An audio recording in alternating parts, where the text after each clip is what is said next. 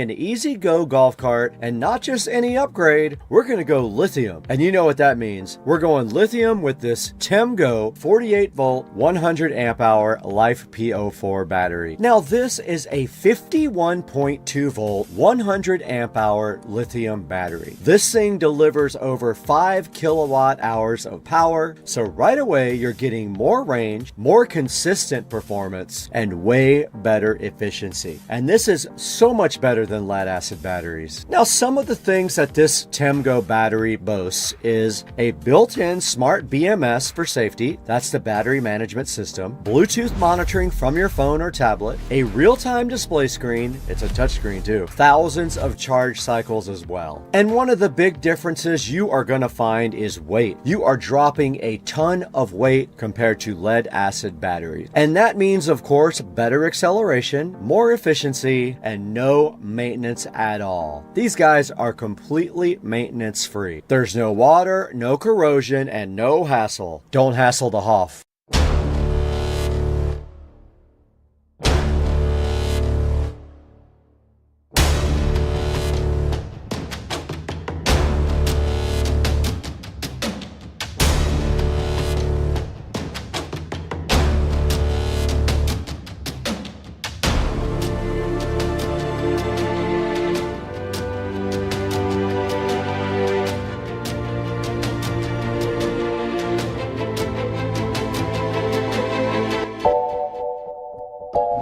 Alright, so Greg pulled up with his E-Z-GO and he already handled a lot of the prep work. He already removed the lead acid batteries, so those are gone. He cleaned up the entire battery bay with acid treatment and even painted it black for us. So this thing is looking fire, dog. Now, Greg didn't want to just stop there. He also wanted to upgrade the controller and the solenoid. And he opted for the Navitas controller and a 600 amp solenoid. So this cart is fully ready to handle the extra power from the TEMGO lithium battery. Now here's the install plan. Today, we're going to prep the battery bay, we're going to drop in the TEMGO battery, we're going to strap it down for safety and security, we're going to install the display up front, and then we're going to wire everything up clean to finish out the install. So let's get into it.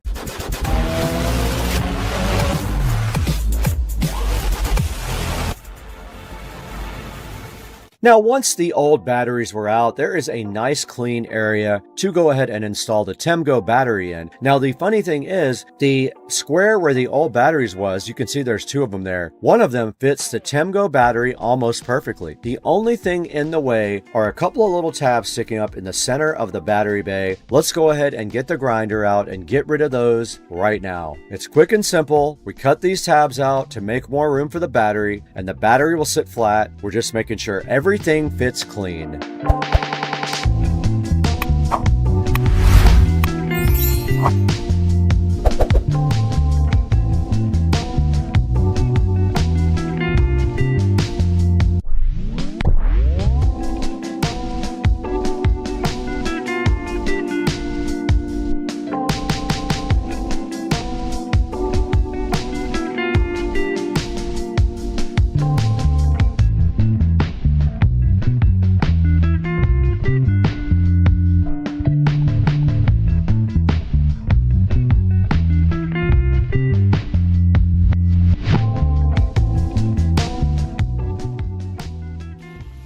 Now we're going to go ahead and drop in the TEMGO battery. And right away we notice that this is way lighter than dealing with 6 lead acid batteries. This is already a huge win for Greg. Now once the battery is in place and we're sure it fits perfectly, Greg is going to go ahead and grab the ratchet straps and strap this thing down so it cannot possibly move around. Now of course we're going to check the wires that he installed for his new controller and his new solenoid and make sure they reach, and of course they do. And the next step of this is to go ahead and mount the front display. Now we're going to put this display in a clean, visible spot. We went ahead and picked a little pocket next to his steering wheel to the left. It was a perfect fit, so I went ahead and got some self-tapping screws and put those into the display, and I drilled a hole in the back of the pocket where Greg could pull the wiring underneath the cart and go ahead and zip tie it all up nice, and I will go ahead and connect it to the battery in the back.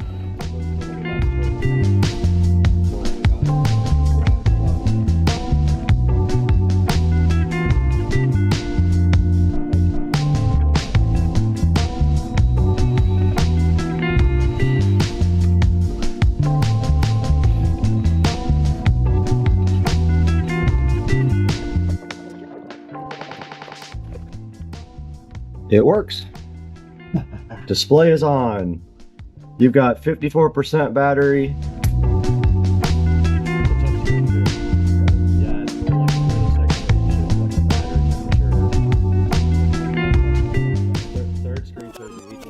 Everything is neat, tucked and away. Now, of course, everything is installed now. We have connected the battery to the solenoid and we connected the negative cable. Let's go ahead and see if this thing can fire up and move. But wait, Greg forgot the keys. Got it! Okay, now we have the keys with the EasyGo converted over with Greg. Converted to lithium today. Got the battery charger installed right there, nice and neat. We have his control panel right up there. We have no seat. Well, he forgot the key and then the seat, so he's gonna borrow my patio seat and we're gonna go for a rip. First rip. Now the battery's only at 48%. Well, whatever it says right there. And then of course, You ready? I hit the click, there's your click. So there's your solenoid click. Greg is going to go ahead and test this, but as you can see, he remembered that he unplugged the controller. At first, this was a head scratcher. We were like, well, we did everything right. What could possibly be wrong? And in fact, the controller was unplugged. We plug in the controller and everything works perfectly. Because you unplugged it on purpose? Yep. Well, that's an easy fix, Greg. Ah, there's your green light. Now you're good to go. I forgot to even look for that when we were trying to rip. It goes. I have a feeling this thing's gonna feel good with that 600 amp controller. Now the only thing left to do is take this thing for a drive and see how fast it is and check the performance. Let's do it. Oh, this is already so much faster. How fast you think you're going now? We need to get my phone out. Gotta go Google Maps. That was 15 right there. That's 16, 17, 18. 19. Now right away on the drive you can feel the difference. The throttle response is instant, way smoother than lead acid. This thing has way more torque, and of course as we measure the speedometer we have way more top end. There's no lag, no sluggishness, just clean power from the TEMGO 48 volt lithium ion battery. So when you get right up here the river's directly in front of you.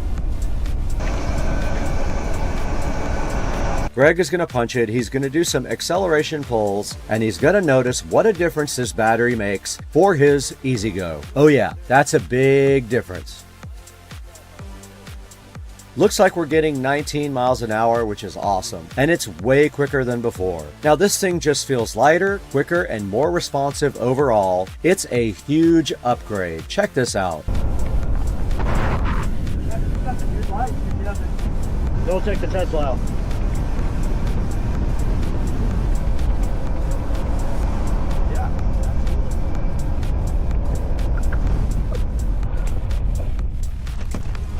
Alright guys, so after installing this TEMGO lithium ion battery and testing it, this upgrade is 100% worth it. You're going to get a 51.2 volt 100 amp hour lithium battery, over 5 kilowatts of power, smart BMS protection, a Bluetooth connection to your phone, and of course the display monitoring, and thousands of charge cycles. And it plugs right into a regular extension cord. And this completely transforms the way the EasyGo drives. You have more power, you have smoother acceleration, longer run times, and zero maintenance. It's literally a no-brainer. Now guys, if you want to check out this exact battery, I'm going to put a link down in the description. Be sure to click that link when you buy it so we get a little credit for Supercar Street Racing. Go grab one for your car, you will not regret it. And as always, thanks for watching Supercar Street Racing. We will catch you in the next one. Let's get out of here.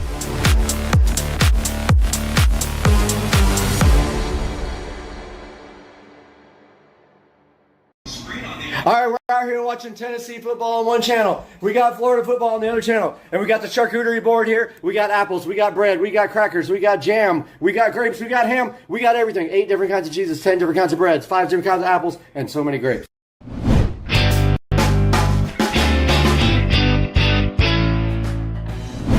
Guys, welcome back to Supercar Street Racing. Brad here, and we are in the Supercar Street Racing living room right now. And right behind me, Wim reached out to the channel to see if we wanted to work on some of their new cool products. And of course, I said 1000% my viewers love Wim. They love the Wim Ultra sitting right over here in the audio closet. They will love the Wim Amp, and we got the Wim Sub too. They sent us both of these to check out. Check this out, guys. Today on the channel, we're gonna be opening up both of these guys and taking a look about what they are and how they work. You're gonna like this today. I'm hyped for you guys to be here. Let's get rolling. The train's going out right now.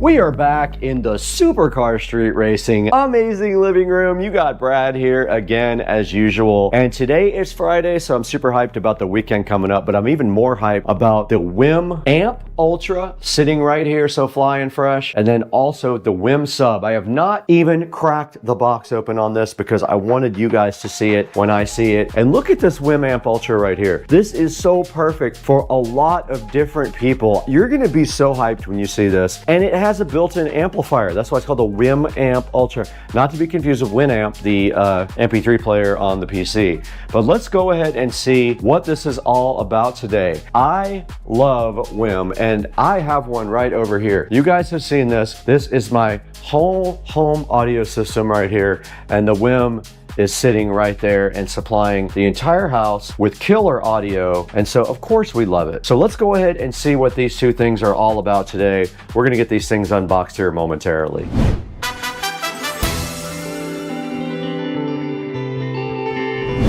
So this is the Wim Ultra preamplifier, which I bought because I thought it was so cool that it had subwoofer outputs and does all the streaming. And it has been a workhorse for the SCSR compound and the whole home audio system that I built right here. You guys can see that video on my channel where I rebuilt this whole entire closet for one purpose, actually two, to feed my whole home audio system here, to also feed bass to all my subwoofers with this bad boy EX1200 subharmonic synthesizer.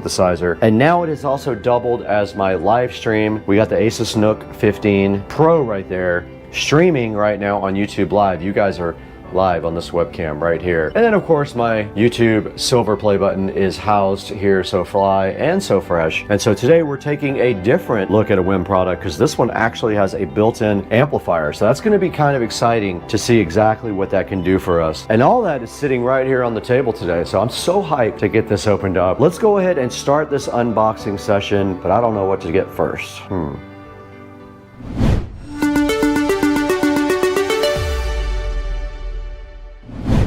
All right, we have a double unboxing today because Wim was kind enough to send us two of their products here. This is the Wim Amp Ultra. Now you guys saw over there, I do have the Wim Ultra preamp, which is feeding the whole home audio system. This is another ball game. This guy actually has built-in amplification and high-res audio, you can see right there. And on the back, it shows you all of the different connections on the back, the rear ports.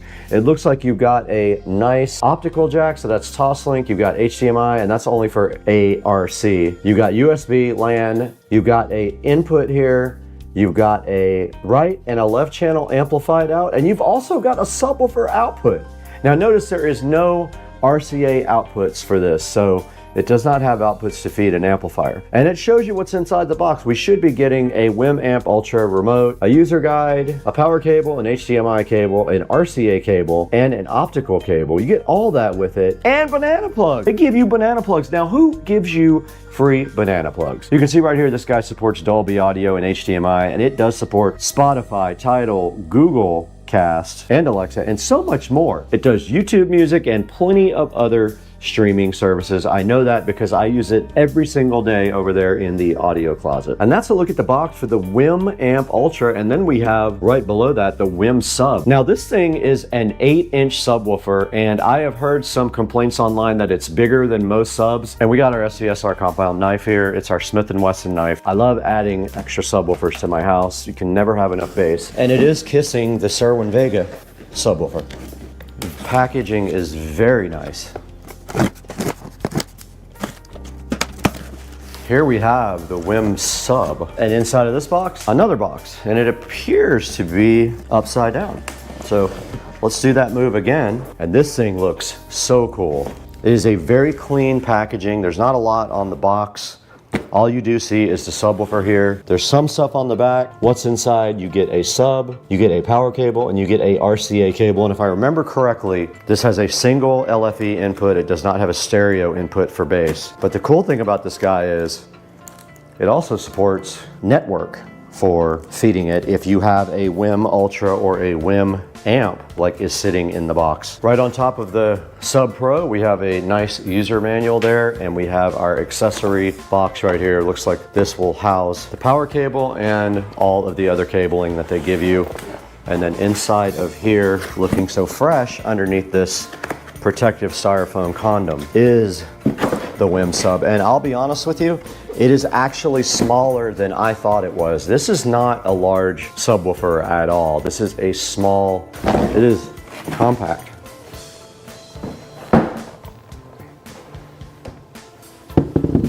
And look at the WIM Sub Pro here. Wow, this thing is so cool. It's finished in piano black, power here. It actually can accept LAN, which is kind of cool. So you can feed it with network, or you can feed it with RCA, and then there is a reset button right here. But yeah, this is all the connections on the back. And the front, it does have rubber feet on the bottom, by the way. The front does look just like this. What a cool unit this is, man. I'm so hyped to review this for you guys. This thing actually doesn't even need a connection. It can do Wi-Fi. So you can actually use Wi-Fi 6 on this, and supposedly you can put it anywhere. Your WIM amp or your WIM Ultra, they can interface with this guy without having cabling. Now let's look at what's inside the box here. One RCA cable and one power cable. That is all that is inside there.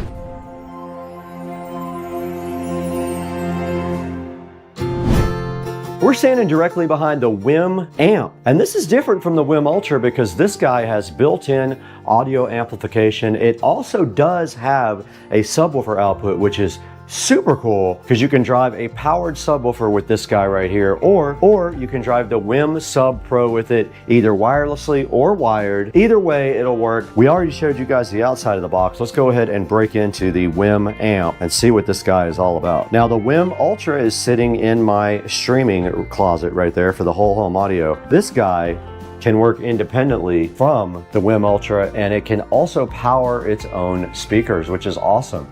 So if you have a listening room or a media room, or even a television that you want to have like a little audio system with, this guy right here will do it. Now, right off the bat, we already see the WIM amp sitting right here. And then on both sides here, we have some accessory boxes. The packaging is out of this world already. It's awesome. So let's start with the accessories right here. And it looks like on this side, we have a box. Looks like we have 3 different cables in here. And the bag says biodegradable, so they are thinking about the environment here. This is a Toslink cable, optical cable, and this one right here is a HDMI cable. You got all those cables for free included, and that's kind of a great deal, to be honest with you. Not a lot of companies give you free cabling. And in this box, oh, you've got some awesome banana plugs. They gave you banana plugs for left and right, and they look like they're high quality banana plugs too. USB Type C to USB Type A included. And then here is the WIM remote right here, which is very fly. Now, unlike the WIM Ultra, they have changed the remote to silver. The WIM Ultra remote is black. And then here is the main unit, and it is sitting inside of a condom that we have to take off. And it does just peel right off, and you can see how cool these guys are. They are very high quality. Now notice in the back, these are made for banana plugs. You cannot use regular speaker wire on these. It comes with banana plug connections ready to go, so do not think that you're going to use regular speaker wires. You need to use these banana plugs, and these do assemble very easily. You simply unscrew them, put the wire in there, and then just tighten it down, and they push directly into the back of the WIM amp, and we will be able to add this to the app that we already have. And that's going to conclude the unboxing of the WIM Amp Ultra. Why don't we go ahead and get the WIM sub set up and see if we can add it to the app that we already have.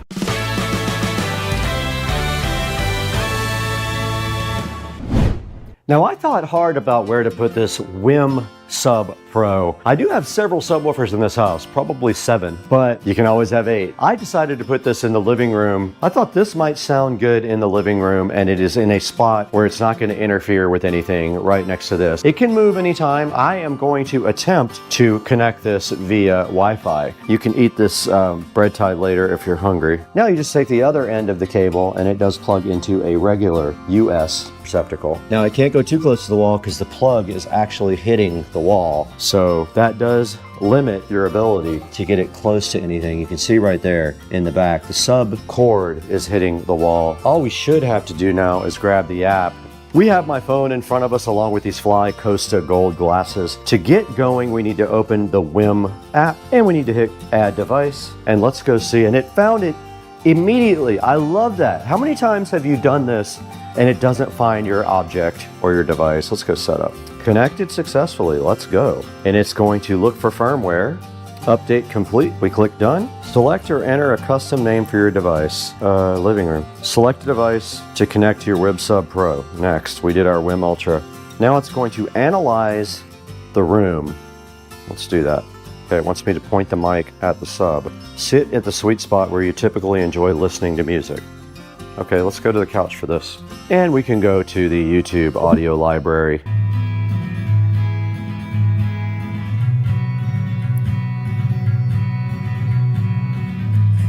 And we should be able to control our sub. Okay, we were successfully able to go ahead and set up the WIM Sub Pro. It is right down here on Wi-Fi, working perfectly, no issues whatsoever. And also there are a lot of options in the app for tuning the actual sub. You can change your own crossover levels, you can change the phase, and you can also set up the room fit where it kind of measures your sweet spot and adjusts its graphic EQ to make the room sound better. It's up to you whether you want to use that. You don't have to, but if you do, it is available in the software. But yeah, this thing sounds awesome.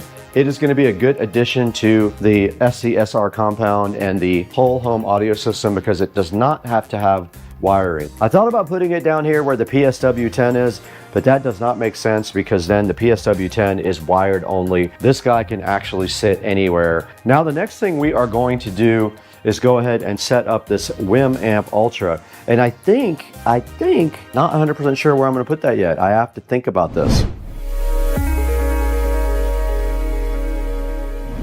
We're in the Supercar Street Racing closet where I keep the wiring. We're gonna find some wire for this WIM amp, and this stuff right here is fine. Now these speakers are currently connected to the system with these weird banana plugs that don't plug in all the way for whatever reason.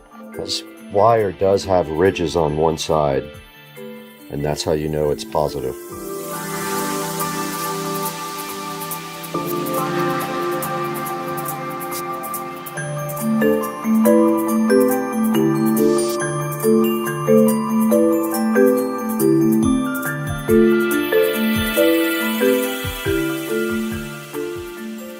But check these banana plugs out that they give you. Basically, you just put the wire in here, through there, and tighten it up. And then you tighten this wire, and that's it. Now, this amplifier only has stereo outputs. It is not a surround amplifier. It does have subwoofer out, though. This is done. This is how you wire up the speakers for the WIM amp. Now, take note on the back of the WIM Ultra, all of your inputs and outputs. You have a Toslink in. We got a USB, a LAN, and an input, a regular stereo RCA input, and then our subwoofer output, which is very cool. And it is coming up. Okay, we're recording on both devices now, and all we have to do is go to the WIM app. So we went into WIM Home. It found it already. That is so cool. It found the WIM Amp Ultra F38A already. And it is going to set up, and it might update the firmware. It is connecting to my Wi-Fi system now. and it automatically updated the time and the date on the front display, which is awesome. It is updating the firmware. Let's let it do that in peace. And it does say downloading. Has an interesting bar graph on the front that is similarly moving to the one on the app. Preparing to install the update now. Notice the cool control on the front. You do have a play button and a rotary control on the front. It says rebooting now. These are the Studio Monitor 4406s from JBL. They have a 6-inch woofer and a dome tweeter. Now this guy does everything that the other WIM device does, but also has power outputs. And it is a touch screen, by the way, so you can touch anything on the front, and there's a good look at the apps on the front and the settings. Now it says to put the remote in pairing mode, and it is rechargeable. I think there is a USB-C in the bottom. It says put it in pairing mode. Hold both the source and the mute button. I am pairing. All right, we are now completely done setting up our WIM amp. We cannot play most everything for you because copyright problems. All we can play basically is the YouTube audio library without getting in trouble, and we are paired with it now. Look at the front where it says Bluetooth. Now this thing does all kinds of cool streaming stuff, but like I said, we cannot do that because of issues with copyright, but it does support Amazon Music, all these iHeartRadio, KKBox, Napster, Pandora, YouTube Music, any of that stuff it supports. TuneIn, Internet Radio, Spotify, you name it, it is on here. Good old-fashioned Internet Radio, Google Cast, and Amazon Alexa. Now that we are in Bluetooth mode, we can go to the phone.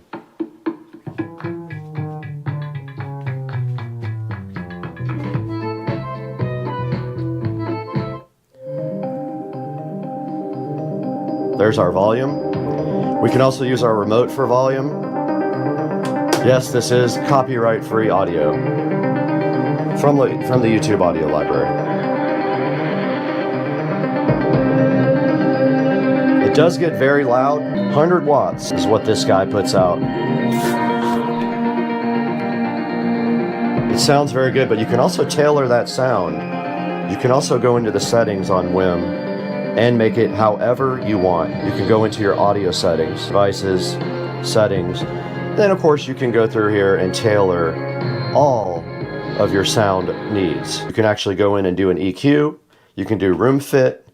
You can check your audio settings. And if you just want to pick one of the pre-made ones, like rock, it'll probably be a curve, yes. Save that. Now we have an EQ. Yeah, you can definitely tell the difference.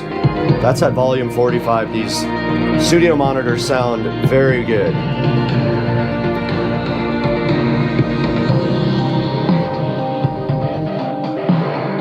Very nice. I love the WIM Amp Ultra. It has plenty of power for these power-hungry monitors as well. These guys are inefficient, so at 50 volume, it's pretty loud.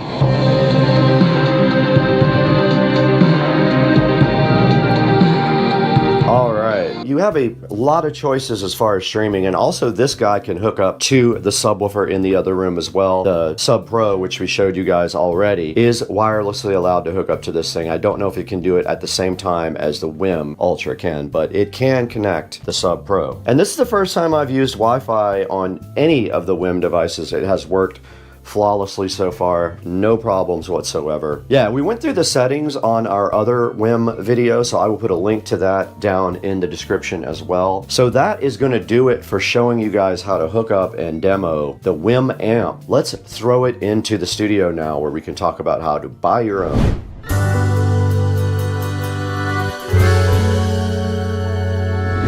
Hey, what's going on, guys? Welcome to Supercar Street Racing, and we are here in the lovely Studio B. This is the second studio we have at Supercar Street Racing to go ahead and edit inside of the actual house. And today we have the WIM Amp Ultra and the WIM Sub Pro, both three guys. WIM reached out to us to see if we wanted to work with them, and of course, I love their products, so we did get both of these guys from them to review. And I'll tell you what, I love the WIM Amp Ultra as much as I love the WIM Ultra. It's the same exact box, but it has 2 channels for 100 watts of audio on a stereo pair there, and also subwoofer outputs. It does have all the same streaming capabilities. It has a RCA input jack, optical input jack, jack, HDMI ARC input, and has a network jack as well, or does Wi-Fi. That is the WIM Amp Ultra with voice remote. Very cool product. I was super hyped about it. And they also sent us a WIM Sub Pro, an 8-inch 250 watt subwoofer that can work in a variety of configurations. You can feed it LFE in, you can do Ethernet, you can do Wi-Fi, and it's so cool because I put it right over in the middle of the room with no wiring whatsoever except for power, and the thing just absolutely rocks, and it hooks up wirelessly to any of your WIM devices. If you want to join it to your WIM, you can connect it to any of your devices. I connected it to my whole home audio system here, where I have a separate amplifier and it powers audio for the whole house. Now, there's going to be a link in the description to both of these guys. Please support Supercar Street Racing by buying all your product through our affiliate links. Like and subscribe, and please keep up with the channel on Instagram and Facebook and TikTok. All that's going to be down in the description as well. Please help us out. Please help us out by buying everything through our official affiliate link. And it is football Sunday. We got to support the Jaguars, so we got to get out of here. We have to go watch football.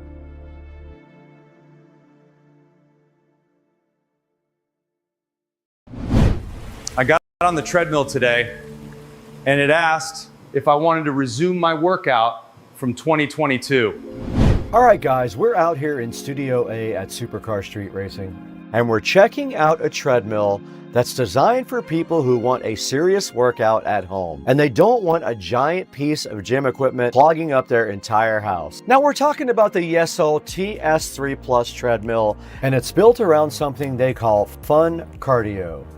The idea is simple.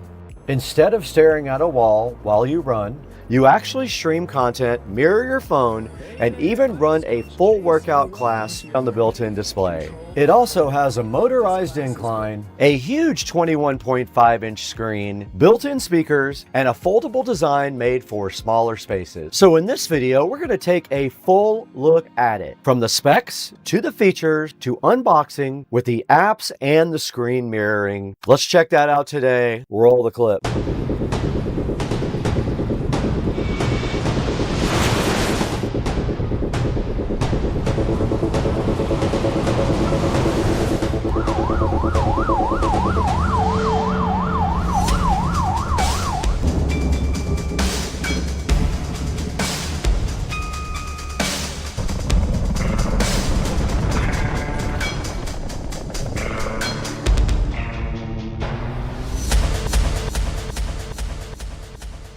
I tried sprinting on the treadmill, but the only thing that really got a workout was the emergency stop button. Before we get into actually unboxing, let's talk a little about the treadmill and what it offers. The Yesol T3S Plus is designed for home fitness users and people who want a compact treadmill that still has premium features. Now, one of the biggest highlights is the 21.5-inch Full HD display.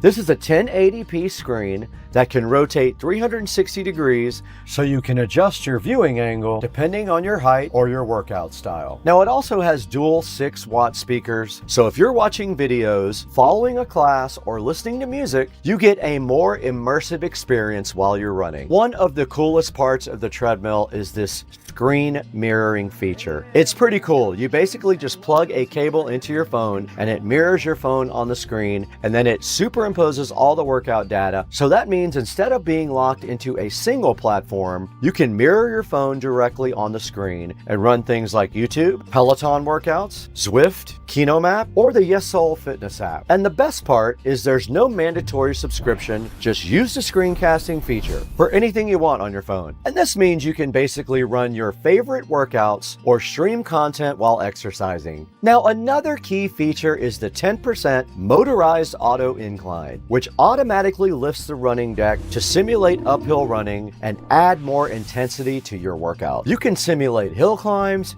and increase calorie burn. Now let's talk about the physical specs on the treadmill. The running area is 45.3 by 17.7 inches. The maximum user weight is 300 pounds. The weight of the treadmill itself is about 128 pounds, and it runs on standard 110 volt power. Now, another big focus is its space-saving design.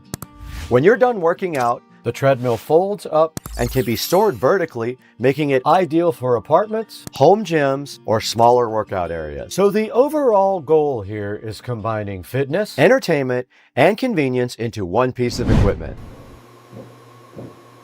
It's the only time you can run 3 miles and still be exactly where you started.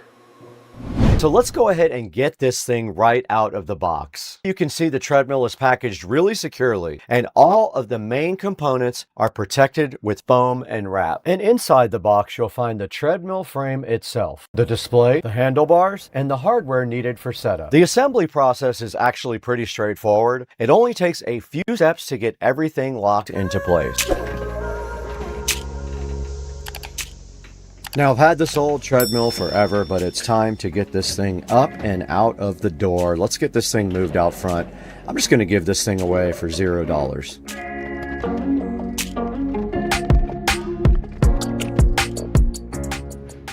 All right, we put that treadmill on Facebook Marketplace. Somebody's going to come grab that thing for sure. Now let's get this box back into the sunroom. Easier said than done. This thing is very heavy. Try not to do this by yourself.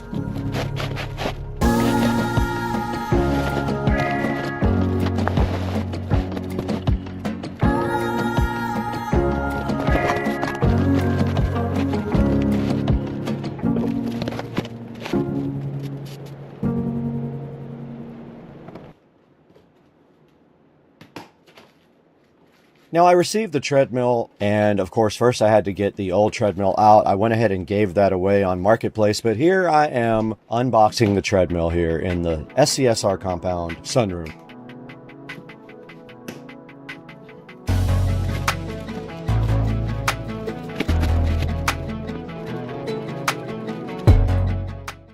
Now, I already cut the straps off of mine, but you can see here me positioning the main frame there. And then the next step is, that's step 3. You're going to go ahead and raise up the back, and it's going to lock in place there.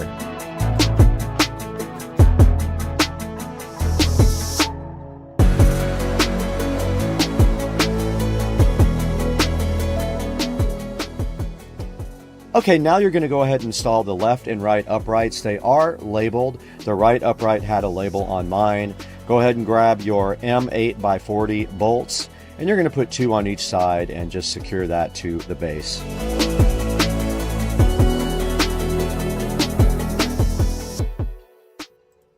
Now you're going to take 4 more M8x40s and go ahead and secure them to the top of the upright bolt holes there, and they bolt down into the base.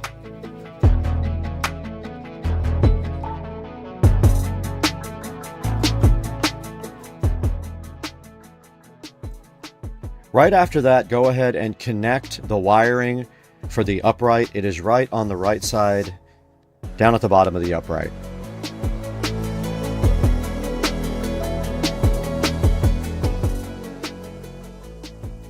Now go ahead and install the foot guards, 2 plastic pieces in the back there. And they do stay on with 4 screws. This would be step 4. Now we kind of went out of order 1, but it doesn't really matter. You could do those in any order.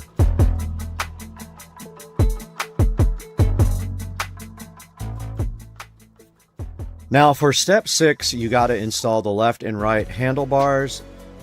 Now I made a mistake on this. You can see on the screen I did this wrong. This is the opposite of the way they're supposed to go. You're going to need M8x55s to go ahead and attach the handlebars to the uprights, and you are going to put the notch side facing up. Now this is wrong. You'll see the correct way later on, but yes, this is completely opposite of the way they're supposed to face. Oops.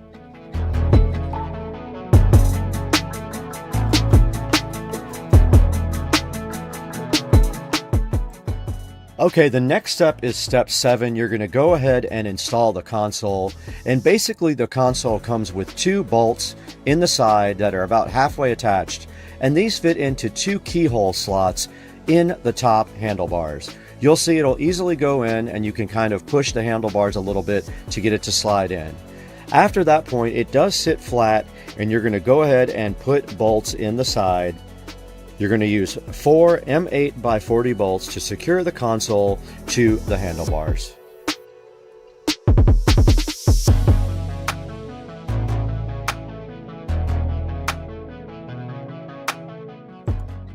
Now, step 11 is installing the monitor stand. Now, the instructions are actually wrong. The monitor stand bolts are already in the console control area. You just go underneath there and take those existing bolts out and use them for the monitor stand. Then go ahead and take the bolt off the top of the pole there that holds on the monitor. You're going to need that later. Now, to simplify this as much as possible, you're going to be installing the monitor and the speaker next at the same time. So what you want to do here is take off the VESA mount on the back of the monitor. Go ahead and mount the speaker to the bottom of the VESA mount. There are instructions in the manual at step 12. After you've got the speaker mounted to the bottom of the VESA mount, go ahead and remount the VESA mount to the monitor, and the speaker will be right up against the bottom of the monitor and actually will block the controls. If you need to adjust anything later, you can always take the speaker off again. Now go ahead and put the monitor on the monitor stand there and replace the collar on top.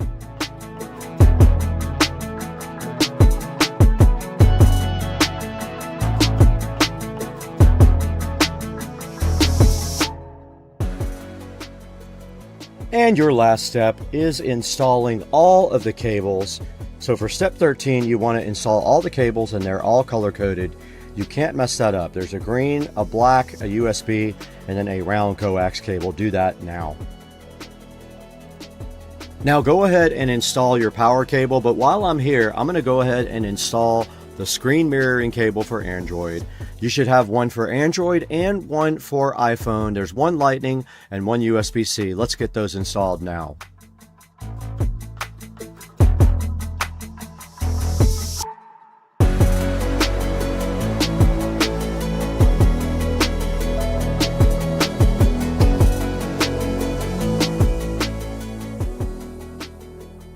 Now let's move this treadmill right where it's supposed to be. Let's put this new treadmill right into position.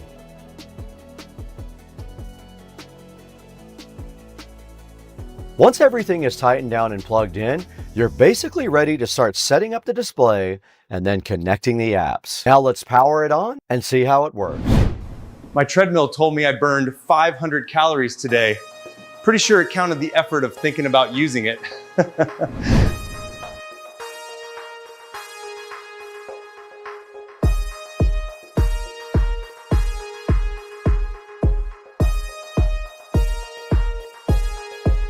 Okay, we are on the phone and we're connected with the cable, and you can see what it says on the screen here.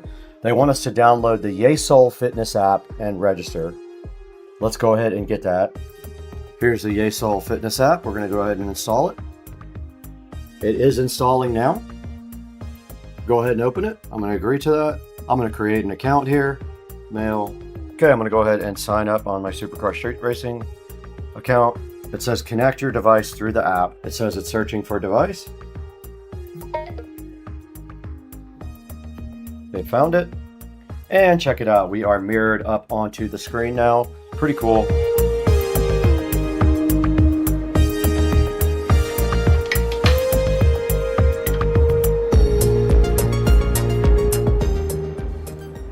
Now check this out, guys. This is pretty cool. I am looking through the library on the Yesoul Fitness app. There are all kinds of cool classes you can take. There are all kinds of neat exercises. I am going to go ahead and pick out a walking class now and go ahead and start practicing on how to use the treadmill. Now it's pretty cool because when you actually start your class, it will start the treadmill for you.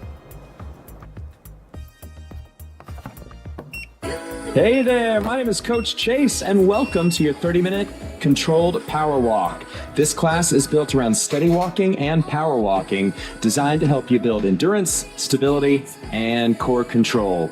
We're going to start with dynamic movements to wake up the body into longer walking. Now right here you can see I can control my speed on my own with the knob on the treadmill and my incline. And also, the workout is actually underneath a superimposed graphic of everyone who is taking the class right now, and then your speed and incline and everything is up on the upper left-hand side of the screen as well.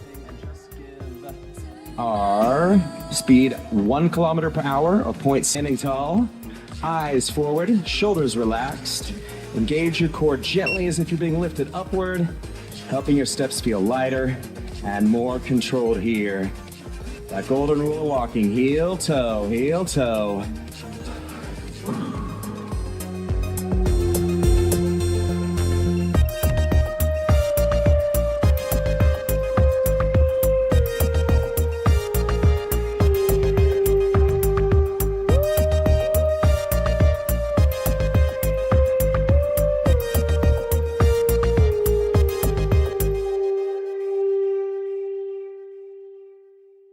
So if you're looking for a treadmill that combines home fitness with entertainment, the Yesol T3S Plus is definitely an interesting option. Between the large HD display, the phone mirroring, the workout apps, the auto incline, and foldable design, it packs a lot of functionality into a treadmill that's designed for home use. Now, if you want to check it out for yourself, I put a link in the description, so make sure to check that link out if you're interested. Also, we want to thank you for 265,000 subscribers. We couldn't have done it without you. If you have not already, please like and subscribe. Hit that bell icon if you want to see when we go live or produce videos and publish them. Support the channel by buying everything from Amazon through any of our affiliate links down in the description. It helps us out and gives us a few dollars to keep the channel running. And make sure you let all our vendors know that you saw their products on Supercar Street Racing. And thanks for watching. We have to get out of here now.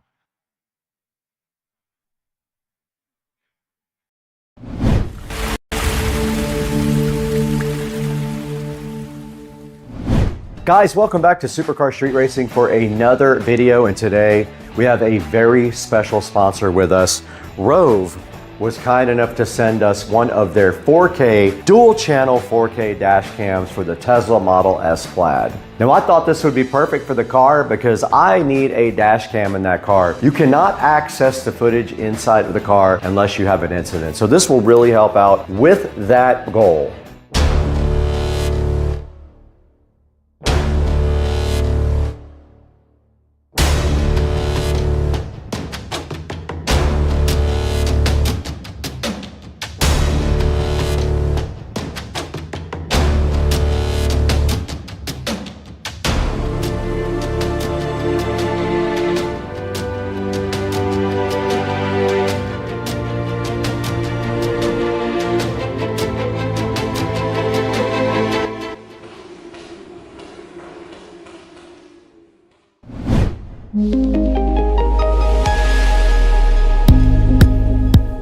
Now this dash cam is awesome. It has GPS, it records in 2160p, it has a 2.4 inch IPS screen on it, it has a 150-degree wide angle lens, and it also has night vision, which is important if you're going to be driving a lot at night. These guys have 37,400 reviews on Amazon, so you know they've sold quite a few of those. I am super hyped to get into this gift box. They sent us a bunch of stuff for the 4K dual channel dash cam. This thing also supports over-the-air firmware updates, built-in 5G Wi-Fi up to 20 megs per second download speed. It can geotag you with its built-in GPS. And it does support up to a 1 terabyte micro SD card. I think that we have an SD card included with this. When we dig in, we're gonna find out. And I just looked at the box. It does come with a 128 gig Rove SD card. It says it right on the front right here. This guy has an app for both iOS and Android, and we will look into that as well today when we dig into this. Right now on Amazon, this is a $99 purchase. It is 17% off right now. It might be different by the time you guys get this video, but for right now, you can pick up the Rove for 99 bucks on Amazon. Now, Rove was also kind enough to send in their big gift box, this 3-lead hardwire kit. This allows you to hardwire your cam into your car permanently without having to use a USB-C port or any other type of wiring. Now, I don't know if we're gonna actually use that in the Tesla because of the high voltage system and getting 12 volts, but we're gonna look into that. And then there's another thing in the gift box, the Rove Ultimate CPL. This guy right here has a circular polarizer and a microfiber cleaning cloth for your Rove. We got 3 awesome products right here from Rove today to take a look at. So let's go ahead and get these 3 guys unboxed right now.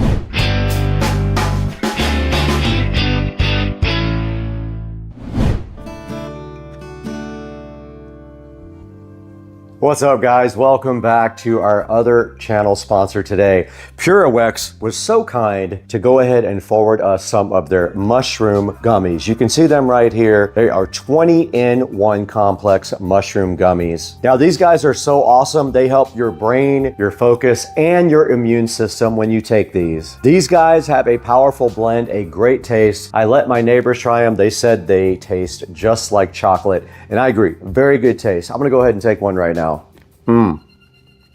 So yummy. Literally tastes like chocolate. Now, these PureWex mushroom gummies have cordyceps, lion's mane, reishi, maitake, and shiitake, all in a 20-in-1 powerful blend. These guys help you get through the day, and they help you keep focus. They help keep your immunity high, and they help keep your brain at tip-top levels. I'm gonna continue to take some of these mushroom gummies every day and let you guys know in about 3 or 4 weeks if I feel a difference after taking them. But these are rated very highly online. I will have a link in the description to the PureWex mushroom gummies. And if you go to their store, you'll find a lot of other cool supplements you can take as well. If you don't want these, please buy something else from PureWex. Get your mushroom PureWex gummies right off of the Levanta.io link that I'm going to provide for you in the description, and let them know that Supercar Street Racing sent you and that you support us. Let's get back to the video.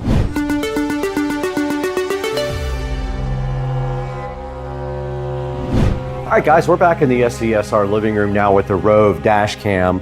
And the first thing we want to unbox is the main product. This is a Rove R2 4K dual channel dash cam we're going to get into right now. And on the front of the box, you can see here, it just gives you all the features: 4K 2160, Sony Starvis image sensor, over-the-air updates, built-in 5G Wi-Fi up to 20 megabits per second, a 3-inch display, built-in GPS, and it does support up to a 1 terabyte micro SD card. It comes with a 128 gig SD card. You may want to upgrade that if you want to be able to store more data. There's also something on the front here with a QR code that says if you want to meet other Rove dash cam users, you can go ahead and scan that and meet up with other users. Now, on the back, it does tell you all of the box contents, and we're going to dig into this and see exactly what it is inside of this box. Let's go ahead and take a closer look at this guy on the side. Now, on the side of the box, it just kind of tells you the same features here, kind of that it does up to 2160p recording. It has HDR.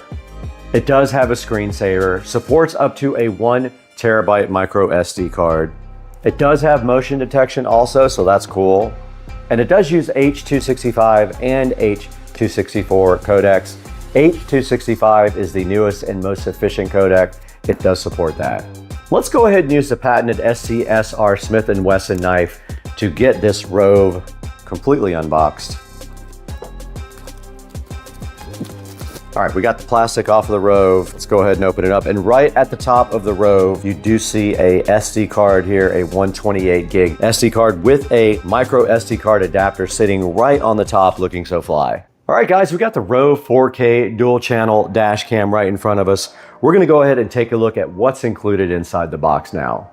Now, the first thing we see on top of the box in the Rove 4K dual channel dash cam is this nice SD card. It is a 128 gig SD card with a SD card adapter in case you have a slot in your laptop for running an SD card. And right inside of that, there is a nice thick user manual to describe to you how to use the Rove R2 4K dual channel 4K dash cam. Pretty thick. Looks like it might contain a bunch of good information there. We'll take a look at that later. So this warning here on this card does show you that it wants you to use Rove only SD cards. If you get an SD card error, they want you to choose a class 10 U3 speed. Now they want you to use a Rove SD card, but I will challenge you that Rove SD cards are probably the same thing as other SD cards, so that is your call. I'm not going to say that until we try other SD cards. They want feedback as well. Once you purchase this, they want you to go ahead and go into feedback and leave them some good feedback. They're also giving away $500 gift cards for big captured moments. So if you have done something on your Rove camera that you think is worthy, you can go ahead and apply for a $500 gift card. There is a little warning sticker here that says smile. You are on a Rove dash cam. So if you want to put that on your car, you're welcome to go ahead and do so. I'm not going to, but they do give you that capability to do that. And now inside the box, everything is labeled very nicely. This side says it is a USB Type-C power cable. Now it does have a rear camera cable for the rear. This is a dual 4K recorder, so it has a rear camera as well. You can see right there on the front, there is the second camera. They give you some nice spare stickers there also. They give you a 1 meter USB data cable as well. They give you cable clips. A wire trim tool, and some wet cleaning pads to make sure things stick properly. Let's go ahead and see what is on the left side of this. All right, let's get the left side of this unboxed now and see what's in this box that we already read here. All right, we got the first box out right now. And the first thing inside this box is some 3M sticky pads and also some cable sticky pads. Very useful for installation. We do have a little trim tool here. These are cool. I have a whole different set of these that I bought myself. We have a super long cable here, assuming this is USB-C. It is. This might be what gets to the rear of the car, so we will check that out as well. We've got some sort of a 90-degree USB-C to USB-A. We have a USB-A to USB-C, and we have another USB-A to USB-C, which is a little bit longer. We'll have to get in there and see what those are for. Now we got a second box sitting here that was on the other side, and this thing says it does have a rear view camera in it, a fast charger, and it looks like a cigarette lighter type charger, a suction mount, and a sticky mount. Let's get this guy open right here and see what is actually inside it. All right, right here in front of me, we do have some sort of a sticky mount. It looks like you have a 3M pad on the bottom of it, and this probably just does stick to the dash if you want to do it that way. That's not going to happen in my car. This is a USB Type A cigarette adapter right here. I already know without opening it, that's what that is. Now right here, we do have a suction mount adapter for the dash cam. And then one final thing in this box. All right, now we do have the rear view camera was just pulled out. So here is the rear view camera, pretty cool. All right, we did get the rear view camera out of the box. It is that small. That's all it is to it for the 4K dual rear view camera. Let's put that in the box too. And all that's left to take a look at now is the actual Rove R2 4K dual camera sitting right here in front of me. Let's go ahead and get that out of the box now. All right, you can see how good they packaged the R2 4K camera here. Let's go ahead and unbox that real quick and take a look at it. We got it out of the box now. It is pretty cool looking. Check it out, guys. The Rove GPS 4K camera looking so fresh and fly. It has a protective film on the back. It wants you to go ahead and read all this stuff. This says it needs continuous power for operation. It wants you to use only Rove SD cards for this camera. It's talking about SD card errors again. And it does say it's merely a recommendation that you can use any SD card you want, and I agree with that. Why would you have to use their cards? You should be able to use any one you want. And there we go. We have the Rove 4K unboxed. It does need continuous power. And right here on the side of the Rove, you can see the USB Type-C connection for power and data.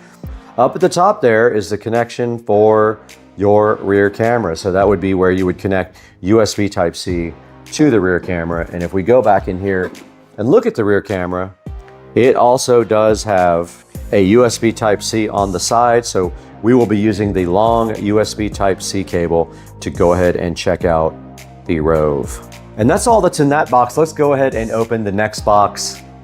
And this is actually a 3-lead hardwire kit to permanently mount your Rove in your car. Let's get that opened up. All right, we got the Rove 3-wire kit right here. Let's go ahead and slice that open. We do have some sort of alligator clip device here. We have some wire ties and some sticky stuff, another trim tool, which is awesome. And there is our actual 3-wire kit. And it looks like you might have a turn-on wire like you do when you have an amplifier for a car. So it looks like you've got power, ground, and then a yellow. Yeah, so you have 3 wires here. Here you have power, ground, and accessory. The yellow is basically a turn-on wire for the Rove. Then we've got some other stuff inside here. Oh, wow. We have actual fuse connectors. They gave you everything you might need to go ahead and use your fuse block if you're going to do it that way. So these guys all provide you with different types of fuse connectors. They gave you everything. They thought of every possible thing inside of this Rove accessory kit. That is very cool. And that leaves us with one more box to check out. This is the Rove Ultimate Kit. It has a circular polarizer, a cleaning cloth, and a user manual for the Ultimate Kit here. We'll get that opened right now. All right, there is the kit there. There is your circular polarizer filter there, and they give you a nice cleaning cloth so you can go ahead and screw that right on the front of your Rove. Let's do that right now. I mean, that should be it right there. It's screwed directly on the front. All right, guys, that's gonna do it for the unboxing for the Rove. I hope you guys enjoyed it. Now let's get this thing out to the Tesla and see if we can get it connected and start making some video.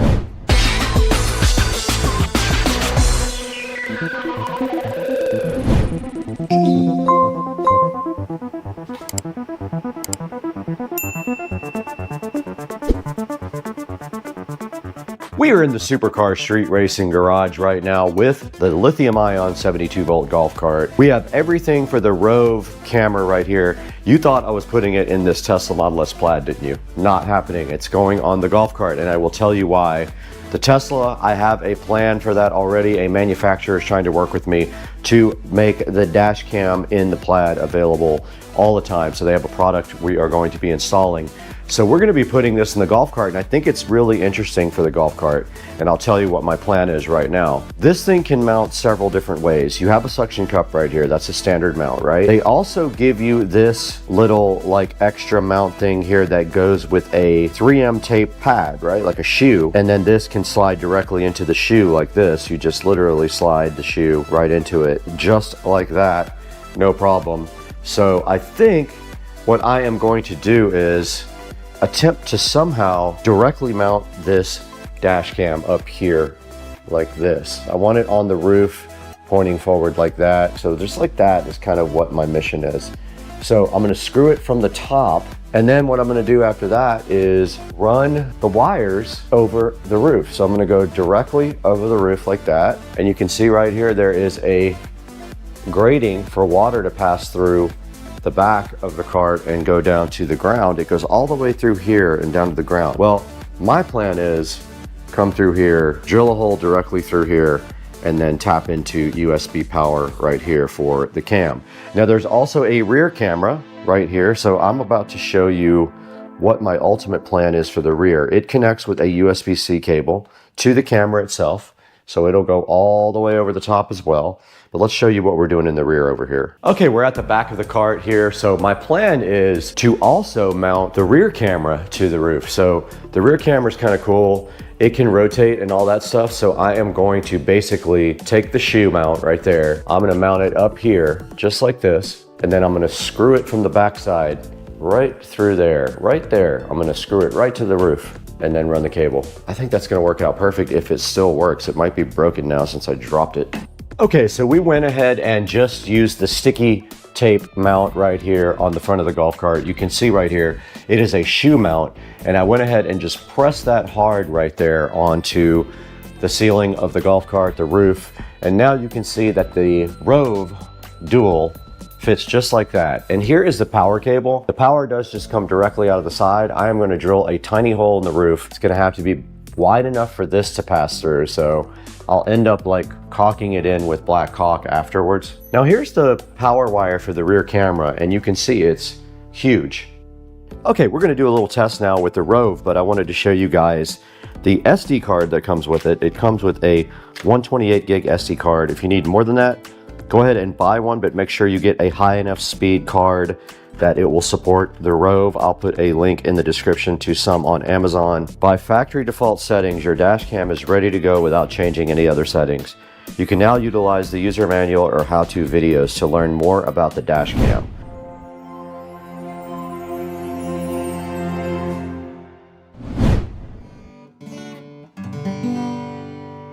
Oh, what's up guys? I didn't see you right here, but I'm glad you're here because we have a new sponsor on the channel today. Bakio is kind enough to sponsor us on Supercar Street Racing, and they have something that is very important for your, and you know, the only thing that matters in life is how comfortable you are in your, and so Bakio has sent us 3 of their boxer briefs to check out. And I gotta say, I was able to live with these guys for a week. These are the most comfortable boxer briefs that I've ever worn in my life. And Bakio asked me which ones I wanted to try. I immediately went down into the website and picked their boxer briefs made from tensile modal fibers. Now I'm gonna put a screenshot up here on the screen right now of the Bakios, and you can see they have a spacious pouch there in the front. They have an easy access fly. They are ultra soft, and I can attest to that. I did try them out for a week. I have 3 pairs. I wore all 3 pairs this week. These things also have the best moisture wicking in the industry. They also have tensile modal fibers, which are sustainably sourced. So that's also good for the environment. There's a bunch of different color options to choose from on this 3-pack. So go ahead and see what 3 colors you like the best. Now these tensile modal fibers are supposed to stay soft through a long period of time with these boxer briefs. These guys have a high absorption rate, so they keep you nice and dry during the day. Now these tensile fibers are made from renewable wood sources, so you know that they are worried about the environment when they're going to use products like that. Everything they use in those modal fibers is certifiable as biodegradable and compostable. These are the top end of boxer briefs. If this is something that you feel like you need to take care of make sure you look into Bakio.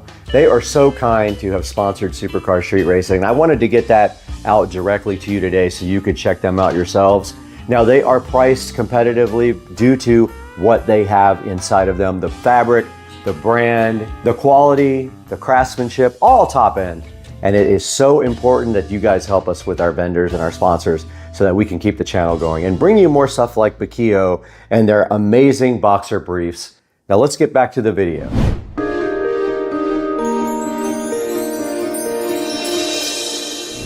Back in the Supercar Street Racing garage the next day, and I have a plan.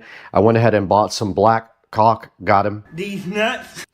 And I am going to go ahead and drill right through the top here, run the wire directly on top of the golf cart to the back. It is then going to come down this nice little thing right here. This is actually a drain. I don't know if you guys knew that. I'm going to drill through the side of this metal thing right here and pull the USB cable right out of the side there. All we have to do right here and right now is, I found my sticky things.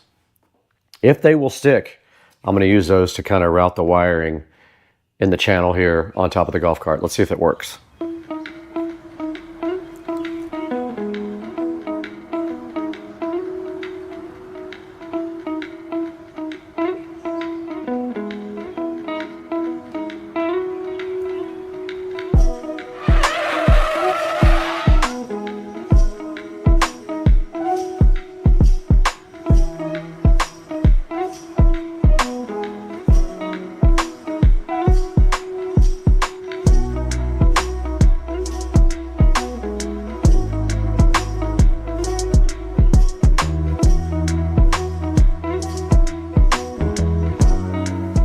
All right, we're back out in the garage this morning trying to wrap up this whole project. And last night we were trying to figure out a way to stick down the wires up here, and we did use our sticky pads and they worked great.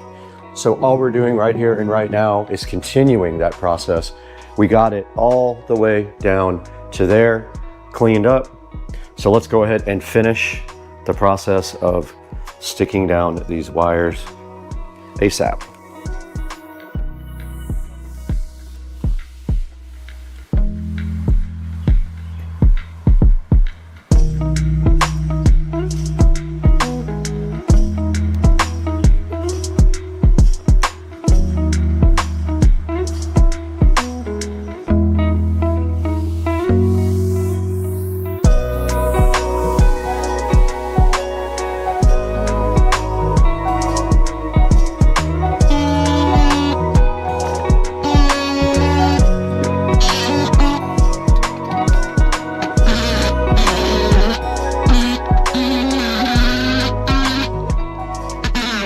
I have gotten the wire down through the channel right there. I am going to drill a small hole first with a little drill bit, follow it up with my step bit, and I'm going to need to have enough width to get this USB cable through. So it's going to be almost the entire width of the bar here. So I got to get this drilled out now. So let's see if we make things really bad.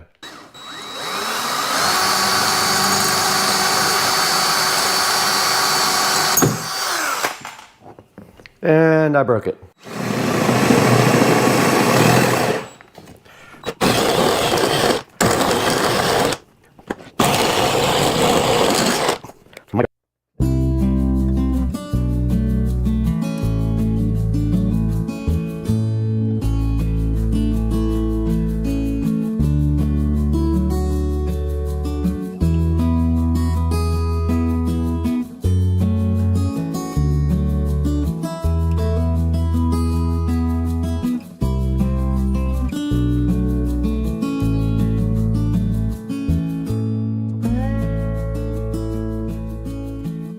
Let's go ahead and power this on, see if it actually works. It does work. Power did come on. Let's go, son. Let's see if we see the rear camera. We do. Success. That's kind of perfect. So I got to clean this off first and go ahead and stick it here and then drill my hole wherever I feel like drilling. Let's do that.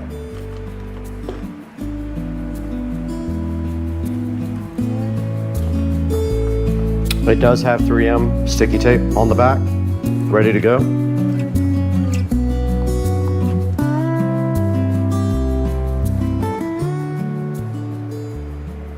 And it's perfectly straight because it's hitting the top of the trim. So it's level. I'm just putting pressure on it now. Not enough to break it. Yeah, I can get it from the backside with the screw. But check this out. So I'm going to go ahead and drill just a tiny hole right here. But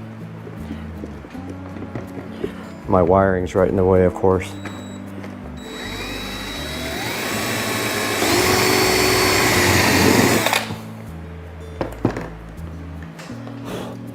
Okay. Let's see if I did it wide enough. All right. Let's go. Got him. Ha! Got him! Got him! Oh! Whoa!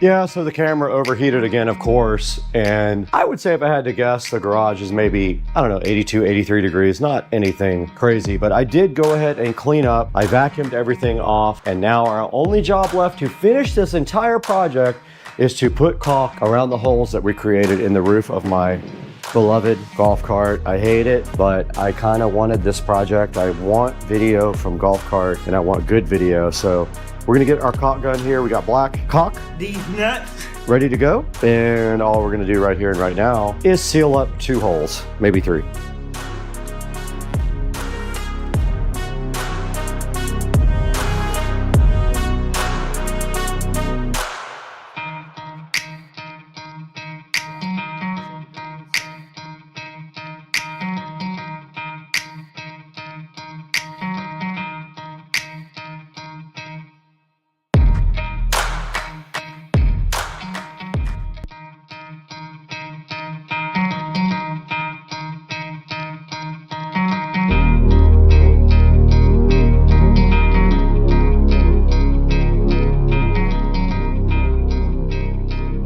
Not gonna lie, it definitely took me to another level of challenge. I don't usually have these many problems with a project. This one I kind of guessed on the way because I don't know the actual anatomy of the golf cart, but it turns out that I figured it out in the long run. And basically, we got the 4K dual dash cam installed for you guys, and I'm so hyped. And one of the cameras is right here over my shoulders. This is a rear cam, records at 1080p, front cam at 2160p. So 4K in the front, 1080p in the rear. And guys, it would help me so much if you order all of your Amazon purchases through our affiliate links down in the description. You don't have to buy this. I would encourage you to buy it from Rove, but if you don't, buy something else. It helps the channel so much. But tell Rove how much you appreciate Supercar Street Racing by buying this camera through our affiliate links down in the description.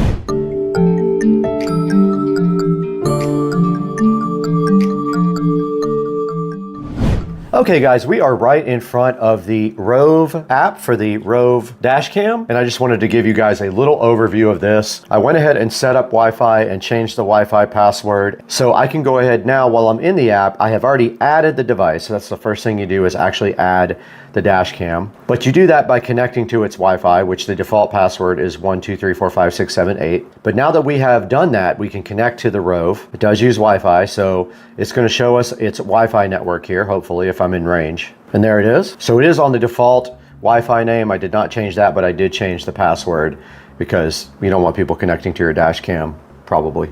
Now it's going to say connected without internet, and your phone will probably prompt you if you want to connect to it always, and you just say yes. So you back up now. Now we are connected to the dash cam, and you can see right here, we are recording. We also do have a front and a rear. All right, this is the front dash cam here. If we click this right here, we can go to rear. You can see my garage door right there looking so fly. You can also go into the dash cam itself and look at videos. So here's videos from the front. From yesterday, we have a whole bunch of videos that I will be showing you. And this is how you configure the actual video. So you can set your video resolution here. I have it on 4K in the front, 1080p in the back, 30 frames per second. This is where you set up the loop length. So it's the length of each clip that you have recording.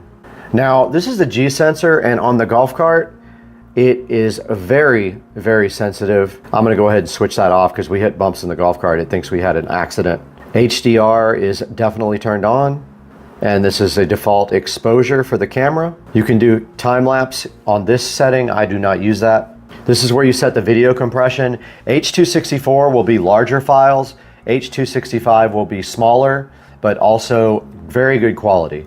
I have the bitrate set on high for the highest quality. Your file size will be bigger if you do that. We did not put the 24-hour kit on. We're not turned on 24 hours, so we can ignore that. This is what you want to be stamped onto the video. I have everything switched on. This is how you change from mile per hour to kilometers per hour. You can hide the status icons on the camera after a certain amount of time. This puts the live speed and the compass on the display. And this allows you to rotate the video. Let's say you installed the camera upside down. You can go into either the front or rear, and then you can flip the camera view over. And that is it. We are connected to the camera right now. We can go to the front or the rear, and you can see right here the garage of the Supercar Street Racing compound. All right, here I am inside the Supercar Street Racing garage, guys.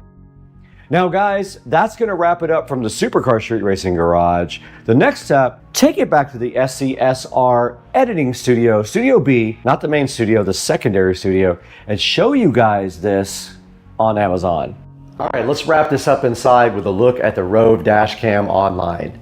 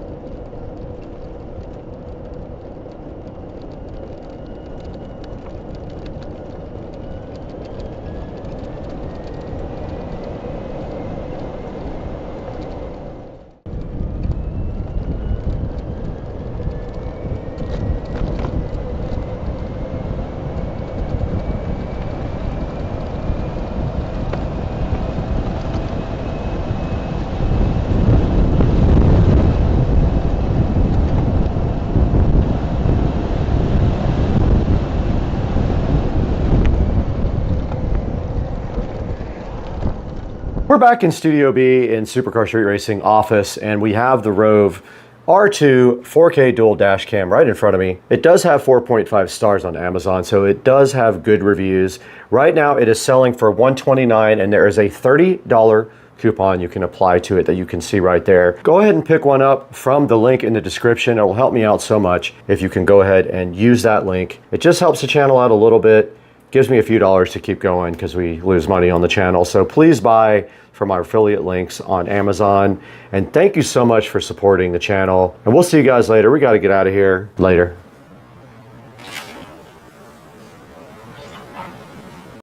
Hey, welcome back everybody. I just wanted to take a few quick minutes here to talk to you about the newer teleprompter and the newer light panels. Newer reached out to me to see if I'd be interested in upgrading the brand new Studio C right here behind me with their cool products, and I said of course I would love to. They sent me 2 of their light panel kits. Now these are the NL192 AI light panels. They're very cool. They have built-in batteries so you can go ahead and charge them up via the AC power charger. They do adjustable color temperature and adjustable brightness, and they are pointed at me right now. This one I have dimmed all the way down just so that it doesn't interfere with the camera, but I wanted you guys to be able to see it. Now right next to me is the X11 newer teleprompter. Now this thing is very cool, check it out. It can actually be used as a second monitor as well, or a third or fourth or whatever monitor if you want an extra display, but right now it's set up in teleprompter mode. All right, here's me unboxing the newer teleprompter here. It comes with everything you need to set up. It's got the monitor, the actual teleprompter itself. It comes with different adapters for your phone or SLRs or a webcam. Very cool. All the cables are right there as well for the teleprompter. What a great setup this turned out to be for Studio C on SCSR Studios. I have the software here behind me, and I have the newer script loaded, and all I have to do is hit play, and you can see right there that my words are on the screen. Then all I have to do is simply read and look directly into the camera. So I can say, if you've ever tried recording videos and kept forgetting your lines or just had to do take after take just to get one clean clip, this setup fixes that completely. And then notice I can control everything from the screen here. I can do my scroll speed, I can do my font size, my line spacing, and margins and height, and everything is controlled right here on the screen on the teleprompter app. You can also import files, which is very cool. And so far, I see that this is going to be a great addition for Supercar Street Racing and Studio C. So check out newer, the X11. It's really easy to install. It's really easy to mount your camera to. You can mount a SLR to it. You can mount a phone to it. You can mount a webcam. They give you all the extra accessories and stuff to do that with the teleprompter. So go ahead and make sure you check out the newer light panel kit and the X11 teleprompter. And thanks for watching.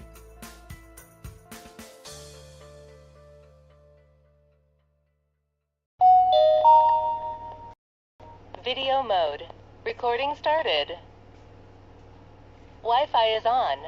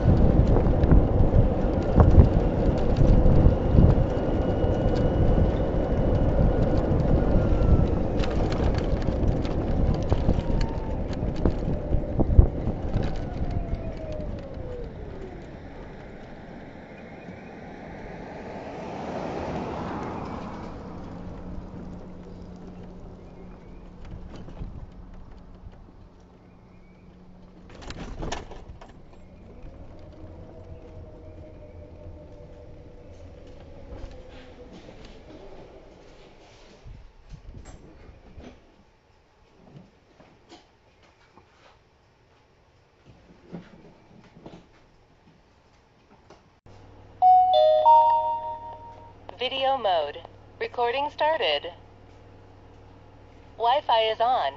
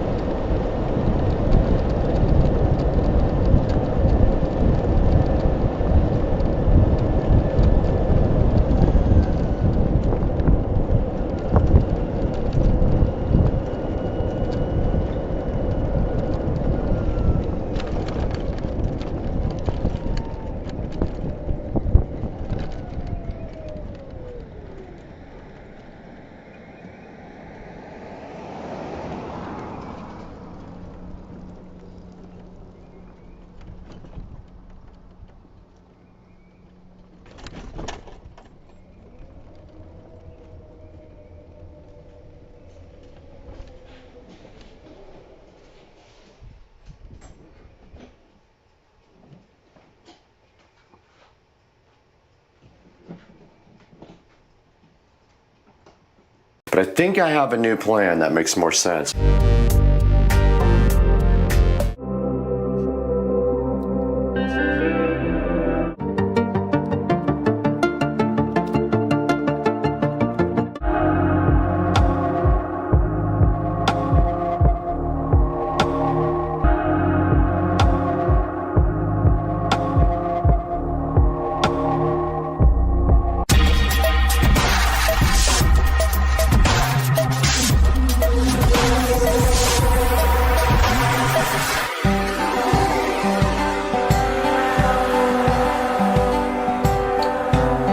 Alright guys, we are here in the bedroom with the brand new Bi-Cold smart mirror that we are about to unbox.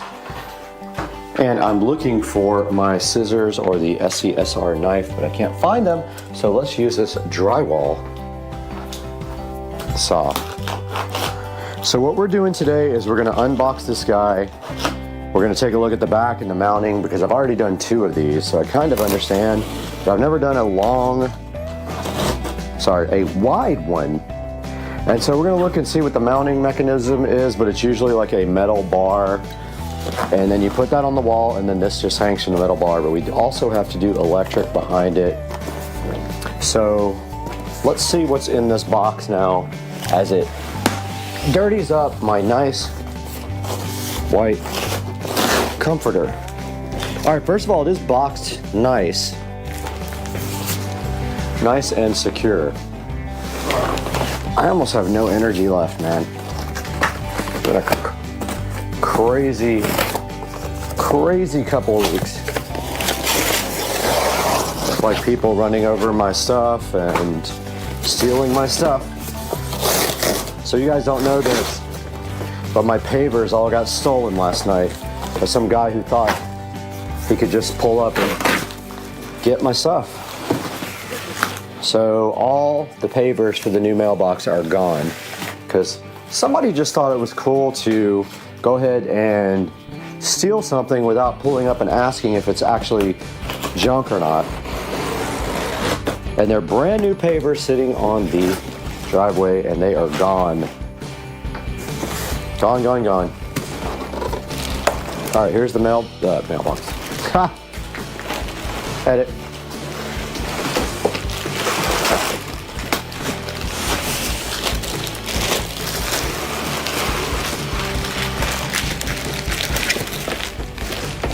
There is the smart mirror. So fresh on the bed. And as you can see right here and right now, it just mounts with 2 screws here and here. They give you inserts, but I have purchased some way better inserts that will be perfect for what we're doing. And then they give you this template. And so the confusing thing about the template is you have to know which device that you have. So you take this guy and you put it like this, and this device is going to be A and N. So it's going to be that hole and that hole. So we put this up on the wall, we level it, we put our drywall anchors in, and then we hang the mirror from our drywall anchors. But first, we have a whole process to do of putting LED strips on the back, and also we have to put a box in for electrical. So let's do that peel sat for our shorts. All right, we went ahead and did our short for the peel sat, for the peel satisfaction. We still have another one for the front, so that'll be awesome also. But back here is where we're doing the RGB IC LED strip. So we're gonna take that guy and we're gonna run it right around the edge there. And then we're gonna put that control box right here and Velcro that on or whatever, or 3M tape it, and then we're gonna mount this to the wall.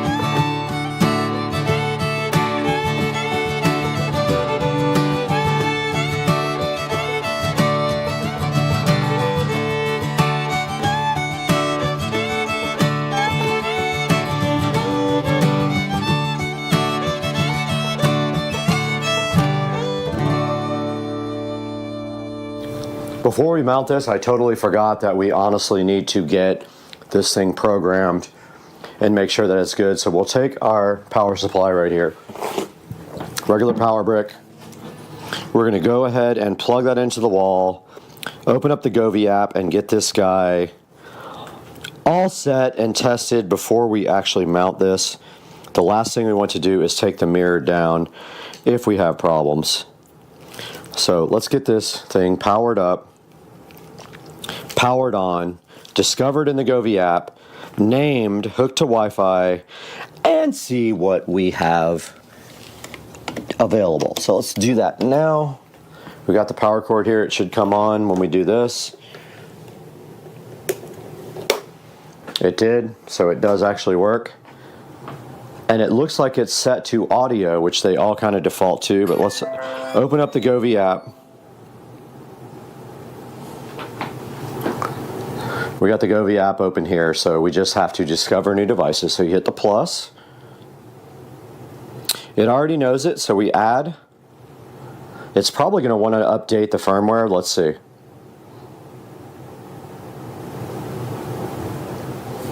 Oh, please short press the on-off button. So in order to pair this, you have to do this, the power button. Finally, device is pairing after like 18 tries. Please press the off on. All right, we finally got the device to pair after I had a small heart attack, and it is the guest bathroom smart mirror. As you can see here, we'll hit done. It's looking for Wi-Fi. We're going to go ahead and connect to that Wi-Fi network.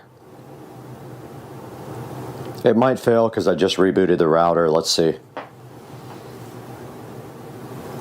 It did connect. Let's see if it wants to update firmware. And here goes the upgrade, so we will come back when it's done. Now the whole thing is getting the mirror template lined up so we can cut the box for the power, and then also get it lined up correctly and get it mounted to the wall. So let's go do that. Back in the bathroom here, and we have our template. Sorry if it's echoey, but basically I have also reskimmed this and just sanded that, so they need paint before we do anything.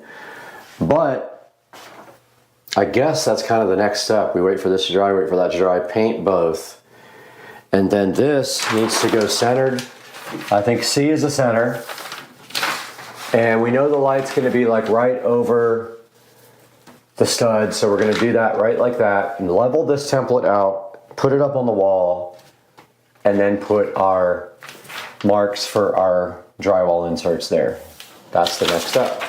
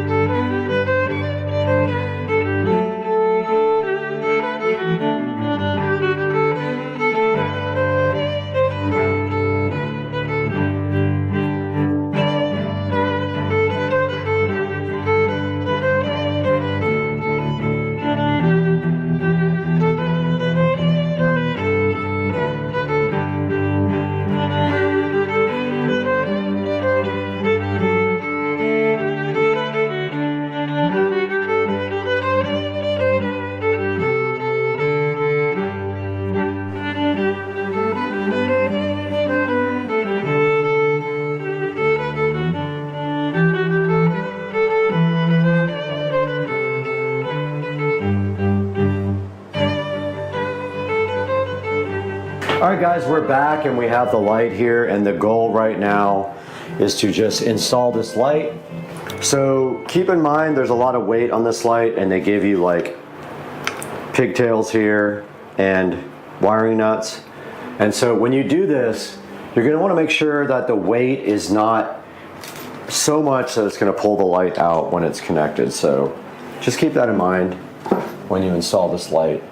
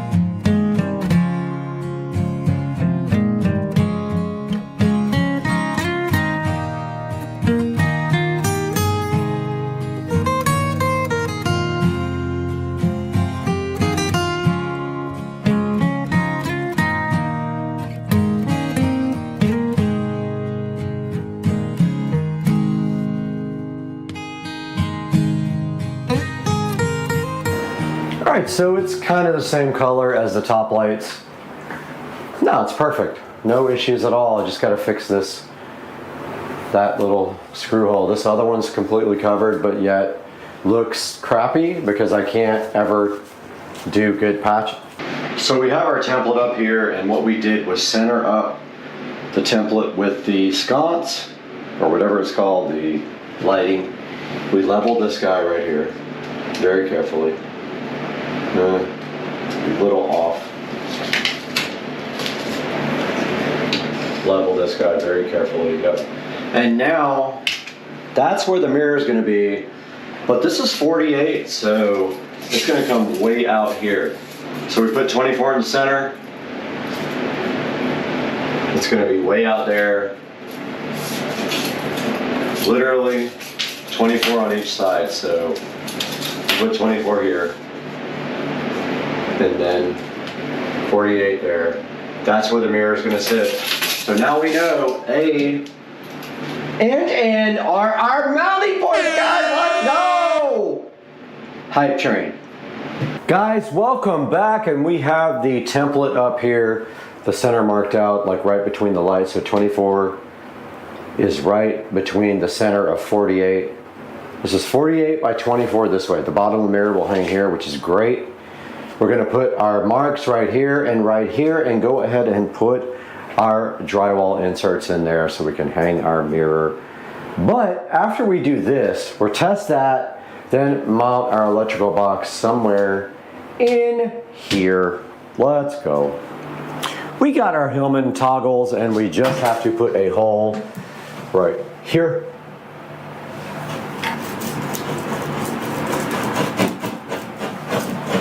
Large enough for this to go through, but not too large for this thing.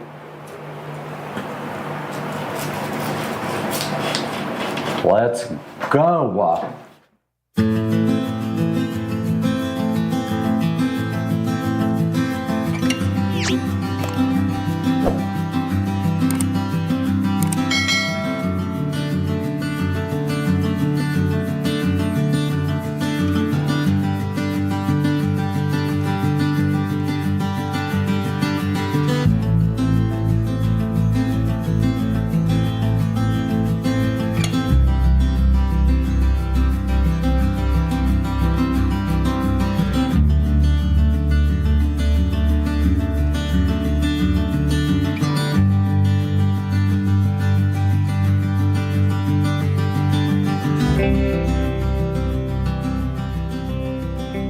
Guys, we're all prepped for our mirror. We have our hangers here, our electrical hole here, our false positive here, and what we're going to do right here and right now is figure out electrical through this hole, and we'll tie it into the back side of the wall. But I need to figure that out now, so I got to make a little extension cord to go through the wall and make a electrical box, guys. Let's go. All right, so I had a meltdown yesterday and threw the mirror after it was broken, and I kind of scratched up my floor, so I ordered a kit to kind of touch that up.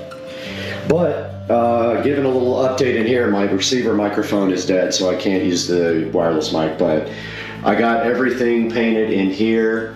I got the new light put up yesterday, and I just repatched a couple of holes that were there because it looked terrible. So I'm gonna try to do that better. That was my worst thing ever. I got the show mounted in the wall, and now I'm going to put these plates back on and work on this light here. All right, this is the new puck light to replace the one that is there. This one just literally will come right out probably. Yeah, I don't even remember how I got that thing in there, but this is the new one.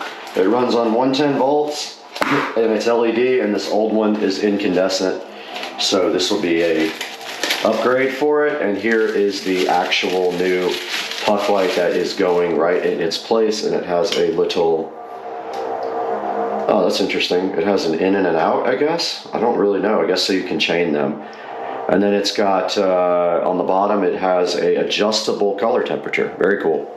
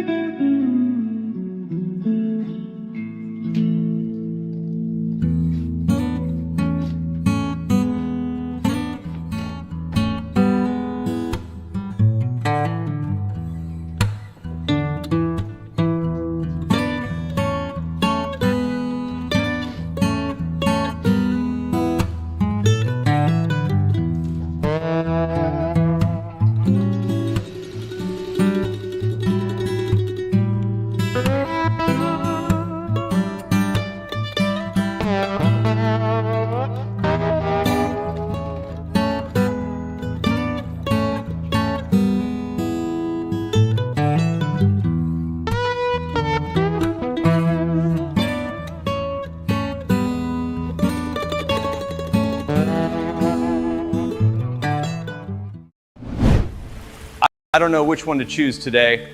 Let's take a closer look.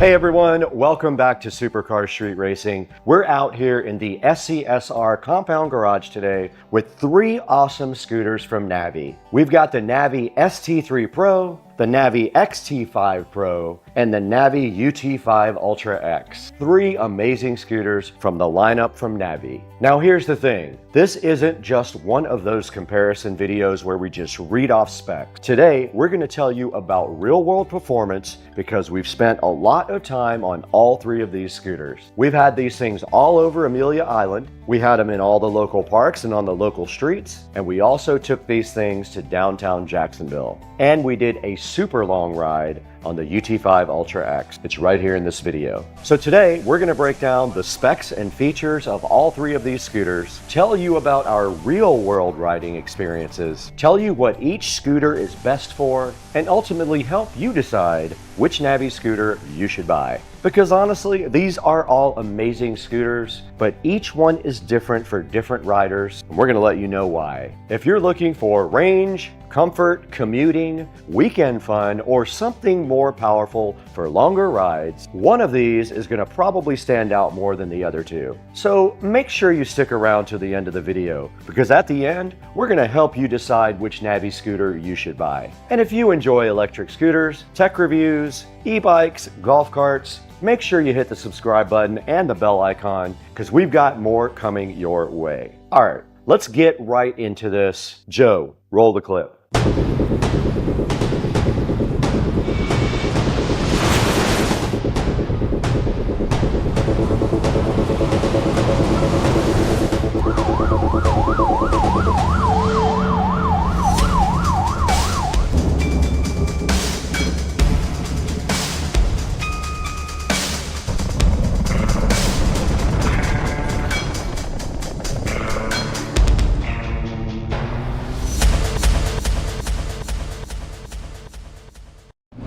Now let's start with the Navi ST3 Pro right here in front of me, which has been upgraded to a touchscreen. This guy has Android Auto and Apple CarPlay. Can you believe that? Now the ST3 Pro here is built for people who want comfort, performance, and something capable of handling longer adventures. And what stood out immediately to us about the ST3 Pro was its awesome ride quality. You've got a premium suspension setup, large tires, and overall, this thing just felt really planted all over those roads and even off-road. Now this scooter will give you an incredible amount of confidence if you're riding in neighborhoods, near any water, or taking long weekend trips. The cockpit feels premium, the controls are super simple, and overall the fit and finish is exactly what you would expect from Navi. And when we took this scooter out into the real world, that's when it really started to shine. But now, let's move over to the XT5 Pro here. This is the big brother to the ST3 Pro.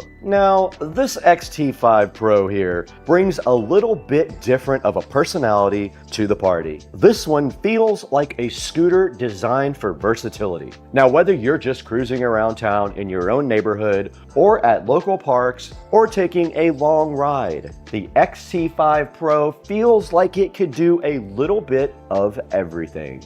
And what I really like here is the awesome balance between performance and practicality. It still feels powerful, it feels awesome and safe, but it also feels approachable. And if you're somebody that wants a scooter for everyday fun or weekend trips, the XT5 Pro definitely fits that mold. And you'll see in our tests here, we tested this in multiple environments right here on this video as well. Not just one trip, we've taken this thing tons of places. We rode this thing on Amelia Island, also took it to local parks right around the neighborhood. We wanted to see how it handled different terrain and different riding conditions. Now, let's talk about the bad boy of the lineup, the UT5 Ultra X right here. Now, the UT5 Ultra X feels different immediately the second you get on it. This guy is built for people who want to go places. And when I say go places, I mean go places. Just like in this video, Joe did it. This guy ended up on our downtown ride where we cruised around for hours, really putting some miles on this thing.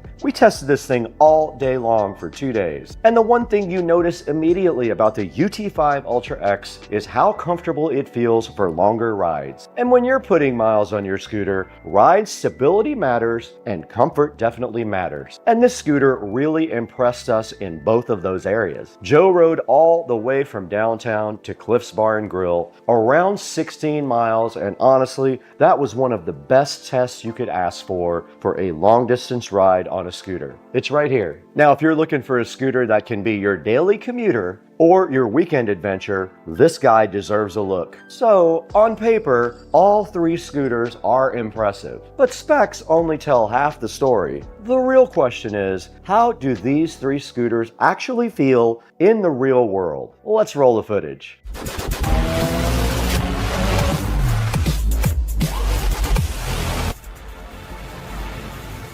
So let's start with the Navi ST3 Pro. For this one, we really got to test it during our Amelia Island trip where we spent the weekend hanging out on Joe's boat and riding scooters all over the island. And honestly, this is where the ST3 Pro started making a lot of sense. Amelia Island is perfect scooter territory. You've got long roads, scenic areas, waterfront views, restaurants, and plenty of places where you can just hop on a scooter and go explore. And the ST3 Pro felt smooth. Even during longer riding sessions, the scooter stayed comfortable and predictable. Whether we were casually cruising or picking up speed, it felt planted and confidence-inspiring. And one thing we noticed quickly was how relaxing this scooter felt. It's not just about performance, it's the overall riding experience. You can spend a whole weekend hopping around Amelia Island and never feel like the scooter is working against you. For scenic trips and casual exploration, the ST3 Pro really impressed us. Now, moving over to the XT5 Pro, this one had a slightly different testing route compared to the ST3 Pro. Instead of going out to Amelia Island, the XT5 Pro was mainly put through two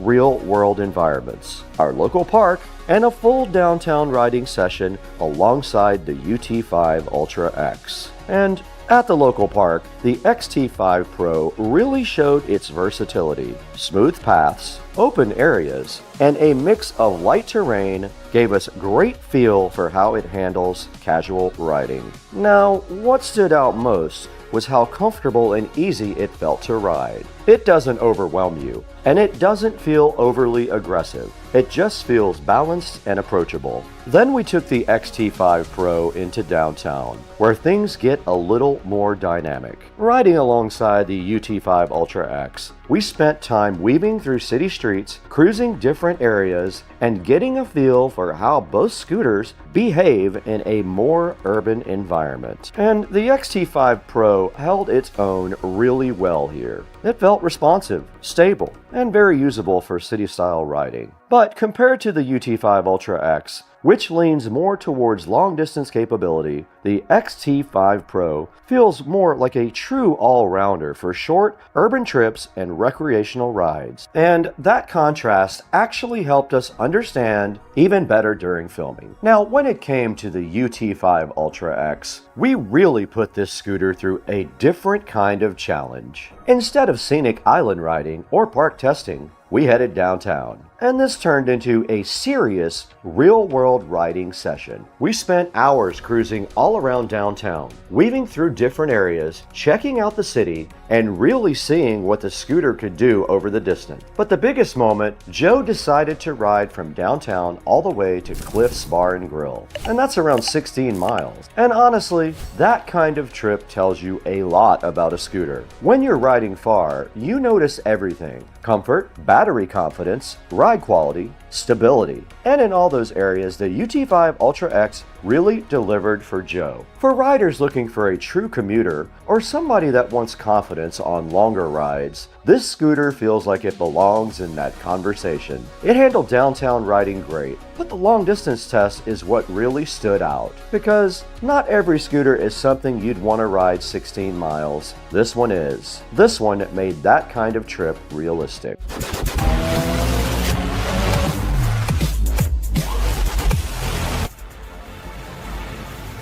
So, after riding all three, here's how I would break it down. If you want something smooth, premium, and perfect for weekend adventures, the ST3 Pro is the scooter for you. If you want versatility and something that feels good everywhere, the XT5 Pro might be for you. And the serious scooter, the UT5 Ultra X, is perfect for longer rides and high performance riding. But honestly, you can't go wrong with any of these three. I ride them all. It really comes down to what kind of rider you are, your size, and your age. We just brought the K100 right behind me here to join the party with Navi, another great scooter designed for kids. And now we want to hear from you. Which one of these would you pick? The ST3 Pro, the XT5 Pro, the UT5 Ultra X, maybe even the K100 Max for your children. Drop a comment down below and let us know which one you picked. And if you want to get your own Navi scooter, we'll have a link down in the description for you to pick one up. And if you found this comparison helpful, hit that like button, go ahead and subscribe to Supercar Street Racing. Don't forget about Second Car Street Racing, our second channel as well. It's a great channel for things that don't quite belong on Supercar Street Racing.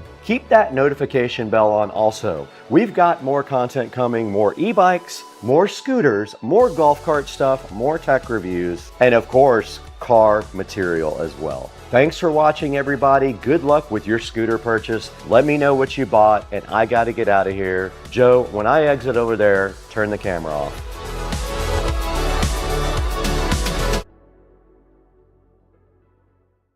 What if I told you no longer need 5 different AI tools, multiple subscriptions, or hours of editing, because one platform can now do everything? Today, we're testing Wary AI, and I'm going to use it to create a full cinematic channel trailer for Supercar Street Racing, using AI for everything. And yeah, this might completely change how creators make content. Welcome to Supercar Street Racing, where horsepower meets innovation, and we bring you real-world reviews and house projects, insane machines, and next-level tech. If it's fast, loud, or fun, you'll find it right here. So this is Wary AI, and this is where things get interesting. Instead of jumping between a bunch of different apps, Wary AI combines everything into one platform. And we're talking video generation, image creation, creative effects, and AI editing tools, all in one place. And it integrates models like Sora for high-quality video generation, Veo for cinematic visuals, Runway for editing and motion control, and Nano Banana for fast, stylized image creation. So instead of paying for multiple tools, you've got everything under one membership. No professional skills needed, just ideas. Now let's test this in real time. We're creating a Supercar Street Racing channel trailer. Now I'm going to go ahead and set tone cinematic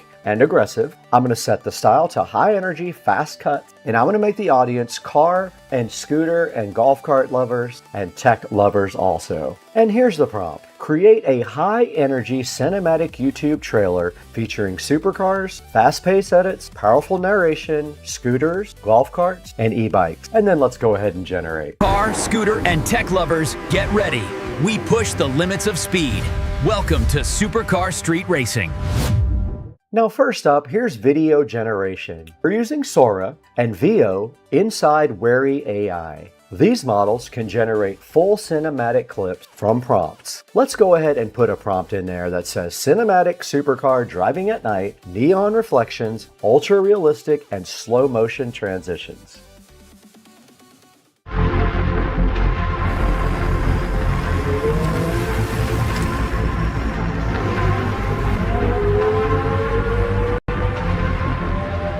And And look at this, the lighting reflections, the motion, it actually looks like real footage. This is the kind of content that used to require a full production crew.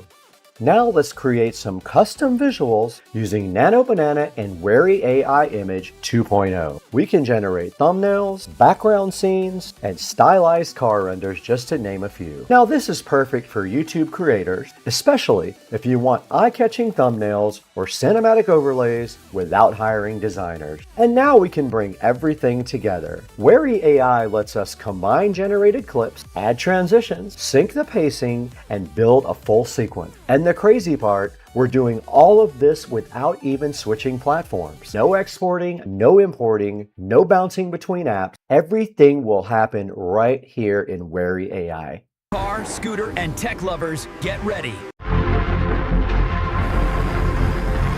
We push the limits of speed.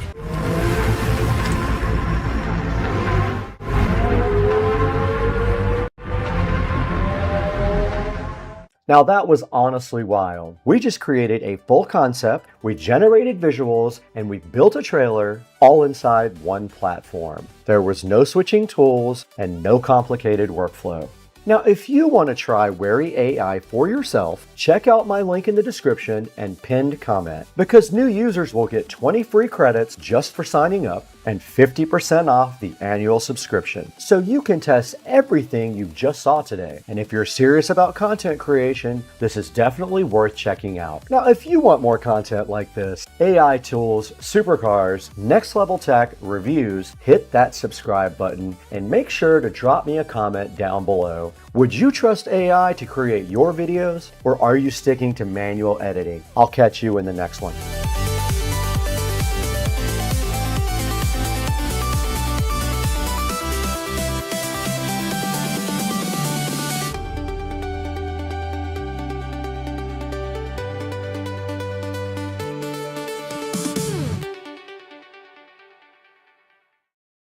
Car, scooter, and tech lovers, get ready. We push the limits of speed. Welcome to Supercar Street Racing.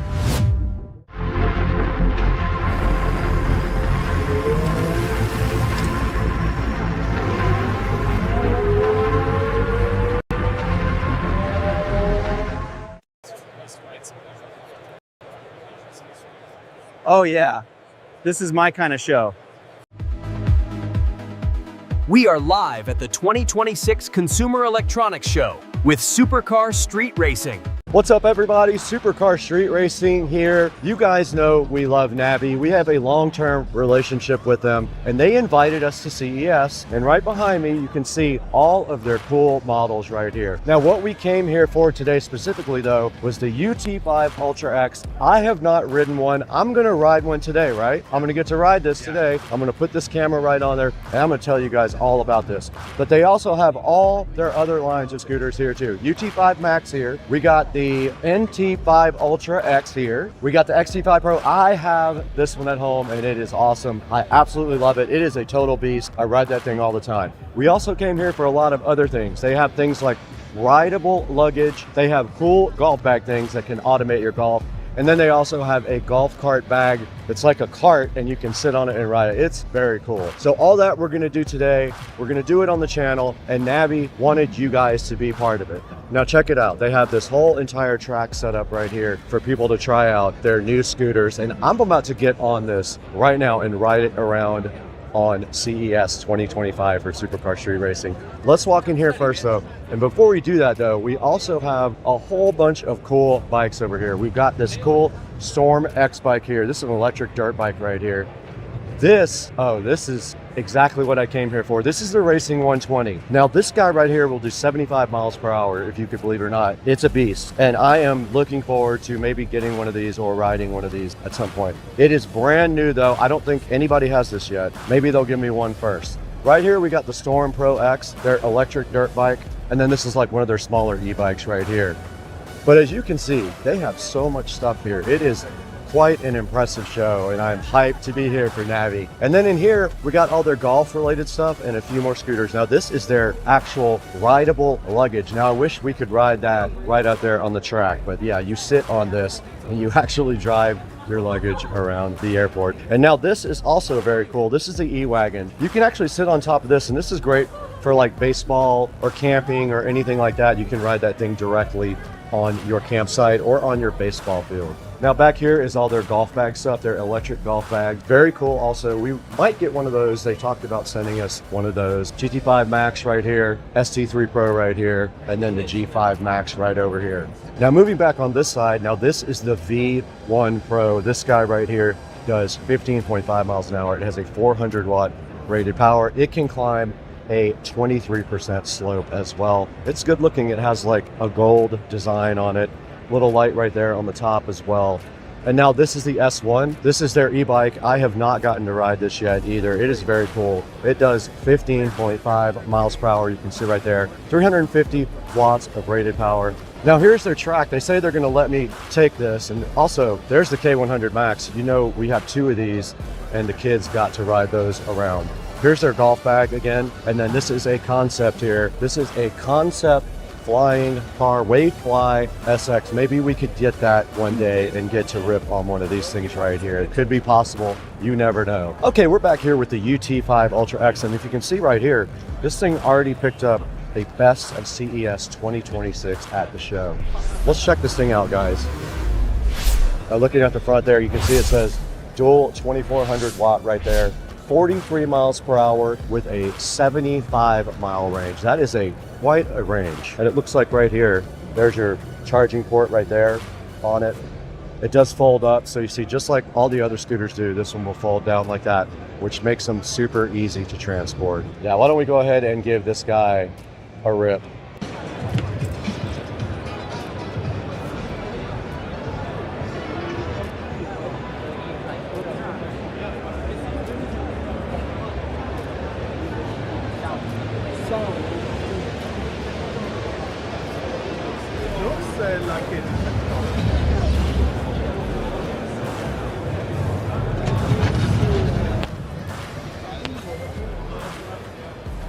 Very cool.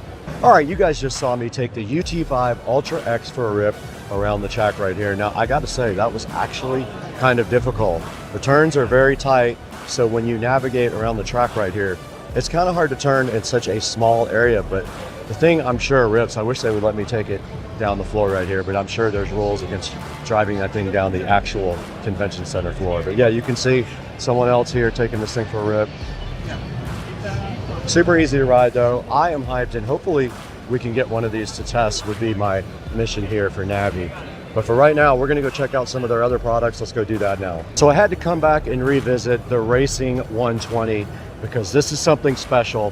This was in the product catalog, not available yet, but if you look at the specs on this thing, it goes 75 miles per hour and it has a 100 mile per hour range, 4,200 watts by 2.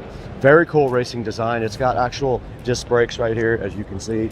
It has a racing suspension right there, and I'm really hyped to see this. A very nice big headlight there up front for more visuals when you're taking us, let's say you're taking it off-road or whatever. But check it out, guys. Check out the brand new Racing 120. There's a display right there. Looks like turn signals right there, and your light controls. I don't know what the cost is going to be yet, but I imagine it's going to be quite a bit more than their standard scooters are, but still probably worth it if you are the type of person that needs that much speed. The Racing 120 is the man. Now, I didn't want to ignore Navi's awesome electric dirt bikes because I've been talking about those for a long time. This is the Storm X Pro right behind me right here. This thing is so awesome looking. It has 17,000 watts of power, as you can see right there on it. Check it out, guys. It does 59 miles per hour and it has a 75 mile range. That's kind of hard to believe. I would love to get one of these back home and see exactly what this is all about. But for now, I've not gotten to ride this yet. There's a big sign here that talks about it right here. Built for power, tuned for the wild. The Storm X Pro is something that I would definitely enjoy at 59 miles per hour. That's a fast machine right there. Now, this is the second thing that I've seen at CES like this. This is actually the rideable luggage. You can see it right here. It's called the L1 Lite, and there's the L1. So there's two different models here, L1 and then the L1 Lite, with two different designs. If we can ride this thing. So can you imagine this at the airport? You're rocking through the airport with this. It's got a joystick on top, so it's like a video game. You actually just, yeah, this thing is cool, huh? But I don't know about going over a speed bump in your luggage. Oh, it doesn't like the speed bump, but they don't have those at the airport, so you're good. But yeah, you just get on top of this. It's rechargeable right here. Got a USB-C right there, and you just literally, you just ride this thing, and it actually rips pretty hard. You just got to get used to the steering controls, and then you just rip it. So you go fast? It goes fast too. I'm getting good at this. Okay, I got it.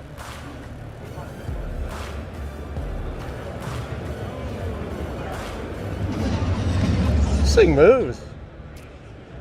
All right, so we're at Nabby's golf area, and they have the coolest electric golf caddies here. They sent me a Nabby bulletin about these things, telling me all about all of them and their different capabilities. Here's the smallest one right here, and then if you move up over here, you can actually see the golf course on the screen, right, while you play. Yeah. All right, my next question is, can I ride this one? Yes. I can ride this one? Okay, cool. This thing's awesome. You can carry stuff around in it for work or take it wherever. Put my feet in? Okay. We're on it, guys.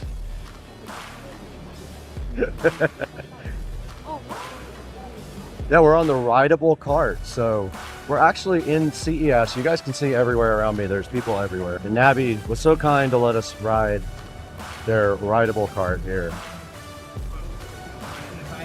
Look at all the people at the Nabby booth also checking it out. This thing's awesome, man. This is what I need for CES. To ride around in with all my camera gear. This is perfect. You can see the whole Nabby booth behind me. This thing goes fast. All right. He didn't crash. That's good. He's a cool driver. He is. So it's following him right now. You can see that he's walking down the convention center floor, and this thing has all your golf clubs in it, and it will follow you down the golf course. And everyone will be jealous of you have this. We're back at the Nabby booth now, starting at 2 o'clock here. They're gonna have their special presentation. So we're just waiting for that now out in the crowd. You guys can see a lot of people. So we'll see what's going on here in a few minutes. Heavily in research and development. But investment is starting now. Every idea, every design, every single small component has to be proven long before you reach the customer's hand. That's why every Nabby product goes through extensive testing and validation before launch. And when we and testing, something powerful happens. The favorite teaching from Nabby. Yeah. 2026, we are rolling out a great new product line for you, for area. For this year, we are trying a very new challenge, material science and structural machining, all to grow and enhanced downforce. And compare with the competitors, yes, all they are ready to push the button. When the nose engine to install X-axis way. Cash is ready. What makes it so thrilling? A 7,000 watt peak power model. Once you choose the throttle. Oh, this thing is crazy. This is so hard to ride. Oh my God. It's so short. It's so hard to ride. It's so short. Dude, it's great. Yeah. My knees are hitting the handlebars. This is insane. Oh yeah, that didn't work.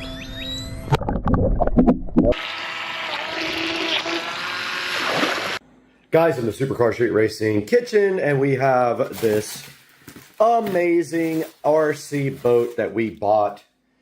And we did buy two of them, one for me and one for Joe. And we are going to be unboxing this today and having a blast with this. I know it's going to be fun, and I am super hyped. Let's get it done.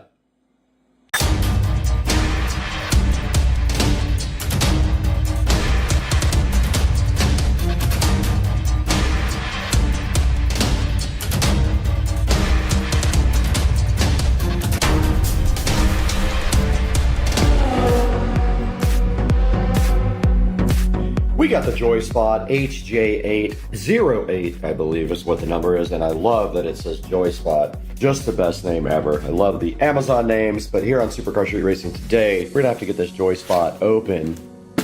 Check out the Joy Spot, but to do that, we need a knife. Let's get it done. We have unboxed the Joy Spot here in the Supercar Street Racing kitchen, and we open it up, and this thing is fly and cool. And I love it already. Check it out, guys. The 2.4 gigahertz remote control transformer here should have two batteries. Has something right there. I don't know what that is. The charger. It does not have a camera or an SD card, but I am going to mount the GoPro to the top of it and rip this thing in the pond. As much as it sucks, it's going to happen to not have a camera. But I looked everywhere. They don't have cameras on these things. But that is the Joy Spot boat ready to be charged. Let's get the batteries on the charger. Deeper into the package for the Joy Spot boat, and we did find the boat stand. We got a boat stand, guys. I'm hyped. And we got the battery plugged in. And I don't know why this indicator light's on the bottom of the USB, but it is. And there is the battery looking so fly plugged in, and the boat stand. And now you take your boat and you simply place it onto the stand, and it looks bad to the bone. Guys, check that out, man. This thing's cool. Look at the propeller on the back and the rudder. Thing looks awesome. I wanted red, but they are out of red at this point. Now, this boat also came with an instruction manual right here. It came with something to remove the propeller and a replaceable propeller. And then here is the remote control, and I'm assuming it just uses regular batteries, and it does use AA's, it looks like. So we will get some batteries and go ahead and get this guy loaded up right now.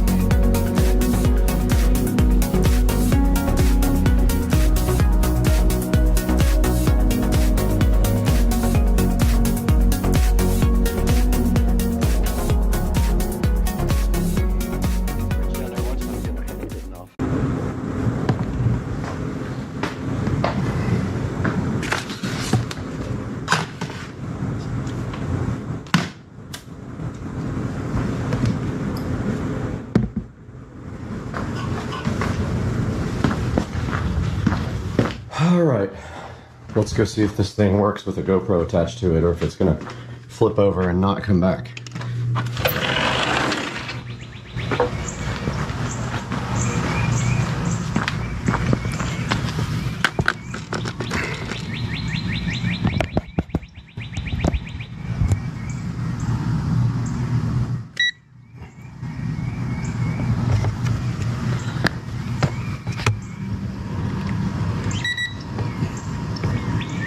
Oh yeah, that ain't gonna work. Nope. Got him! It's not gonna work, it's too heavy. Too top heavy.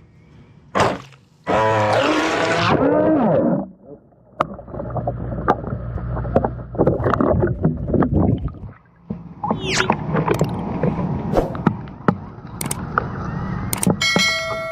thought that would be the case. It does not work. It just flips over. I'm so mad. I wanted to do GoPro video.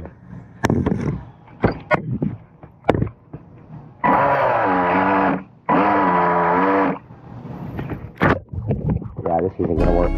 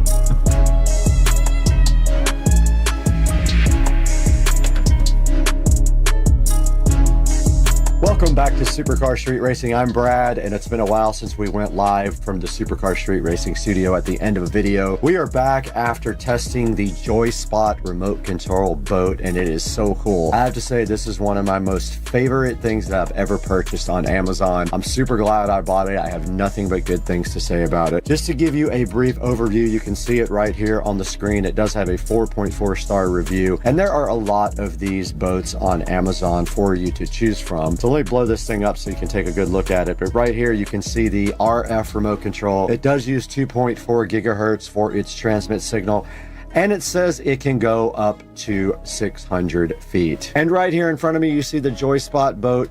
It does come with 2 battery packs, and they are 7.4 volt battery packs, and they are lithium ion. And you can see also in the picture here the USB charger that does come with it. My only complaint is the USB LED light for the charger is on the bottom, which makes no sense. You can't even see it. And you do see right here and right now it does come with a case as well, which is very cool. You can take your boat out to the water in a case, and it does come with a boat stand for your boat. Now this boat actually will right itself if you flip over in the water, and honestly I never flipped it over, but we did get it. We may have flipped it over and right back over without knowing it. If you do flip the boat over, all you have to do is push forward and backwards a few times on the stick, and supposedly it will just right itself. Now it also does have trim controls on the remote here for you, and it does take about 2 hours to charge the battery on the boat. Now this boat will actually do 20 miles per hour. It is very fast. Here are the few pictures of the boat here from customers, looking pretty cool. I do love the red one, but unfortunately it is out of stock and not available for a while. I did buy 2 of these boats so that we can go race them, me and Joe. And taking a look at the reviews, it has mostly 5-star reviews. Says speedy, says kids and husband love it, long range, very fast, blew the motor though. Quality's about 3 in this one for the quality, but I disagree. I think this thing is very high quality. And let's see what some of the 1-star reviews say. One didn't work and one stopped working after the first run. Now back on the main page here of the Joyspot RC boat. If you look down at the bottom, you can see there are a variety of different types of boats for you to choose from, and they are likely all kind of the same thing. But the Joyspot boat is very cheap at only $65 right now. Now, I highly recommend the Joyspot boat. I hope you go pick one up soon. And when you're shopping, please shop through my links. You don't have to buy my specific product that is in this video. You can buy anything you want through any of my product links. And it does help the channel out greatly as it gives me a few dollars. Also, please like and subscribe. And we will see you guys on the next one. And we will put some more video up when we actually do some boat races with me and Joe Dukes of Duval. Now we got to get out of here. I got to go get my captain's license. See you later.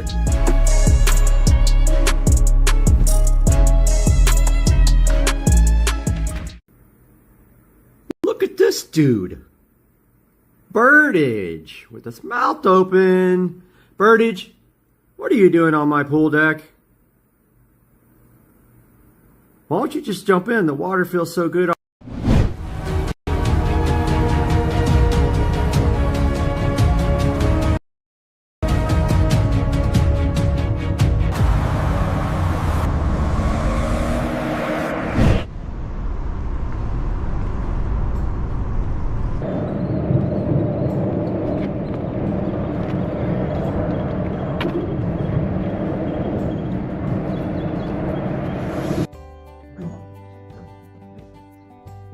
We are generating 173 watts. That means it can handle everything from large electronics. What's up, everybody? Welcome back to the channel. We are out here for the 3rd anniversary of the Tesla Model S Plaid, and Giotto has sponsored this entire video to bring it to you guys. Now, Giotto makes some very cool products. This is the first time we've ever tried products like this, and we have the Giotto solar panels, and we have the power bank chilling over here, powering our entire production shoot for the 3rd anniversary for the Tesla Model S Plaid. Chilling right there on the ground, we had the N1000 power station hooked up to these 2 production lights and all the cameras. And this thing can do everything from home backup to full production setups like we have right here. And for this video, we're not in the studio.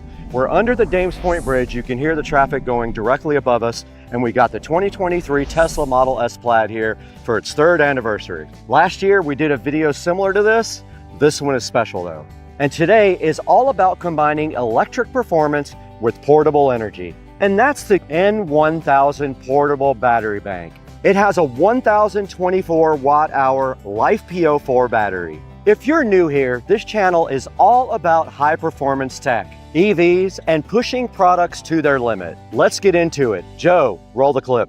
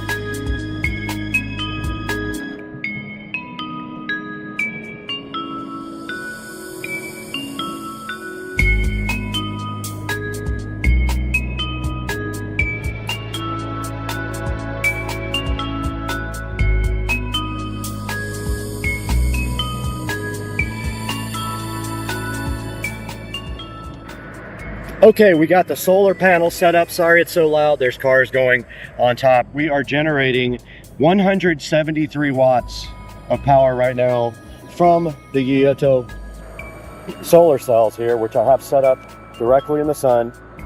And you can see they're getting full sunlight here. So we're charging our battery bank right now with that. And yes, we're making 173 watts right now on the solar panels. So now all we have to do is hook up our extension cord and set our lights up for our video shoot. We're gonna run the lights off the battery bank. I'm also gonna go ahead and charge the GoPro with this.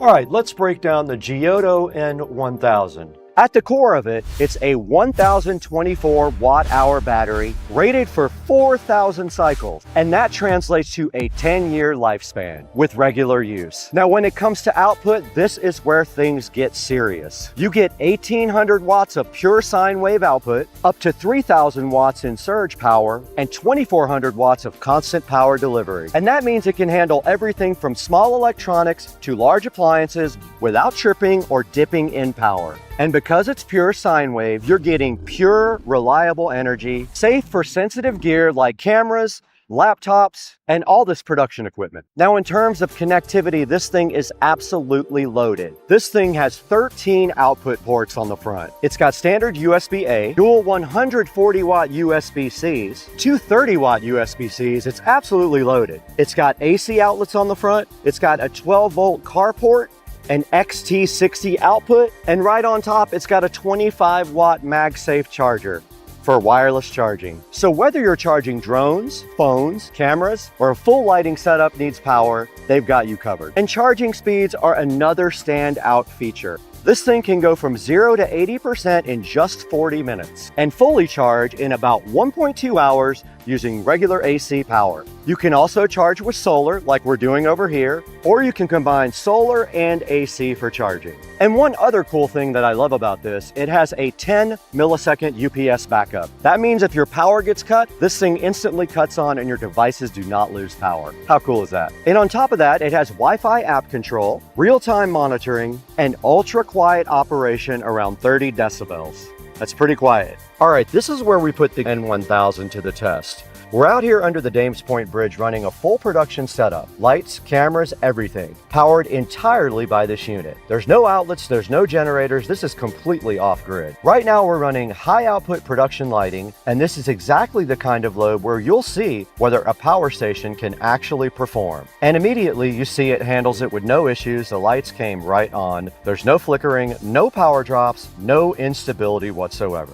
That 1,800 watt pure sine wave output is doing exactly what it's supposed to do, delivering clean, consistent power. We can also monitor everything in real time, the wattage draw, the battery percentage, and estimated runtime, which is huge when you're managing a shoot like this. This is the Tesla Model S Plaid, and 3 years later, still one of the most insane performance EVs ever built. And what's crazy is, we're pairing that level of performance with a completely portable energy solution powering the entire scene. We've got multiple devices running at once, lights, camera gear, and the N1000 is handling it like a central power hub. And because it's so quiet, you don't get that loud generator noise interfering with your audio or environment. For content creators, this is a game changer. You can shoot anywhere, no cords, no limitations, and that opens up a completely different level of creativity. So after putting the N1000 through this real-world production test, it's clear what this is built for. This is a true portable power station that can handle everything from small devices to a large setup like this. Whether you're creating content, traveling or camping, running backup power at home, or going completely off-grid, this gives you reliable, stable energy whenever you need it. And the fact that this thing powered an entire production shoot out here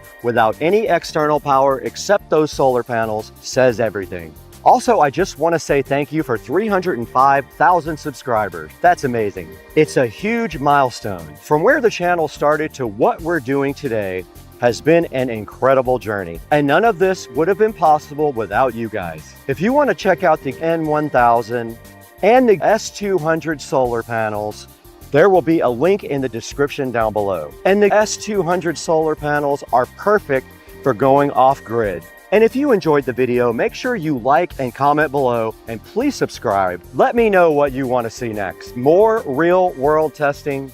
We're just getting started, and I'll see you in the next one. Joe, stop the camera when I walk off the set. Welcome back to Studio C, our brand new studio. I'm so hyped for this whole place. Look at Studio C, guys. How cool it is. But I was going to talk to you guys about something else today. I was actually about to delete a video. The lighting was bad, the background was messy, it just didn't look good. But instead of reshooting everything, I tried fixing it with AI. I mean, why not? And this is Buzzy, and it might completely change how product videos are made. If you've already filmed a product review, you know how unpredictable it can be. I know I do. You better plan extra time. Something random will end up in the shot out there. The lighting doesn't hit right, or the product just doesn't look good on camera. And this is so true. Most of the time, you don't even realize it till you get into the editing studio, and then it's too late. Or is it? Now at that point, you've only got a few options. You can go reshoot everything, which takes a lot of time. You can try to fix it in post in editing, or you can live with it. Not anymore. Now there's a fourth option, and that's what we're testing today. Now this clip right here I'm about to put on the screen, I was just going to delete it. It was useless. And there's a lot of reasons. You'll see. The background is cluttered, the lighting is flat and uneven, and the product does not stand out and pop, and that's important. This is the kind of footage that usually just gets scrapped. Now instead of deleting it, let's try fixing it step by step. Now for my first command, I'm going to run remove background distractions. And already that comes out way cleaner.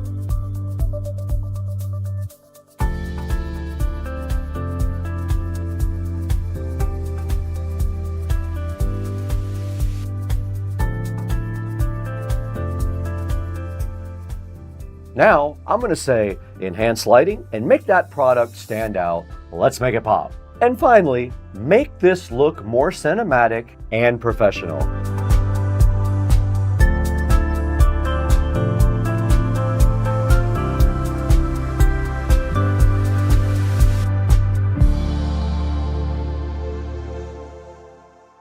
Now, this is the exact same clip side by side. Check out the old, check out the new. Before, it looks like a rough draft, to be honest with you. After, something you can actually upload. And that's a huge difference. And it took less than 1 minute. Amazing.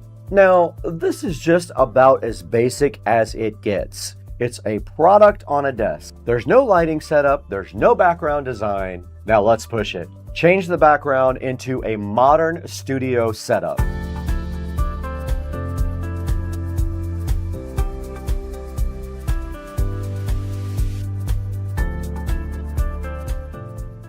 All right, and now add cinematic lighting and reflections, please.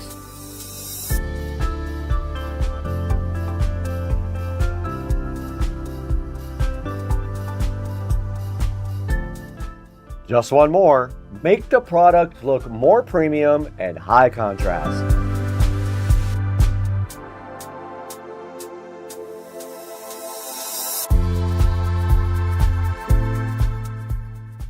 Now check this out, guys. Exact same footage, but now it looks like it was shot for a commercial. This is the kind of look brands pay for. Now, if you're doing a lot of product reviews, presentation matters a lot. Even if the product's good, if it doesn't look good, people are going to scroll right past it. They're going to click next. If it doesn't look good, people will skip to the next video. And this fixes that. Now, I'm going to recreate a viral video. A big part of growing with product content is using formats that already work. Buzzy's Recreate Video feature lets you do exactly that. You can upload a viral product video or use a reference and generate something similar. And then you've got a proven style without guessing. Now, why does this matter for you? This is huge for TikTok product reviews or videos, YouTube shorts, and brand deals. Instead of hoping something works, you started with something that already did.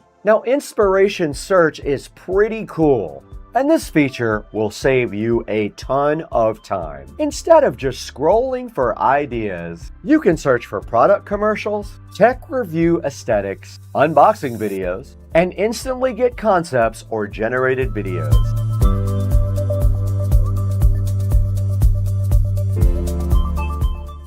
Hey guys, we want to welcome Sofern to the channel with our HS22 rechargeable headlamp. Now directly on my head right here, you can see this headlamp so fly and so fresh. And Sofern wanted you guys to check it out because this thing is perfect for camping, running, outdoor use. Now here's some real world workflow examples of how this would look. You can film your product normally. You use Buzzy to fix any issues. You can upgrade the visuals. You can use Recreate or search for better formats. And that's a full content pipeline. Now, this isn't about replacing creativity. We still have that. This is all about removing technical barriers. You still control the ideas. Buzzy just makes the execution faster. Now's the time to jump on Buzzy because they're offering 2,000 free credits for 14 days. So you can try everything you saw here. If you're into making product content and you want to make it look more professional without spending hours editing on this thing,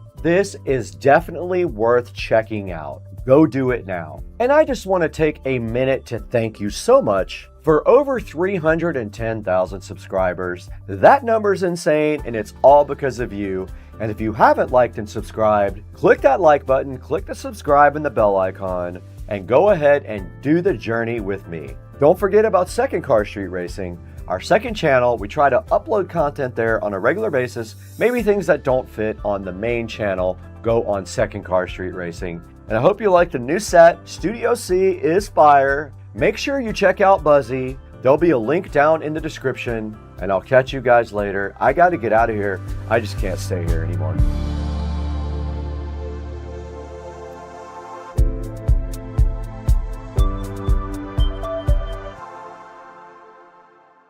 Dude, that's pretty close. I think he wants chicken. He's tired of cat food. It's like, I mean, you can literally see every... What if you could turn one idea into a full cinematic ad for your brand? No editing team, no expensive production, just AI doing all the heavy lifting. Today, I'm using Luva Agents to create a full merch commercial for Supercar Street Racing from scratch. Now let's see if this actually works. Alright, so here's the goal. I want a high-end cinematic ad that makes people actually want to buy the merch. Not just a basic product shot. I'm talking about fast cars, night racing energy, aggressive visuals, and premium streetwear vibe. Something that feels like a movie trailer, but sells hoodies and tees. So I'm gonna start inside Luva Agents with one simple concept: a high-speed street racing scene that transitions into a merch reveal. That's it. No complicated prompt, no overthinking. Now watch how this builds. Immediately, Luva starts structuring this like an actual ad. This is huge because it's not just visual. It's literally building a sales narrative. Now everything is laid out in this infinite canvas. And this is where I can start shaping the brand feel. I can see different ad variations, alternate scenes, and multiple creative directions. The streets are ours. No rules, no limits, just pure speed. Feel the rush. The need for speed is in our blood. We are the fastest. We are the elite.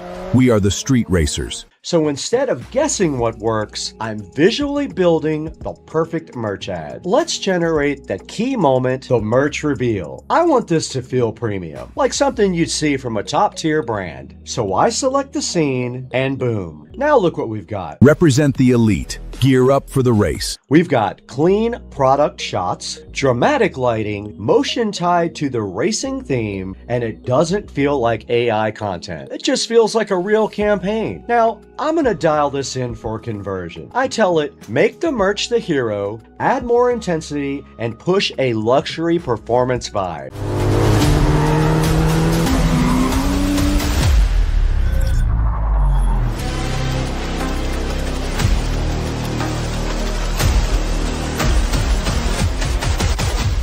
And just like that, everything updates. And this is the difference. I'm not just generating, I'm directing a commercial. Now, here's where it gets powerful. I can take the same concept and turn it into multiple ads. One that feels like a luxury brand, one that's aggressive and fast-paced, and one that's clean and minimal. So instead of one ad, I now have multiple campaigns ready to go. Exclusivity in motion. Where precision meets sophisticated. Represent the elite.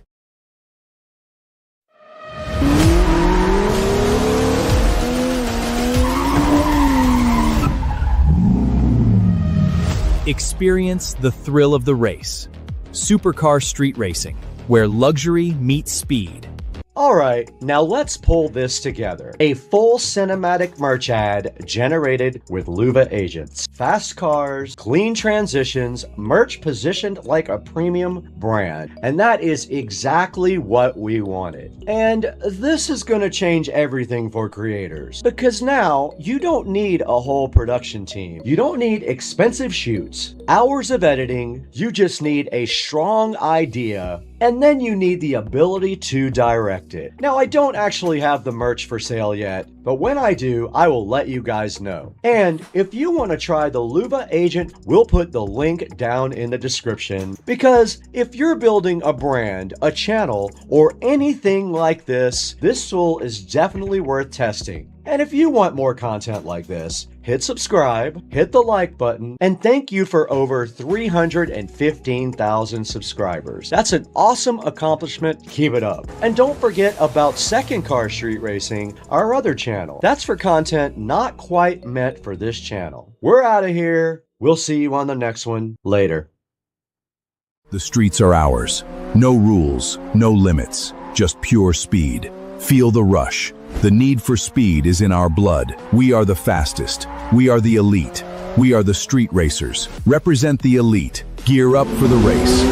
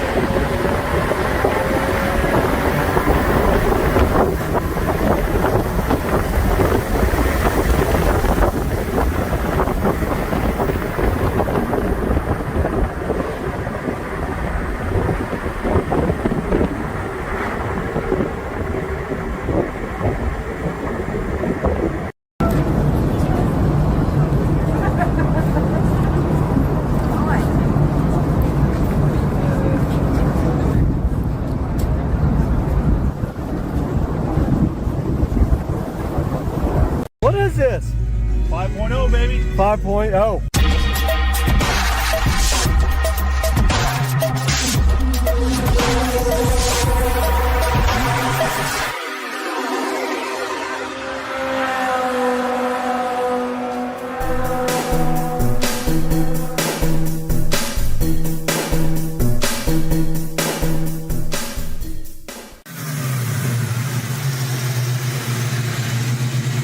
What is this? 5.0, baby. 5.0. All right, turn the music down.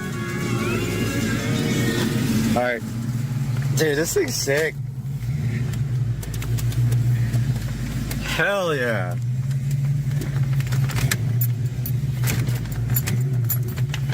thing got no horsepower, but all the torque. Tons of torque. Turn the lights on. I gotta remember, they're on the left. Dude, it's so good though. It's a great car. It's peppy. Yeah, it is peppy. And you can do some pretty cheap stuff to it to get it going. You know, Supercharger? Whose car is this? Ryan Wallace. Oh, Ryan's. Yep, Ryan's car. Yep.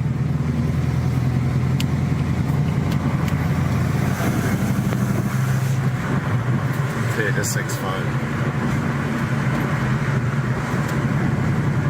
This is literally I don't remember how to put the rag top down, but I think it's all manual. I think you just pop two things. Latches here? Right here. Oh yeah, right here.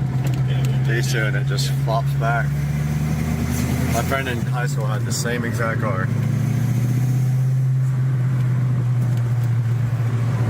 It's stock, right? I believe it's stock? Yep, fully stock. And it's so funny because, like, when you were growing up, you were just like, this car has so much horsepower. This is great. Yeah. And then when you get older, it's in the 200s. Yeah, when you learn that it's only like 270 something, you're like, what? Oh, look at these two.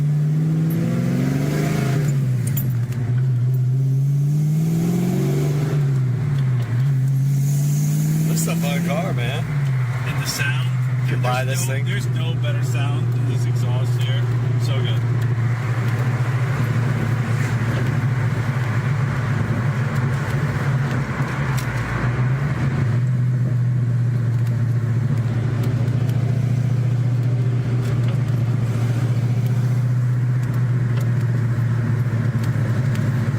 Got a boost gauge, but no boost. Yeah, you never know. Though. All vacuum? Yeah. If that thing goes up, I'll freak.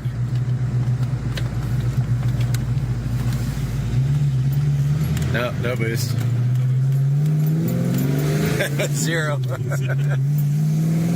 that floor? Remember when this was like the fastest car ever? No, it's peppy. It's good. Yeah.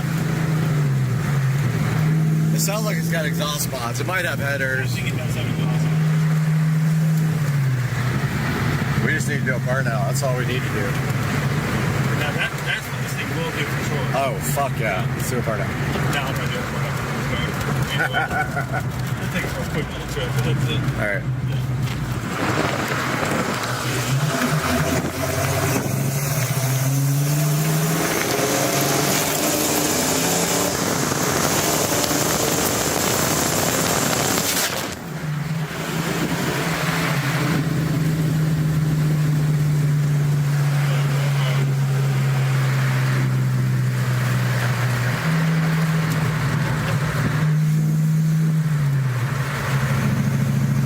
Sure it's 100% soft?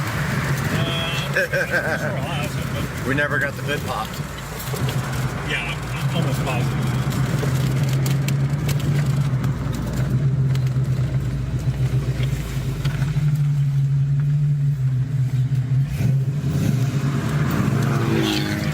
Oh! Oh!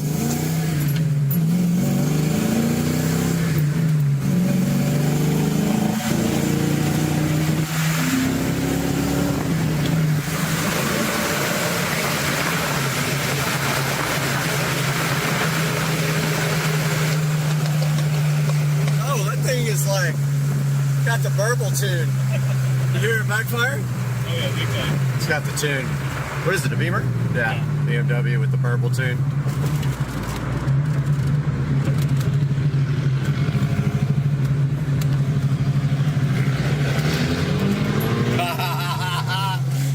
Oh, perfect.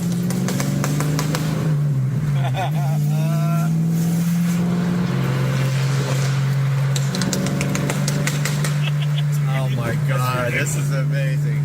Please turn. Oh my God.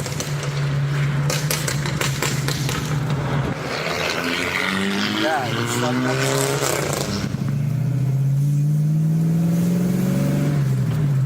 can't rip it through here because everybody will know the car. They'll be up and knocking on his door. What you doing? Verbal tuning.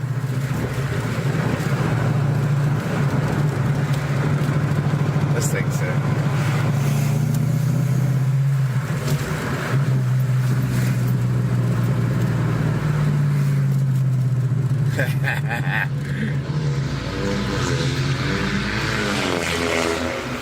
Thing is so. That thing sounds like utter crap. It does. Seriously, sounds bad. No boost. All the gauges, none of the boost. Dude, I can't wait to put this on the channel. 5-0.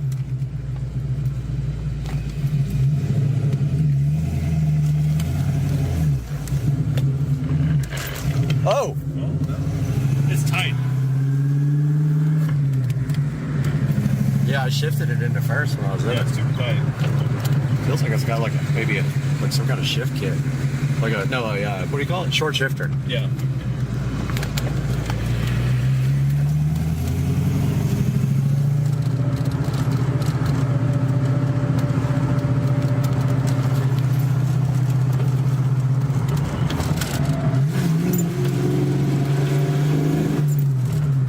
This sounds so good. Boost.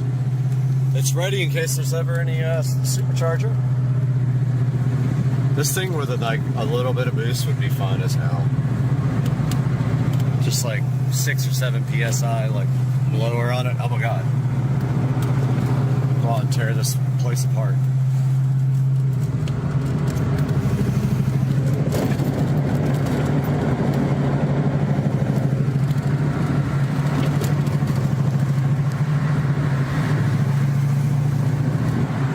Alright, so if I come back by here a little bit. Yeah, we're gonna eat ribs at 7. So you got a good hour and 15 minutes.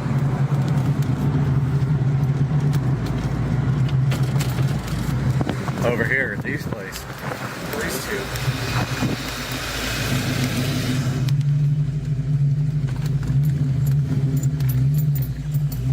This thing's fun, man.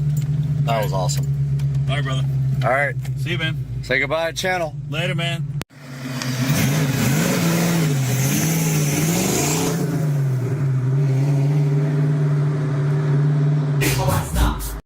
Good morning, everybody. Hope you guys slept well last night. Had a crazy night out last night down in St. Augustine. I went to a cool restaurant with my friend Sarah, and then we went to hear some live music and went to Sangria's. It was really fun. But today we've got some important stuff going on. The driver texted me last night to tell me the new car will be here this morning. So that means I have to go find the money to pay for the transport, and I'm also working today, so I have to kind of get that in there. But the car will be here this morning. My plan is to video the car coming off the trailer, and then you guys will know exactly what's going on with my car situation. Stay tuned, that's all coming up here shortly, in the blink of an eye for you though. Wanted to take a look at the garage right now, show you guys what I did out here.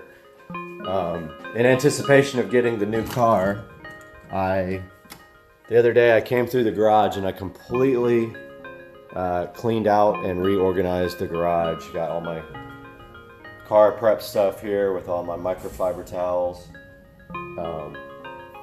Redid the car parts bin here that has oil and the battery charger and some other stuff in it. And then threw away a bunch of stuff that I didn't need.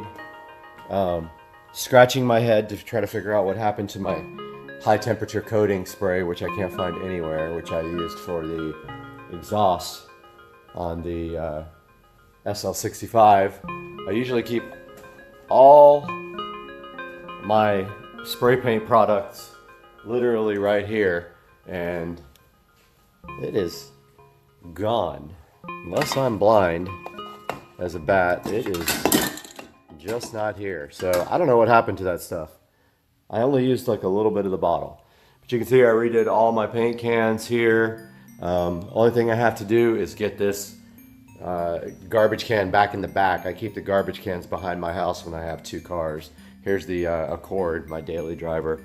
My toolbox over here, which I had previously organized and labeled. I keep all my tools here.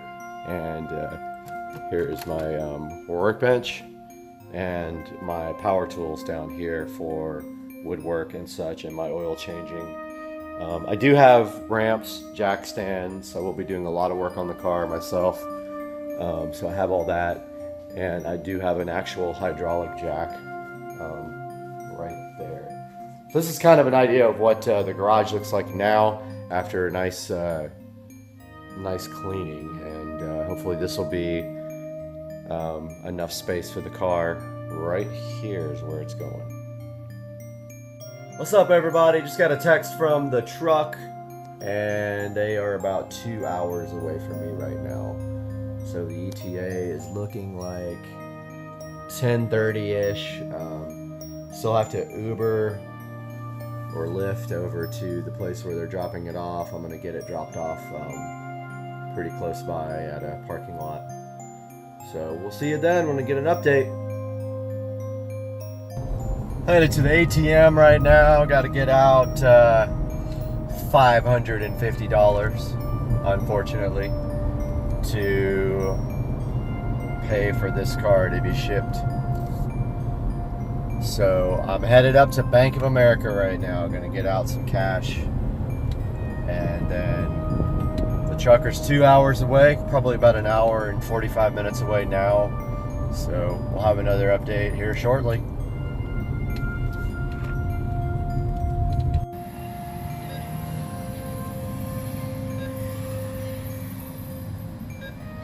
Let's see what happens. I don't know if it'll let me get this much.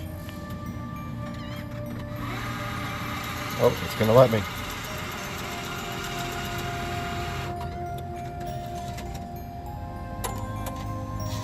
Yep. Out here waiting for the Lyft driver to come around that corner. Just checking out the yard. And grass is doing really good this year so far. A lot of work though.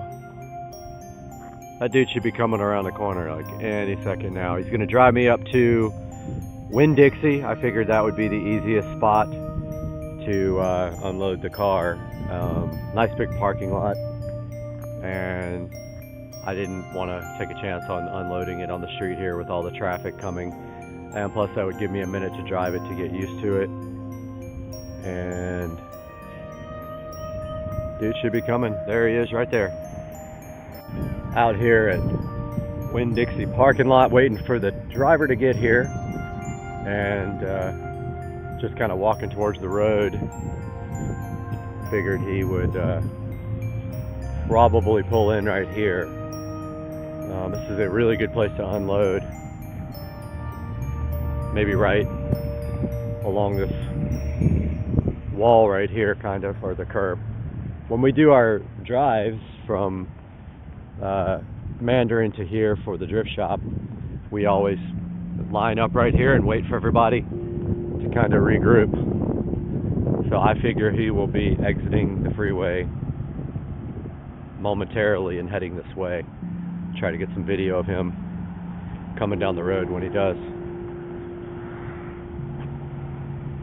All right, I think I see it coming. Yep, that's the one. There it goes, he passed it. I know what you guys are thinking. Mustang. I know you saw that. He went right past it.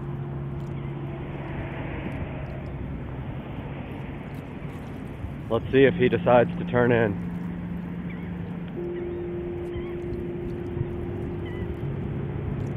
Coming back around this way.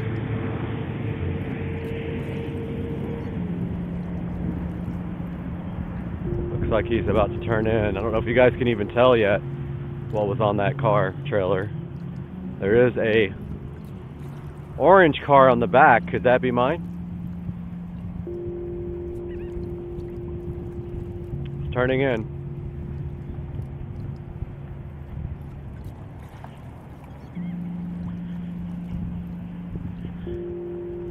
And here it comes, guys.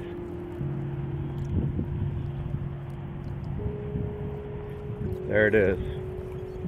You guys can probably clearly see it now.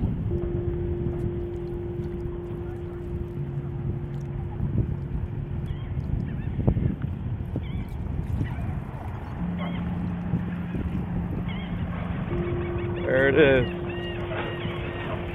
There they are. How's it going? I figured like back there would be easy. Yeah, all back there, there's plenty of room. There's the car. It's not that one. Wow. Really does have great paint. So here goes the, somebody else is getting a Mustang, not me. Pretty nice Mustang.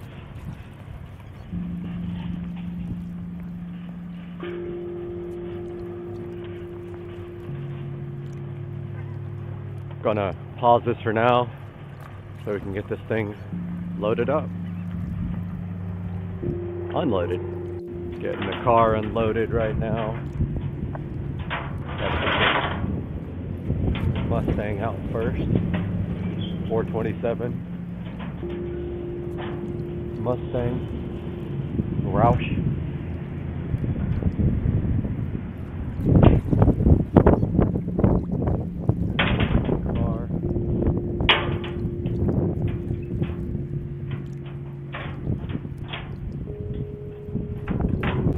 Getting the Roush Mustang off the trailer here. This is the easy one to drive.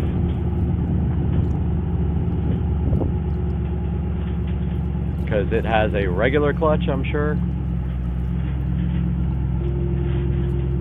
But the IS has a twin disc. Directing them off the trailer. They got the boards to prevent any scraping. Straight back. Straight back. Let it roll straight back. Come on. Come on down all the way. Keep going, bro. Straight back. He's got it off the trailer. Good. Woo, that front is so low. Good. Damn. Good. Wow. So close. Front air dam. Very close on this Roush. So we're gonna see if you can drive a twin disc clutch. I think you should come up and try. No? You want me to do it? Yeah. All right, I'll come. I kind of wanted to get video of it coming off though. I'll video you. Okay. All right. Yeah. All right. Take It's your already time, on. walk up. Yep. Here he goes. All right.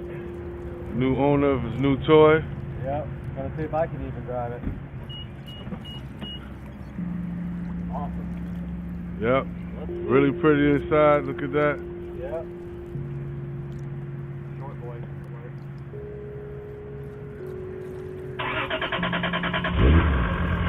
Wow, she cranked up really nice.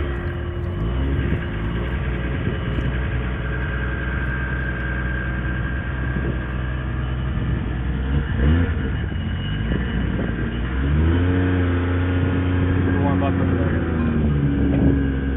Gotta watch this. You got it?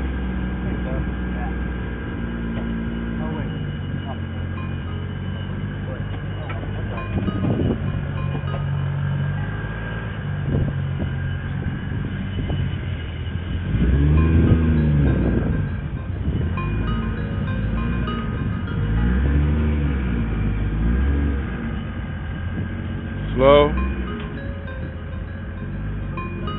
So hard to punch it.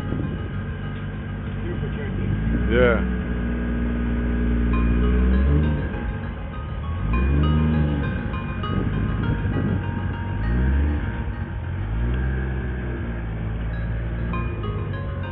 Take your time. Have a little dip. Come on. Come on. Yes, sir.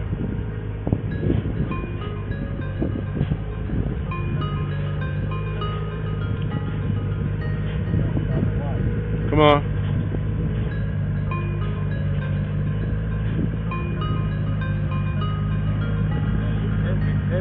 Come on, keep it coming. Keep it rolling.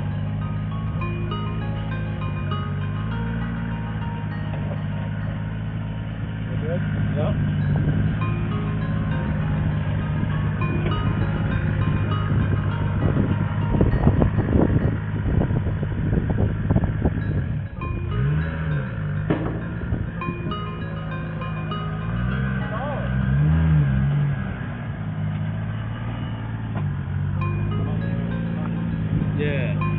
Does it take brake fuel or? It will take E85. You know about the E85 stuff? Yep. About to try to drive this car without stalling it already. It's a little difficult to drive, but managed to get away without stalling so far. It's really off on though, as you can see right there. I'm still getting used to it. Wow, this guy just pulled right in front of me. Girl. So another thing, 6 gears really close to the emergency brake. You can really, it's hard to tell when it's in gear. This is going to take some getting used to.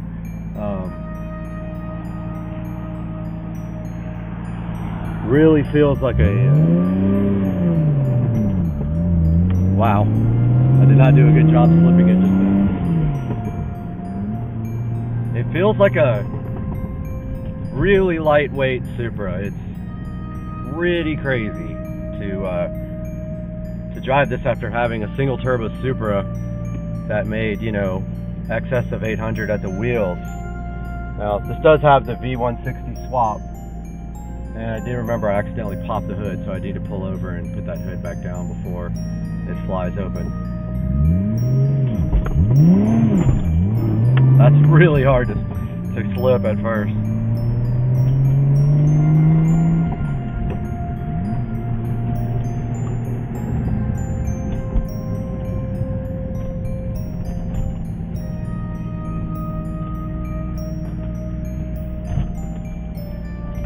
Pull over here and fix the hood because I accidentally popped it a little while ago. It's really awkward driving for the first time.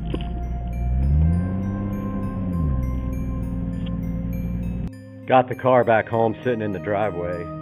Don't know if you guys can see that very well, but here's a good look at the engine bay. This is a fully built 2JZ GTE VVTi motor with AEM V2. Pretty much no expense was spared on this car. It's just has an incredible amount of work done to it. The paint's in pretty good condition. I wouldn't call it perfect. It has scratches here and there, and what looks to be maybe some runs, but it's nothing major. It's in good shape, and I don't know if you can see the flake in the camera, but it does have metal flake. I'm about to polish it up right now, and then take it over to the DMV and get it registered up. So there's going to be some more information about the car at the end of this video, but for now, here's a good look at my 2003 IS300 with a full Toyota Supra swap. It has the 2JZ GTE VVTi engine, fully built top and bottom end, including cams, fully built head.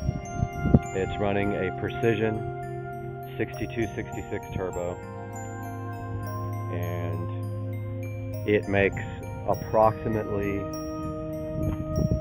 about 530 wheel horsepower on medium boost on 93 octane fuel, presumably tuned moderately, but this turbo is capable of about 750 to the wheels on E85. So that is the plan, to take the car up to Tracy over at Tuners Inc. Throw another fuel pump in. It is only a single fuel pump, and we are going to run E85 in it. The clutch is very, very difficult. It's a twin disc clutch masters with an aluminum flywheel. It'll take some getting used to. The V160 is pretty noisy, right underneath the transmission well right there, but it is definitely a throwback to my old Supra days, and it's going to be fun to take to the shows and drive around. So stay tuned for the next one, and you're going to see so much with this car, you're not even going to believe it. See you guys.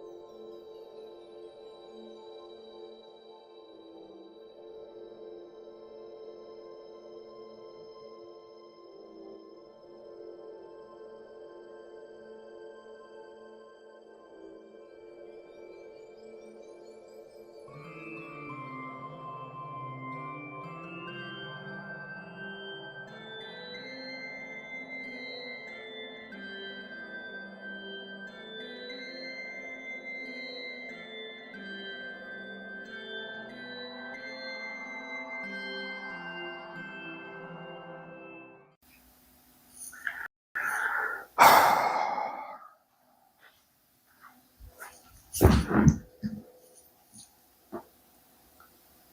do I start? Good morning, everybody. This is a video that is painful for me to make, and some big changes coming in my life.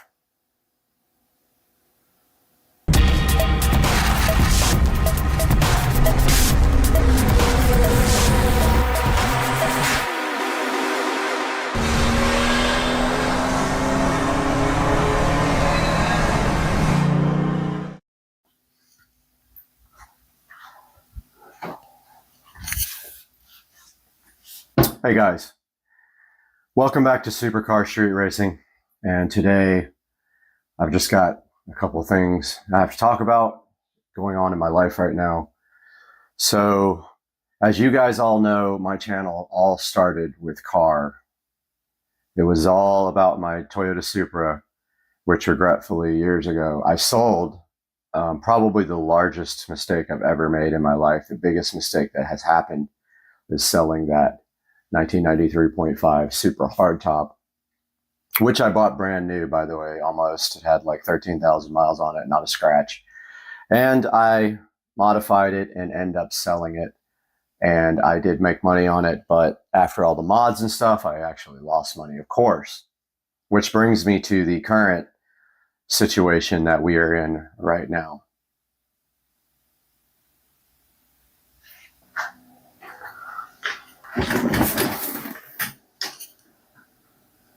So what you see right here are videos of my E93 335i convertible. We can see here some hours being put into this car. It was modified, not heavily, but modified. It did have a MHD tune running E85 E50 blend. It had a VRSF large intercooler, and it had a VRSF charge pipe, amongst a few interior modifications, which also included the ID4 digital dash and also had the Android head unit on the inside. We have a lot of projects here on the channel, as you can see, with my 2011 335i, things like ethanol tune and running the car up to 160 miles an hour. Car has been with me for probably 7 years almost, maybe 6 years. I did buy it in 2017-ish, 2018, and I did pay $18,000 for it. At the time, it had an aftermarket warranty, which made it attractive. The car had lower mileage. I can't remember exactly how many, but I think it was in the 50s when I got it. So haven't driven it very much. And through the years, we have put content up on the channel, and the car has been with me ever since. And you can see here me doing a project on MHD on that side of the screen there.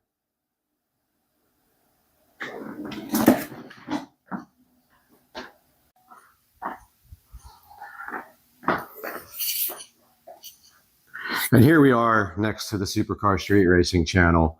Obviously, the channel is named for car videos, but has kind of evolved over the years to also involve reviews and unboxings of awesome products to deliver to you guys, that I just enjoy doing that now. Not that I'm not dedicated to the car scene anymore. I absolutely love cars, but there's almost only a certain amount of content you can get with the same vehicle unless you want to take that to the next level. For this BMW 335i, though, for me, I didn't want to take the car to the next level because I always had issues with the car. Now, I won't say I always had mechanical issues, but the car has been kind of bad luck. I've had issues with wheels and tires over and over and over again.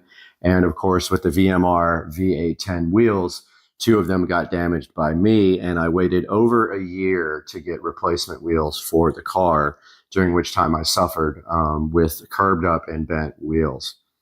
So you can see here the car right here on the channel. It is on the banner on the channel as sort of a, an ode to my love for cars. However, the time has come to do something else.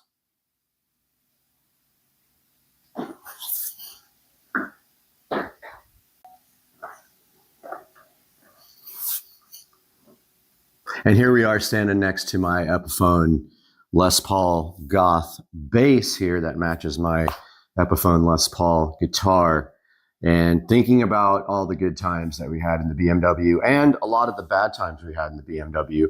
I have been stranded on the side of the road in that car probably 15 times. And if you know BMWs, there is no spare in that car. They encourage you to run flat tires, but of course the first thing everyone does when they get new wheels and tires is they ditch the run flat and they go with Michelin Pilot Sport 4S's, which in my opinion are the best street tires made, unless you get the Pilot Cups, which don't last very long. They're super sticky, but just don't last very long. So that brings me where we are now. So I would say maybe about 4 months ago, I started noticing the car would idle, kind of like surge up and down at idle, and nothing bad, but just a little bit of up and down. It would start hunting for idle. I didn't think a lot about it, and I just continued to drive the car around. So at the same time, the car did need a PCV valve. So I did the PCV valve hack on the car, which is you actually cut out the old PCV valve and JB weld the new valve in. Now, the reason for doing that is BMW does not offer just the PCV valve. They want you to replace the whole valve cover at a cost of $500 and something for the parts, and then it's another around $1,000 for labor to put that in.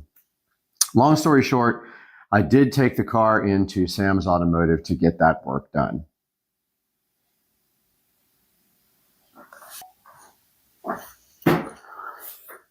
So Sam's Automotive took my car in about 4 months ago, and we made a point while we were in the car doing the valve cover replacement to go ahead and do the plugs and the coils on the car, because you're already in there and there's no labor.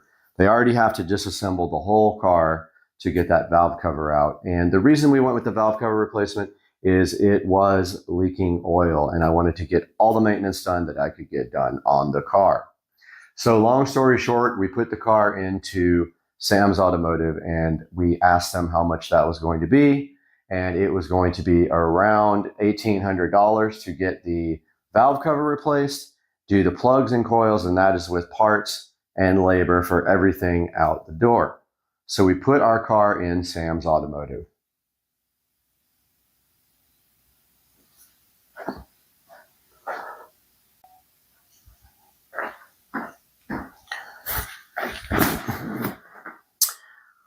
So that leads me to where we are kind of now. So we picked up the car from Sam's Automotive probably about 3.5 months ago. When we got there, we asked for the bill, and unfortunately, right before we picked the car up, we got a call from Sam's Automotive letting us know that when they went in to check everything after they had done all the work, that the serpentine belt was failing on the car and that needed to be replaced. So of course, we had no choice. We went ahead and got the serpentine belt replaced, which means more labor to disassemble the car and get that belt out and replaced. Unfortunately, that was another almost $1,000 on the bill. So they handed me a bill for almost $2,900 for the BMW. Now, don't forget, the car has just started raising in value because the car market has gone up. However, the car at that time was probably worth in the, I would say, $10,000 range. They don't hold their value very well. And even before that, they were worth $9,000. So the car has lost almost half its value in the 4 or 5 years that I have owned the car. So here we are with a $2,800 to $2,900 bill from Sam's Automotive, which we had to pay to get our car out at that time. So here we are with our BMW freshly repaired out of Sam's Automotive. I just spent $2,900 on the car, and then we started having issues with the wheels again. So when I just took a trip to California, and when I went, I left my car somewhere and the wheel and tire went flat.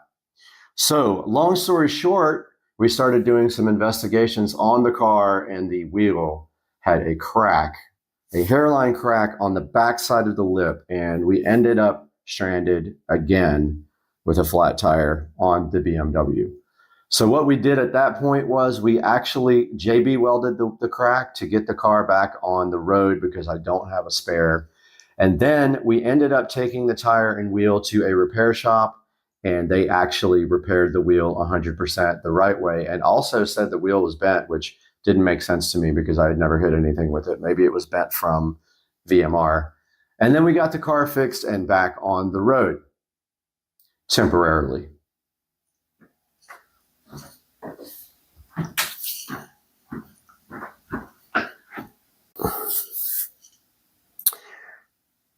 So we get the car back from Sam's Automotive at that point, and we get the wheel fixed, and everything is going great on the car.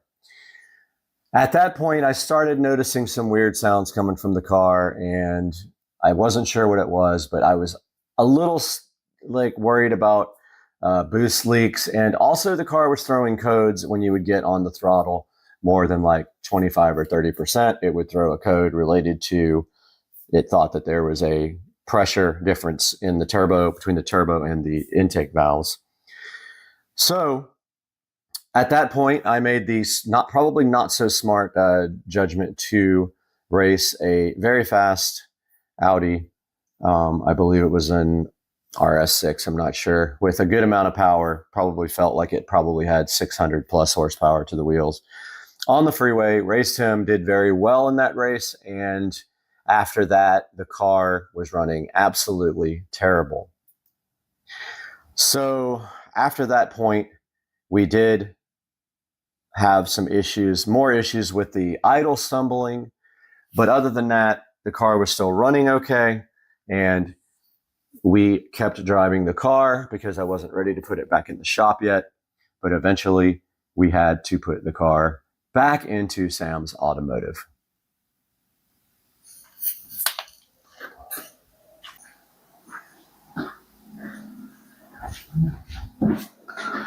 So here we are taking the BMW 335i back to Sam's Automotive for the second time, not knowing what's going on, and the car was throwing codes up until that point related to a boost leak is what we suspected.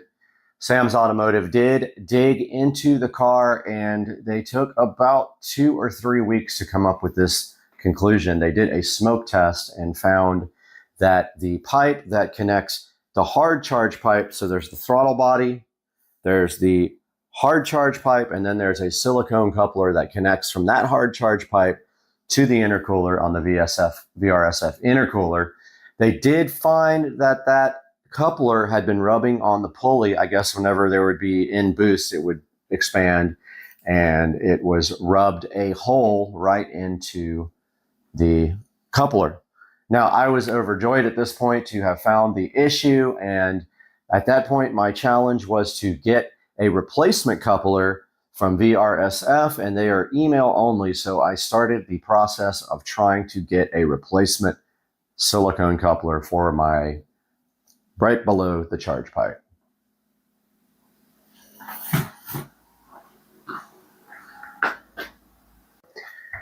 So let's back up a little bit. When we took the car to Sam's Automotive with having just raced the Audi, the car was running poorly, but not terrible. But however, on the way to take the car back to Sam's Automotive to get that part looked at, the car was running terrible. It was backfiring. I could barely keep it running.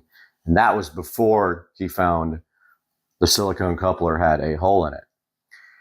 So he did find a hole in the coupler, fixed that issue, but then called me and said that he could not figure out what was going on with the car not running properly.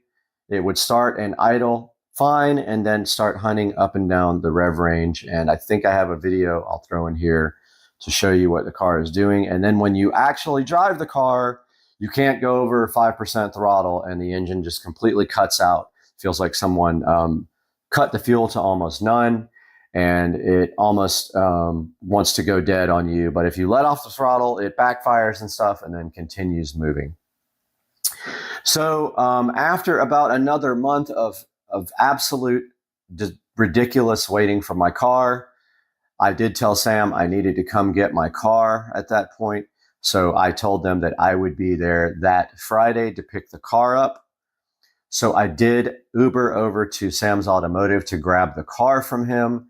And the mission at that point was to then flash the car back to stock with MHD and take the car home and see if I could troubleshoot it myself related to maybe the software or the tune. That was my last resort for figuring out what was wrong with the car. So we did try to flash the car in the parking lot at Sam's Automotive, but unfortunately, Sam went to plug in my MHD CAN cable, and he forced it into the OBD slot and bent the pins on my cable and smashed the pins inside of the CAN port. Then we began another 3-week process of getting the actual CAN, the OBD2 connector in the BMW repaired by Sam, and it did take 3 weeks' time to get that done.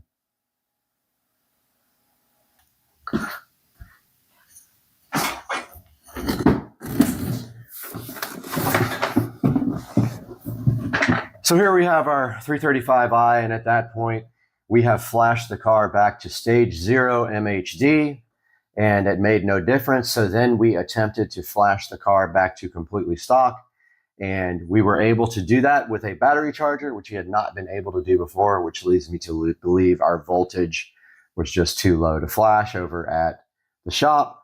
We get the car flashed back to stage 0, and the car is still running absolutely terrible. So at that point, we weren't sure what to do. I started thinking about maybe selling it or taking it to the actual BMW dealership to see if they could figure it out. There is also another high-performance BMW shop here called Bavarian Rennsport, so we thought about taking it to them, but I made the tough decision to sink some more money into the car and bring it to the actual BMW dealership.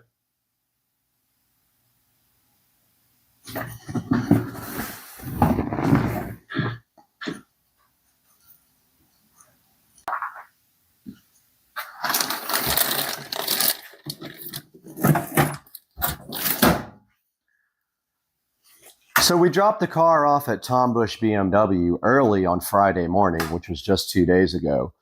And we had explained to them the modifications on the car. So the car does have a downpipe and a charge pipe, which is not a big deal. They should still be able to work on the vehicle. And they said, okay, that they would give it a shot. Now, keep in mind, the car has stopped throwing codes completely for the last probably couple of months, and the car runs absolutely terrible, but throws no codes at all, which is very strange. I kind of thought that when I flashed it back to stock, it would start throwing codes, and it did throw one about the gas tank level, which is probably not related to that at all. And so we get the car over to Tom Bush BMW super early on Thursday morning. We had a Friday appointment. They let me drop it off early because of Hurricane Nicole. So we got the car to them, dropped it off, barely made it over there. It was a very difficult drive because the car was cutting out the whole time. And we left the car at Tom Bush BMW here in Jacksonville on Atlantic Boulevard.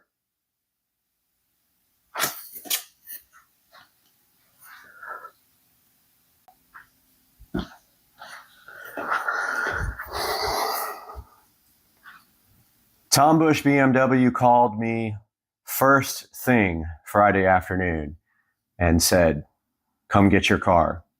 We don't want to work on it, and we have no clue what's going on with it. It doesn't throw any codes. Can you please come pick it up? So that leads where we are right now.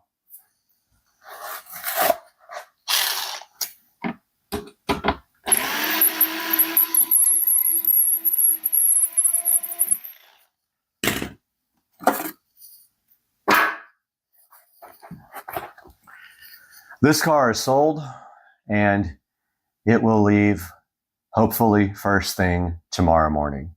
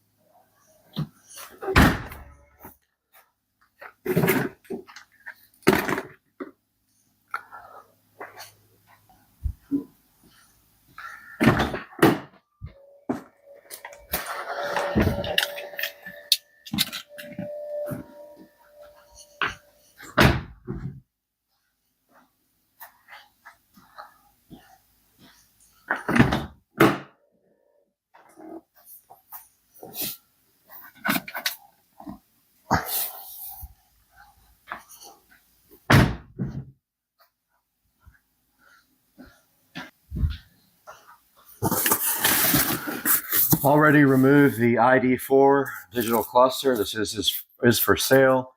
If you guys know anybody who is interested, I will let it go for probably $600. It is for the E90 BMW. Right here in the box, ready to be shipped if anybody is interested in that device.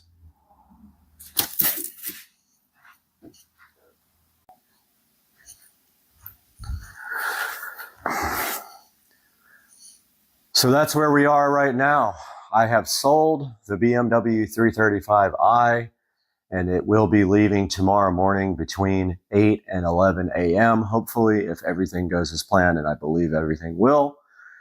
And so that's where we move on to the next step in this channel evolution, as we will be buying a new car. However, it won't be very soon, and I will tell you why. I have been on a mission for the last almost year to pay off my house, and that's what I intend to do. I'm set on this. I won't change my mind about this, and I will not buy another car until this house is paid off. Previously, we spent over $70,000 on the pool. That project has completed, which leaves me time now to start paying this house off so that when I retire, I will not have a house payment. So there will be a car coming. We don't know when and we don't know what. I have my eye on some things that are interesting. I have been considering a lot of expensive cars. I've looked at McLaren 720Ss. I've looked at 911 Turbo S Porsches.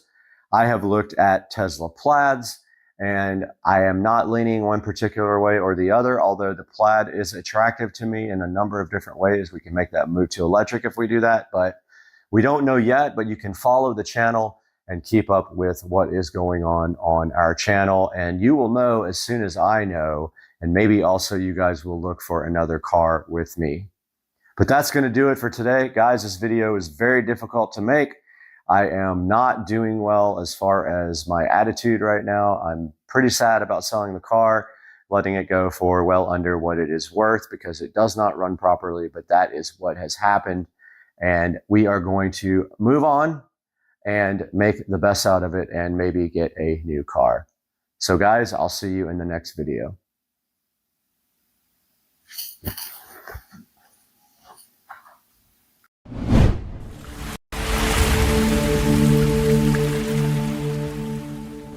Hey guys, welcome back to Supercar Street Racing once again. You can see Joe and I are out here in the Supercar Street Racing garage. We have everything set up to do an awesome project today. So Joe, what's one problem we need to get fixed on this golf cart? Well, if you guys remember in a prior video, we did a full system in my golf cart, but at the time I had an old subwoofer sitting around. That old subwoofer didn't last very long with the system that we put in here. I have no bass right now. Right, so we did notice that your old subwoofer box when we did that last project, that box is actually falling apart. I don't know if it's got wet so many times or if it's just old, but basically when we did that last project, there were actually pieces of wood of the MDF falling directly off the box. Now we actually do have that box somewhere. We'll show that to you guys here in a few minutes and show you what actually happened with that. And today we are so happy because we have a new sponsor. That's correct, yeah. So who is that sponsor? That's Crutchfield. Absolutely, Crutchfield decided to go ahead and sponsor this video. So today we have some products by Crutchfield that we're going to be throwing into this golf cart, and we have a piece of wood right here that we're going to be using also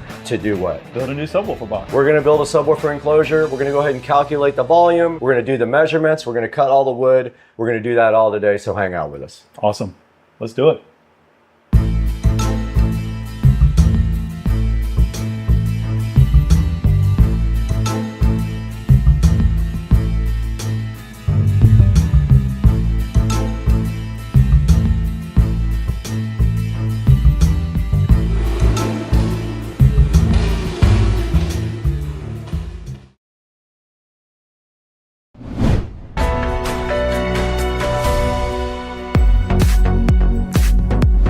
Joe, we're back in the Supercar Street Racing Garage again. It seems like we're in here all the time. And today we have a cool project. We have to get the base on this cart redone because basically the woofer blew up and the box was falling apart, right? That's correct, yep. So what's our plan today? What are we actually gonna do? So as you mentioned, we got this great sponsor by Crutchfield. Right. They've provided us some really awesome products, including a very nice subwoofer. So in this particular situation, although Crutchfield has an enormous amount of subwoofer boxes in very different sizes, for us, we are doing a very unique situation because we're putting it in a golf cart and we need to maximize the space that we have inside there to put a 12-inch subwoofer. So it's going to be very unique. So they supplied us with all the stuff that we need to do a DIY project ourselves. They did. So inside the house, we'll show you guys this in a few minutes. We have a brand new kicker comp subwoofer. It's a dual voice coil, 4 ohm per voice coil. So what we're going to do is we're going to parallel those voice coils, and that's going to be a 2-in load on the amp that's inside of the golf cart right there. We'll show you that a little bit also later. We also have some carpet, so we're going to try custom carpeting your brand new enclosure. Yep. And then we also have a square speaker terminal thing. So that goes on the side of the box and connects to the woofer voice coils, and that's how we will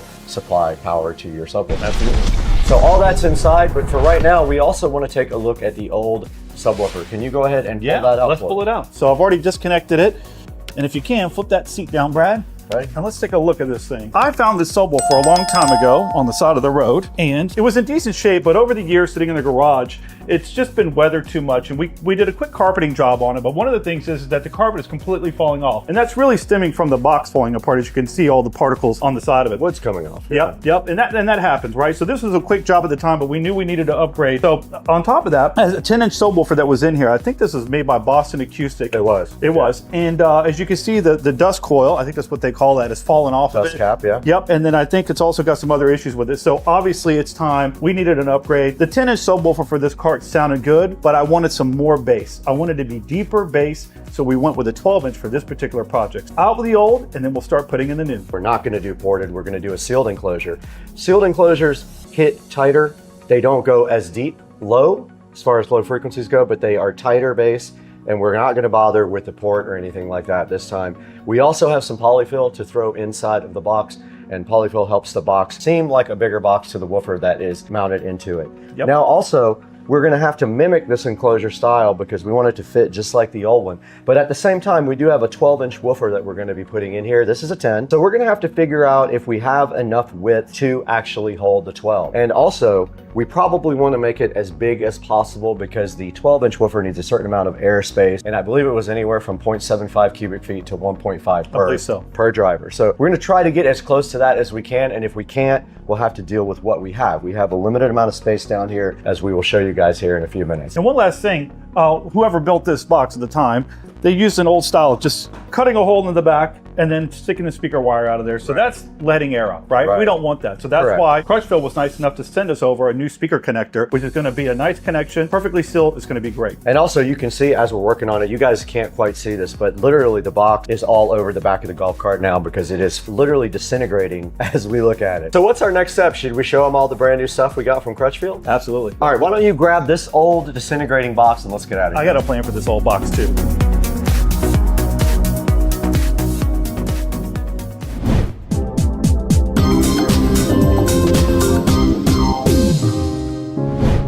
Okay, we're back in the garage and we brought all the stuff out that we got from Crutchfield. The only thing Crutchfield did not provide, just because I forgot at the time, was this polyfill for inside of the box. But they did provide this 12-inch dual voice coil kicker comp woofer. This is the CWR12, and I'm really hyped to see what this thing can do in our own custom enclosure. Absolutely. What do you think about this compared to the old Boston Acoustic subwoofer that we had before? It's a different age, a lot newer technology, and do you think that this is an advantage that we have a much newer style woofer with new technology? Absolutely. On top of that, it's a 12-inch subwoofer, right? Correct. So that's going to be one of the things that we're going to be dealing with, is that's why we're building a custom box, but to maximize the amount of volume at the same time. So we have some tricks up our sleeve to get the volume that we need. We do. Hence why we had the polyfill. We'll talk about that in a minute. Also, we got some carpet here from Crutchfield. It's just standard enclosure carpet for speakers. It is black, and we probably have enough to do 25 boxes so we'll have some extra for the future. And then what was the last thing we got from Crutchfield? Yeah, we got this nice connector here.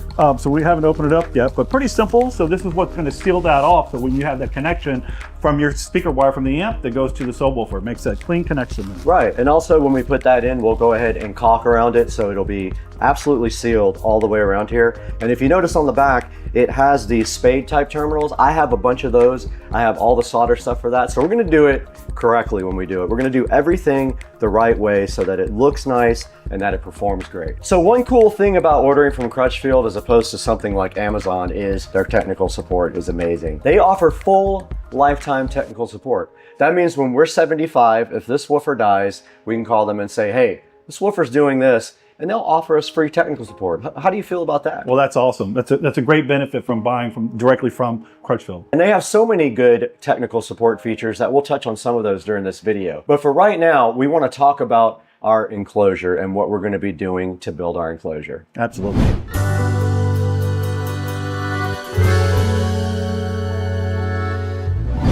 All right, so one of the things that we have to go over is how we're going to build this box, right? So I went out and got ourselves a nice big old piece of 3/4 MDF for us, right? MDF is the preferred wood that most people use when they build a box. It's really good, it's strong, and it holds up, and it makes a great sound at the same time. Absolutely. They recommend not using plywood or anything like that because of the sound qualities of the plywood. You can see we have some MDF over here, and basically all MDF is it's like shavings of wood that are pressed together and glued together. Absolutely. So when they cut other wood, they take that, they press it together, they glue it, and that makes this big, huge sheet of MDF right here. Now, how much was that sheet? Yeah, I paid about 50 bucks for it. So wood prices are a little up, but not too bad. Okay, cool. Yep. So we have this right here. Now, what are we gonna do in order to go ahead and measure? Where are we starting? What is our starting point for building? Yeah, so the first thing that we wanna do is we obviously wanna get down here, take some really good measurements. We want this thing to fit in there really snug, maximize the space because we have a big subwoofer going in. But at the same time, what we don't want is a big bulky box sticking out. So we're really gonna get down and take some serious measurements and make sure this box is perfect. Right, that sounds good. And then once we measure everything, how are we going to go ahead and mark that out and cut it on the actual wood? So we have a couple sawhorses that we have set up outside. So we're going to get the MDF set up out there. We're going to take our measurements and then we're going to go out there, take a pencil, we're going to lay it out, cut to the size that we need. From there, we're going to obviously start to assemble it. Okay. Part of that assembly is making sure that everything fits up correctly, screwing it together while using wood glue to make sure that we got a good bond so it stays together nice. After that, we're going to need to caulk it to make sure that we're sealing up every opportunity that we have so air doesn't escape. So we have a couple of tubes of caulk in there that I found in the shed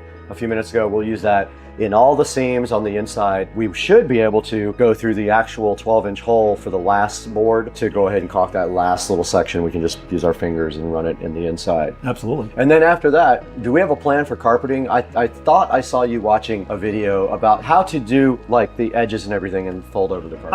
I did. So I carpeted the last box and that was kind of a rush job, but I wanted to make sure I did it perfect. So sometimes it's not bad to just go on YouTube and watch someone else give you some advice on doing it. So I watched a quick video and I'm going to try to duplicate that, and I think it's going to end up being really nice. And you don't just cut it straight. There's a special pattern you cut and then everything folds over nice and neat, huh? Yeah, really, really easy. So one of the things that we're going to have to do is obviously make a cutout for this to get inserted in there. Yeah, so how are we going to do that? So you have a jigsaw, so we're going to obviously get a template made. I believe that this is going to be pretty simple because we're going to lay this down, do a quick measurement, cut the hole out where it needs to go, and this will sit flush right in the box. Yeah, I kind of have an idea of what I want to do with that. So it's the inner square here that's going to flush mount. So we'll take that, we'll measure that, we'll cut it, and then we'll just take a drill bit, put a drill hole there, and we'll jigsaw this out nice and neat. That'll sit nice and flush. It'll look great on top of the carpet, and the carpet will seal off any of the airflow, so we don't really have to do any caulking on the inside. I don't believe so. Nope. So that sounds like our plan for actually building the box, but first, we got to get a bunch of measurements done. We do. Let's get down here and take a look at what we have and get some measurements done on this cart. Let's do it.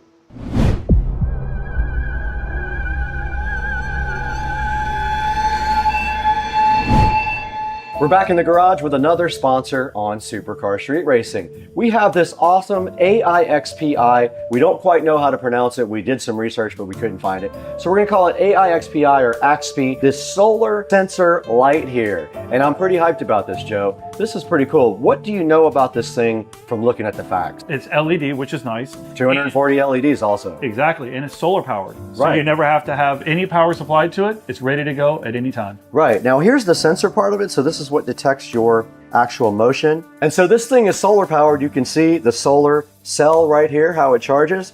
There's the connector that you mount this with. They give you another little bracket here. So basically what you do is you mount that to your house or your gutters or whatever. Then this thing just simply slides right there. Yep. All right, so this thing is not fully charged. Admittedly, it's been sitting in the kitchen, but you can see when I turn it on, it flashes. It's pretty bright, even completely dead.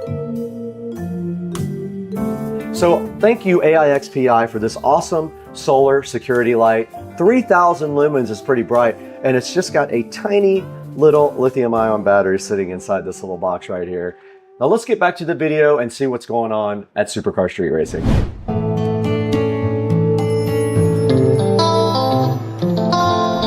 All right, so we're going to take a couple of basic measurements right now. Right. One of the things that I really want to do is to get as much space as possible for the volume that we need for the speaker. With that, I also want to make it as clean as possible and flush so that when this box goes in here, we don't have folks that are sitting on the back riding around having the speaker box pushing out. So with that, I'm going to hit the bottom here. It tapers back a little bit towards the top, but I can't worry about that. My measurements need to be where I know it can fit. Okay. So what we're going to do is we're going to do 14 inches deep.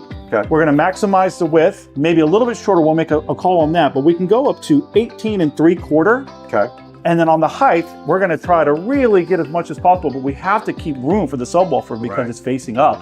And there are some metal brackets that run across the top here, so we have to be very careful that we leave enough room for not only that subwoofer to fit in there, but for the excursion of the subwoofer, the up and down of the subwoofer. Exactly, and also the top of the subwoofer probably sits a little bit up. We have to open it up to really get those exact details though. Absolutely. And it looks like we've got roughly 13 1/4 on that. So what we'll probably end up doing is making this box roughly maybe 10.5 to 11 inches tall to give us the room that we need. So when you measured your 14-inch depth, did you measure to the edge right here? I did. Well, I measured it just here, although it will stick out a little bit, but your legs will not sit on it because your legs are going to come out here. So it's going to come right to this part over here. Okay, that sounds great. That looks like the measurements that will work for us. So now let's go ahead and unbox the actual subwoofer right here. What do you think? Sound good?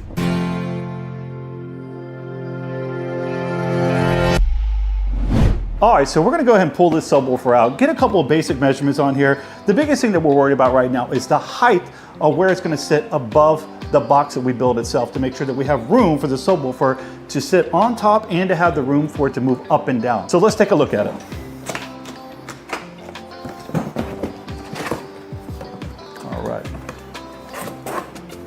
All right, inside the box, always awesome is we got a nice sticker there to put somewhere, usually on a good outdoor refrigerator. And inside the box, we got this beautiful, nice, brand new competition kicker subwoofer. It looks amazing. We don't need that where we're going? All right, so let's go and open this thing up and get inside here. All right, I will say, just from the looks alone, this is a beautiful looking subwoofer. The first thing I noticed is that the outside is very strong and it's got this really strong red stitching inside. It's a really great looking subwoofer here. So this is a competition speaker, and although I'm not going to be entering any competitions with this, it's going to drive really good solid bass. So I don't have to turn it up too loud to drown it out. It's going to have really good deep tones in it. On the back, we got a really nice large magnet on the back, and then we have great connections right here. It's a 4-ohm dual voice coil, so there's 2 connections on both sides, positive and negative. One of the great things about this speaker already is the easy setup for putting the speaker wires in there. It's a push connection, so you push this open, slide your speaker wire right in there, let off, and it puts the nice connection. And now we're going to pass this over to Brad to give you some more technical aspects of this great subwoofer.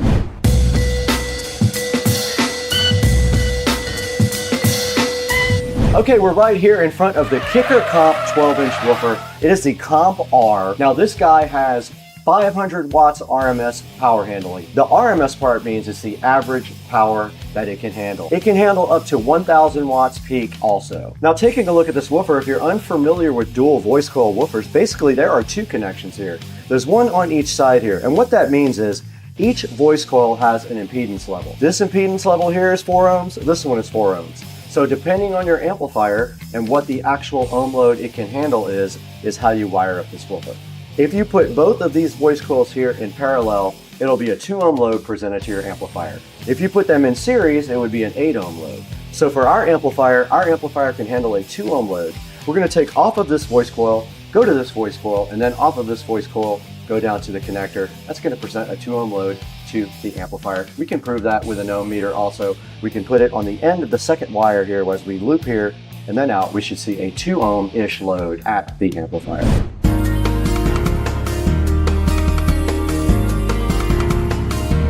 All right, so here we are on to our next step. We took some really good measurements, and one of the things that we were most concerned with was the height of the actual subwoofer because it's going to be facing up. So with that, we had roughly 13 1/4 to play with, so we're going to reduce our height down to about 12 inches. That gives us about 1.5 inches, 1 3/4 of play to make sure that we have enough room for the top of that subwoofer to not only sit in there, but to have room for it to go up and down. All right, so one of the most important measurements for us was to make sure that we had enough room for the subwoofer to sit in there. So we roughly have about 13 1/4 inches of height that we can play with. We're going to reduce that down to about 12 inches. That's going to be more than enough room for that subwoofer to sit on the top and have room for it to go up and down. So what we're going to do is take a few minutes here to kind of outline the box itself. So there's going to be quite a few cuts. One of the things that we don't have at our leisure is a nice big table saw. So we're going to be doing this by hand. So to make sure that we get as best cuts as possible, I have this straight edge here that we're going to use to clamp down to make sure that when we're running our skill saw, that we get a nice clean cut. So we're going to take a few minutes right now to take these measurements, transpose them onto our MDF, and start outlining all the cuts that we need to get done. And then from there, we can start to assemble the box. So we took a couple of minutes to make sure that the measurements were correct, and we went ahead and wrote them down just so that you guys can understand what we're doing. So the first thing is that we got to put a top and a bottom and 4 sides. So for the top, we know that we needed 18.5 inches in width, and we had 14 inches of depth to put it towards the back of the golf cart. So with that, we just times that times 2. So our tops are going to be 18.5 inches by 14 inches. Easy cuts for those. Now we need to do the 4 sides. Our 4 sides are not equal because the front and the back are going to be 18.5 inches, which will match the width. However, we need to go 10.5 inches to take in consideration that this is 3/4 inch MDF.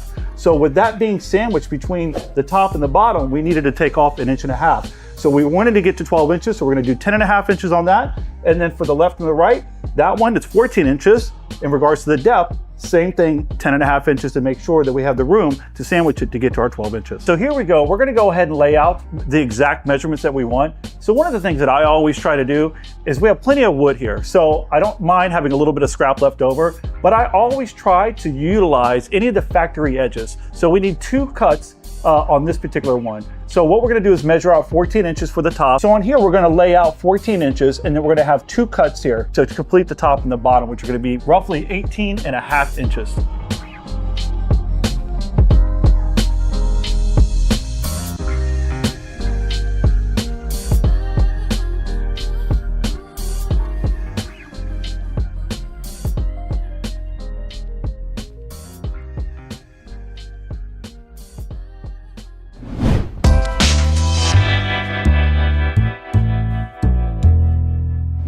All right, so here we are. We're going to take the time to cut this out. We got a little break in the weather, so we're going to make this pretty fast. Like I said, we had already laid out all of our measurements. So from here, we're just going to make our quick cuts, get back inside as quick as possible. So again, we don't have a table saw. So to try to get this to be as even as possible, I'm going to take this straight edge here. We're going to clamp it down so that we can bump our skill saw right up against it and make a quick, so we can make a quick cut, and hopefully it's nice and straight.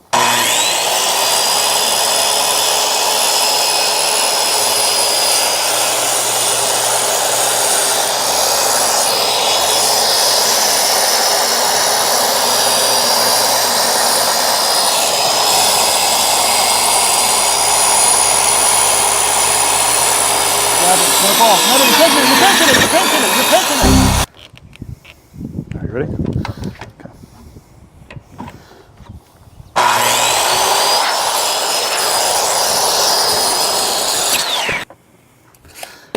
And for the sake of time, I'm turning and burning here, right?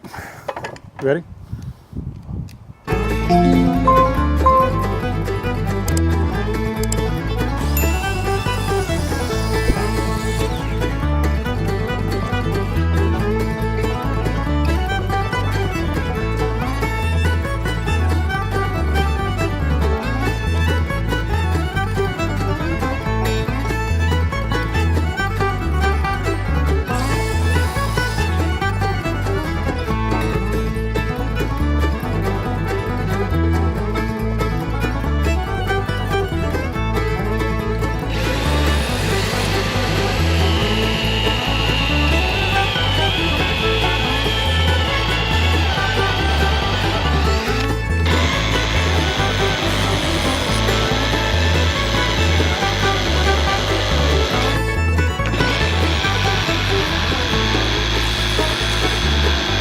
you blow us off, we can come back inside the garage, close the door. Yep.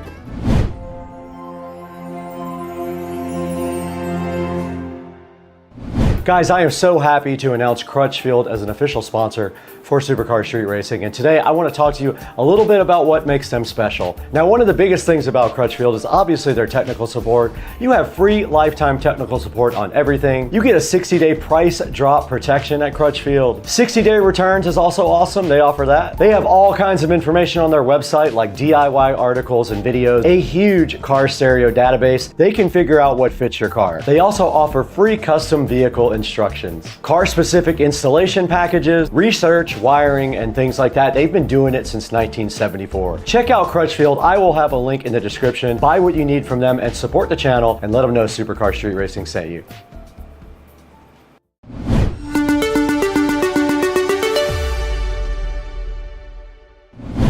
All right, as you guys just saw, we were outside cutting all of our parts for our enclosure, and you did a little rough math on ChatGPT. And how big was that, Bob? Yeah, so it actually came out to about 1.29 cubic feet in volume, which is perfect. Absolutely perfect. The woofer has, I think, a range of 0.75 cubic feet to 1.5 I believe so. feet, so that's perfect. So what is our next step here? Yeah, we're gonna get into the assembly part of it. So pretty straightforward. So I got a couple clamps. We'll kind of roughly put this together. The biggest thing is that we're gonna get our wood glue down, we're gonna clamp it together, and then we're gonna pre-drill our holes, because what we don't want is the wood to split. MDF is a little susceptible, even in the cut, when we cut it, a little piece chipped off. So to stop that from happening, we'll get this roughly put together with the clamps, put the glue on it, and then we'll take the time to pre-drill our holes, and then we'll countersink, if we want to, may not be necessary, our screws in there to make sure we get a good, nice contact and a good screw down. Sounds great. Let's get to work. Yeah, let's do it. Got your drill ready here? Yep, got a good bit. Where's our screws at, so we can make sure that we have the correct screw size. Okay. Make sure we got plenty of the same. These are 2.5. We're gonna pre-drill to get our holes, then we'll take it back apart, and then we'll glue it, and then we'll screw it back in. All right? Okay. Is this looking good right here? Yeah, just so you can see in the center. Yep, perfect. Just go straight in. Okay. Perfect.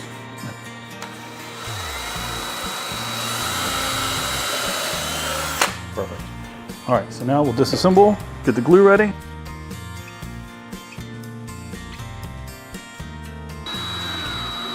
I'm wondering if we should have countersunk them, but I guess it doesn't matter. Oh, Got no! me. I let go of it. It didn't hold. Oh! Well, it is what it is. Whoa! Pop another one in there? Nope, let's get that one in. Yep.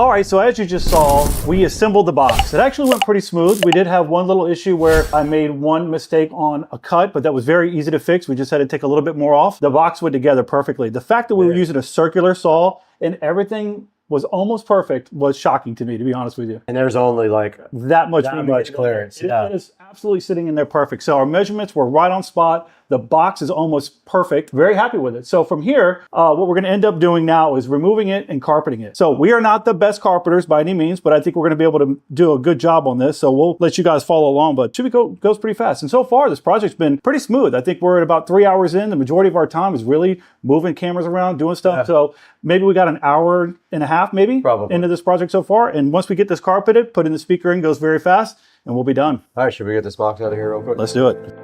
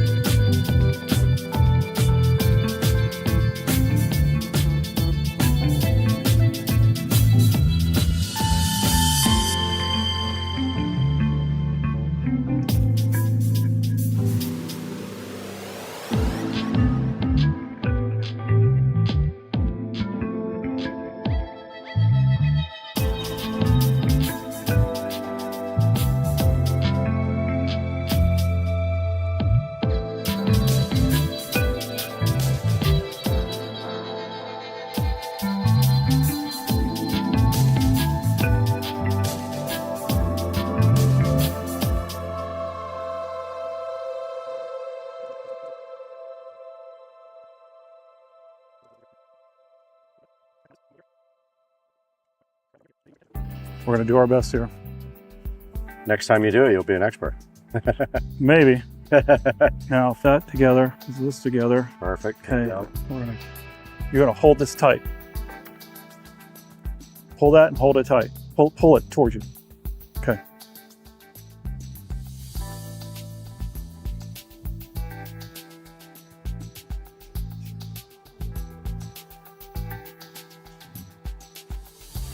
That's sick. Should peel off, right? And then that flaps down and you're done. Drape it over it, pull it hard again. It's actually not bad. That's not bad. All right, flip it over.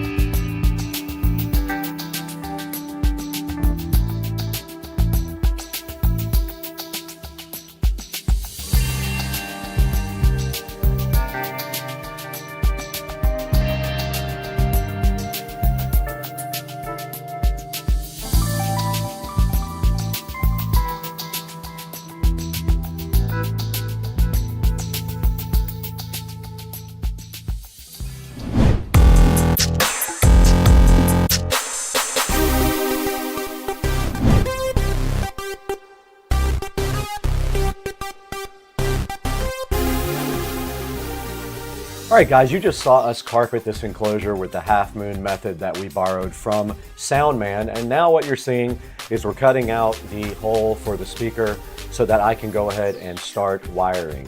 Now, this wiring is going to involve going from voice coil to voice coil, first of all, to make this woofer in a 4 ohm to 4 ohm parallel load will be 2 ohms at the speaker connector. And then also what you're seeing is me crimping these connectors on and then using my heat gun to go ahead and heat shrink the end of the connectors onto the wire. So all that's happening right now. Let's take a look at it.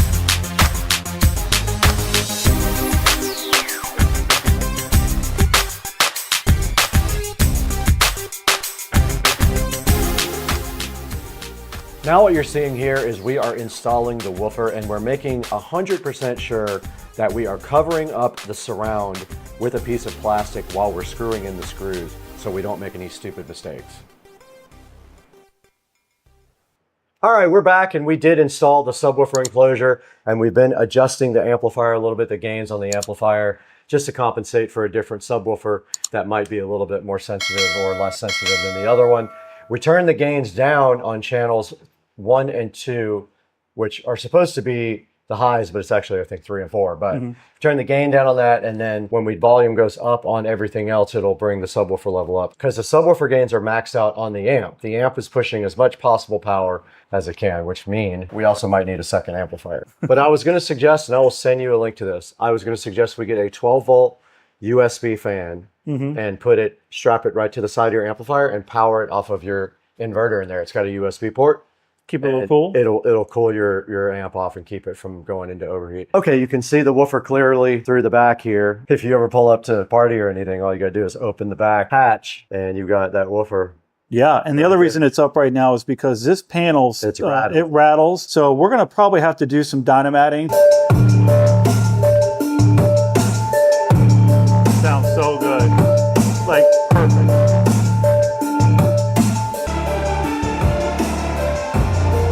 Sounds really, really good. It is. That was a lot of power it was pushing for that.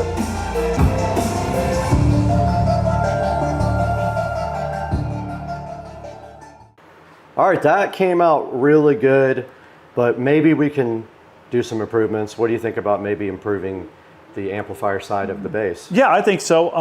I think that the current amp is working, but this 12-inch subwoofer can handle a whole lot more power, and certainly with the battery that we have in this thing, it can take a bigger amp. So it might be a good idea to go on Crutchfield again, look around, see what makes sense, and beef it up a little bit. Sounds good to me. I'll get in touch with Crutchfield tomorrow. Meanwhile, let's wrap it up from in here and throw it back to literally us. Yeah.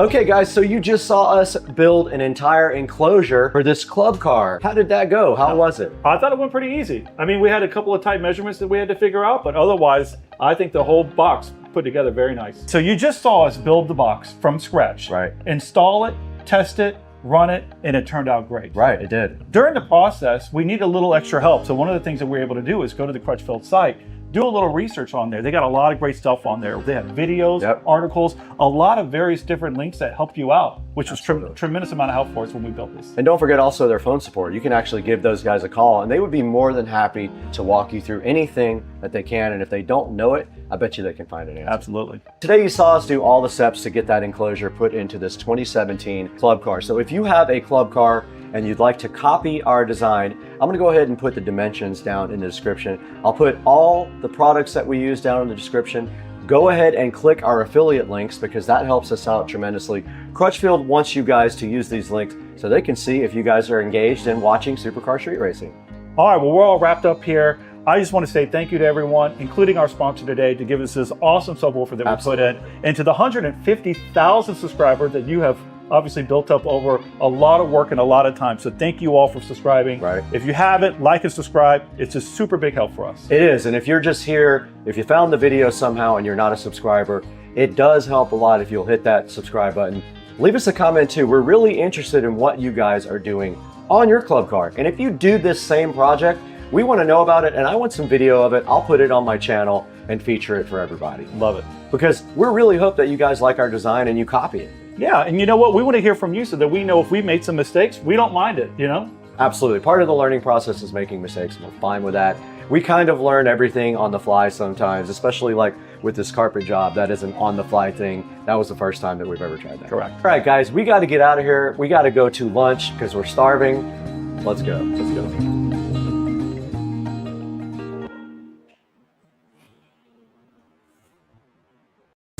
All right, this dude was in the fire pit. Check him out. He was hiding in there when I started the fire. He crawled right out, and I don't know. That looks, I don't even know what kind that might be. I have no idea. Anyone knows, comment. Pretty cool. I don't need trust issues. I've got a dash cam and a just-in-case mindset.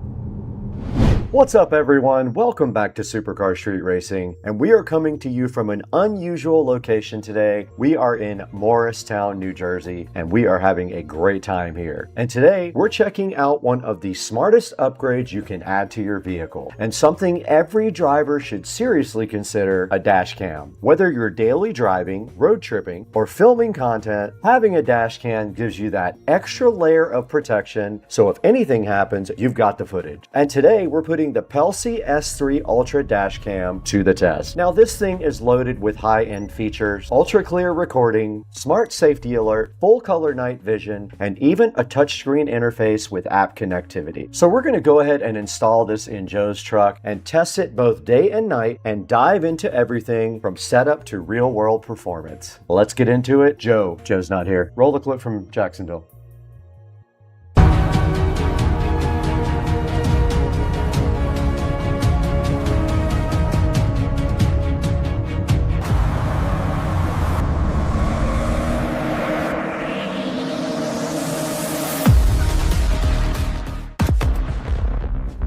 Where speed meets innovation. Okay, let's break down what makes the Pelsi S3 Ultra stand out. First up, video quality. This dash cam is powered by dual Sony Starvis 2 sensors. It's got an IMX678 and an IMX675, delivering true 4K on the front camera and 2.5 out in the back. And that means crystal clear footage with serious detail. You can read license plates, road signs, everything. And you've also got a wide angle lens, capturing multiple lanes and giving you full road coverage. Now let's talk about the touchscreen and menu interface, because this is something you'll use every day. The S3 Ultra features a smart touchscreen display, and it's super responsive. Now let's tap into the main menu. Right here you can access video settings, resolution adjustments, ADAS controls, and parking mode settings, Wi-Fi and connectivity options, and playback and saved clips. Everything is clean, simple, and easy to navigate. There's no complicated menus. You can swipe through recordings, tap to lock footage, and adjust settings right from the screen. And this makes a big difference compared to older dash cams with tiny buttons and confusing controls. Now let's talk about the ADAS safety features. You've got lane departure warnings, you've got forward collision alerts, and you've got real-time driving notifications. So it's not just recording, it's actively helping you stay safe. And out of the box, you also get a free 128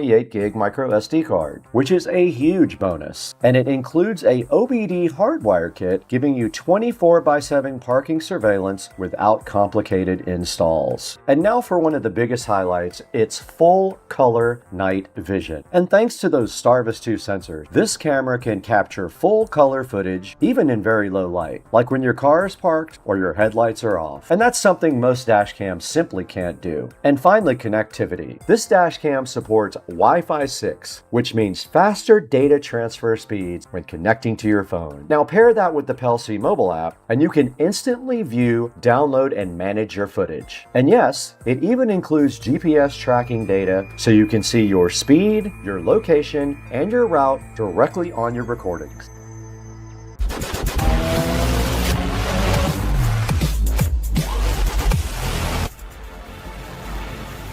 All right, let's go ahead and unbox the S3 Ultra here. You can see it's got a really nice box here.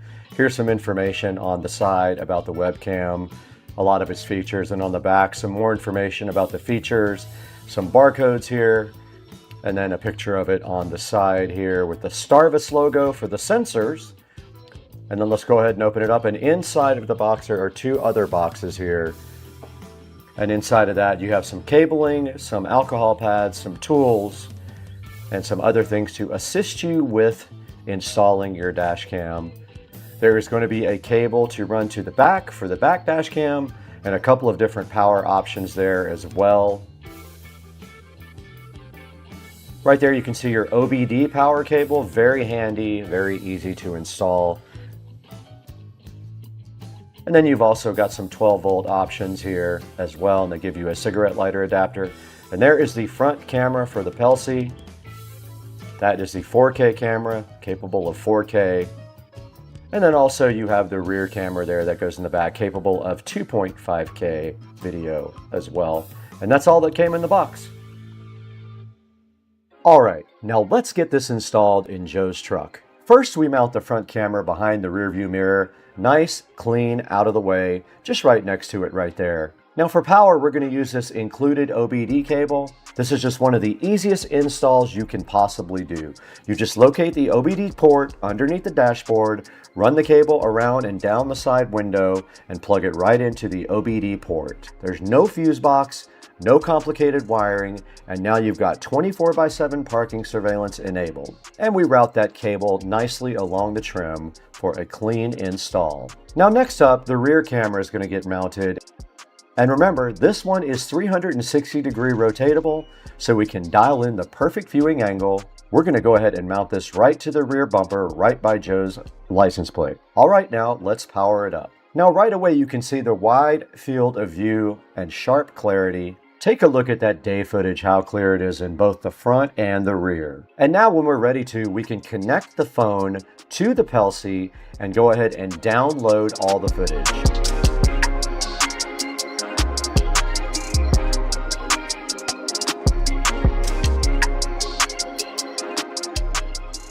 We've got the PCIe app already on the phone. We're going to open it up. We're going to connect to Wi-Fi 6, and just like that, we're in. And now check this out. The footage loads very quickly. That's the advantage of Wi-Fi 6, fast transfers, and no waiting around. You can also scroll through clips, download your videos, and even your GPS tracking data is there. Your speed, your route, and your location, all right there. And this is perfect if you need to review footage quickly or send it to insurance. All right, now for the night test. Take a look at this. Even though it's dark outside, the dash cam is still capturing full color footage. You can actually see details that are hard to pick up with your own eyes. And even parked here, it continues to record in color, even without headlights, and that's a huge advantage for security.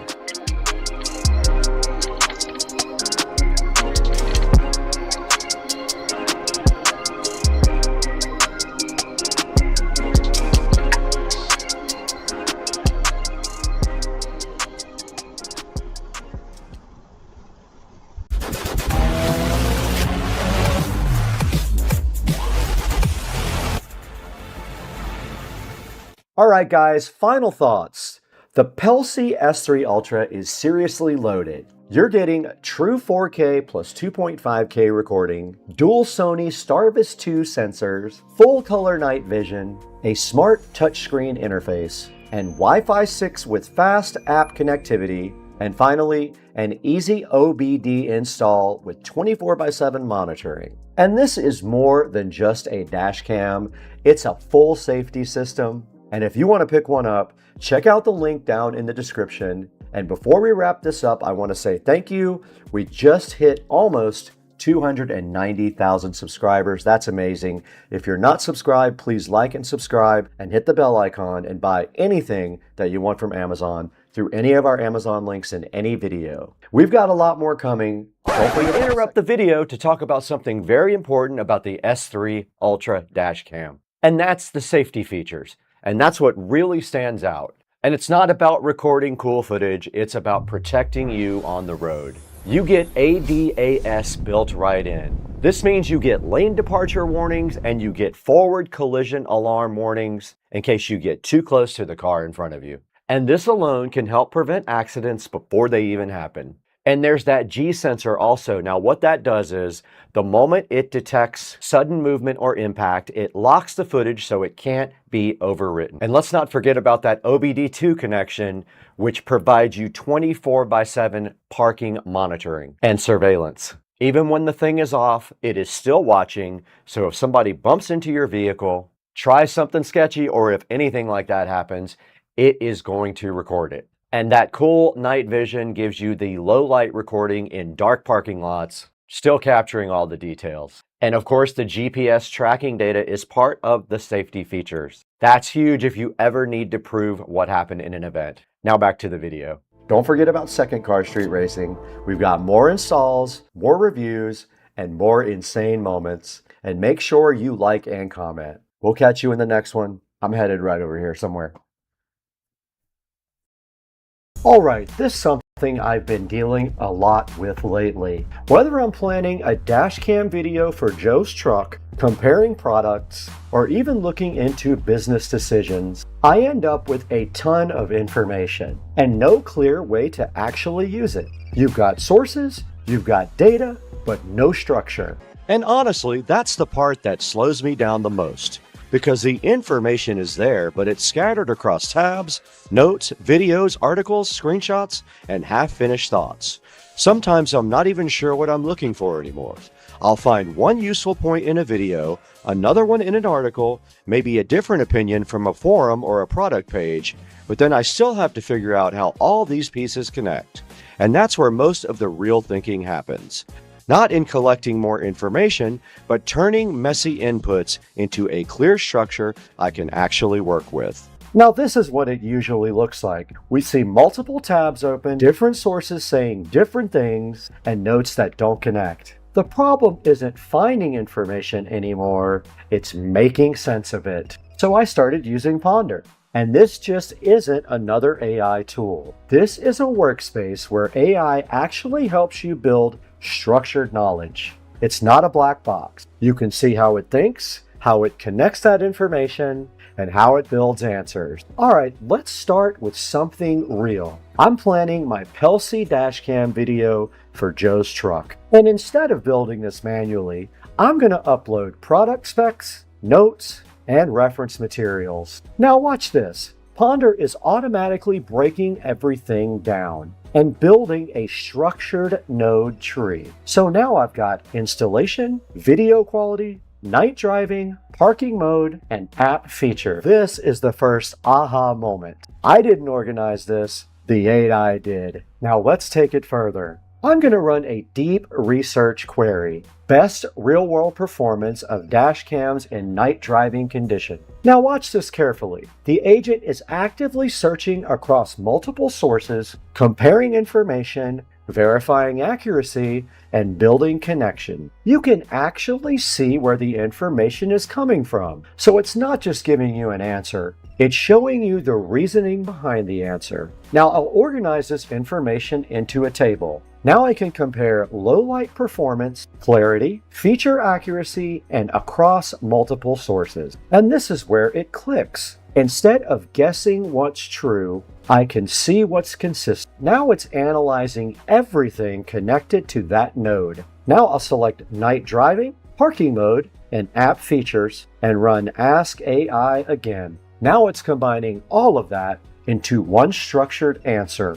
This is the second aha moment. You're not just asking questions, you're building knowledge with it. And this isn't just for video planning. You can compare tools, pricing, and ROI and structure a full decision. You can pull in trends, competitors, and data and see how everything connects. You can upload documents and instantly break them down into usable insights. Now I'll turn everything into a final output. Now I've got a full dashcam video plan, a testing checklist, and a structured script. Before and then after. Same data, completely different result. What is up, everyone? Welcome back to Supercar Street Racing. Today, we're stepping away from the 1,000 horsepower builds for a second to talk about something every driver needs. You guys know here at Supercar Street Racing, we value two things: speed and evidence. Whether it's a track day highlight or a crazy street encounter, this dash cam claims to be the king of night performance with that night sensor.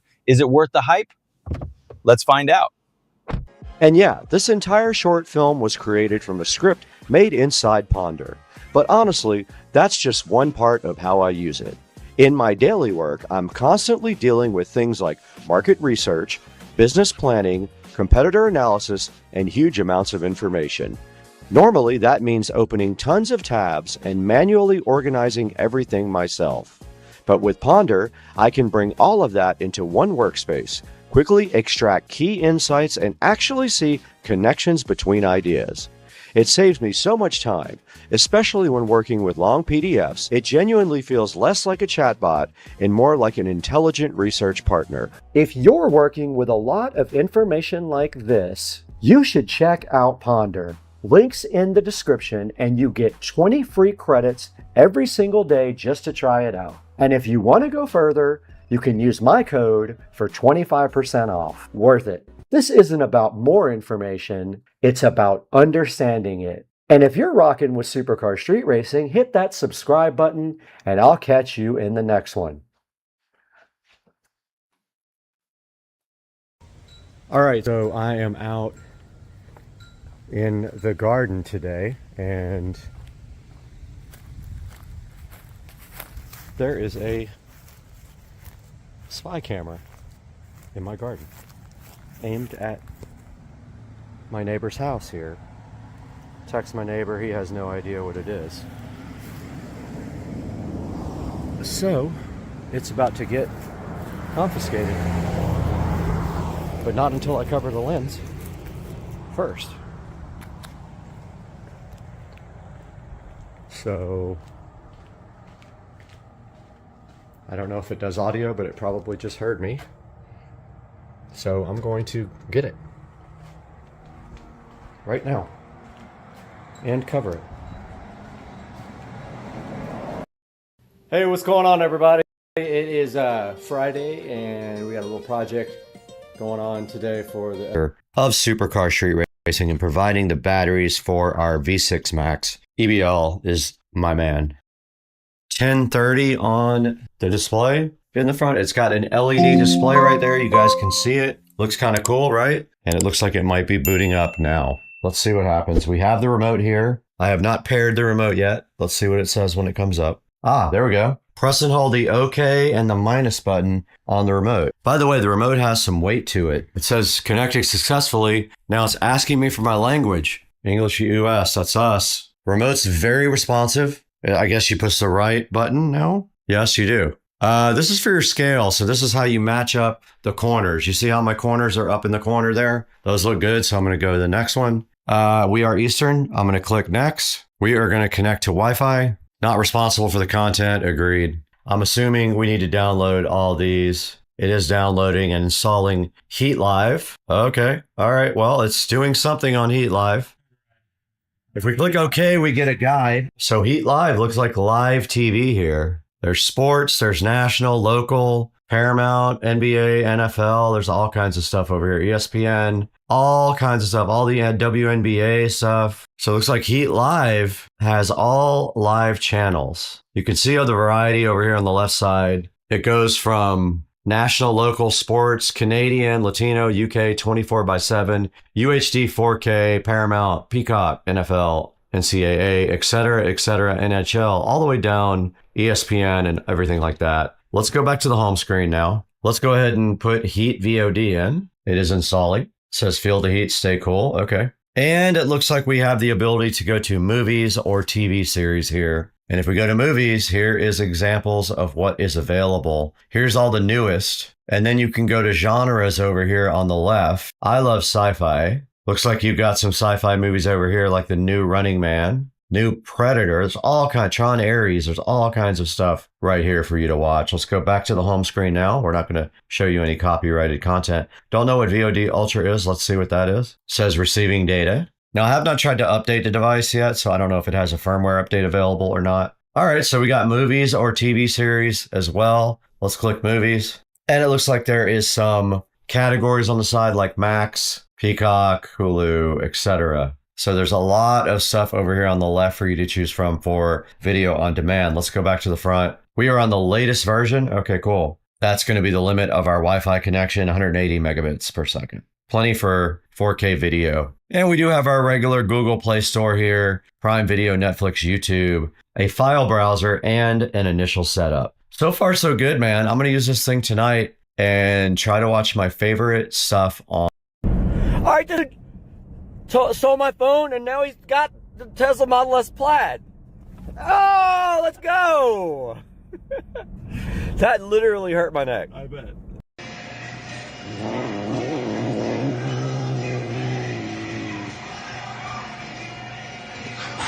Oh.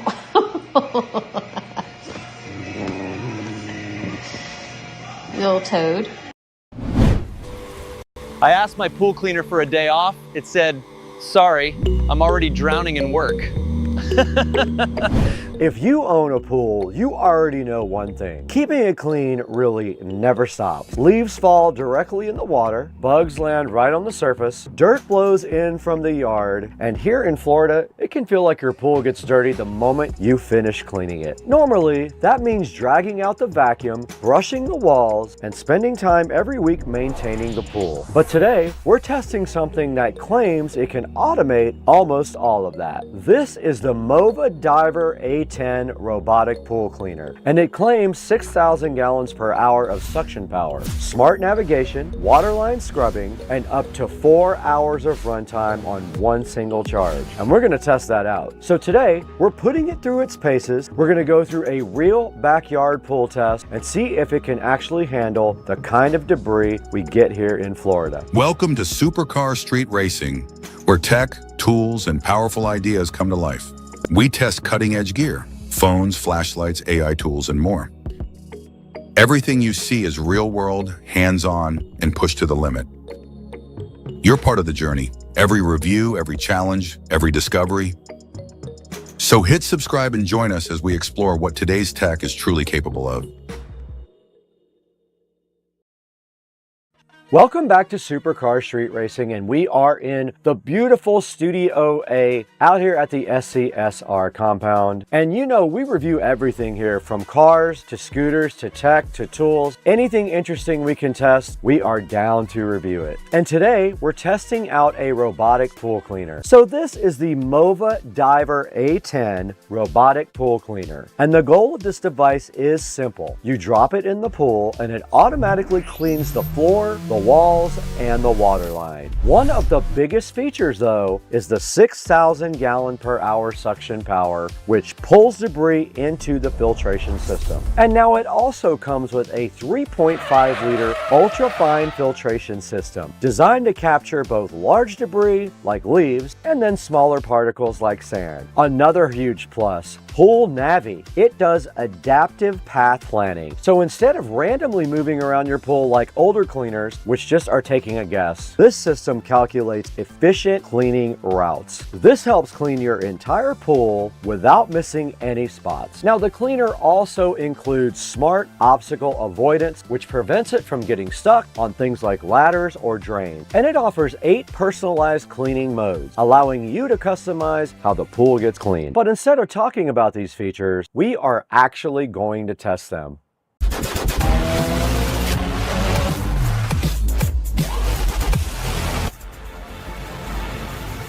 Now let's do a quick look at what's in the box.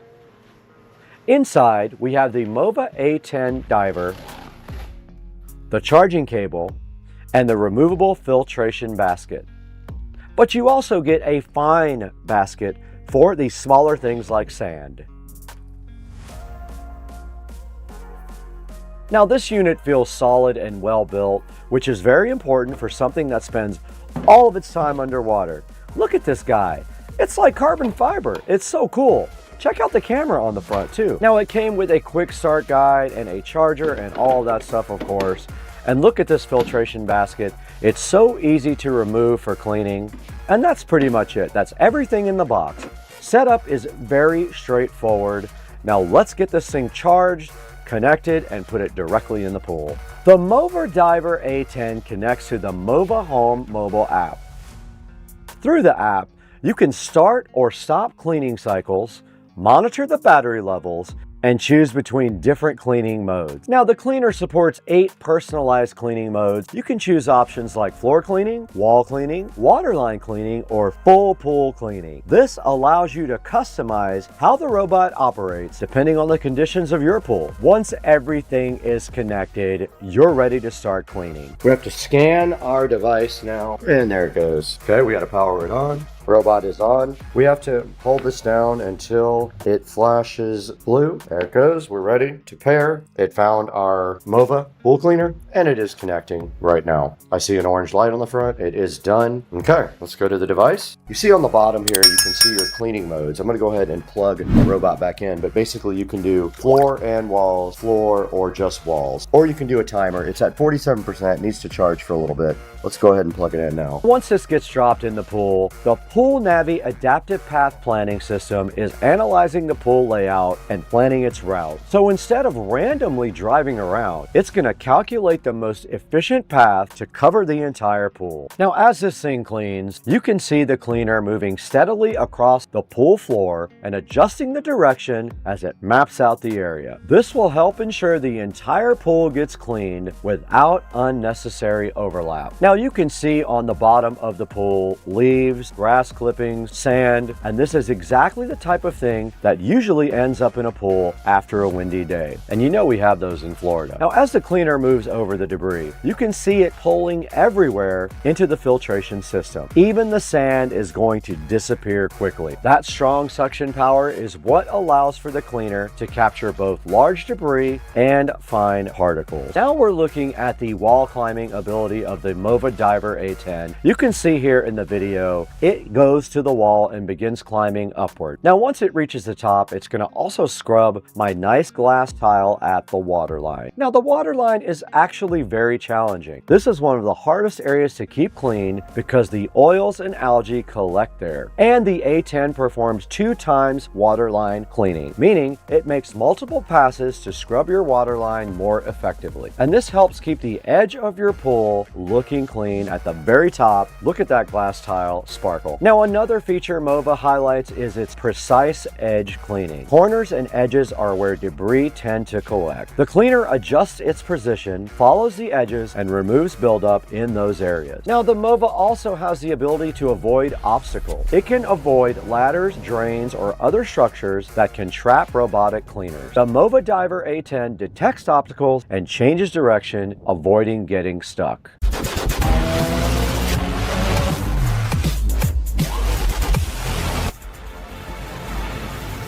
Another key feature is the battery endurance. The MOVA Diver A10 can run for up to 240 minutes, which is about 4 hours on a single charge. And to demonstrate that today, we set up a camera to capture a time lapse of the cleaner running throughout the day. You can see the cleaner continuing to work for hours here. The long runtime allows it to complete a full cleaning cycle for most residential pools. Now you can take a look at the filter after we are done cleaning. Inside it, you get leaves, dirt, and sand. This is where the 3.5 liter ultra fine filtration system really helps. It'll capture the debris while still allowing strong water flow. Overall, the MOVA Diver A10 did a great job of cleaning the pool. The suction power is strong, the navigation system works well, and it handles walls and water lines without much trouble at all.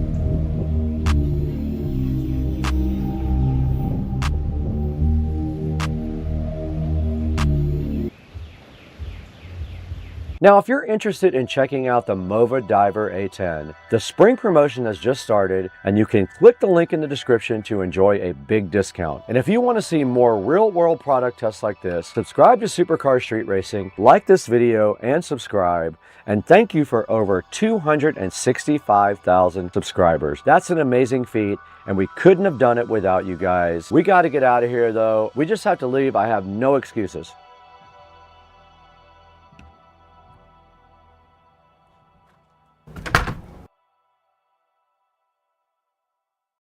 All right, this dude cooks espresso brisket and you guys don't know how to make it at all? What'd you do? What's so special about it? I cooked it. Long and slow. All right, let's see the first cut. We only got 5 seconds. Let's go. Yeah, look at that thing. So juicy and great.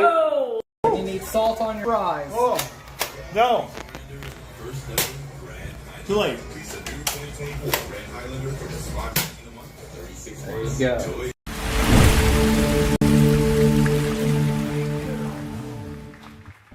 What's up, everybody? We're back in Studio A with Supercar Street Racing, and Windbridge reached out directly to us to see if we wanted to take a look at this cool little guy right here. This is the Windbridge M31 wireless mic sitting right here. And if you look inside of it, you can actually see 2 lavalier wireless mics here and then connectors for going to both an iPhone and an Android phone. Now, if you need clear voice, 0 dropouts, and effortless setup, meet the M31 right here in front of me. This is a high quality compact microphone system designed for creators, teachers, presenters, and anyone who needs professional audio without the pro price tag. Let's take a look at this today on the channel. Let's get busy.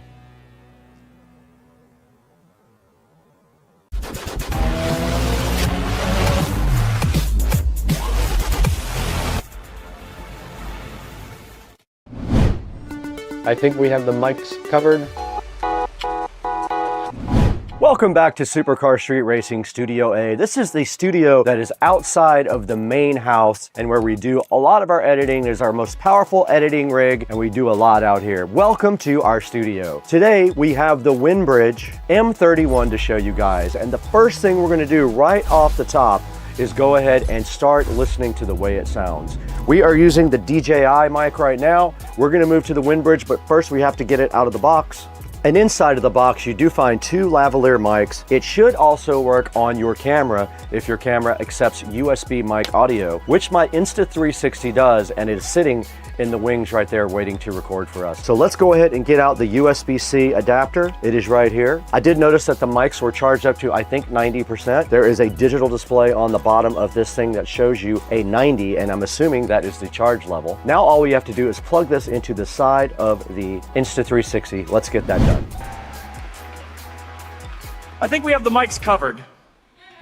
So we got the M31 microphone successfully mated to the Insta360 X5. We cannot use it with our big camera. We cannot use it with our Canon R5C. That does not accept a USB Type-C microphone input. Only the small mini jack will it allow you to put in there. So we're back in Studio A now. We want to talk a little bit about the features of the transmitter and the receiver. They're both very lightweight, sleek designs, and they can fit directly on your phone with no problem whatsoever, and they're very light. They're both matte black. They look pretty cool. I will show close-ups of them right now. Now they're designed for convenience, no battery packs, no wires, nothing like that. And we're using it right now. You just plug it in, pair them up, and they're ready to record. Now the Windbridge is able to deliver great sound quality with noise reduction as well, so your voice stays clear and front and center. We got this new comforter, we got this ukulele, and we got this new comforter, and we got the expansion satisfaction. That expansion satisfaction so good. That expansion satisfaction in your life is so good, and all you have to do is just put it out and it expands. Let's go. Wait, let's go. Wait a minute. Where's that expansion satisfaction? I know. Where? Oh.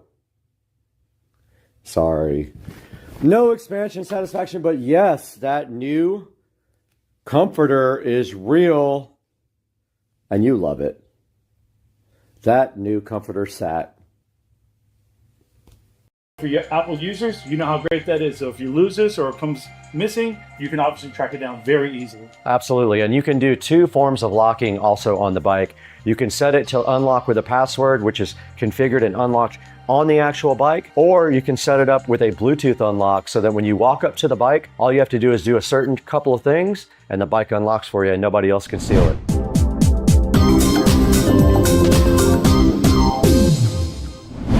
Let's stick close for a little bit.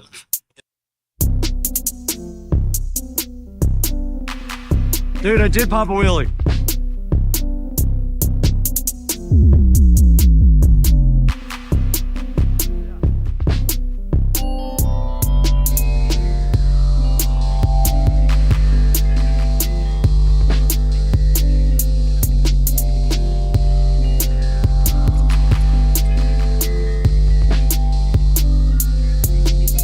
We need something way louder.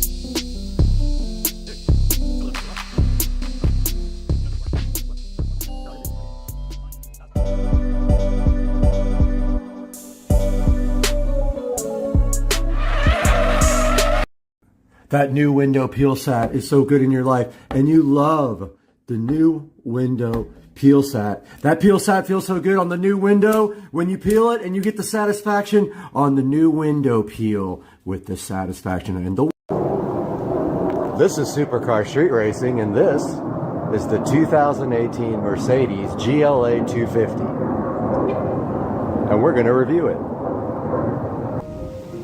Take a look at the front of the GLA 250. Check out this stylish silver grille that Mercedes added. Down here, it has fog lights. This is almost like the grills on the SL65 AMG. The front has a pretty aggressive stance, as you can see here.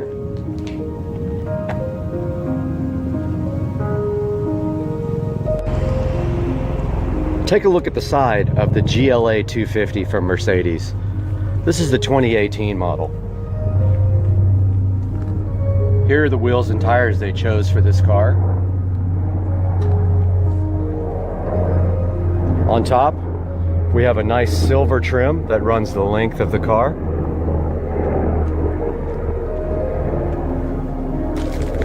And here's how it looks like from the other angle.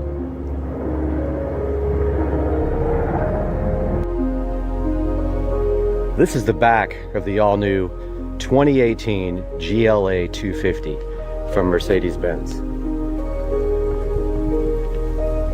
Have a look at that rear diffuser and these aggressive square exhaust tips. And this nice rear spoiler. On the tailgate, they've got this nice chrome accent strip here at the bottom. And then another accent strip here below the car emblem and the Mercedes logo. This one looks especially good with the nice dark tint on the rear. This 2018 GLA 250 from Mercedes-Benz has their 2-liter, 4-cylinder, turbocharged engine. This engine makes the GLA 250 seem really quick. It's rated at a 0 to 60 time of 7.2 seconds, but I found driving it that it feels much quicker than 7.2 seconds. However, it does have a little bit of turbo lag. And especially when you have eco mode on and the car has to start up at every stoplight, it can be kind of noticeable. But overall, this vehicle makes some impressive performance numbers from its 2-liter turbocharged inline 4-cylinder. This GLA 250 is not the 4MATIC version, so it's only 2-wheel drive. And it does manage to break the tires free on occasion. It has that much torque. As a matter of fact, the engine feels much larger than it actually is. I found the power to be more than adequate for everyday driving.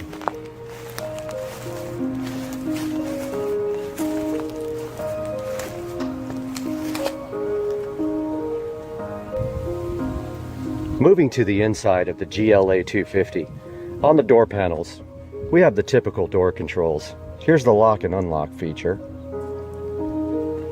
Here's the seat controls, which on Mercedes looks like the actual seat, so it makes it much easier to figure out how to adjust the seats. Here's the bottom, here's the middle, here's the top. Here's the memory feature for the seats. And for the mirrors, it stores your personal preferences for any person who gets in the car, and there's 3 available choices here. Here's the window controls and the mirror controls and the rear hatch opening control. Here's a good look at the seats on the GLA 250 from Mercedes-Benz. This leather reminds me a lot of the leather in BMWs. This particular vehicle has all black interior, which I think looks rather nice. The back seat of the GLA 250 is very roomy. You can see here there's plenty of room for 3 people to sit. And on this base model, there's not many controls back here. But right here, we do have a 12-volt outlet for your passengers in the back.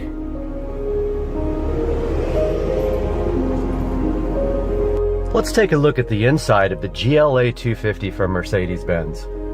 Taking a look at the actual instrumentation here, as you can see, we have a standard analog tachometer, an analog speedometer.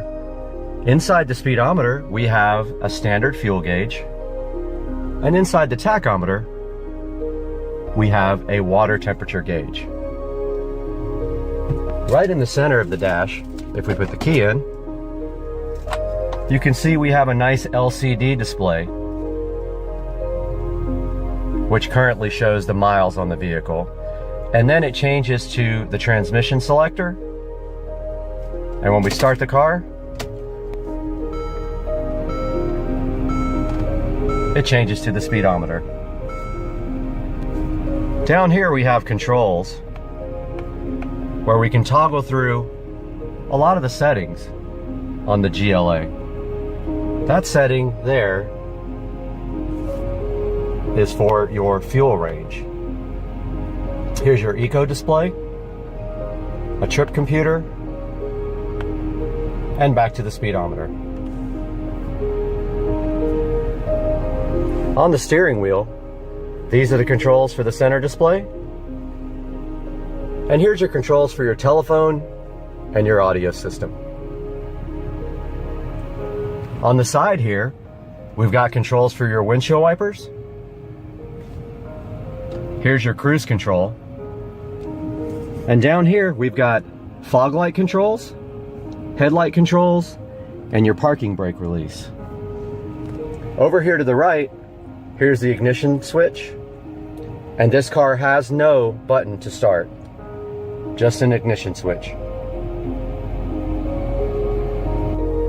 Let's take a look at the infotainment display on this 2018 Mercedes GLA 250.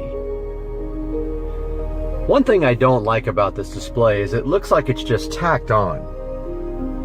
It really doesn't look like it was well thought out. It almost looks like somebody took an iPad or an Android pad and just literally tacked it to the dash. Starting here on this display, here's the vehicle settings. Here we can change the locator lighting, the interior lighting delay, the exterior lighting delay, the ambient light inside the vehicle, and our locator lighting. If we back up one, here's where we can change the dynamics on the car. Here we can adjust the drive dynamics, the climate control dynamics, Eco start and stop, which makes the car stop when you go to a stoplight or a stop sign, and the steering dynamics.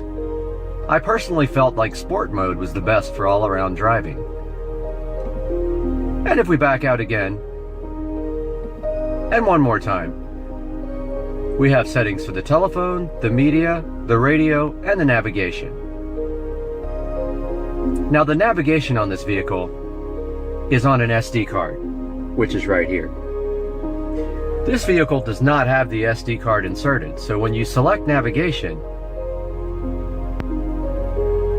you'll see a slight pause,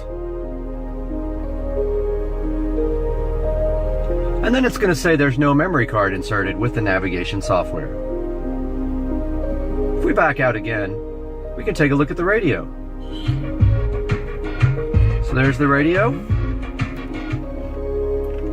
There's the volume control, and there's our selector.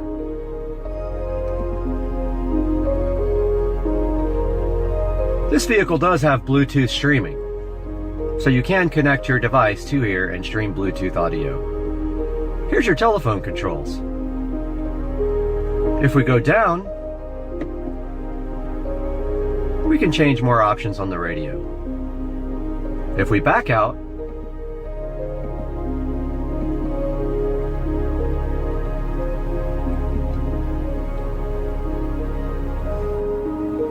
pressing the star button on the control gives us this menu.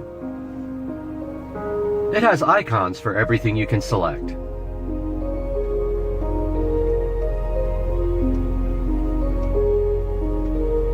If we go down here, we can take a look at the Mercedes apps.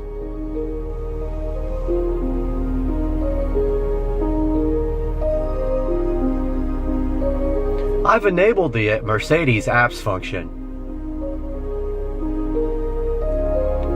It wants me to subscribe for a trial period, but I'm not going to do that.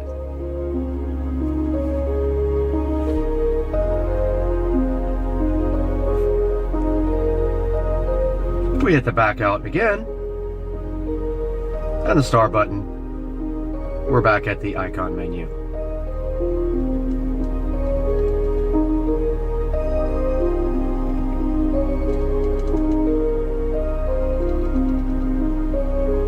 So there's a look at the infotainment system on the 2018 GLA 250 by Mercedes-Benz. Here's the control panel, separate from the rotary control. Down here we have your heated seats, your eco mode, your hazards, and down here your climate control, which can be set to zoned or global. Let's take a look at the rear hatch in this GLA 250 by popping this. And the rear hatch just opened. Here in the back, we've got ample room for luggage. A couple of cargo nets here and here. Inside here, access to the lighting.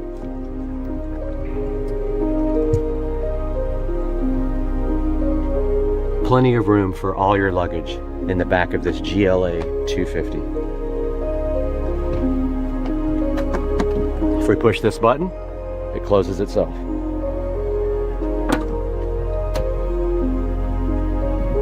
And it locks itself.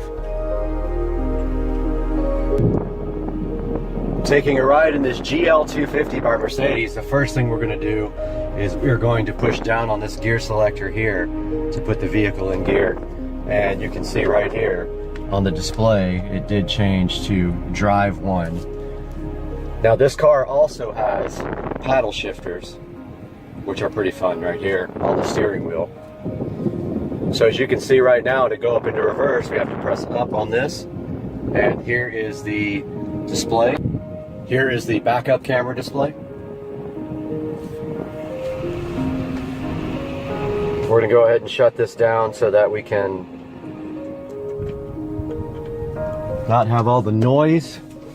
Buckle our seatbelt here for safety. And we're going to go for a ride in this all new 2018 GLA 250. Here's our backup display working nicely. And it's warning me to check my surroundings and not hit anything. Now to get this car into drive, we have to push down on the stick. The car did go into drive. And you can see right here, we do now have the speedometer there. We can change our display.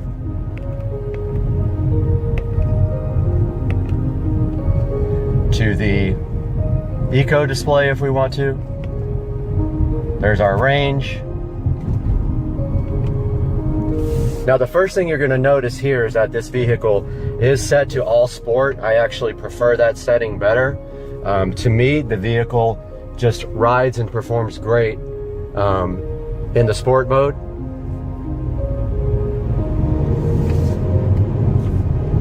It does have quite a bit of torque right off the bottom. Right off the bottom end, you can feel the acceleration. It feels really good. The one thing I will say about this car though is that it does have a moderate amount of turbo lag. Once that turbo spins up though, this does feel like a much bigger engine than just the 2-liter inline 4-cylinder engine. Checking out the brakes. Brakes feel very nice. They stop very well. We can move our display over here to vehicle. And if we wanted to, we could change the dynamics of the vehicle back into comfort mode from sport.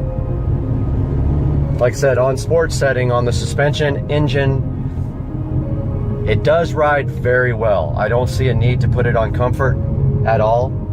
And the performance is so good on sport that I find it just awesome to leave it in that setting all the time. Now I haven't done a very long road trip on it. I might change my mind once I get on the road and I'm riding for hours. But that's the acceleration. The car does have very nice mid-range acceleration.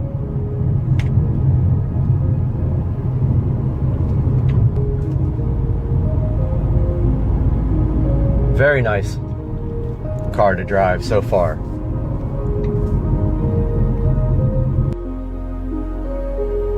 Here we see the car is in eco mode, so it shut down when I put on the brakes. Accelerating from that start right there, we did spin the tires. It does have a great amount of low-end torque, which causes that to happen. And remember, this vehicle is front-wheel drive. This is not the 4MATIC. Taking a look here at the stop sign. The car did shut off. It is in automatic mode. I'm going to turn that off. Car did start back up. Accelerating from the stop sign. Feel a little bit of turbo lag there. But it is worth it in my opinion for the amount of power that this GLA 250 has after that initial turbo lag. Got the speedometer up right here. I'm going to show you guys 0 to 60 now. See if we get a little wheel spin in the process. We are spinning the tires. There is 60 miles per hour. So I will say that right off the line, there is quite a bit of a delay from the time you hit the accelerator pedal until you get that nice delivery of power. Next, we're going to take a look at the mid-range acceleration of this GLA 250. So we are at 40 miles per hour now. We're going to do a little 40 miles per hour to 70 miles per hour as soon as we round this turn.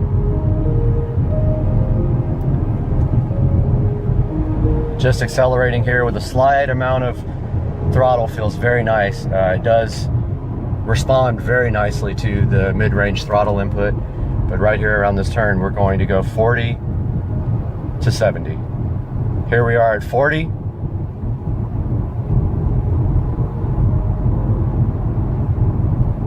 And we're going to put it to the floor there. There's a little bit of delay. There is 70 miles per hour, 80, and 93. Braking from 93. Very good.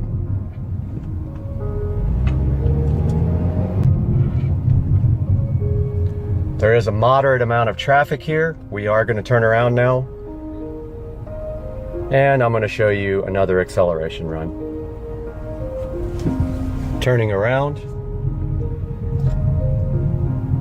Start from 0. Well, slight roll. And there's, you see the delay there. And then the wheel spin. There's 30, 40, 50, 60, 70.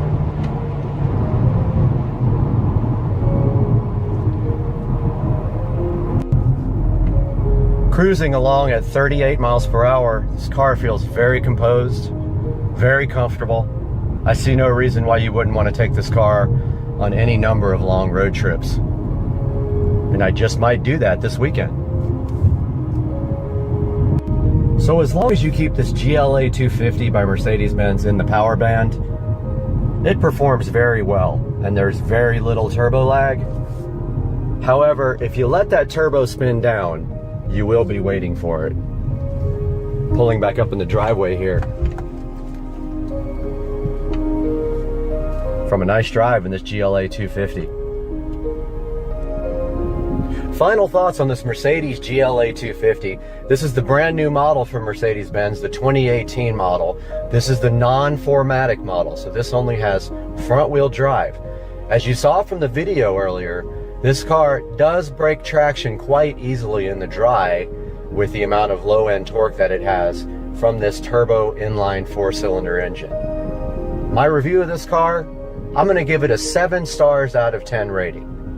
The reason it doesn't get higher, a couple of things. The turbocharged 4-cylinder engine has quite a bit of turbo lag. There's almost a 3-second delay from a dead stop if you hit the throttle full.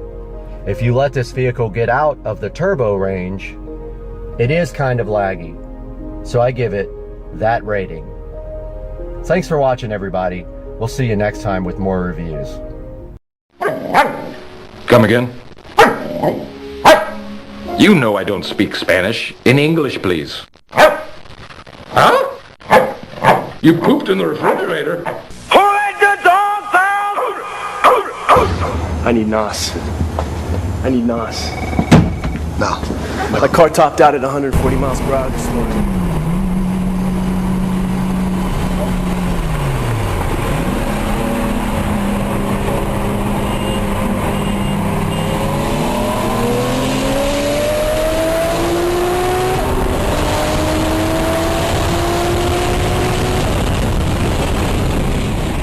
You got knocked the fuck out!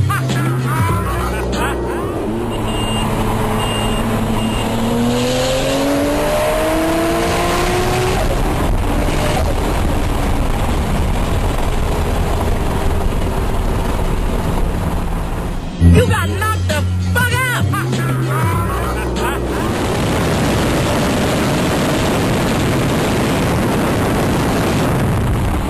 You got knocked the fuck out!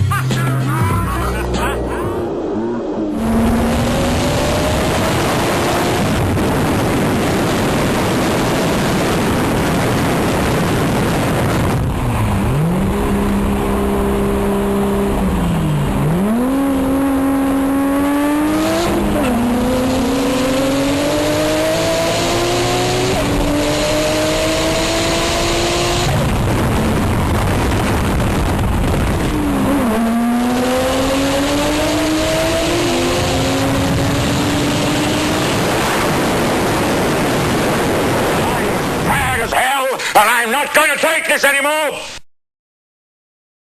Hey guys, welcome to today's video. Today we are taking a look at something that I really messed up on my ID4 installation, and that was my USB cable for the flash updates for the instrument cluster. Today we're going to be showing you how to install a flush mount USB the correct way, because let me show you what happened with this one. Yes, that's right. It was directly in the trash can because... So I did this, and actually the paint came out terrible, so I would have had to sand this down anyway. So I did this thing, it didn't come out that great, it's got like issues and all that. Turn it around, you notice here, see this? There's absolutely no way you can push this back in. This thing blocks the panel completely. It sticks out like, you know, yay high. There's no way this is going in. So I ruined this trim piece. I ordered a new one off eBay. I got it. I painted it. It looks sick. It looks so good. And I already installed that right here. So there's the new piece. Now today we are going to be installing this USB extension cable here. And I decided this time to just go with round because it's stupid to do square, because then you have to use like a Dremel. With round, all you have to do is use, like, you know, the correct size bit or use one of these stepping bits. So I ordered this ComoWare bit off of Amazon and this USB cable off of Amazon. So the first thing I'm going to do now is get my trusty drill, and I am going to, I think I'm going to put the USB extension here. If it'll fit, I need to open that up and see if there's any space. If not, I'm going to do it in the actual dash piece, which I know sucks. But I'm going to pull this vent piece off underneath the steering wheel now and see how much space is back there, and then I'll figure it out after that, and I'll update you guys. Alright, so I couldn't get to the USB extension cable from there, but I did successfully manage to finally break every single tab off of this vent, so don't do what I did. I broke both of these tabs off right here. So now I'm going to use some like epoxy to get those two back in. No big deal, it's whatever. However, there's my light. So I decided I'm going to put this thing actually on this vent cover down here. There's plenty of room right here underneath this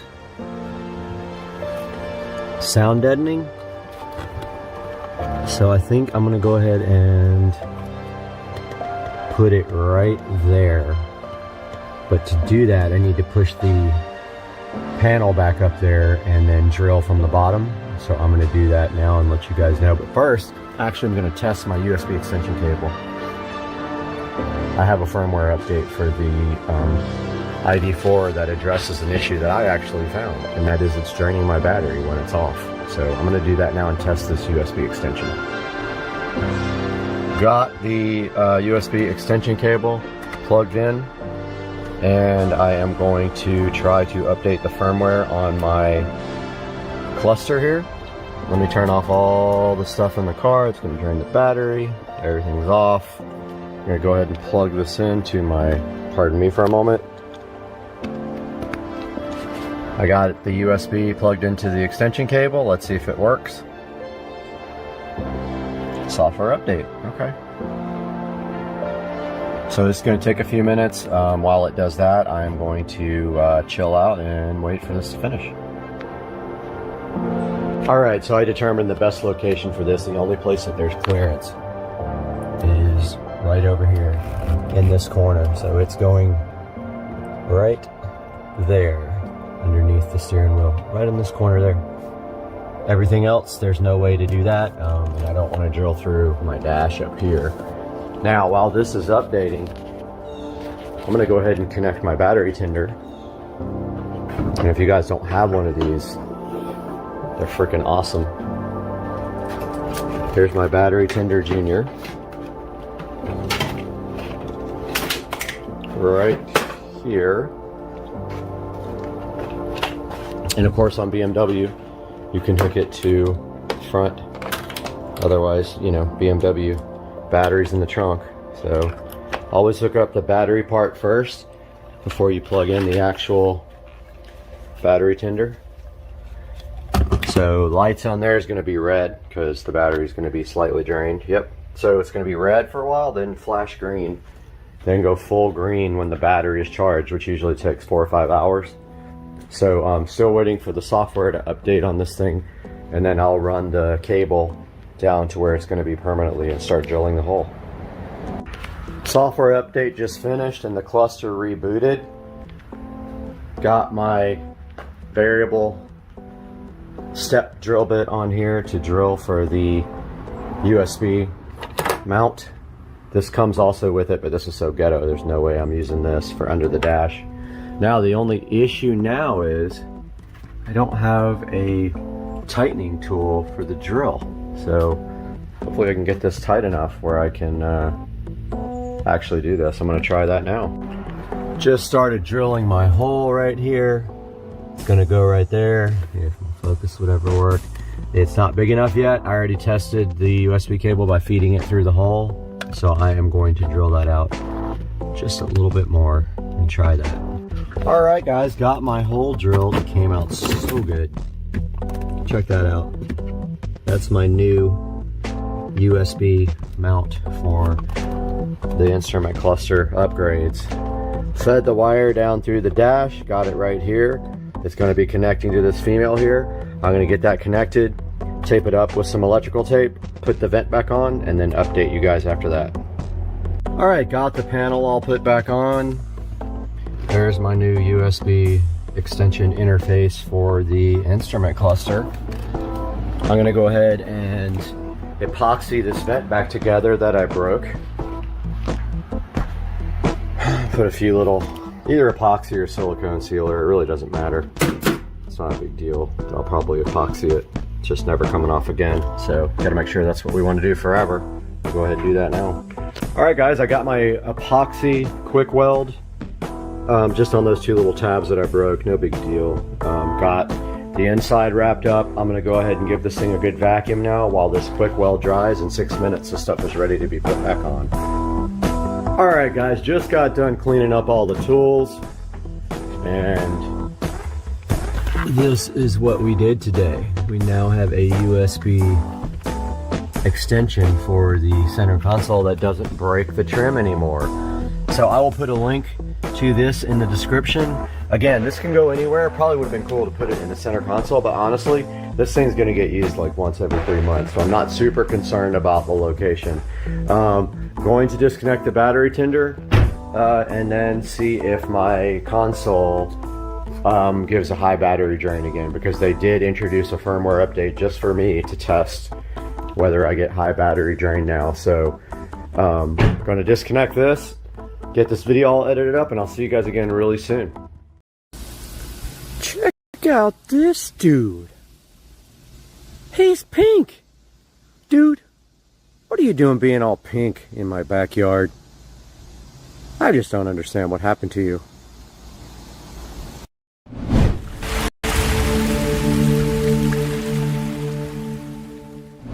We got all the walls patched.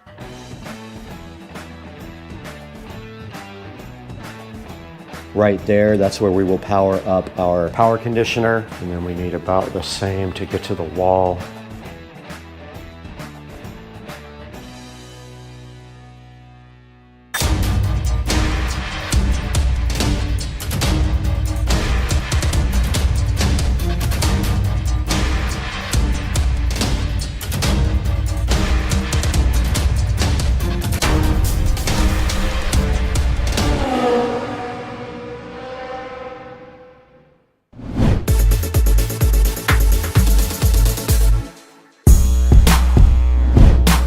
Good morning, guys. It is a fresh day and I wanted to come in here and show you guys exactly what I got done yesterday and what my plan is going to be for this morning. So yesterday we got a whole lot done. Basically, we got all the walls patched. You can see we filled the huge hole right up here.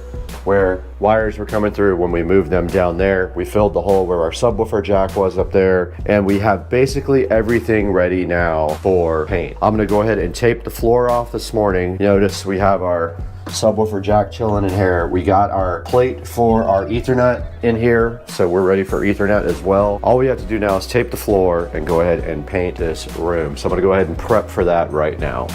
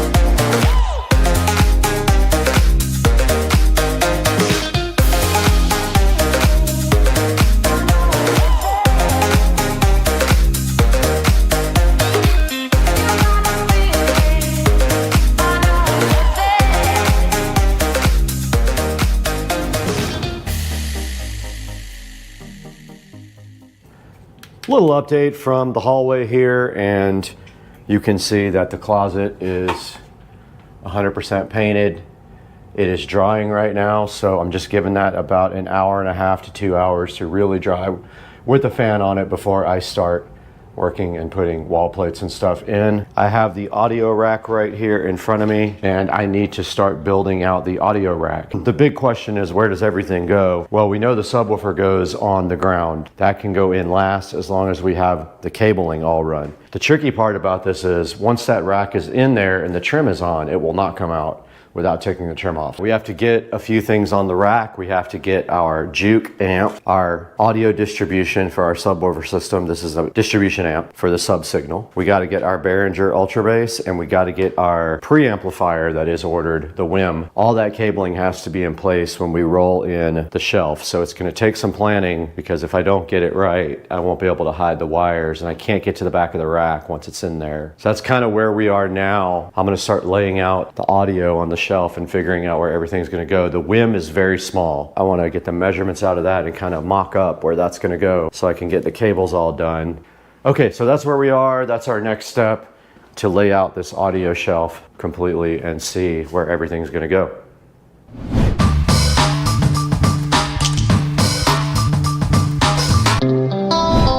We need to go ahead and unbox a couple of things here. We need to get our power conditioner out and also our switch. We have a switch to put in.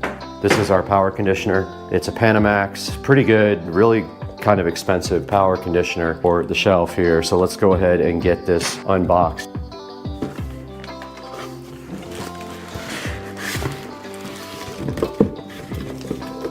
Big thick cabling, I like that. Looks like it has rack mountability. Well, it's got LAN also, but I don't think I'm going to use that. But yeah, here it is. It's got 2 banks of power on the back. It's got LAN. It's got telephone, old school. It's got cable TV. Don't need any of that stuff, but here's the front. It does have a USB-A on the front and a plug on the front. It looks pretty cool. I'm not going to use ears for anything. There's the audio distribution amp. It has 1 input and 4 outputs to feed the subwoofers. That's it, besides our WIM. 8 deep, 7 wide. Let's get some stuff laid out here. I think it'll be fun.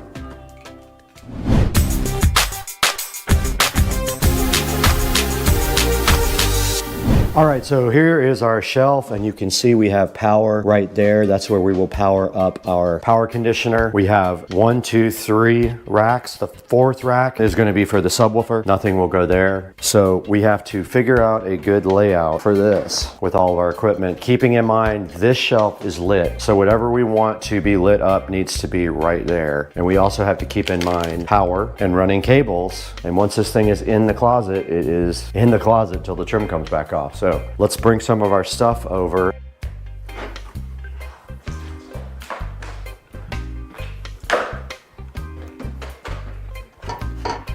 Okay, the top shelf is designed for the amp because I have the height just perfect to hide the wiring here. So the top shelf will have to be the amp. Let's go ahead and plug in the power. So there is power right under here and also USB type A. I'm thinking the WIM on top, very top, so on top of the amp.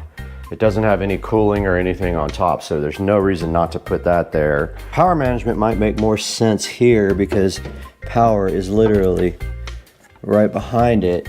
Wow, it just lit up, that's cool.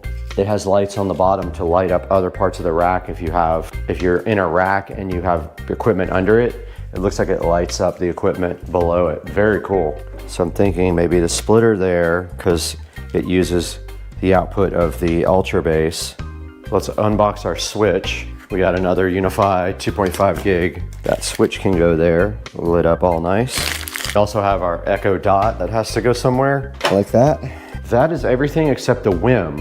All right, so this is about wiring. Let's get this thing turned around.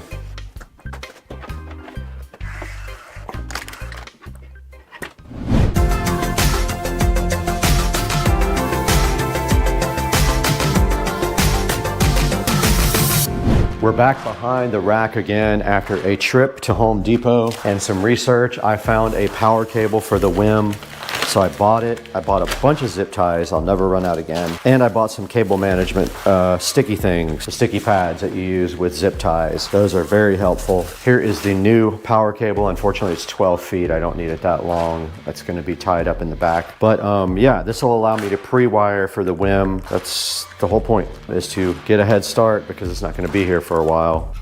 I'm gonna put this up here just to hold it for now.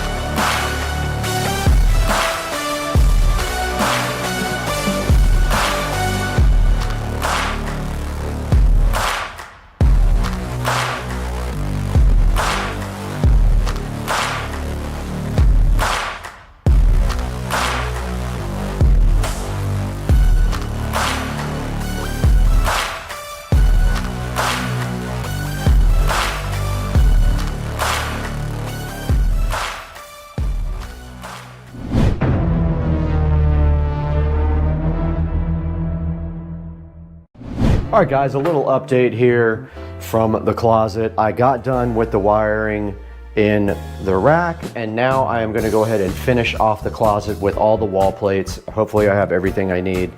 I don't have the one for the RCA jacks for the subwoofer for the whole house. I have everything else, so I'm gonna go ahead and do that now and get all these wall plates put in the closet. I have a brush plate for all the wires that I have to put in.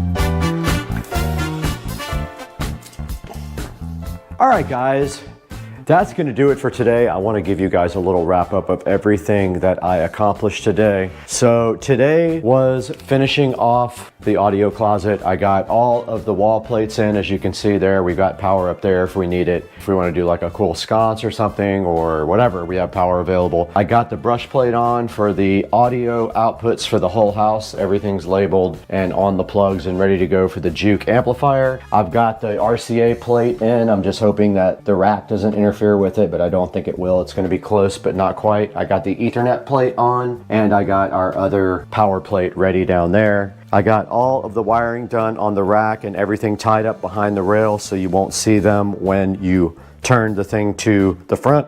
I've got everything hooked up. I've got our Juke ready. I've got all of the wiring for the WIM. The WIM's going up here on top of the Juke. I've got the labeling for the WIM right here. The WIM's going on top of the Juke. It's so funny. I've got this is a sub output. This feeds the sub that goes down here in the closet and also the entire house. Everything labeled. I've got power for the WIM because I bought a power cable ahead of time so I could get it all wired up. It's a long one too. I've got NUC. I've got the Juke input right here. I'm waiting for male-to-male RCA connectors for the back of the WIM. And so the WIM will feed the Juke. WIM output, Juke input. So we come out of this female RCA, we have male to males. This will go right into the WIM Juke output, if that makes sense. Now the WIM will also be fed the DOT. So that's what this is for the WIM input, and the WIM output feeds a Juke. Pretty ingenious setup. The Juke is the whole home, all zone, 8-zone amplifier. Down here we've got our Ubiquiti 2.5 gig switch. We've got our DOT, and then we have our distribution amplifier for subwoofers for the house. So it comes in here and it is distributed twice, once to feed the audio closet sub and once to feed the entire house right there to that wall plate. All the wiring is ready to go for that. And then down at the bottom we have our Panamax MR4300. So that is our power conditioner there. Our Panamax, it has two different banks of power, one high current, one not. It has nice little lights on it that are going to glow right here. It has a power on the front and also a USB type A in case we ever want to put a device here. And then that is also extra power there that comes with the actual rack here. There'll be a link to this in the description. It's in the other description of my other video. I'll copy it over. But yeah, that's about it for today.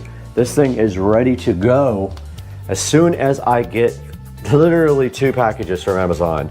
We've got male to male for this, and we have, it feeds the Behringer Ultra Bass. The Behringer Ultra Bass feeds this 4-port distribution amplifier. So I'm waiting for the cable from the Behringer Ultra Bass out to our distribution amp in, and it is on the way. It'll be here anytime now. But guys, that's gonna do it. In the next video, you're gonna see all this stuff powered on and how it looks. All this trim will have to go back on as well. This will not fit with the trim on, so this is gonna slide in, trim will go back on, everything will be good to go. Thank you so much for joining us. We'll see you guys next time on Supercar Street Racing. Here, awesome with a great battery. battery. It only used 7% battery life in 90 minutes of YouTube video playing. It's got that awesome camping light on the back. It does everything great, and it's waterproof, dustproof, and shockproof. Go ahead and pick one up from the link in the description. And thank you guys for a 1 million view video and also 250,000 subscribers. We couldn't do it without you. We're gonna show you some actual footage from the WP58 Pro now, right after this segment, but we gotta get out of here. We have to go to lunch. All right, this is a view of night vision on the WP58 Pro. We know already that the Insta360 does not handle low light very well, but here you go. Here's what this looks like directly on the WP58 Pro of my messy bedroom.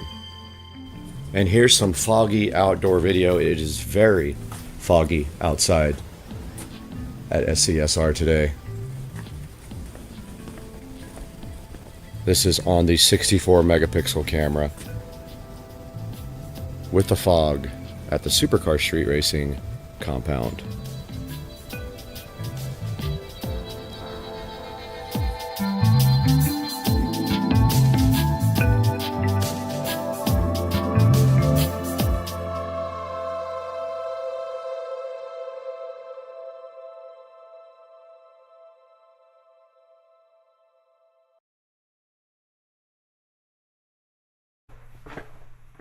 Okay, we are in a completely dark, almost dark room, and I want to show you guys the camping light on this guy.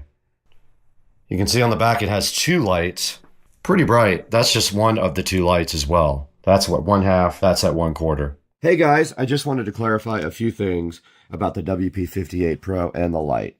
It has two different lights here. It has a regular camping light, which is right here. Then it has a warm light as well. So you can do either one. They're very bright, but I just wanted to clarify the two different lights. One of them is an ambient light and the other one is a camping light. So you can see the difference here in the two light modes. It is very bright. It's lighting up this whole entire room. This is on white light, but then if you put it on warm light, the other light comes on, the ambient light, and that's how that looks in a completely dark room.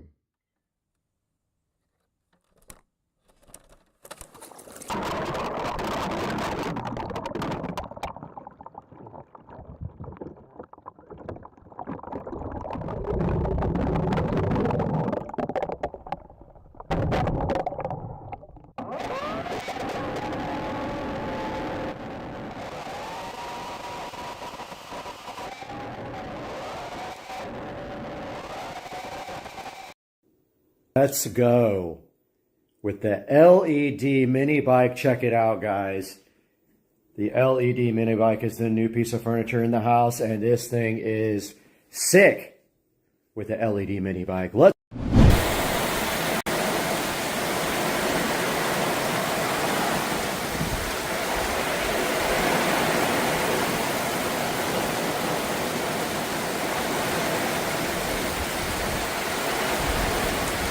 There is something strange in this room that is out of place, and it is right here.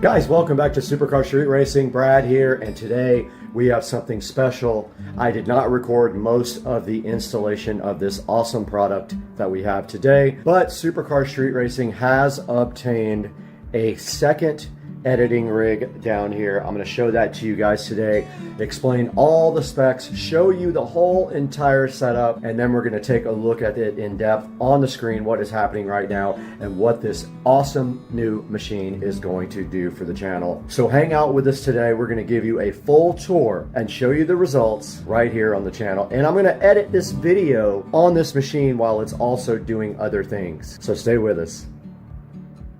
All right, guys, we are in the Supercar Street Racing office right now, and you can see right in front of me here as I move this dumb chair out of the way that we have obtained a brand new editing setup for the SCSR company, and it is right down here. We did buy this used, and I did have to drive quite a ways to grab it. I drove about an hour, which is unusual because I think it's the longest and most miles I've ever put on the car, except for the day that I bought it. So we did pick up this rig, and it is perfect for what we are doing, and I went ahead and used some of my older equipment to set up here on this. Actually is a kitchen table that we have reused as a desk. I had it set up before. I changed it up just a little bit this time. The way I had it set up before was a little different. I had the keyboard on this kind of curved like this, and it was permanently mounted like that. I don't really like that. It was kind of hard to get to. So now if I want to extend this, I can just pick it up and I can pull the keyboard back a little bit to have more desk room. But I got plenty of room here. You can see we are using a wireless. I didn't even know I had this, but I bought it at a thrift store. It looks brand new to me. It's a Logitech wireless keyboard and mouse setup. We are also using my Rockville powered studio monitors, which are really, really awesome. I highly recommend these if you're looking for something. They are USB, or they have regular audio inputs, and they have RCA inputs, and they're really, really high quality for doing audio production or anything like that. But for this computer, they are just being used for editing and other things right here on the PC. And you can see right here, they do have a headphone jack as well, and they are on green. If you look at the light, the green means USB. So basically all the audio is coming through a USB cable connected to the PC down here. Now for our monitors, we are using these HP monitors, but yes, we are using HP. They are 24 inch. They are only HD. They are not 4K. They do not have 4K support, but they do have Bang & Olufsen speakers. These are E243M HP monitors. Nothing super amazing. They do have built-in audio and also a built-in USB 3 hub. So I have a USB cable running from here down to the actual PC right here, providing USB 3 there, and also one on this monitor running to the PC. They're both USB 3 ports, and now this guy has a hub on the side where the mouse and keyboard were going to go, but I don't need it anymore because I got the wireless stuff, and it is much better and takes up much less room. Right next to that, you do see that we have redeployed our Keener eye care lamp. Very cool lamp. I love this. There's a review of it on my channel. Go check that out if you haven't. But here we have the capability to dim and brighten the lamp and change the color temperature as well by remote if we want to. And now it is wide open right there so you guys can see. So that's the Keener eye care lamp that we do have on the channel for your consideration to go ahead and buy. All right, I just wanted to give you guys a quick look at the back and some of the ports that are available. It does have Wi-Fi. It does have 2.5 gig Ethernet, USB-C, and every other connector I would need on the absolute planet Earth. And there is a look at the video setup for the dual monitors there. They're both using HDMI. And there's the audio outputs on it. It does have optical audio out. It has plenty of USB ports, as you can see right there. So that is the back of the motherboard there, the Aorus. Okay, right in front of me now is the actual tower case. You can see it does have straps in case you wanted to go to a LAN party, but I think I am going to go ahead and take those out because I have really no use for them and they kind of don't look that good here. But checking out the inside, you can see right here that we have 64 gigs of RGB RAM, and they're pretty cool. They look like almost like ice, and they do change colors. We have the Aorus motherboard, we have a i9, and we do have the Gigabyte RTX 3080 video card. And you can see that the CPU is water cooled there, and there is a rear RGB fan as well. So that is a look at the inside. There's an EVGA power supply as well in there. No, it's hard to see. And of course this side just does come off if you take these screws like this. I'll let you guys get a little bit closer on the inside of this. So there is a good look at the inside of the Aorus motherboard. There's the GeForce 3080 and the power supply and the very cool RGB RAM. I love it. And then up top there is the cooler, water cooler. Don't know what kind it is, I'll have to look that up. It doesn't have the brand on it, it just has that little symbol. If you guys know, drop it in the comments section. But yeah, that is the inside of the brand new streaming and editing rig for Supercar Street Racing. Just a little update, I was able to open up the RGB utility for the Gigabyte motherboard, and I did get the Gigabyte logo turned on there and cycling in color, which I am super hyped about. I love that. Very cool. Now let's see what else is available on this app. So it says the motherboard is all set to one color. Oh, the RAM went to yellow. Okay, I put sync mode and color cycle on all of them. And there they go, all synced up, everything. Very cool. I did not even know that was there because I was actually going through the App Center here just looking at this for the first time. Okay, SIV is system information here. I just opened it up. It looks like it's calibrating the fans. It's set on standard mode. I'm gonna leave it there. It is not very loud. There's an advanced mode here where you can set up stair-step modes on the fan. Very cool. And then there's some alert setups here that you can check and see if you want it to alert you when certain things go over a certain amount. And you can see right here the system information. It is a i9-11900K, the Rocket Lake, and it is running 64 gigabytes of RAM, so there are 4 slots. And this is a Z590 Aorus Master motherboard, BIOS version BIOS version F3. Yeah, can't open data connection. None of those work, so you have to go get a file manually. So I'll do that another time, but I just wanted you guys to see this software here. There is one called EasyTune here. I'm assuming it overclocks, and it is on default. And I have not tried to clock the GeForce yet, the RTX 3080. Don't really need to yet. I haven't seen any reason why I should have to do anything on that at this point. So I'm not going to overclock right now. It's not necessary yet.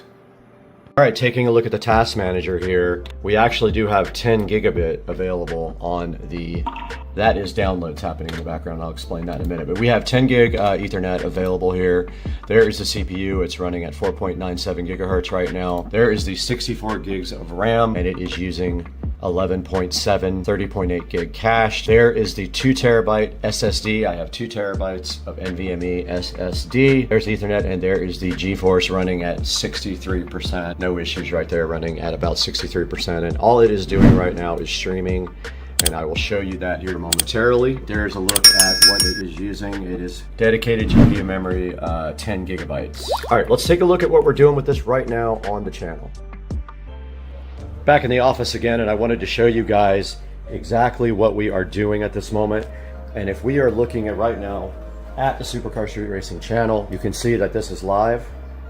If we go back, there's the actual video that's playing right now. This is the new Jukebox channel. So it is basically rotating all of the SCSR videos on a rotation, and I will show you that, how that is being done right now. In front of me, you can see OBS Studio running right there, SoFly, and it is actually using a source called VLC right there. You can see it, and that source actually uses the VLC engine without opening VLC. And then I have a playlist selected, and of course it is set on shuffle. So that's how we are using VLC to rotate all the videos from the channel onto the live stream on the Jukebox. We see when we go to properties, there is the playlist that it's playing. This is actually located on my brand new ASUS Store NAS. And so if we go out here to the SCSR living room, the ASUS Store NAS is providing all of the videos to OBS Studio over the network. And it is hardwired to the switch, which we will soon be upgrading 2.5 gig or 10 gig. Now that we know we can do 10 gig, maybe we could just do that. So that's how it works. Okay, so one of the things that has been a hindrance to me since I've actually had the channel is the fact that I don't have backups of all of my videos because I did not have enough space, and I didn't think the channel was gonna grow that much. Now that it has, and I have thousands of videos, I am starting to get them back and put them in the archive so that they can be streamed on the Jukebox channel, and also that I have a backup forever of these videos. So I am using a tool to download all my videos, a thing from HiPaw. It will take quite a while, but anything that I don't have original high quality copies of right now, I will in the next day or so when it gets done downloading. I'll put those all in the Jukebox and take out any old downloaded ones from YouTube that are very low quality.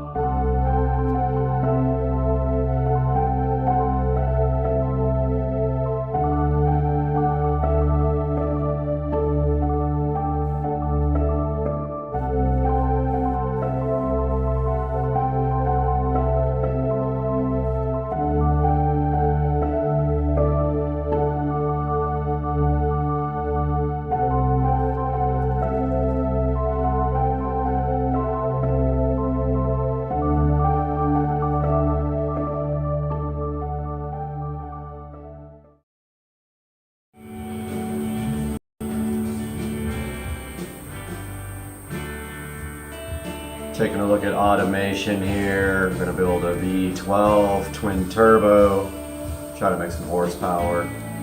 Hopefully my mic is working. It was really distorted last night. Let's go over to Card Designer.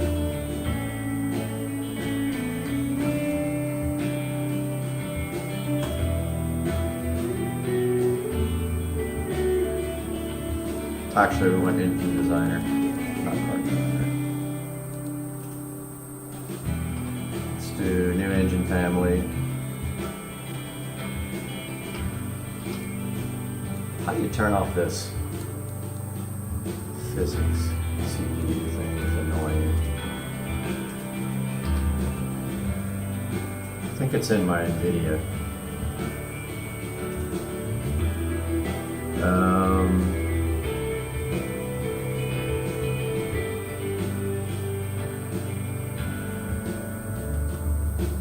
Yeah, I'm gonna try to get that turned off, but it's fine. Audio, I don't think we need this music. Alright. Let's go back to Engine Designer. Let's get a V60. Basically, we're gonna max everything out here with the 12-cylinder magnesium. Notice here it shows you like the weight, material costs, and then engineering time. Do mag. Of course we're gonna go what? Let's see. Bore and stroke. Maxed out. We'll do dual overhead cam, 5 valves, because why not? Looks like ALSI is the best head material. Can't do VVL, variable valve lift. So you got 3 choices here on your crank. You can do cast iron billet or forged. Obviously billet is handles the most RPM here, as you can see. Now we got to do connecting rod, and look, you can actually see the engine while we're doing it. Wish we could move this up. Oh, we can. Okay. Good graphics, man. Let's see. Turn off. Physics. CPU overlay. Right click. Select control panel, go to control panel 3D settings and unchecks visual 3D setting. I can't right click on the desktop. Alright, I'll worry about that later. Alright, so compression, obviously we want higher compression, but low enough that when we turbocharge, we won't have any, any detonation. So let's go for like 11.5, which is a little high for a forced induction. Let's do a race cam. Can't do VVL, variable valve, but we can do variable valve timing though. All cams. Let's check the quality up, of course, because why not? Because everything's free. Oh, man, I heard something outside. I don't know what that was, guys. Alright, so we're doing twin turbos. We're going to do ball bearing turbos. We're going to do, why not, a 12,000 horsepower intercooler. There it is right there. Let's do a custom preset here. So we're going to have a 3.8 compressor. Of course, it's going to be laggy, but who cares? The turbine wheel is going to be 4.11. The more AR you make, the more horsepower you make. It's the compressor backside. We're going to let it do all of the boost, 43 PSI, and jack the quality up, and you can see the difference here. There's what it looks like so far. Let's go hit the next button. I think I found the NVIDIA control panel. Oh, I did. Let's see if I can get this physics CPU thing here off. Alright, so we're going to do injection, obviously. And there it is. 3D settings. Where is the show physics? Enable overlays. Where is it? Okay, I don't understand. Alright. Uncheck the show physics. Okay, go to control panel 3D settings. I unchecked it. Oh, maybe you have to exit the game.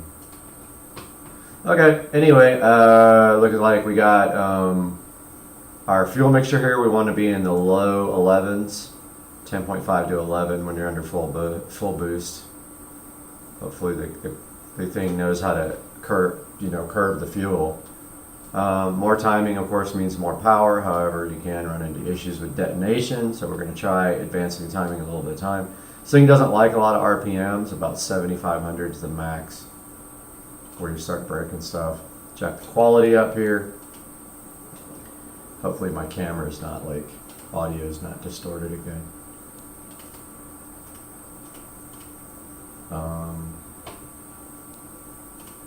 I can't do the next panel. Oh, I forgot to do the direct injection. That's why. First cylinder. Race intake. Why not do 100 octane, right? Look at our turbo setup. I mean, pretty simple setup.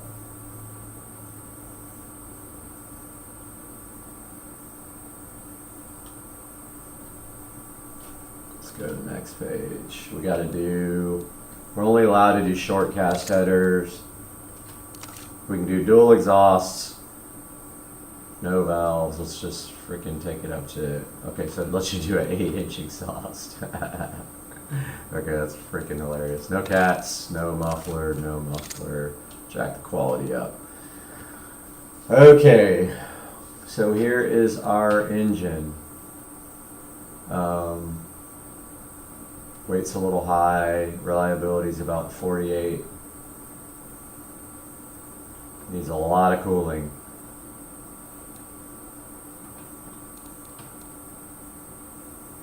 Costs $27,000 to build. And let's give her a test. It's predicting 2,354 horsepower. Let's see what that actually makes. Should we yeah, why not? Let's mess around with the materials. Okay, so that was a valve cover. Valve cover trim. Let's do, what about transparent? That looks cool. bolts. Let's see. Paint. They gotta be like zinc.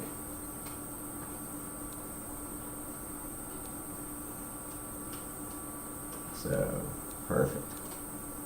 Oh, it looks tight. What do we want to do with the intake manifold here? That's wrinkle paint. Carbon fiber, hell yeah. Valve cover design. Space age. Alright, so let's go ahead and give this guy a test. Let's let the automatic testing go. Right. Makes power.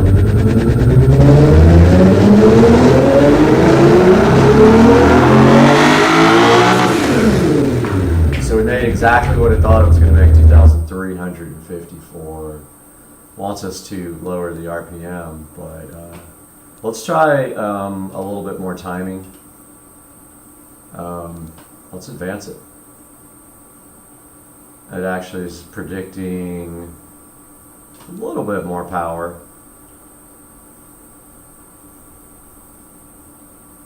Looks like when we lean it out a little bit, we make some more power. Most it wants us to make is about 20, let's see, about 20, what, 27? Yeah, 27 something. 2,729 horsepower. And it still doesn't make any more power if you jack the RPMs up. Let's bring them back down until it stops making power. So 2770, 2751, it's making less and less.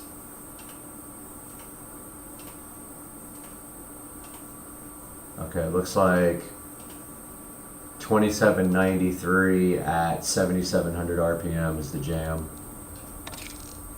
Look how much less power it makes on 98 and on 92. Makes 279 horsepower. I don't think there's a whole lot we can tweak. Yeah, we start messing with stuff, it really jacks it up. Let's see if we can get more power out of the compressor.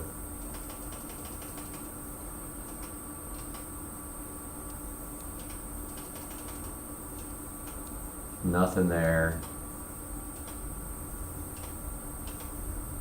Yeah, it's just basically maxed out if you go full compressor. It's a bummer we can't go any more boost, you know. Let's test this guy. Still says we got RPMs. It says it's too rich, but the power is definitely there. Let's test it.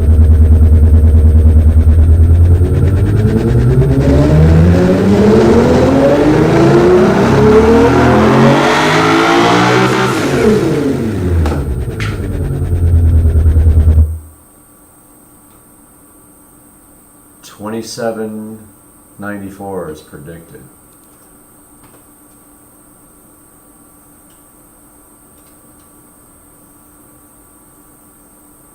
Give her a little run here.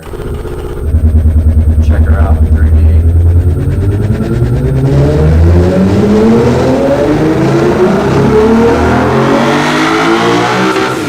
That manifold heating up. Cool. So 2,794 horsepower V12 in automation. Pretty freaking cool, dude. Mess with this a little bit more with you guys in another video. All right, is that gator still out there? John, where you going, buddy? Get some more shrimp, man. Ah, fuck! Fuck! Shit's hot! Fuck!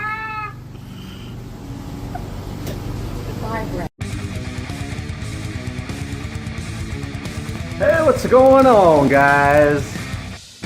It is Monday, and besides having a bunch of back problems, some other things developing is looks like I sold my car. I know, I just bought a car. Right. Well, did not sell the SL65. Looks like I sold the 335i. So, this beautiful car right here, and I am so disappointed that I'm selling it. This is one of my favorite cars of all time. And I am taking a beating on it. But this car looks like it is sold. A gentleman in Kentucky is coming to pick it up, and we will be driving away with this car on Friday. Which leads us to this car. So what's next for this car? And most immediately, the stereo. We're going to be finishing that up in the next week or so. I will keep you guys posted about that. But meanwhile, this car is sold. No more double car garage. And I believe, I'm not even going to tell you guys what might be going in this place next, but it's going to be pretty sick. Sold right here. Sold, sold, sold. I will give you guys an update soon. That's all for right now. Subscribe for more.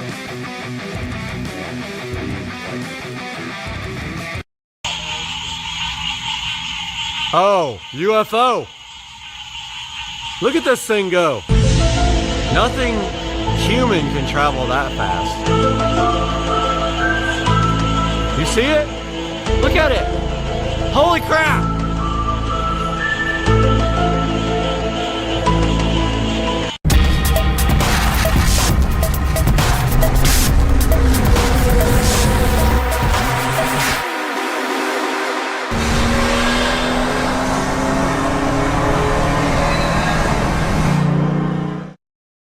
Making some air fried chicken thigh cutlet thingies, and we got 2 big boxes from Amazon here. This should be the in-ceiling speakers, and this should be a couple of hose reel things and one of our wall plates.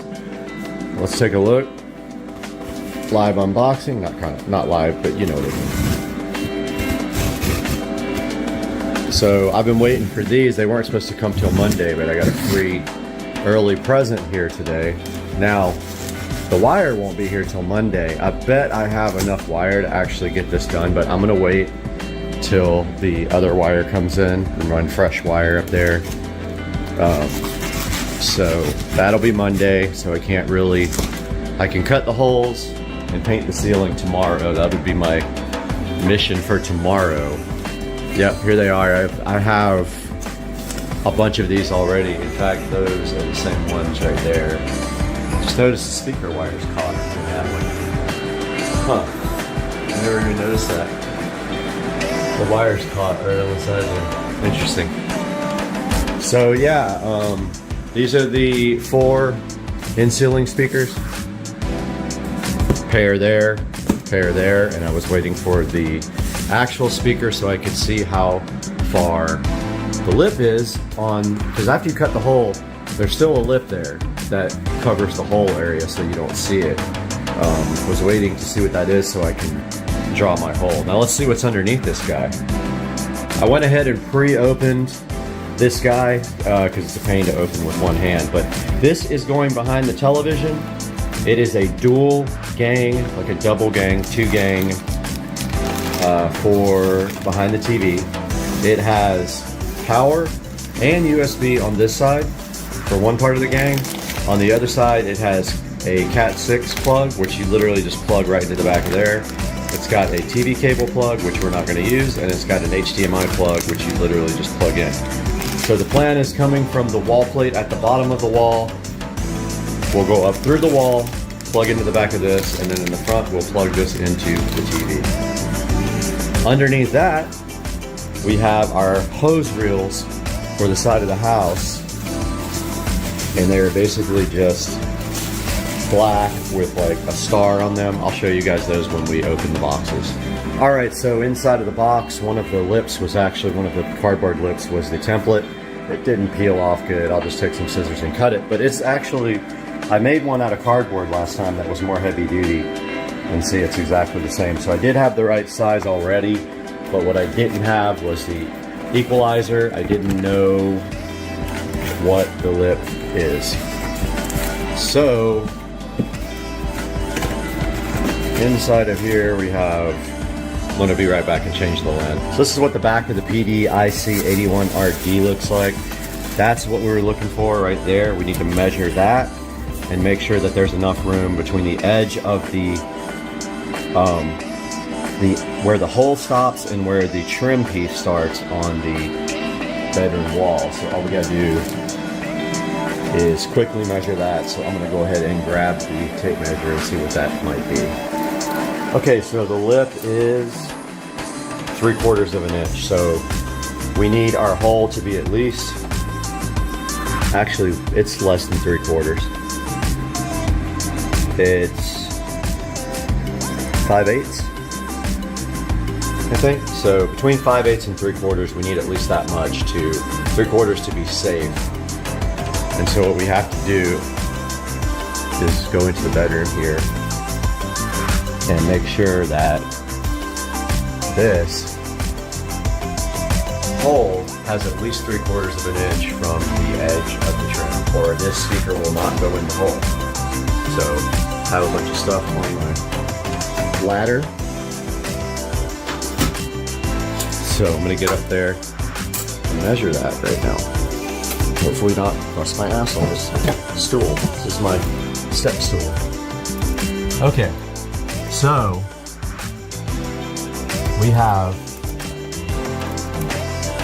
an inch. Plenty. So we have an inch here. So that means our speaker and the lip will fit. So we are good right there. This is actually measured the same as that one. So I moved it over from where I put the hole, and I'm hoping that that actually is no stud up there. If it is, we have a problem. So I'll probably cut a circle out right here and like big enough for me to see in there, or put my finger in there and then test whether there's a stud right here. I can put something in there and run it over. Hey everybody, I got the first hole cut, no problem at all. There are some wires running outside to the speakers outside that literally run right on top of this, so just got to be careful when I put it in, but it does fit. I had to make a little adjustment. It was just slightly too small. I always recommend that you cut on the outside of the line of the template because it's always needs adjusting. So got the first hole cut. I can start working on, it's very messy by the way, so I usually cut and then clean up right away that side. But I got 3 more to cut. I'm gonna do that probably tomorrow. I just wanted to make sure that that measurement was good for the lip of the speaker, and it is. So this one is going to be centered the same way. So they are kind of even. So we'll get this template drawn out after I clean up this mess I made over here. All right, guys. Got the holes all cut and tested all the speakers and they fit. Some are tight, some are not. I made sure on this last one I cut on the outside of the template and it came out good. And this is what I don't want to do. I'm trying to find the insulation. I'm hoping I can see it with the camera. What I did with it. This tripod's actually in the way.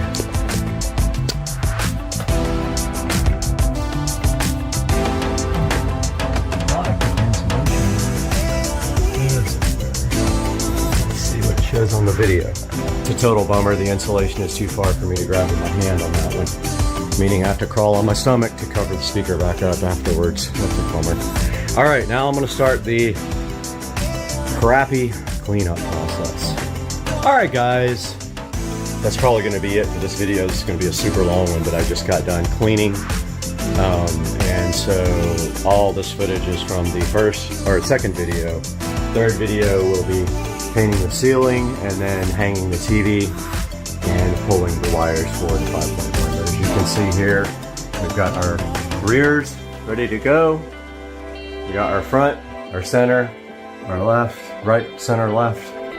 And if I want to pull an extra wire for a rear, for that middle rear, I can do that too, but I don't think so. I mean, really, the way to do it is those would be surround back, and then you would have 2 more here for surround, but I don't think I'm gonna do that. Hey guys, welcome back. Today I actually finished painting the ceiling. It's still kind of wet. I have one more thing to do as far as prep before I can do this wall. I just need to grab my sanding block and sand that one little area right there in the corner. This wall is mostly painted and ready, but I saved a lot for after I put the TV mount up so I can paint like under it before I hang it. So that's what I have to do next. I have to sand and prep this little area right there and wait for this to dry. Once this all dries, I can pop the lights back in, pop the vent back in, and put my fan bell back on. But yeah, just a little update. That's where we are now. Just waiting for this to dry, but in the meantime, I'll start sanding there. Alright guys, welcome back to the channel. Got some air horns now for some more goodies for the bedroom project. Got one here, one here. I know what this is, probably the subwoofer wall plate. Let's see. Ah, yes, it is the subwoofer wall plate in gray, which I ordered gray because I just wanted it to be different. Because you might see it, but maybe not. I'm not sure if the subwoofer is taller, but I really liked the gray just for this one plate. And I was digging that it had the red connector, and I do have my labeler. I can put sub on it, but I don't have to do that, but it's kind of cool. Let's check it out. Red with gray for our sub. This is super special, guys. This is gonna have its own video. This I am so excited about. I've been wanting to do this for a really long time, so this is not coming out of the packaging. We got air horns for this, guys. RGB IC TV backlight, and it is amazing, and I cannot wait to get this thing hooked up. I am so stoked about this. It's got the little camera that watches the screen and does the colors behind the TV that correspond to what you're watching, and I am excited about having this in the bedroom. So stoked about this that we need another air horn now. Yes, 2 new things for the project, and the hits just keep on coming, and I love it. I'm having such a great time doing this video. So we are back in the bedroom. And here we have our subwoofer wall plate. So I'm thinking the long screws are for the inside piece. It's in 2 pieces. They give you all the screws and everything, and it's gray. It looks really cool. Not gonna lie, I kind of dig this gray. So I'm thinking this is the inside piece. So all we do is plug that guy up right there. And stuff what we can in the box.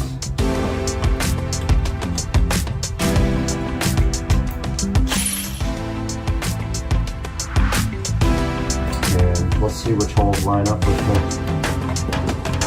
three. That one and that one. Yep.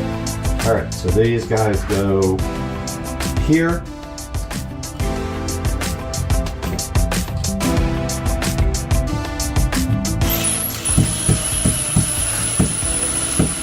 That. Trying to strip out because the screwdriver head is the worst ever.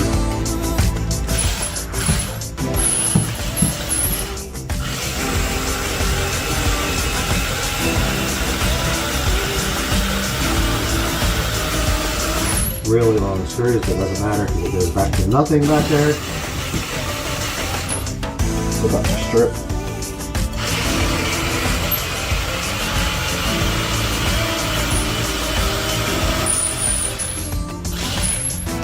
Okay, if you tighten it all the way, you won't be able to move it left or right, but it looks pretty level. Oh, I forgot our cover plate is going to have regular screws. Yep. Oh, they're Phillips screws. That's unusual for a cover plate. That is very unusual. But I'm stoked because I don't have to get a different screwdriver.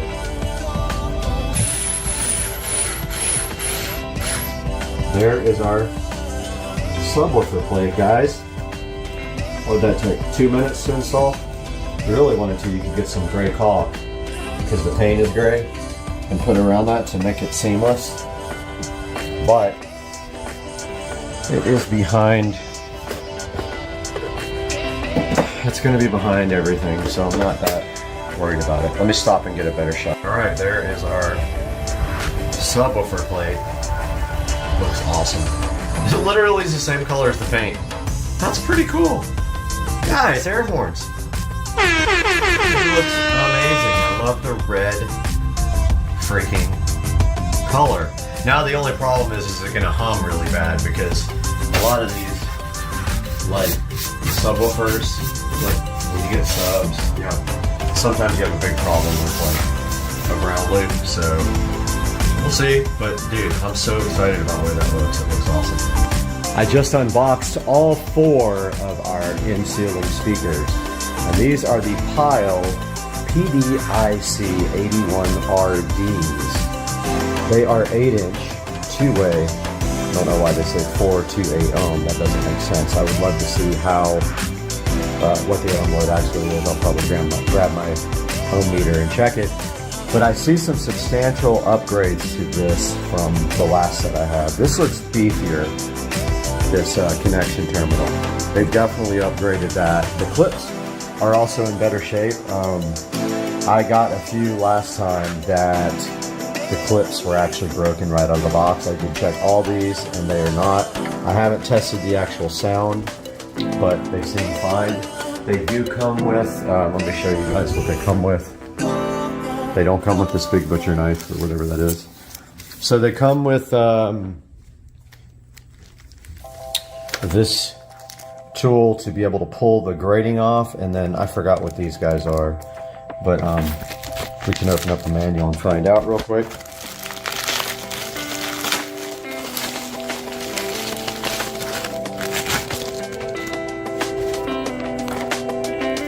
Okay, got the manual open. It looks like it's for all of them. Kind of shows you about the placement and shows you their in-wall as well. You can do them in the wall or in the ceiling.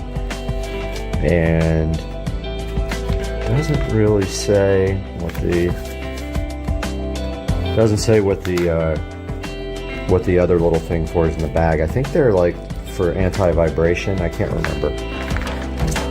Let's see. Yeah, it doesn't really say.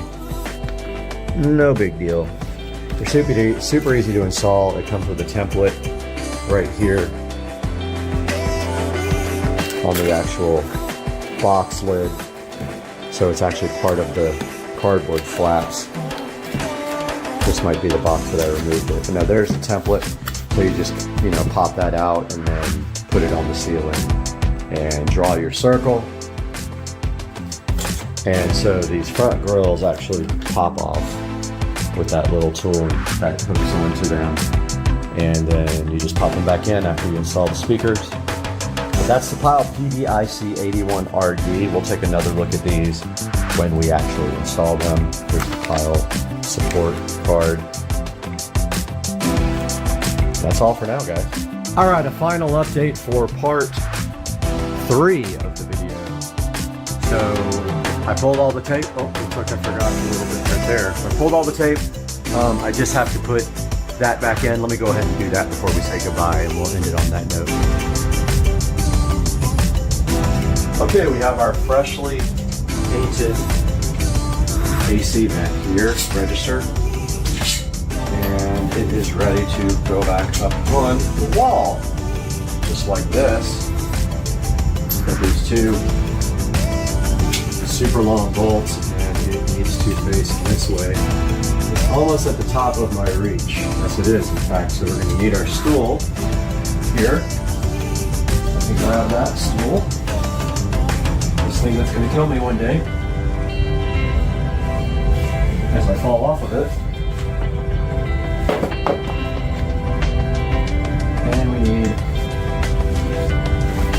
That's good, the air is actually on. Okay, so this guy needs to face that way so that the airflow is correct. So, need to this down for a second. Get this in.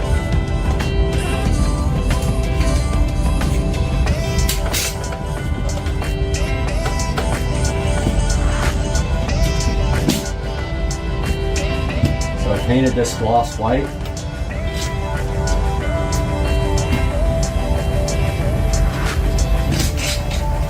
Okay, where is the... This is going to be a pain, isn't it?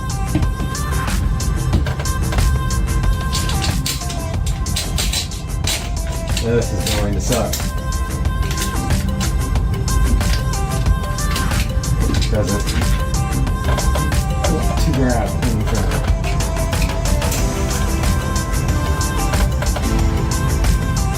Okay. Trying to see where it was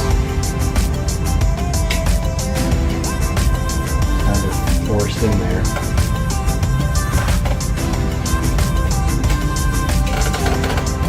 This is fun. These things are all jacked up in my house. I worked with the system originally did a bad job.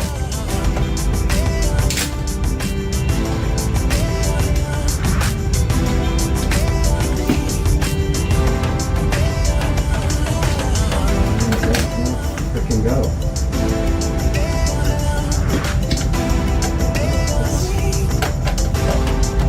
That's in something.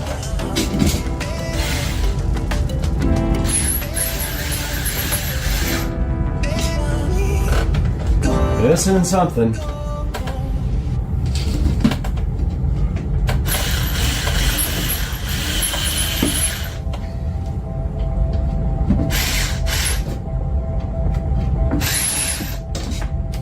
I don't think. Oh, that's not in anything. Gotta make sure it's catching something up there. And I think this stuff is off to the side.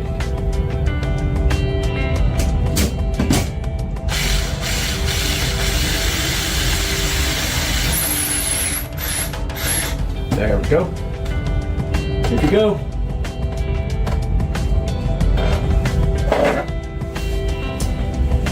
And while we're up there, let's go ahead and get that last little piece of tape off.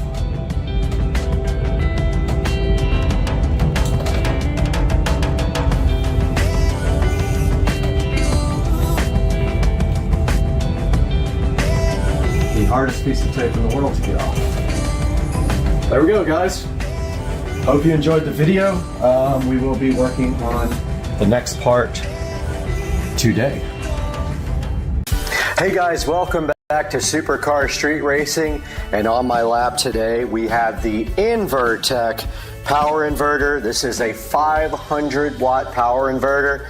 And we're gonna be taking a look at this today, all the features, what you can do with this, how much it costs, everything today on Supercar Street Racing.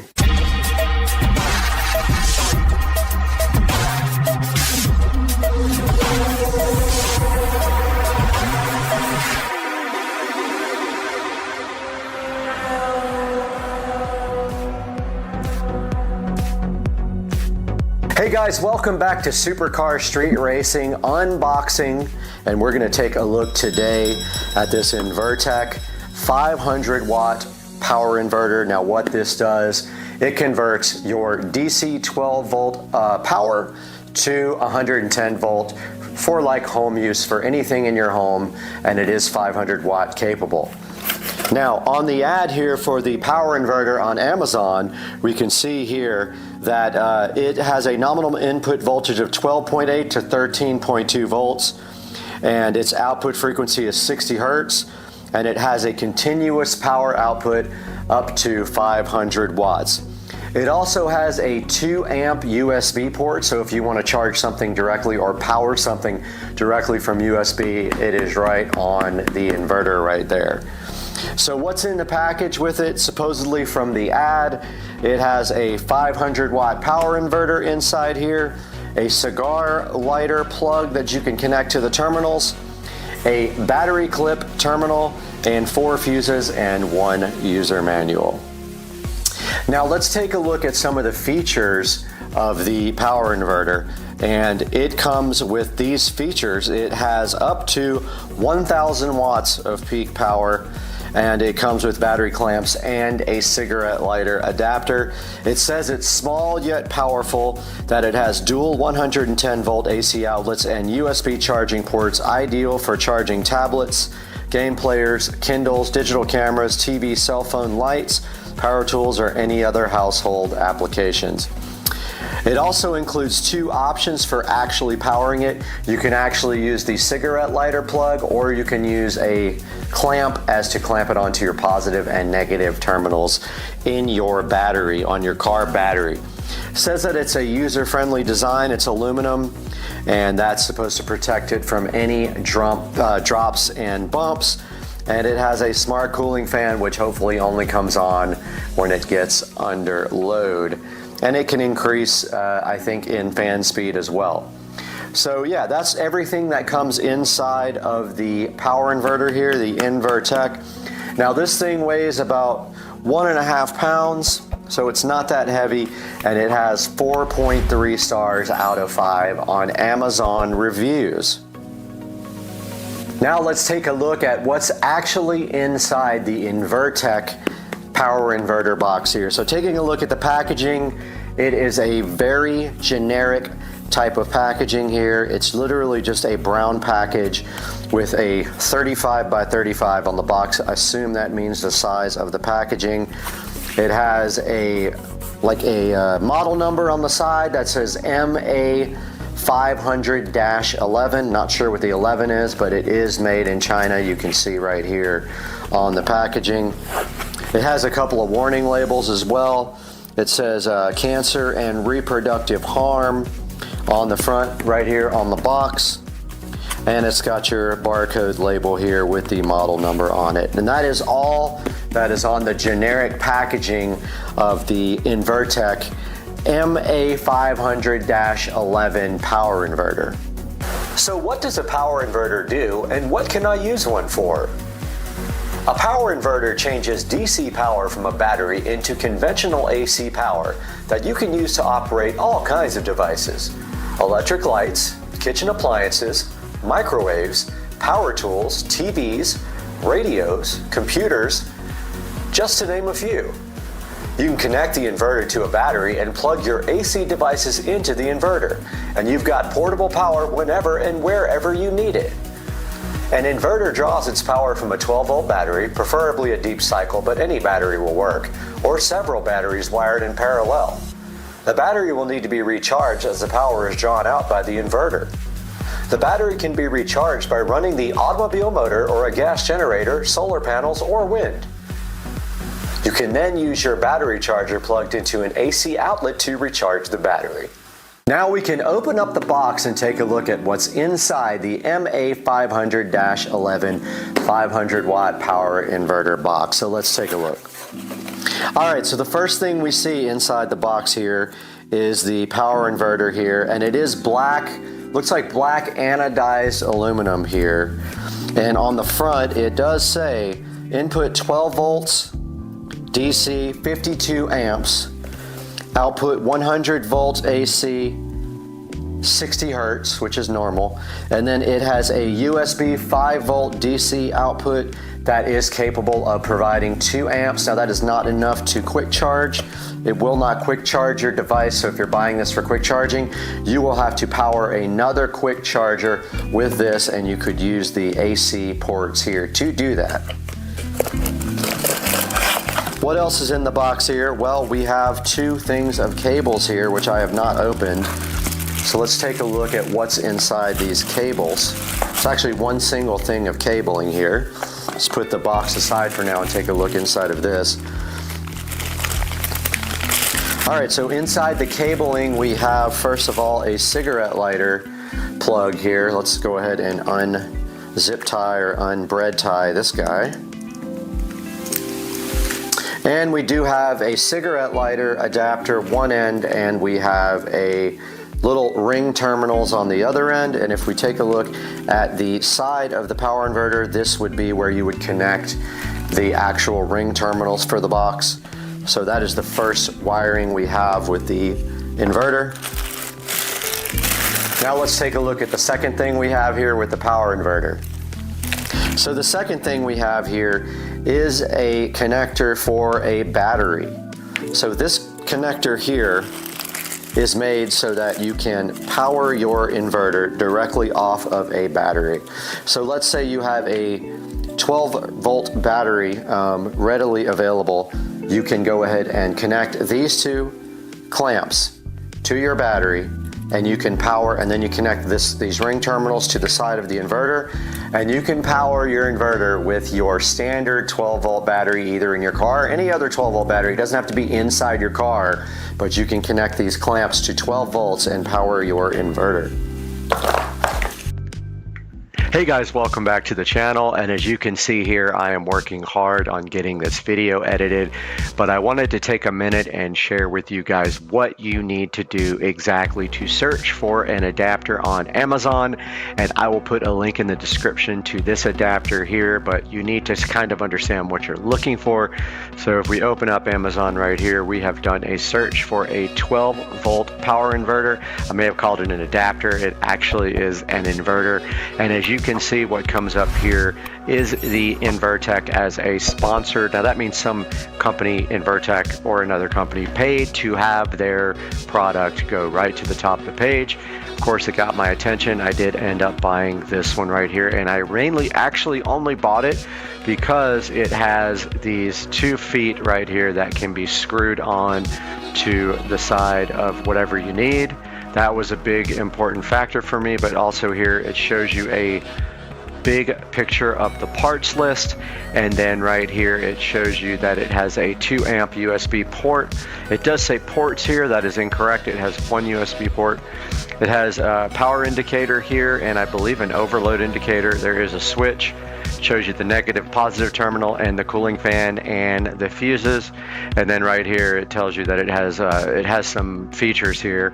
It has over temperature protection, over voltage, low voltage, overload, and short circuit. And then it's 1,000 watt peak power. Don't mistake that for the average power it can handle is 500 watts. And here's some of the things you can power with your Invertech. And then here you see they have actually used the battery clamps to connect it to a battery. And if we go here, we see it is $42.99. I will provide a link in the description. If you want to spend more, you can get more. If you like red, you can grab a red one from some places. This one actually has 2 USB ports, which could be handy if you need 2 ports. I only have 1. This one has I think it looks like it might, just 2 USB ports. And there are plenty of others that go up in wattage. Now remember, you will need the appropriate wattage for whatever amount of power you need in total. And as you step up in watts here, notice $169 for a 2500 watt, $299 for a 3000 watt, and here's a 1000 watt one for 68. But there are plenty of choices here. My advice is to go with one that has high reviews and that has USB ports, and check out my links in the description. I'll put some links to some different power levels here for you also, so that you have a choice. But as we go down here, we see we have plenty of options here. We have some cool ones with like digital displays, which is neat. We have just normal ones again. We have some that have the plugs on top. If that's something that is important to you, you can have your plugs on top of the unit. And then we have this cool one that actually looks like a power strip. And you can see here that it has plugs on top and the fan on top. So if that's a better option for your install scenario, you might want to go with that.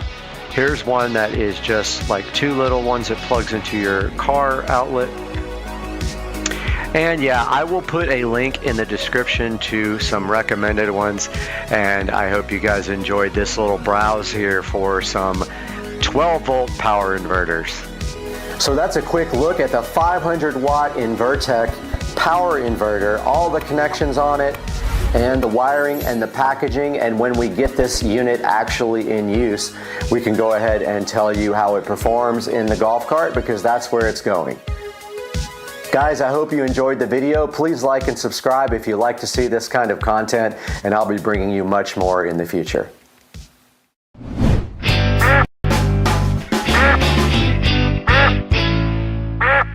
What's up, everybody? Welcome to Supercar Street Racing. We're back out here in Studio A, and today we've got the Cam Duck security camera right here in front of me. This thing is very cool. I cannot wait to get it unboxed with you guys and check it out and test it. It's the Cam Duck security camera. It looks like a USB charger.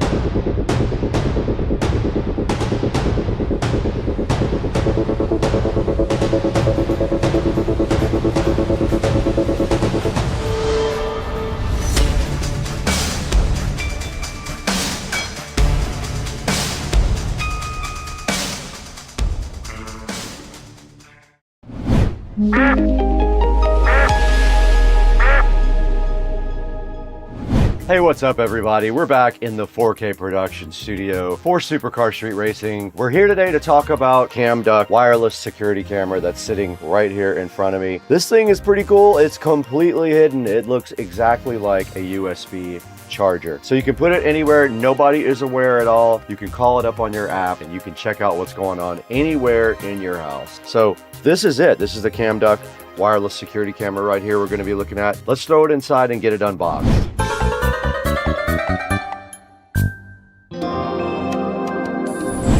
Okay, we're inside Studio B now, and we have the Cam Duck. Now, I have worked with Cam Duck in the past, so they did reach out and see if we wanted to go ahead and take a look at their new security camera. There's not much on the box. It's pretty generic, but it does have the cool little Cam Duck logo. And I think they are kind of thinking that that might be the little camera right there on the duck. And then there is a barcode on the side here. This is a 4K wireless camera, and when you open it up, you are greeted with this cool little Cam Duck manual right here. Little user manual tells you how to get the app and download it and install it, and shows you how to install a SD card and get this thing up and running. Here's the actual Cam Duck. It does just look like a USB charger. Check it out, guys. This is cool. Can't wait to put this. I'm going to use this in the garage. I was able to just use my fingernail to open the back, and it hides the SD card slot. How cool is that? Let's grab an SD card for this thing. I found an SD card to put in here. Let's go ahead and insert it. Let's see which way it goes. SD cards are kind of a pain to put in, are they not? All right, I did put the SD card in, and then all you have to do is slide the plate over it to hide it. And there is a little warning label on the front and a reset button right there, but this is cool. It just looks like a power brick, right? But what you don't see is there is a camera right there on it, and also allows you to charge your USB Type A or USB Type C devices. Now here is how you download the app. It's right here in the instruction manual. There's a Android app. I already have it because I already have another device. All right, that's it. It's kind of an easy unboxing because there's not really much to see here. Let's put this back in the box there, and then let's go see how this thing actually works.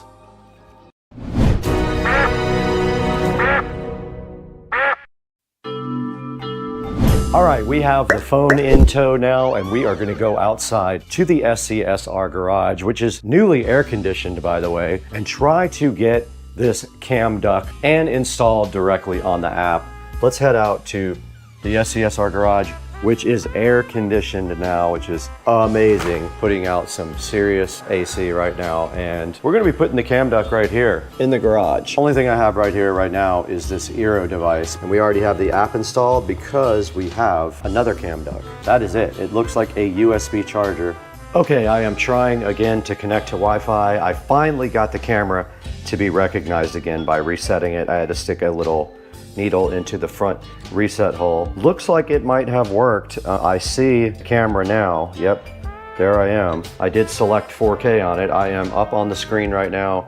You guys actually can see me right there. This is a whole view of the kitchen. Now my thing is, can we take this outside now and connect it to the garage and get it to connect to Wi-Fi? Let's see, let's pull the plug and take it directly outside. Pretty wide angle, I like that. I could pull the golf cart up a little bit, but let's see what we get in the app. Okay, we are back out in the garage and the device is booting up. I believe it takes about 1 minute for it to boot up, and we're just waiting to see if it is going to be able to connect to Wi-Fi or not. Okay, I do see something in the app. Let's hit play. All right, it does work. Look at that. You can see on the app me sitting in the garage. Let's see if it is in 4K. It is in 4K supposedly. This is kind of perfect for garage security. I love this. The cam duct did come through in that case, and it is working perfectly. So that's how you actually set it up. It was kind of a pain, but I figured it out eventually. And then down at the bottom, of course, you can take pictures and things like that. But I'm gonna pull the SD card out, and then we'll take that inside and see exactly how that looks on the actual computer. But that is footage of me. And we'll take a look at that footage from the SD card, directly out of the SD card on that. It has motion detection recording and loop recording, so that should be recording now.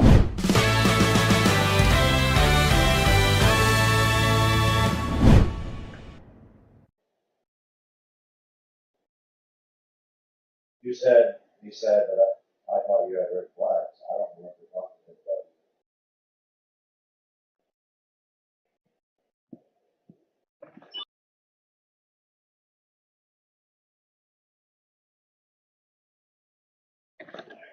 Let's go. You headed home? No, not yet. I get off at 7. As soon as I get home, I'll fucking get home and take a quick shower and get some rest. Where you at? Yeah, I'm gonna head up to close and get a drink, and I'll just be up there. And then, yeah, just so you mess up. Huh? Yeah. All right, I'll see you later.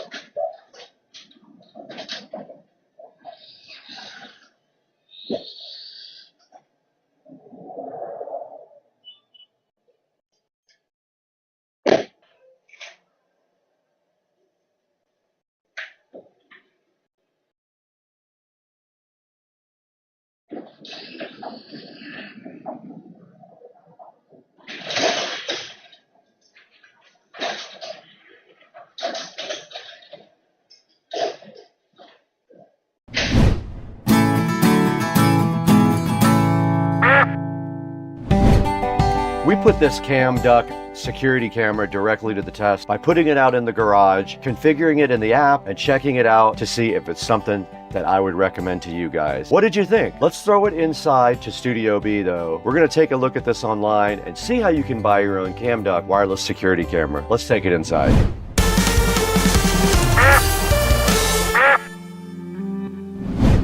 Hey guys, welcome back to Supercar Street Racing Studio B. We are out here every day doing hard work for you guys and showing you the latest cool product. And this is a company that had reached out to us before, and they said, do you guys want to work together again? And I was like, of course I do. I want to show you guys this very awesome security camera. Now this is called the Cam Duct. That is the brand, even though it says Fox Scout right there. It is a Cam Duct security camera that looks exactly like a USB charger. Now I do have that thing sitting right next to me. Now here's the back of it. You take that off the plug part of it, and there is an SD card slot sitting right there. And to put it back on, you just slide it back over like that, and that's all you have to do to load the SD card on it. And then on the front, you can see it has charging ports. And when you do go to start to set it up, you will see lights inside there indicating what is actually going on with the unit. There'll be like a red and a blue light inside there. I showed you guys the app. All you have to do is get into the app and add the camera, and then also connect it to Wi-Fi, and it does the rest for you. Now this guy does do 4K. It does loop recording, or it can do motion detection. We put some video up of it in real time there that it recorded onto the SD card. I will also upload that to YouTube and have that available as a link that you guys can check out as well. But this thing is 99 bucks, and it has 4 5-star ratings. I like the thing personally. I'm gonna put it back in the garage, reload the SD card in it, and go from there. But I really like the way it looked. Its night footage is okay, pretty good. It's a little noisy, but there's hardly any light in the garage at that time. It is very dim, so there's almost no light for the camera to even operate on. And you kind of saw what that looked like. Now there's a few of the features right there: 4K hidden data security, Wi-Fi access, and a wide angle. And you can see here that it's completely hidden. If you want to keep tabs on your children or someone else, you can easily hide this thing in their room. They will never know. They think it's a charger. It does do 4K and 1080p. You can take your pick from either one. And it is 160 degrees of wide angle. And this thing does connect to the internet when you go on Wi-Fi, so you can use the app to connect to it and view from anywhere. And if there is no internet available, you can connect directly to the phone and look at the footage locally. There's the motion detection and loop recording. You can choose that in the app. If you do loop recording, the app simply starts over when your SD card does get completely full. And motion detection, of course, just records when there is an event. And like I said before, it does have 5-star reviews, 4 of them right now. I have worked with CamDuck before. Now I have 2 of their devices in the house, so that is super exciting. Go ahead and get your CamDuck. I will put a link in the description. Please always click through the affiliate links that I provide because it really is helpful to Supercar Street Racing. That is the only way we make any money for the channel, and the channel does lose money. You don't have to buy the CamDuck here even. If you want something else from Amazon and you click on that link, you can go ahead and buy anything you want and I'll get an affiliate share of that revenue, and I would be so grateful to you guys for that. And this is the Supercar Street Racing dashboard. You can see we have 214,654 subscribers. We couldn't have done it without you. The channel is built on you guys. You are the main part of the channel, not me. So thank you so much for all your help and support and watching and liking all of the videos. I got to get out of here though. I have to go to happy hour.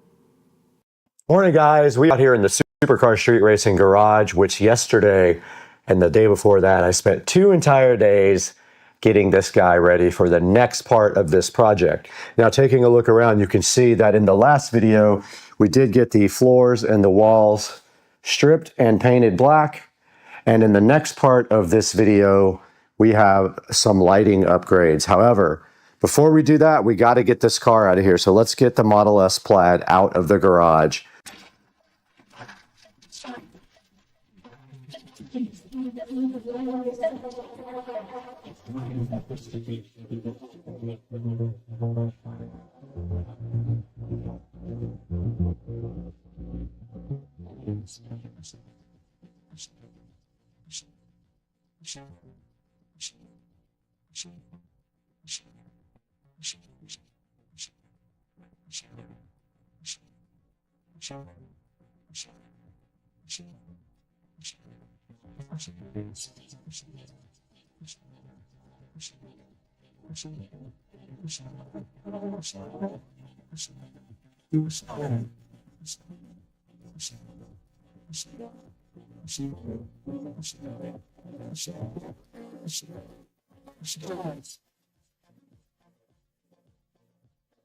Right here in front of me, we do have the garage hexagon light kit to go ahead and get installed.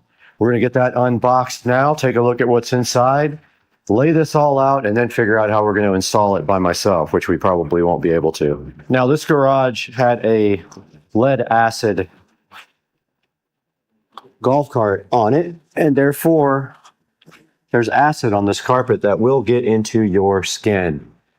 We have the official SCSR Smith & Wesson opener here to go ahead and take a look at this hexagon light kit. Not sponsored, was not free. I did look for somebody to sponsor, but they only wanted to give me 20% off, and it's not worth my time that it takes me to edit and install and all that for 20% off. Now let's look at the inner box.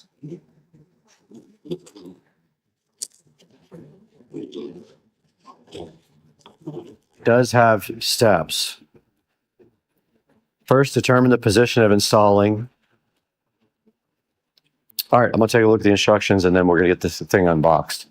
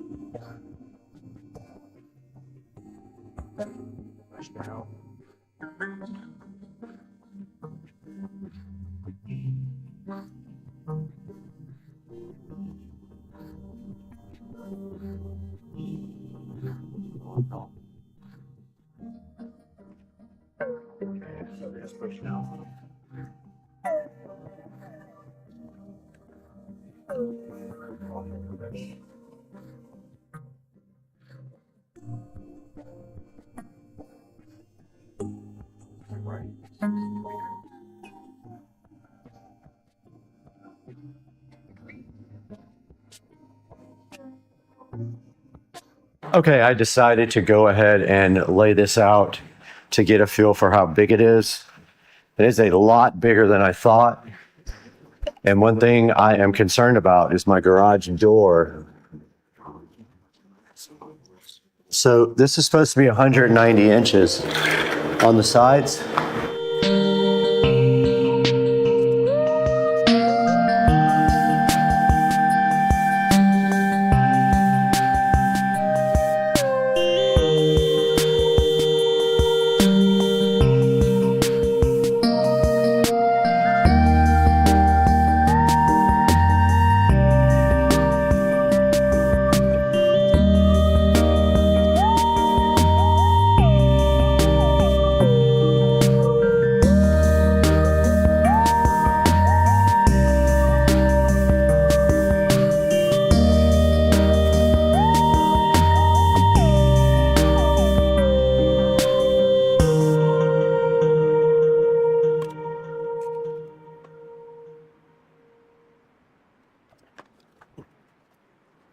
All right, I got my first light bar installed, and what I did was ran it right up against the side of the mount for the garage door track, and then it's going to come right straight across here, and all I have to do to keep it centered is make sure that I'm the same distance away from the wall over here when I mount my next corner. So I'll just measure from the wall to the hole, and then I'll duplicate it over here in the corner when I make the 90 degree, and that should make it square. And then I'll do the same thing all the way down. Okay, for my next step, I'm going to put the 90 degree connector on, but this has to be a T because we're going to power with this connector. So we are going to power right up here in the corner to keep it inconspicuous. So basically, we're going to put this like this, and then power will go into this plug here. So you just take this, and it's going to go just like this.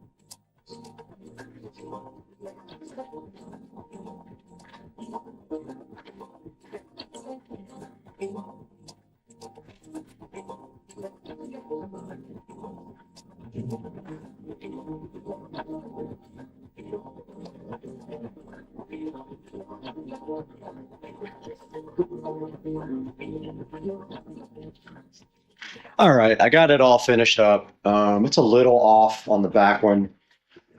Probably needs to go out just a hair more, but I already drilled the hole and put the insert, so maybe that's for another day to adjust it, because it does take an insert to do it, and I may not be able to get one in there now. May have to do a nut and a bolt through the ceiling. We'll see though. Overall though, it's pretty straight.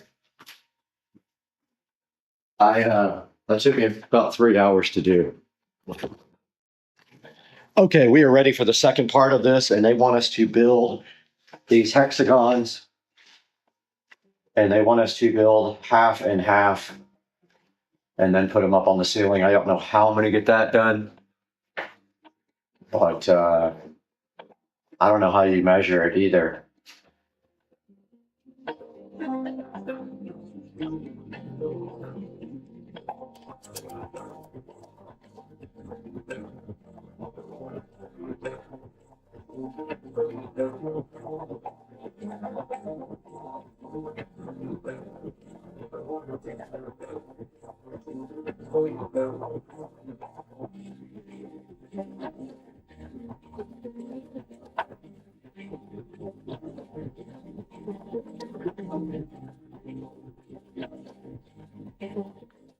Okay, I did get the first half built of the hexagon lighting. They recommend you do it like this. Get this part up on the ceiling, and then from there, do the second half. So I'm gonna go ahead and build the second half now.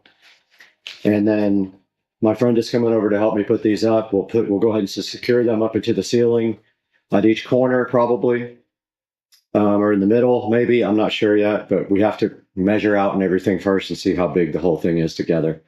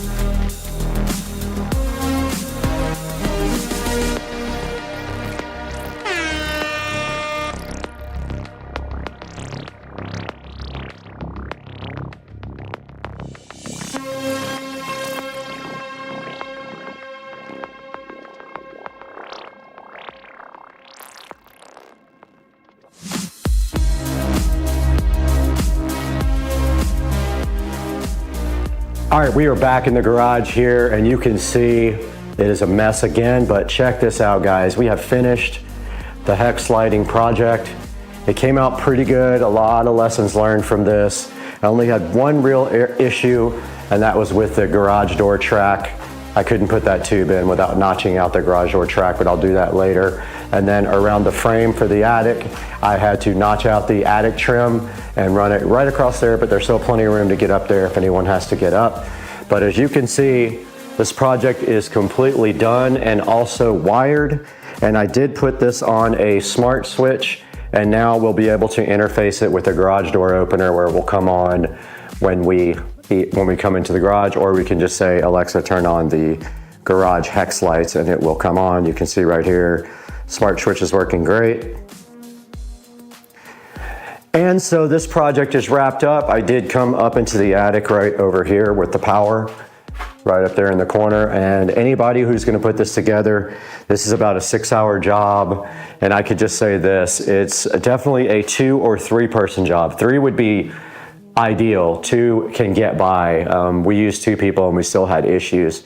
But yeah, guys, it came out awesome. I'm gonna take some pictures of this for the thumbnail and then wrap this up, and I hope you guys enjoyed yet another project. It was kind of frustrating, it took me a really long time.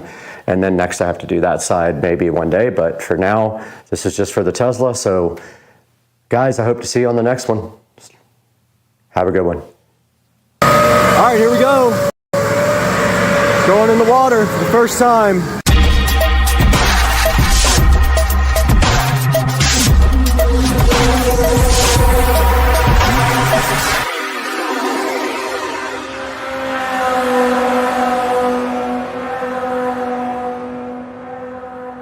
All right, we're out here at Palm Cove Marina, and we were with Joe here, Dukes of Duval. And he's loaded, and we're coming here to pick up his new boat. It's one of these boats up here somewhere. And we're gonna do some things to this thing once we get it. How's it going, guys? Good, how are you? Good, good. Palm Cove Marina.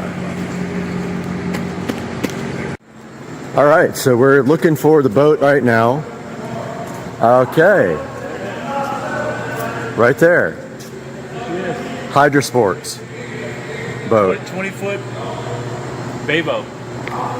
That's it right there. It is on the second level here. 2004 has never left this dry storage. 270 hours, which is very low. Got some pretty good stuff on it. Trolling motor. Got the power pole on there. So that pole, see that thing is like hydraulic. So when you turn it on, it comes out and like jabs the ground and locks you in, which is nice. Boat's been fully gone through. The motor has. It's gonna be a little dirty because it's been sitting here without somebody using it. It's probably 6 months. So we gotta. It looks a lot better in person than in the pictures. I'll be honest. It looked faded in the pictures, but it's not. That's just the paint. Yeah, that's sick. Yeah, the pictures are really deceiving. Like when you pull it down and you see it, it's in phenomenal shape. Really Let's get this thing down and get a look at this thing. We're just gonna grab it down. How long ago did you work here? Almost 20 years ago. All right. Used to be a boat jockey, run these lifts, man. Look at this thing coming down.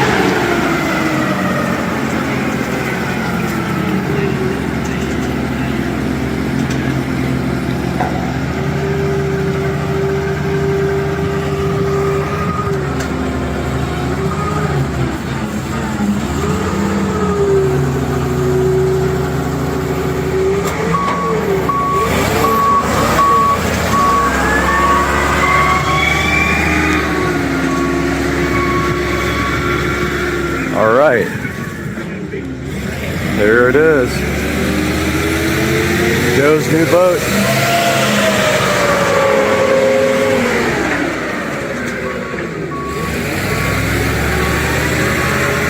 All right, we are taking a look at Joe's brand new Hydrosports boat here. Got the trolling motor, the Minn Kota.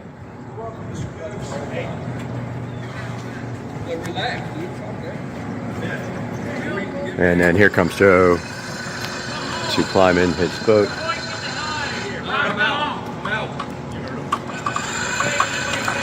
We got to get a thumbnail with you in it.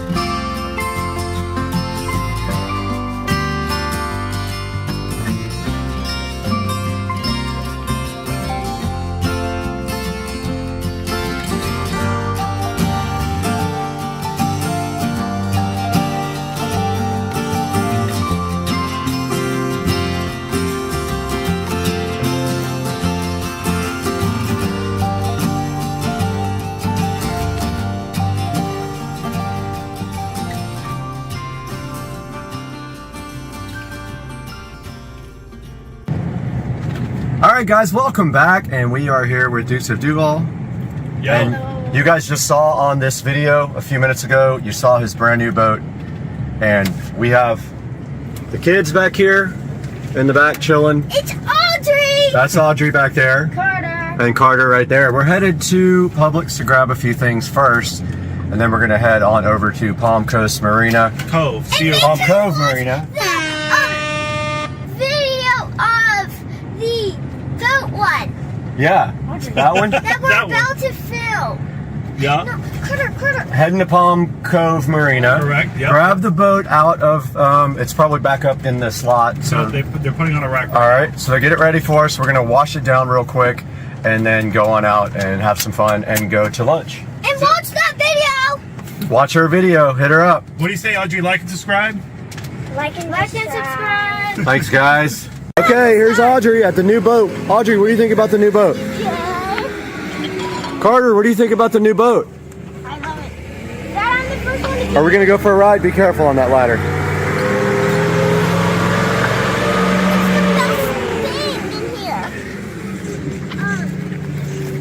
So we're going to get this thing all cleaned up and then take it for a ride. And we'll update you guys in a moment.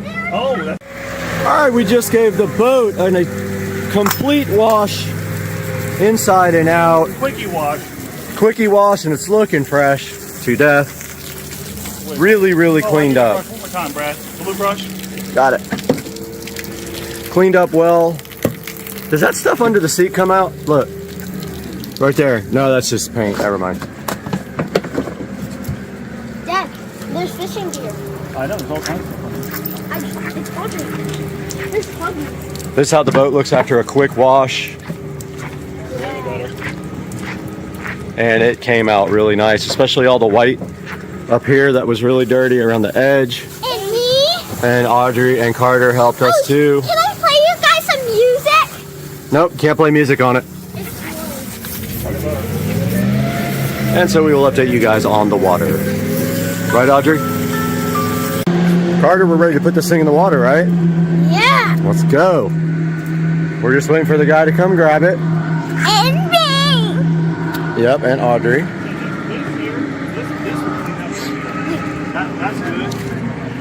Make sure you Audrey, subscribe. if you make me drop my phone, you're going to be in trouble. Yep. Put that on the polishing wheel. The only thing that I wish this boat had that it doesn't is a wash down. What's that? Where it's either a freshwater or saltwater wash down. So like when you're out and you get a bunch of dirt on the boat, you at least have like a tank full of water. Where you have the ability to pick up water from there and just rinse it down. When will he get our boat? So you're gonna come get yours next, probably. All right, here we go. Going in the water for the first time under new ownership.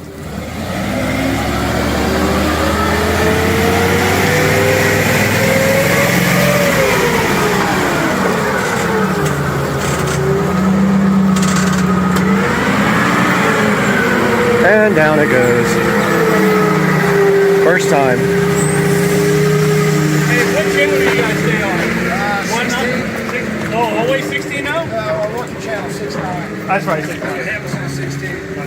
I called the Coast Guard first. Not you, right? All right, grab the line. Oh, man. He's going to dump it. Grab that line. You never see driving, huh? What's that? So you're just gonna hold the boat while he gets from out from under it. And then you're gonna pull it down. We cranked it up. Worst case scenario, Rich will come get you. Yeah, you don't mind, do you, Rick? I didn't know the boat was for sale. Now I'm offended. I won't pay what I paid for. Oh, I paid $7 grand for that thing. $7 grand, Rich. You're not supposed to tell that, sweetheart. Dad. What's your name? That's Audrey. Hey, Audrey, I'm Rich. Nice to meet you. So keep it off the. Hey, push it off. Ah. When you're car. All right, here we go. So we got everything set up and we're headed out. And we just gotta, you got the bumpers? Can you get that back bumper when you can? What back bumper? Can you get it, Carter? Carter, untie the bumper. All right, here we go. That other boat stopped at once. Just put it right here, Carter. Okay, I will. Notification. Okay, I will. I have to say that. Oh, down. I have to say that. It's your turn. What do you think so far, man? Love it, man. New boat. Thing's sick. Gotta get that horn to work. That's the only thing so far that I've found that doesn't work. What's this one for? Motor trim? That's for the power pole. And there's your trim tab. Oh, that's the power pole. Yep, those are trim tabs. Okay. That'll level the boat out. What about the motor trim? Oh, right here. Okay. Down here. Got it. Actually, you know what?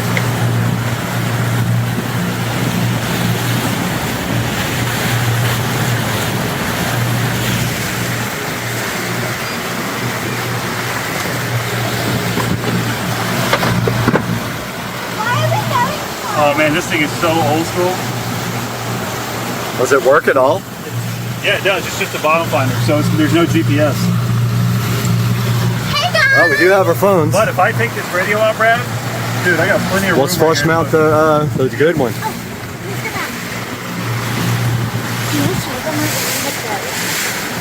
I'll follow you and you talk. All right, y'all sit down. Okay, you got to sit right now. Sit down and don't You let gotta those sit. spill. Get this thing up. Oh yeah, look how good it like raised up.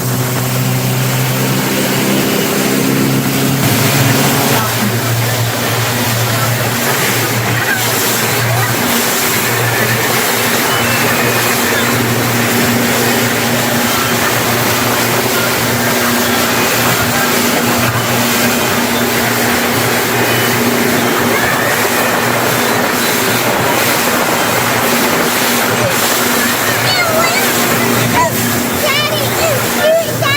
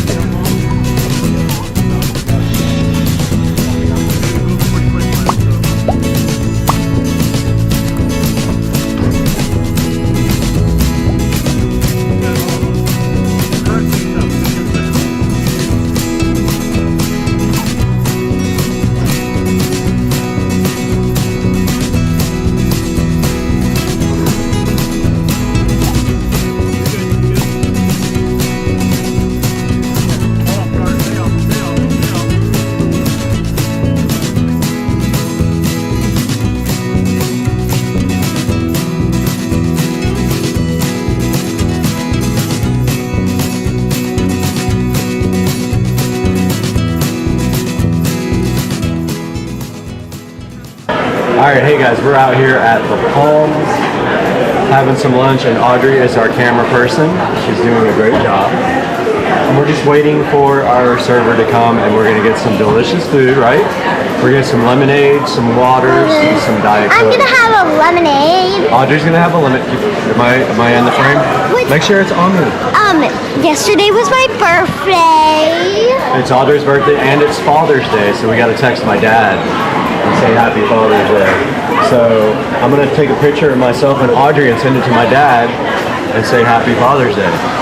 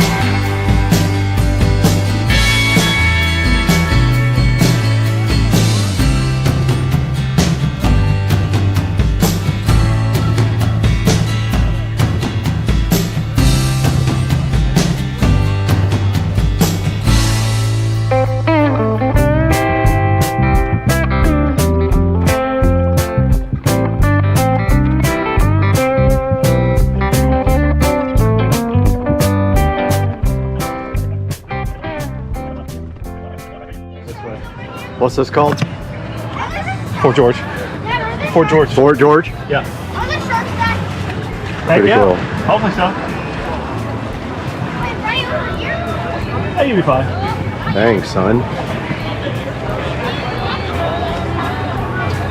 I have a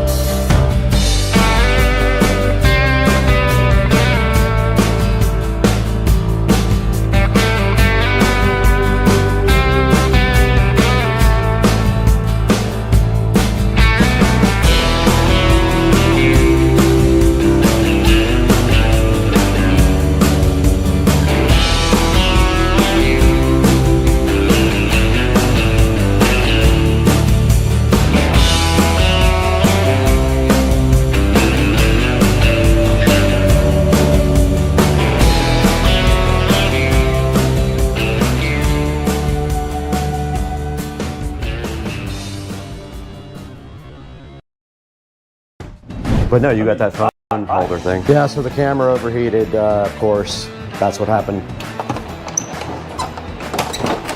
You have to take off all this corrugated crap or it won't fit through the hole. Oh, it won't? And then you got to go all the way to the top, and then the dash goes on after you put this through the hole. Where's your stool? Oh, put it inside.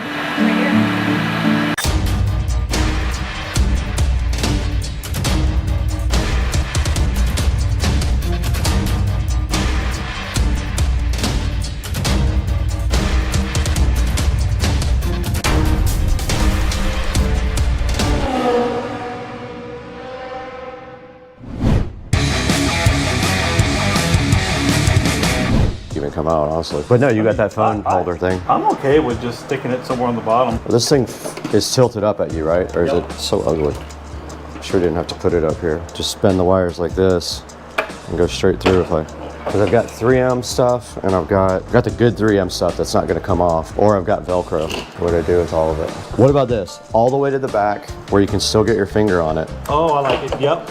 You gotta have to get into there to hold the button down if it needs to be paired to somebody else. You kind of need to see it too. Oh, perfect. Yep. And then the wiring straight back. Yep. So I found a place to put your charger cable through. Look, charger cable can go. Oh yeah, perfect. Right through that hole and right up to here. So do you have it? Right through that little. Yeah, pull it back. Yeah, grab it. That's exactly what I do with mine. I knew there was like a. It certainly does. Look, it's got threads. That's how you flush mount it. Oh, it comes apart. I don't know how to get it apart though.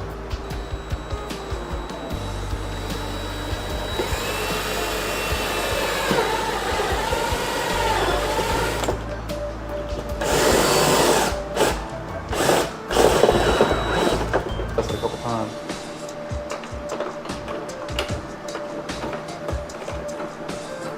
Oh, literally. Perfect. What's it hitting?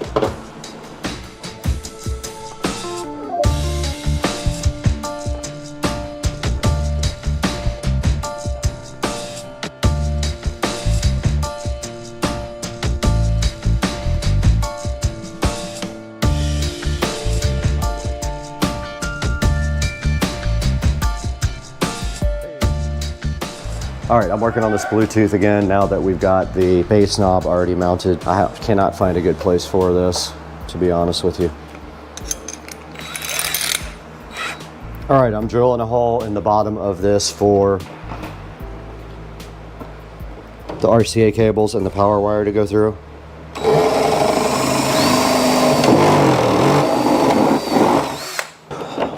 So I sent a hole straight through to the back here. I'm gonna put the Bluetooth adapter on the top. But first I gotta feed all the RCA cables through the hole.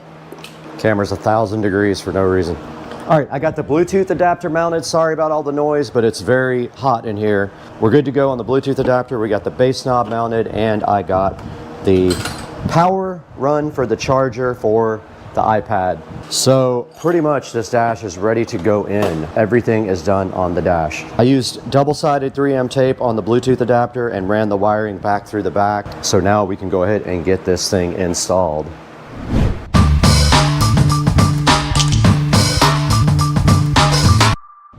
Okay, I'm gonna clear everything out and go ahead and try to put the dash over the steering wheel. To install the dash, you simply slide it over.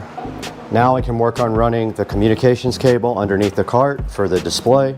So I'm gonna go around to that side and start that process. Camera's probably gonna overheat again just because. So the communications cable is just gonna run right next to all the other stuff and down through the same hole. I'm gonna try to just run enough up to the top just for what we need, not a bunch of extra.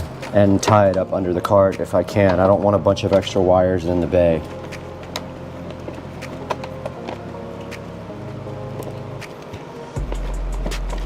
There's plenty of wire, that's for sure. Okay, I have to get under the cart to do the rest. Got the first zip tie on. Now I'm just following these other cables and I'm gonna zip tie to them. It's got its own hole to pass through though, the one that I drilled.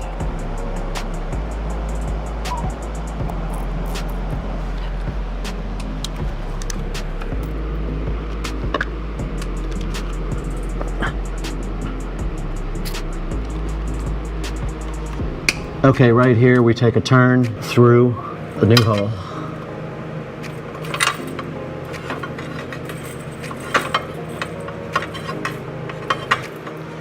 Okay, I got the comm cable run into the bay here. I'm gonna try to pull some of it all the way over here so it's not all in the bay. Let's see what I can do here. There's so much slack.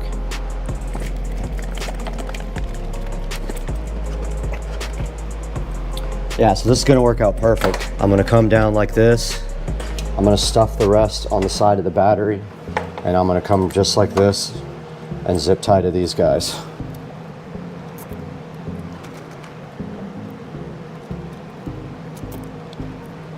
The comm cable is done. That means the display should work now. Our display's on, we're good to go with that.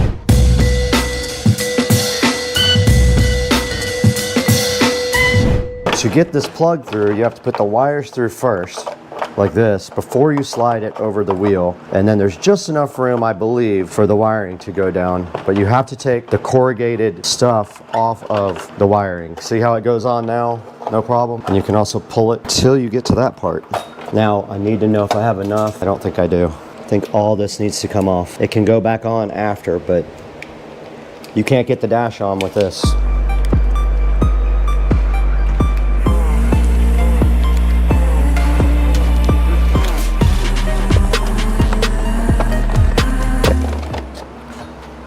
That's how you do it.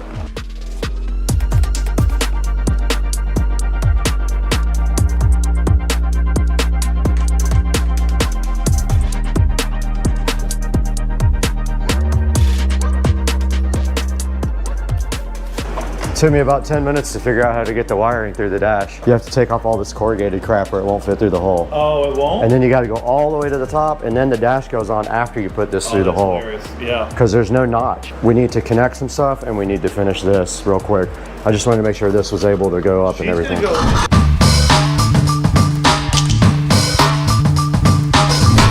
All right, so here we're back, gonna work on the subwoofer. Found this thing actually on the side of the road. Somebody had a sign that was just said free stuff. So I found this subwoofer along with an amplifier, and it's been sitting in my garage now for probably 5 years. So I'm like, perfect time in, break this thing out, clean it up, get it working. The porthole was rattling around in there, so I'm gonna take the time. Brad already screwed it back in, and I'm gonna take the time to seal it off, caulk it up to make sure we got a good seal on it. And then after that, I'm gonna go ahead and carpet it, fresh and new, put the subwoofer back in. Hopefully we'll be able to hear some sound out of it here in the next couple hours. We're on the home stretch with just probably 5 or 6 more things that need to be buttoned up, and then hopefully everything will be done and we'll be able to fire it up and test out the new system. All right, while you're doing that, I'm gonna go ahead and finish up getting your blinker control back on and start plugging things in your dash so we can get this thing back together.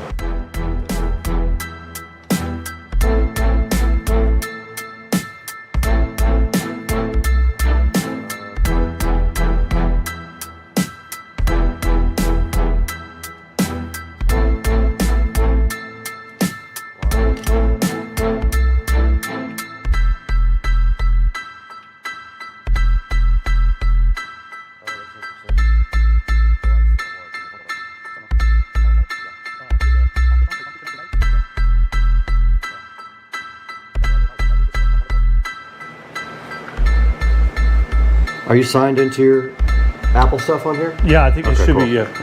Where's the SCSR whatever scissors? These nuts. Oh, that's a good sound. That's going through the speakers, isn't it? Mm-hmm. Trying to get the pair? Yeah, I just don't know how to get this thing in Barry mode.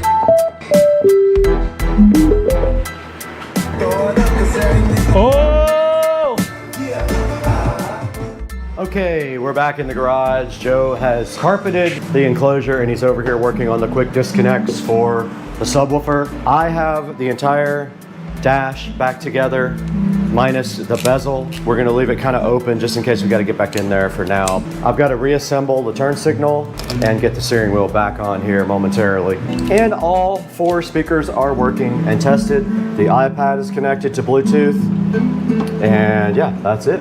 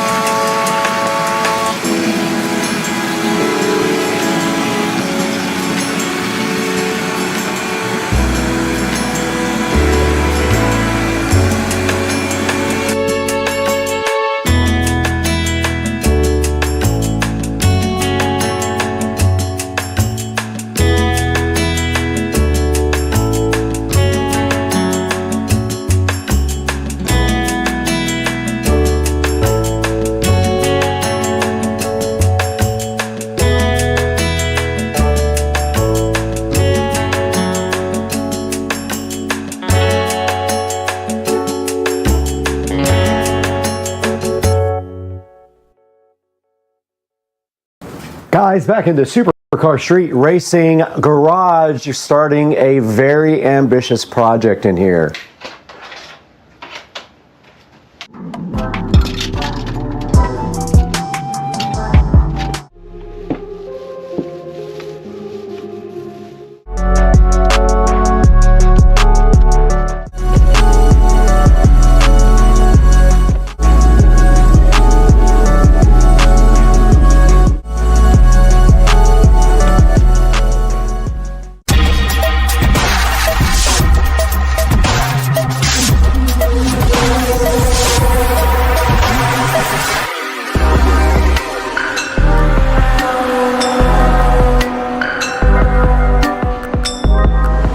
Guys, part one of the garage remodel project is done, and it came out amazing. Yes, there are some little dots on the ceiling. You can see through the paint, but I painted on this for hours and hours, so it will have to be touched up at some other point. But I have put the paint away for the day. I've been painting since about 4 a.m. and it is now 3 in the afternoon. We painted everything black. The walls are black, the ceiling is black, and then what we will do next is we're going to paint a red stripe right across the top there, which ends right at the black right there. It's gonna go as wide as that bulkhead right there. Now what we need to do is get this place cleaned up and get the car back in. And I have already decided to keep this garage as clean of a look as possible, so I'm gonna move as much as I can out to the shed and clean up this place massively. Now let's get to work and get this place clean.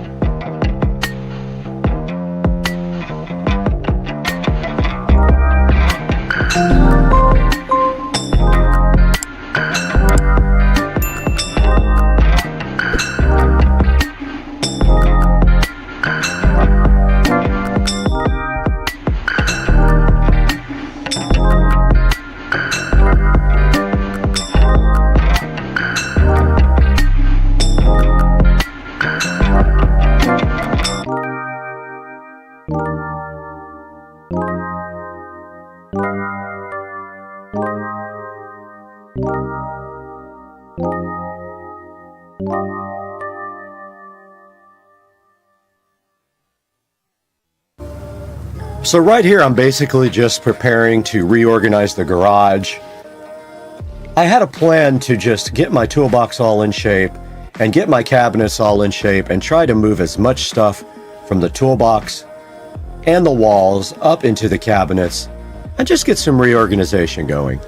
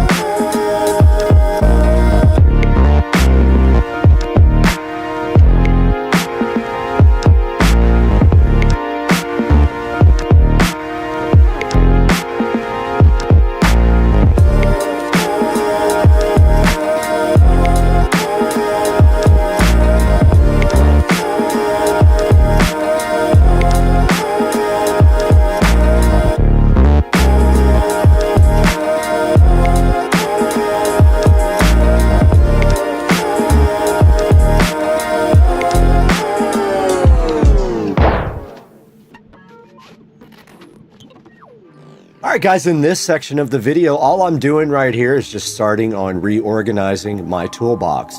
Basically, everything in there gets messed up over time as you just do a lot of projects. You know how that goes. So this part of the video is me reorganizing my toolbox and moving things up to the cabinet above there. Now you can also see here in the upper right hand corner of the screen, and I'll zoom in here, that I have already started labeling and organizing the cabinets above the washer and dryer.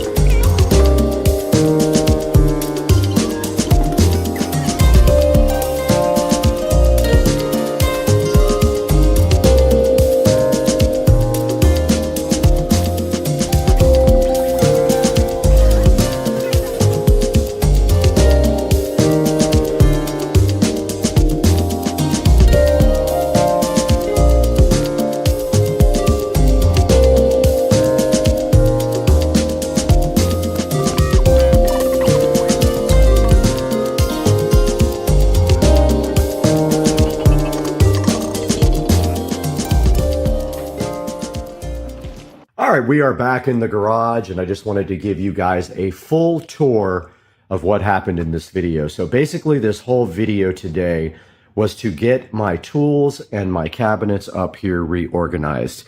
So what we did from the very start was we took every bit of the tools out of this toolbox, put them all out, laid them out all nicely, figured out how we were going to reorganize the toolbox. And then what we did is we went ahead and moved things into the appropriate drawers.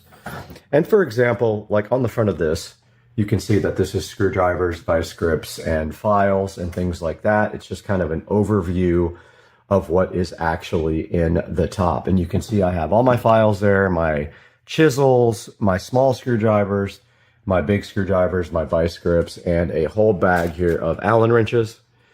And I have it kind of labeled right there for the next drawer, which is Allen wrenches, measuring tape, wrenches, and sockets. Actually, this is for the top drawer. This is for this drawer. So it's a little bit different. There's not room to put anything right there. So this is for the top, this is for the top, and then this is for the second drawer. And so we have all of our wrenches and sockets in this drawer all organized really nice and laid out pretty cool. And moving on to the next drawer, we have the pliers in here. So anything to do with pliers, electrical pliers, those big vice grips and anything goes in this drawer. And my wire strippers are somewhere else now, but they were in this drawer. I moved them out because it was too crowded. You can see right there, there's just too much going on. And in the next drawer, we got the electrical and the stud finder. All the electrical stuff is there, including the strippers, the crimp tool, my meter tester, my electrical tape and solder and things like that, and my stud finder. It's all labeled pretty nice right there. And the bottom drawer, looks like our label is coming off, but this is where I keep all my miscellaneous screws and nails. I also have my laser level, my label maker, my drywall saw, and a few other little things in there. And now moving up to the cabinets, this is where I needed a lot of work. Over the years, things just get messy in there, and I wanted to redo this whole thing and get as much off of that wall as I could because I had everything on pegs there. So I reorganized everything really nice up in this cabinet. So you can see right here, right now, we got like all our switches and wall plates are right there. Our electrical boxes are right up here. We've got smart devices. There aren't any in there right now, but I know I'll be using that. We've got LED bulbs and landscape lights right there. Anything to do with fasteners and screws, electrical connectors, and drywall anchors, all labeled out really nicely and sitting so fly in this cabinet. On top of this cabinet, I have storage. So I just put some old boxes from various things that I wanted to save above. And then also up there, well, oops, I turned on the washing machine. Also up there is the, for the garage, the amplifier and the subwoofer for the garage. And now on this side of the cabinet is where we have more heavy tools. So we have our jigsaw, our heat gun, our levels, our Dremel, and anything to do with drilling and screwing, I put right up there. You can see that looks so nice. And then my drill and my impactor right there, and my wire drill behind that. Cutting accessories here like saw blades and all that. And then of course, when I put these cabinets up, I hung power in the back, and all my charging from my DeWalt stuff is sitting right there. So nice. And guys, that is going to do it for part 2 of the garage remodel. We'll be back with part 3 very, very soon. And I hope you guys enjoyed the video.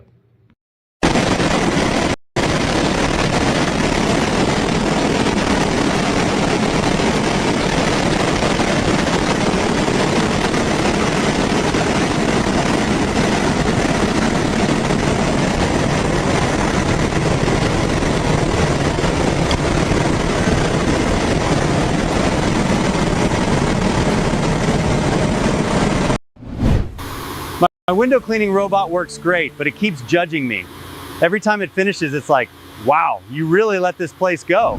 All right, guys, today we're checking out something that honestly feels like it came directly out of the future. This is the Ecovacs WinBot W3 Omni, and yes, I am on the floor with it. This is a fully automated window robotic cleaning system. Now, if you've ever tried cleaning windows, sliding glass doors, or that big sunroom like we have back there, you know how annoying that can be. You're reaching, wiping streaks, climbing on chairs, and somehow the glass still does not look right. But this device is designed to completely remove that chore from your to-do list. Today, we're gonna unbox this thing. We're gonna test it on my sliding glass doors and on my sunroom windows back there, and see if this robotic window cleaner can actually handle real-world glass surfaces. Let's get into it. Roll the clip.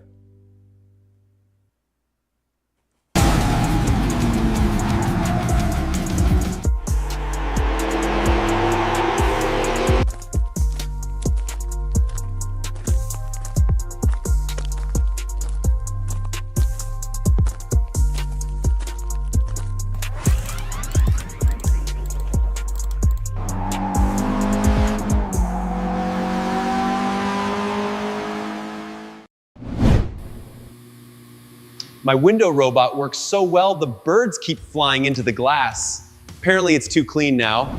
Now, before we start testing this guy, let's talk about what WinBot actually is. A WinBot is a robotic window cleaner that attaches to the glass and automatically cleans it for you. Now, these may have been around for a while, but the biggest name is definitely Ecovacs. They're widely recognized globally as the #1 brand in robotic window cleaners, and they've been refining this technology for years. But what makes the WinBot W3 Omni different is that this just isn't a window cleaning robot. It's a complete window cleaning system. So instead of just cleaning the glass and then leaving all the rest of the work up to you, this version includes the Omni Station, which actually washes the pads for you. And it does that automatically. So the goal here is simple. You place the robot on the window, you click the start button, and then the entire process is automatic. And the entire cleaning process happens from start to finish with almost no effort from you.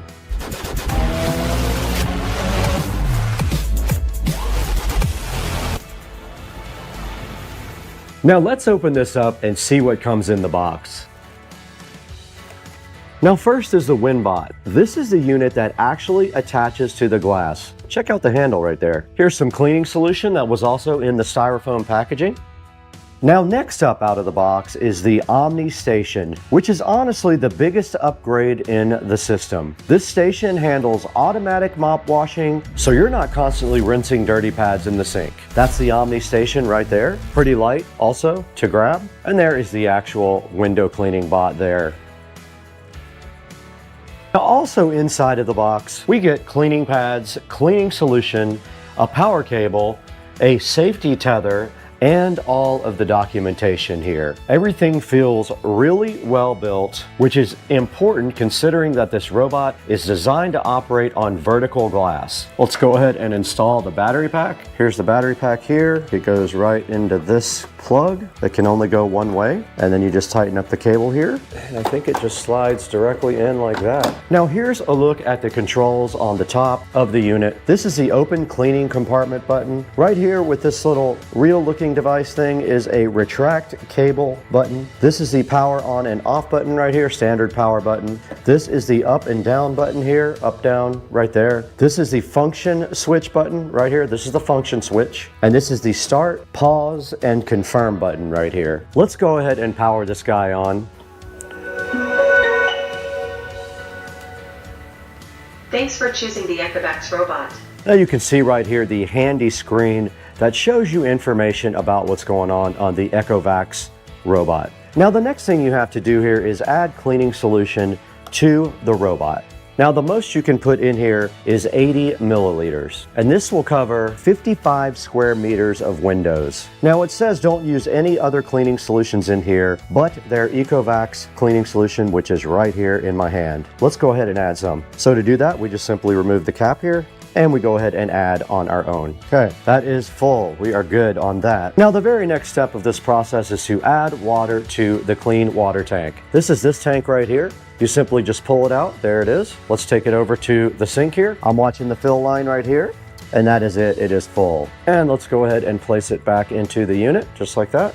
And that is ready to go. Okay, now the next section here says that we need to remove the wiping pad from the WinBot. You have to firmly pinch the clips on both sides. It has directions here for you if you don't know. Right there, right there, right there, right there. And the cleaning pad came directly off here. And now it says that we need to wet the wiping pad. Now we should be able to click a button on top, and you just press that and it does open directly up just like that. Now the fleece side will face inward. It does fit directly right into the door just like that. It sits flush with the door here. Okay, we're gonna hit this button.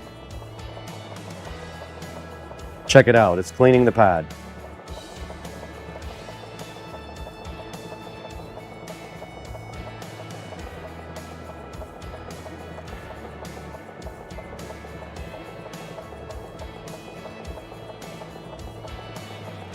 Eight seconds left.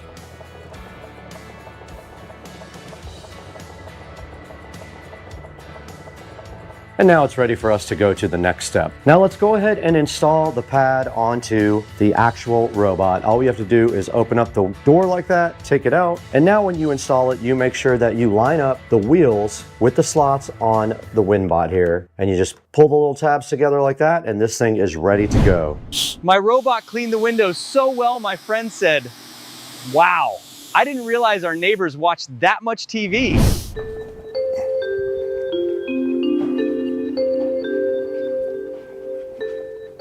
And I'm gonna put it on fast clean. Now it says to hold down the power button for 2 seconds here to start the fan. It did start. And look at that, it's suction cupped to the glass. And there goes the WinBot. Now let's see if it can go ahead and clean my windows. Check that thing out, guys. That thing is crazy. Look at that thing go.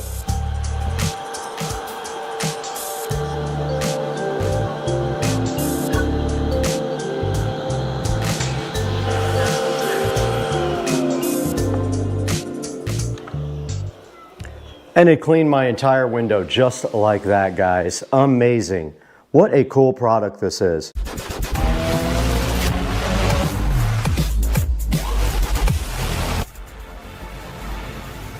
Now, one thing people always ask with robotic window cleaners is the obvious question, what stops it from falling?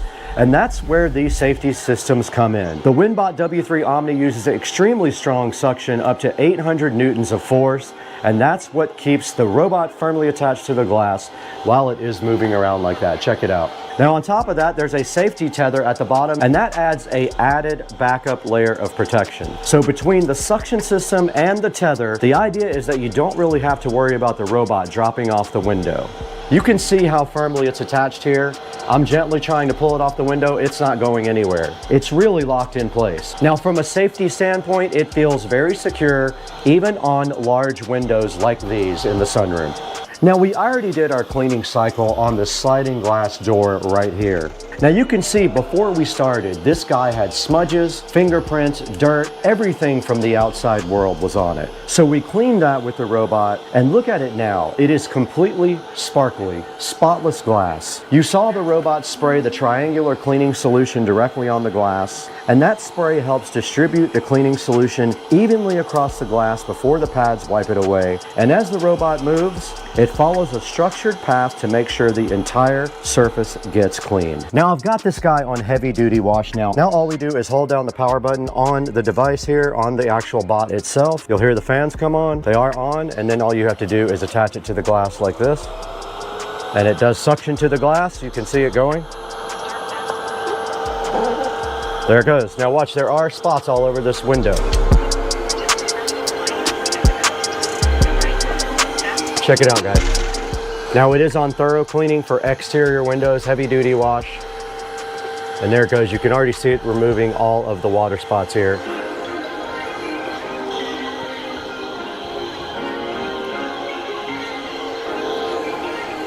And just like that, it's done. And we can hold down the power button.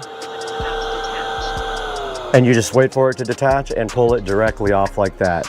When you are done with it, you then detach the pad by pulling in the clips, put it back into the actual unit, and then you rinse off the pad inside of the unit, which cleans it, like we did at the first step. Now, another small detail that's actually pretty nice is the one-button cord retraction. So instead of manually wrapping the cord up after cleaning, you can just press a button and the cord retracts automatically. And it's this button right here. Notice it is motorized, and there it's done. It's a small feature, but it helps make the whole system feel a whole lot more polished.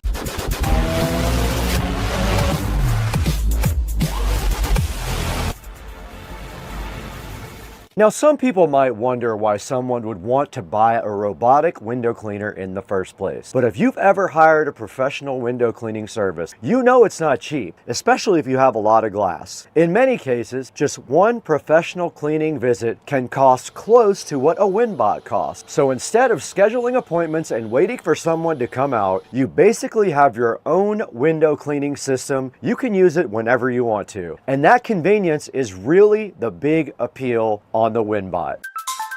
Okay, we are on the phone now and we are looking at the Ecovacs Home app. If you don't know where to find that, you can scan the QR code at the bottom of the main unit and now we can click install. Go ahead and open the app now. I'm going to go ahead and register Supercar Street Racing. All right, it wants us to get started with our WinBot. Let's go ahead and put SCSR compound. If we scan that one. Okay, it wants me to power on. It is powered on. Allow Ecovacs to nearby devices. Allow. Let's see if it found it. It found it. It is pairing. Awesome. And now let's go ahead and get it connected up to Wi-Fi. So I got to hold this for 3 seconds. It is done. And here it goes, connecting to Wi-Fi. We saw a little Wi-Fi symbol on the front. Let's call it the SCSR Window Bot. We're going to do English, and it gave us some window cleaning tips here. And we can go ahead and update. We're going to go ahead and update the WinBot to a new version. There we go, it's upgrading. It is downloading firmware. Let's let it get that done. But right here, you've got your tabs here for the WinBot or the station. So here's where you can wash your pad. If you go back to WinBot though, you have fast clean, thorough clean, edge clean, deep clean, zone clean, and spot clean. And you can see the differences here. It shows you what each one does on the app. So after testing the WinBot W3 Omni on those sliding glass doors, doors and sunroom windows, the biggest takeaway is just how hands-off the whole process was. You basically put the robot on the glass, you press start, and it cleans the windows automatically for you. Then the Omni station cleans the wash pads for you. It washes them inside the actual system. Now that's what makes the WinBot feel like more than just another gadget. It's a complete automated window cleaning system. And if you already like the idea of window cleaning robots, this feels like a version that finally removes the last remaining chores from the process. Now, if you want to check out the WinBot W3 Omni, I'm going to put the product link down in the description below. And if you enjoyed this video, make sure you like, subscribe, and hit that notification bell. And as always, thanks for watching Supercar Street Racing. We have 265,000 subscribers thanks to people like you, and we want to get more, so keep on watching, keep supporting us, buy from our vendors, and support the channel, and we'll see you in the next one.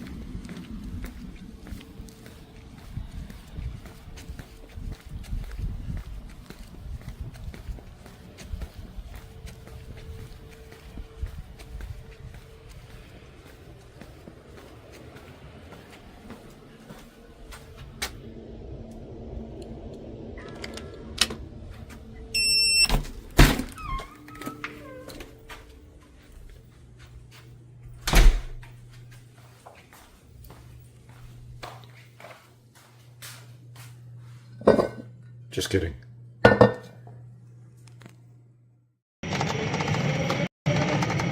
It's so slow.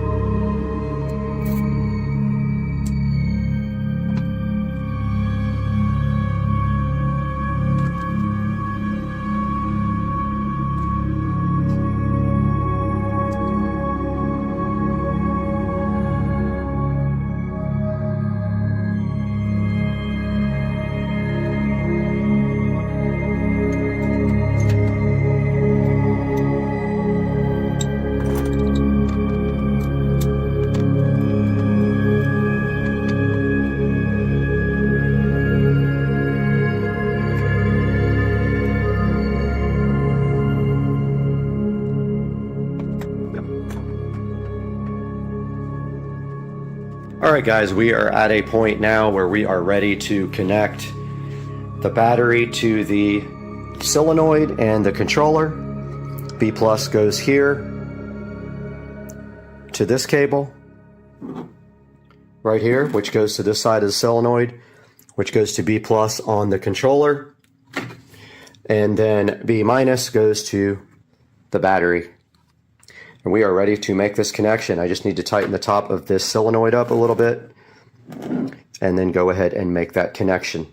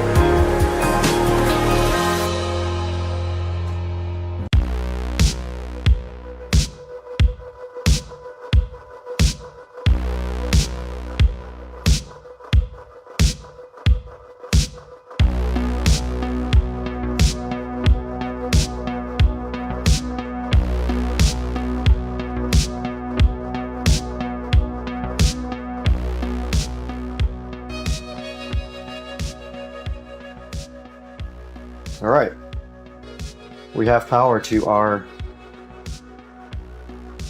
battery and our display is on. Green light's on, the eco battery. Should be able to access the controller now. All right, we see our controller, our battery is at 13% there on our meter. It's interesting because no power, what lit up on the USB charger up there, which gets 48 volts. Wonder why that is. Not sure. Okay, now that we have onboard charging, all we do is plug in a regular extension cord to the charging port right here. So I'm going to go ahead and do that. All right, we plugged in our onboard charger and we see that we have charging going on now. And there should be a charge light somewhere on there. I don't see. Oh, there it is. There is a charge light somewhere. I'm going to go look for it over here.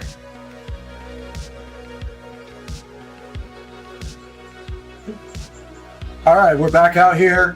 We have been troubleshooting the controller. We both have COVID, and so it's okay we can hang out. But no, we've been troubleshooting. We had a couple wires reversed. We think we got it, and we're ready to start putting the controller back in the cart. And we did test that the motor actually works, and we're ready to go. So we're just buttoning some things up now, and it's going to be insane.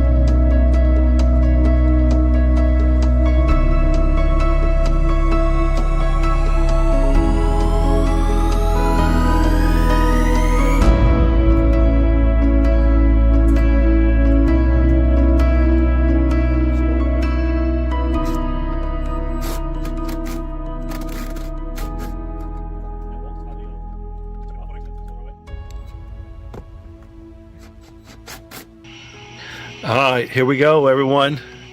Maiden voyage on the 70-volt upgrade. I think this is going to be a little ridiculous. What do you think, Brad? I think this is, from what we just saw, this is literally insane. All right. Check motor temperature. What? Oh, wait, it's on demo. It's on demo. Yeah. How do I?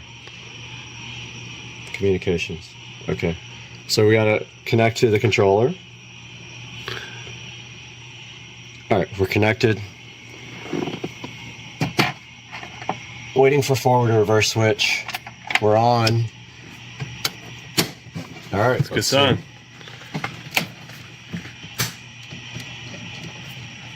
It's moving. All right, that's full throttle. No, it ain't. Just kidding. Can't be, not from what I did earlier. Got him. Oh, my lights don't work! Here, I got you. Okay.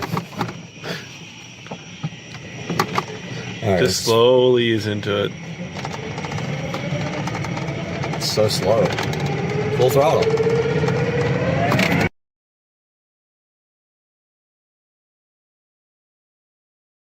All right, this is how you hit in a 1,000 horsepower Tesla in Mexico. Punch it. Oh my God! What the hell?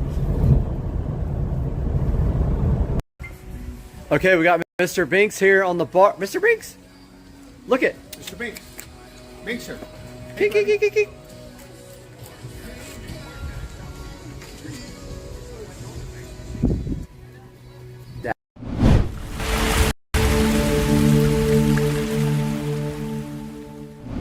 Guys, what's up? We are in the Supercar Street Racing amazing sunroom, as you can see right now. You're back with Brad on Supercar Street Racing, and today we got something sitting somewhere close by that is super relevant for the channel, and I was so hyped up when I found it that I immediately ordered it, and it is going to be such a cool addition for us. I cannot wait to get this out of the box and show it to you guys. It's something I've been waiting for a while, and I finally got it. Let's dig in.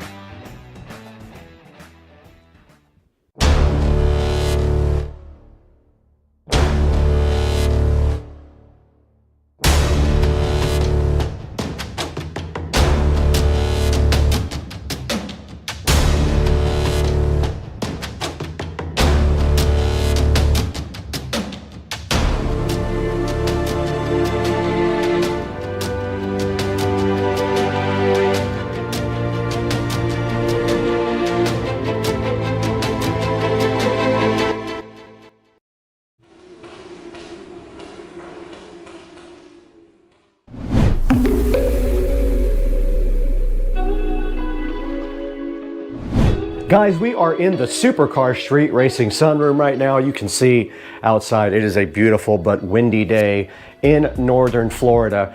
And here we are with a special project for the channel. Now, I've been trying to get something like this for the channel for a while, and I see other channels that have them, and I was so jealous. So I went ahead and pulled the trigger and bought a special treat. It is not sponsored. It doesn't mean it won't be sponsored in the future, but for right now, I paid full price for this object that is sitting so fresh and so fly right next to me in the box here.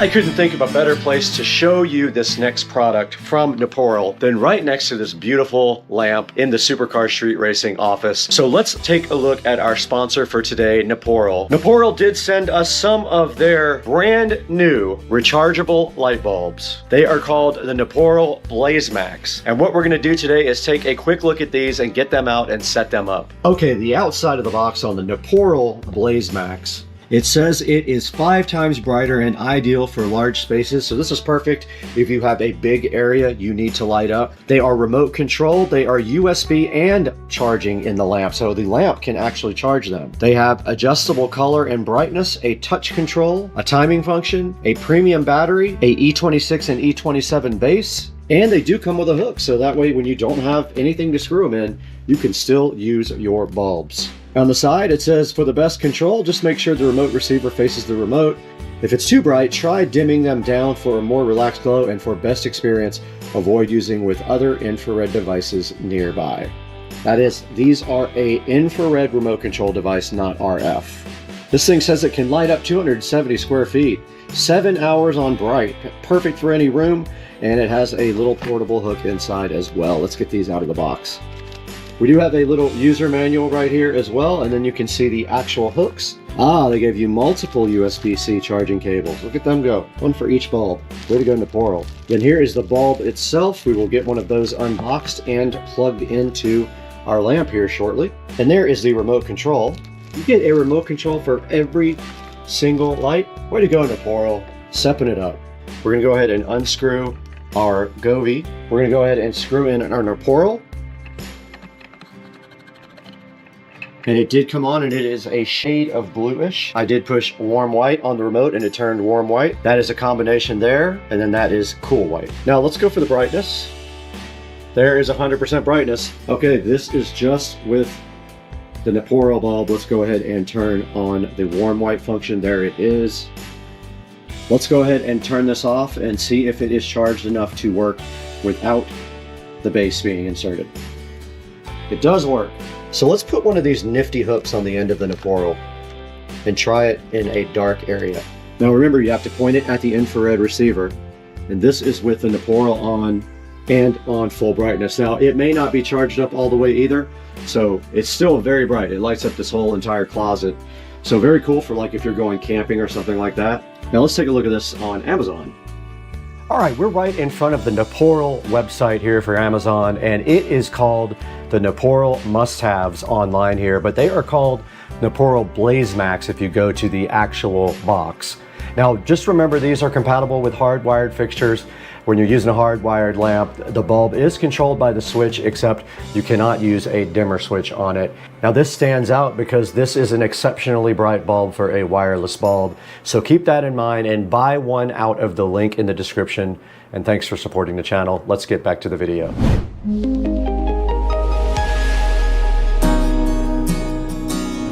Inconspicuously marked from Switzerland is a fire looking box right here that got kind of beat up, but hopefully it is fine. And our first mission is to figure out how to open this. And it looks like it's taped there. It got some tape on the sides as well.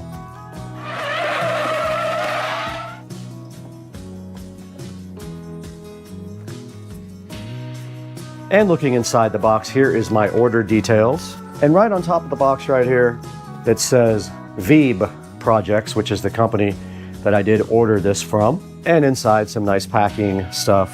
Nice label there for VEB Projects, I like it. And it did just come off without even ripping, so I will keep that. Nice packaging, great looking packaging. All right, let's get this thing right out of the box.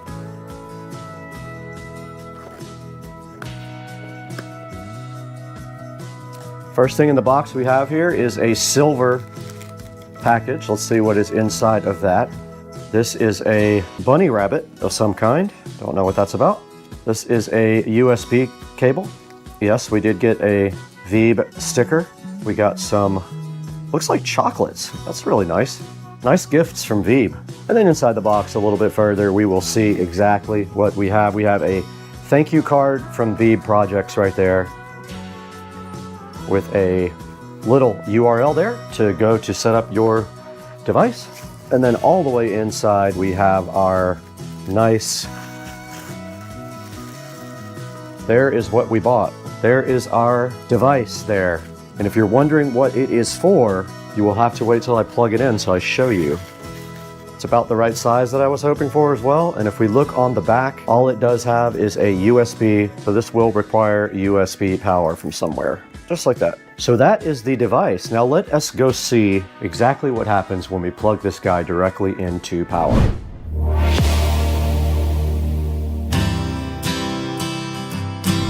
Okay, we're in front of the Supercar Street Racing whole home audio system, and looking behind the WIM, we do see a USB port right there. It's the easiest way to see it is with the phone. You can see right there, it's on the upper left. I'm gonna go ahead and provide power to this guy with that USB port. Okay, the first part of this equation is getting power to this object. We went ahead and did that right here in the back of my WIM. And now the next thing we have to do is make sure that we do have the setup on this going. And to do that, we're supposed to access a web page on the phone. Okay, we are recording both on the phone and on the GoPro now, and this is the instructions for lighting up the object, the VEEB. So basically you just plug it into a USB port that has power. You go ahead and scan for Wi-Fi networks inside your phone, and you join the Wi-Fi network that says VEEB projects. Once you do that, it takes a couple of minutes, but you have to you might have to press log into the network if it pops up, but mine popped up after about a minute. I went ahead to that page, and then I will put in the information now. Basically, you manually type in your Wi-Fi network to it, and you manually type in your password. There is no drop-down scan thing. You just do that. And that's all there is to connecting this guy to Wi-Fi. Okay guys, we did get our awesome YouTube subscriber counter, video counter, and view counter all done and connected up. And I noticed something really cool about this thing, and that is that it does keep the numbers even when you disconnect the power. Now, part of this is already built into the screen. The part that says YouTube and the part with the red square is built into the screen already. That is not part of the graphic. The Supercar Street Racing, the numbers and the videos and the views are part of the counter that actually makes up the screen. Now, I did think it might light up. It does not look like it lights up. That's fine too. It's got and there it is booting up actually. Now, when it boots up for the first time, you will see it go through this little process here of doing this flashing.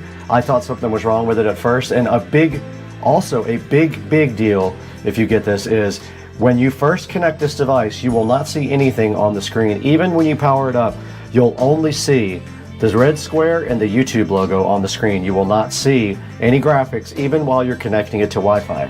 Now, this is initializing right now, and there it goes. It is fully initialized and up, and that part of the project is basically almost done.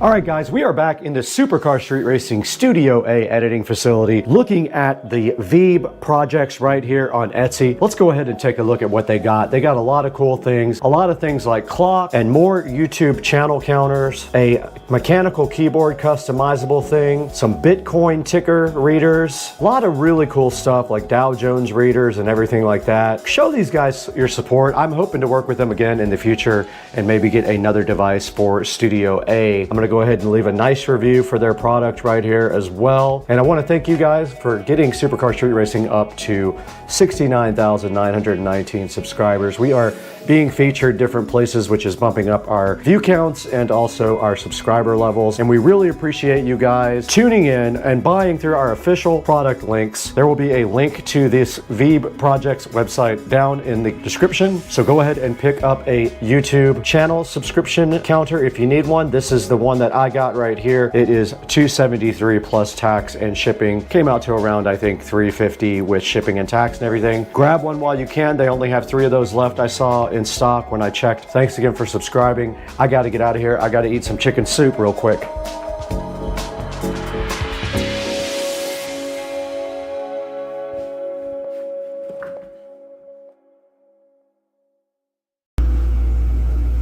Check out this dude, Alligator Ridge, getting a suntan.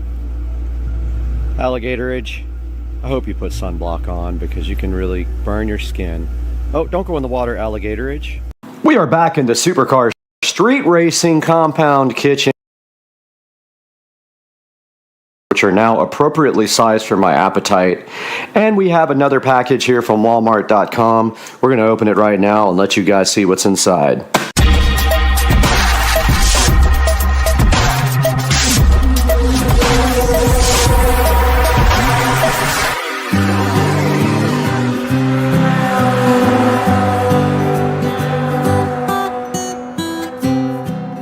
Back and fighting all kinds of issues today with overheating on the GoPros and the projects outside. But here is a package again from Walmart.com full of the worst possible things in the world. And we have more mainstays, LED globe lights to install. And I tell you, I looked everywhere for replacements. but my plan is when they fail to return them. So I'm keeping the boxes. They will fail within a few weeks or a month, and I will return them and get new ones. I used to buy protection plans on these, and now, right here, right now, you can't get this with a protection plan because they don't trust their products enough anymore to offer it because they know how bad these are. So I ordered 4 to replace the patio lighting underneath the patio that goes around to the side of the house. I don't know if that's enough, but we're gonna go from there and see if we have to order more of these. I would like to go all the way to the other side of the house, if possible. So that's our mission today, guys. We're gonna do this today. Let's go. Here are the mainstays, 35 count LED Edison string lights in their glory from Walmart.com. About, I don't remember how much they were. At one point they were about $6. They went up. I think they might be 11 now. I will put a link in the description, but I'm gonna warn you right now, these have terrible reviews. They are awful and they will fail eventually. Now the only good thing about this, these are all going to be under an overhang, so they're not gonna get wet. They might get a little wet from the side, but they're not gonna get like super wet. My hope is they last much longer. And so now our only job right here is to install these in place of the old ones. So let's do it.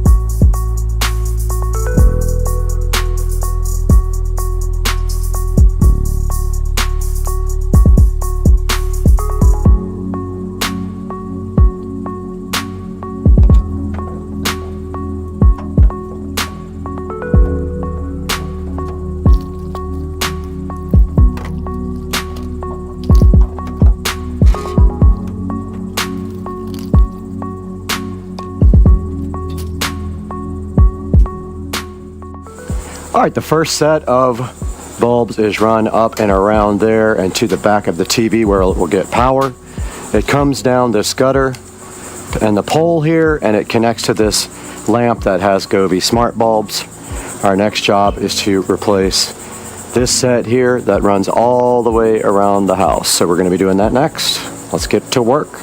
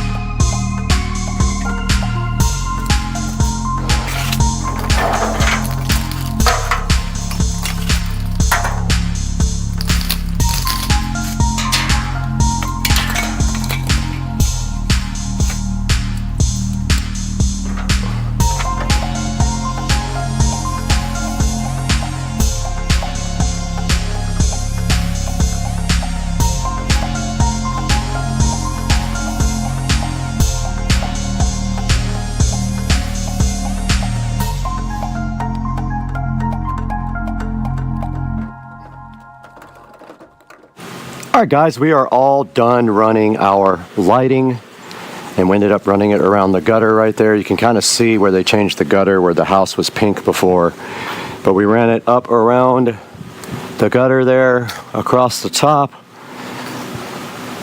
through there, where it probably could have been a little bit closer to the house. I think I'm going to end up fixing that. I just don't know how.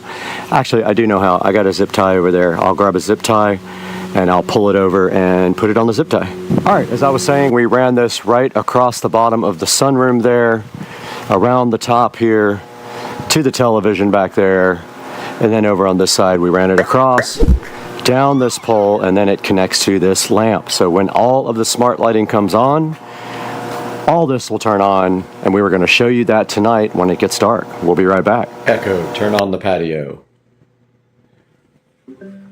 And we are back, guys, with a wrap up to this video on replacing the lighting on the patio. It's not quite dark yet, but I have to leave in a few minutes, and I wanted to get this shot. And there is the new LED globe lights along with the Govee sconces running, and the two Govee smart bulbs. And if we walk out here, you can see that the lights look really good going around the sunroom right there, and then they wrap around so nice right here. And that is how this turned out. They come down the side of that gutter. Very cool project. Finally got these replaced, and you can see it's raining right now, but yet the lights are not getting wet. So there's a good chance these will last longer than they did before on the other places, like the fence. I hope you guys enjoyed the video.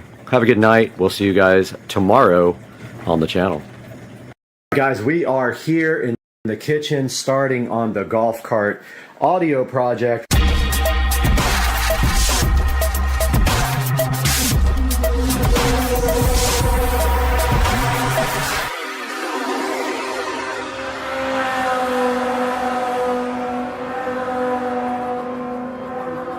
We have everything except the front speakers, and the reason we don't have the front speakers is the speakers came in and they actually did not have grills, and so they were the wrong ones, so I sent them back and I ordered speakers with grills. So we are waiting on the front speakers before we can finish the dash install. We got the subwoofer here, we got the subwoofer box here, we got the amp and the epicenter here. We got the voltage reducer here, so this guy takes 48 volt golf cart voltage, or 48 volt any voltage, and reduces it down to 12 volts for the audio system and for anything else we need power for. Everything else is laying out here on the garage floor, and I've just been taking some measurements and doing some things, and it looks like the voltage reducer is too fat to fit inside here. The battery, it's just slightly, it could, I mean, another millimeter and it would fit right down there, but it just is too fat, and it's unbelievable that it also will not fit there, and I think it's because that's in the way. That's the charge port. So voltage reducer has to go elsewhere. It could go under the dash, actually. There's plenty of space back there, inside there, tons of space back there, which means I would have to run a pretty hefty 48 volt line that way, and then 12 volts back to the back for the amplifier. So I don't know if I want to do that. It might make more sense to mount it back here somewhere. There is plenty of space inside this little cavity behind the golf cart. I still have to check that out, but for now we're just kind of looking around, trying to see where we're going to put everything. And we're not doing rear speakers at this time, but eventually we will pull this back seat off and do two more 6.5s right there in that position where those guys are. Okay, I looked at the box. I think the best place to mount the amp is on this back seat, honestly. There's plenty of space back there, plenty of room, and I'm thinking mount the amp in the epicenter there and run the wires down this like rail here and down with some tubing. Only problem is this bolt's in the way. Look, Or actually, we could come to this rail, down the back of the rail, and go under there, right there, with our wires. So really, you would hardly ever see anything if we make a cross here with the wires. If we cross right there with some tubing, and then zip tie it, and then come down to this rail and go under. I think that's the ticket. And I'm contemplating taking this back seat off so I can get these speakers out. You can't get them out because the freaking screws are underneath. Like, I tried everything. It's just not possible without cutting them out. It's so close. I don't think I could even drill a hole in that rail and get them out. And I don't know if they're any good or not. I don't even know what they are. What do they say? TU? I don't know what that is. No grills either. So lame. But I think that's the deal. I think the amp's going on the back seat. I don't want it like out in the open on the back of the cart because I just know people will fuck with you like that. At least it's kind of hidden in here. Like we can put it right in the center and you'll barely see it. And then honestly, the voltage reducer could go back here as well. There's plenty of space for a whole amp rack back here. Literally everything. All right, I went ahead and ordered some cable clamps, the kind you screw on for wire organization, because I think we have a good plan now. We are going to put the amp and epicenter and voltage reducer on the back of the seat and just run everything down these rails and into the bottom of the cart. We can even mount our what is it called? Inverter, 12-volt inverter back there if we want to. And I think it's a good plan. It gets all the equipment out from underneath the cart. It keeps everything away from the back of the cart, and it also hides everything mostly. So I think that's the deal. The amp is actually too big, too wide to go on the enclosure. It would fit, you can make it fit, but you would have to, it's very close. The screws, you probably have to drill new holes in the amp mounting area to do it. So new plan is pull off the back seat, design a pretty cool amp rack back there directly to the seat, screw everything directly to the seat, and then run the cables really nice, and everything will be good and hidden, and that'll keep people from screwing with it when I'm out somewhere. And so that's the current plan. I am so glad I did not screw this woofer in. I don't have screws anyway. I'll have to go to the hardware store and get some drywall screws, but I forgot the polyfill.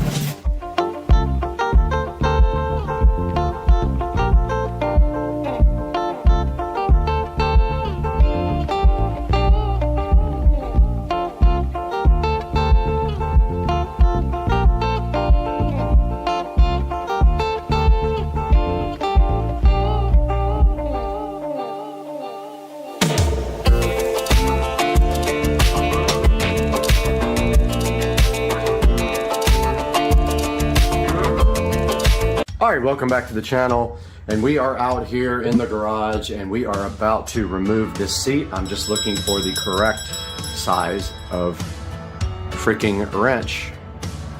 So I'm gonna find a wrench and we'll get right to it on Supercar Street Racing. Alright, we are back and it is an 11mm wrench, and I just so happen to have a ratchet wrench for this guy.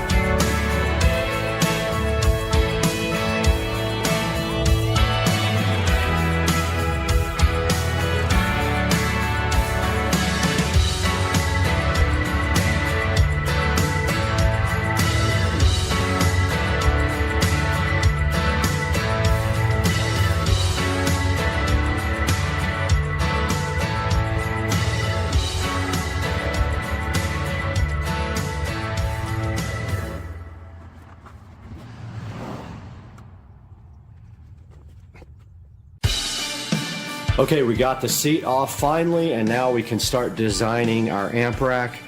We are going to be putting the amplifier and some other stuff right here between these rails. And all we have to do is fit between where these marks are here.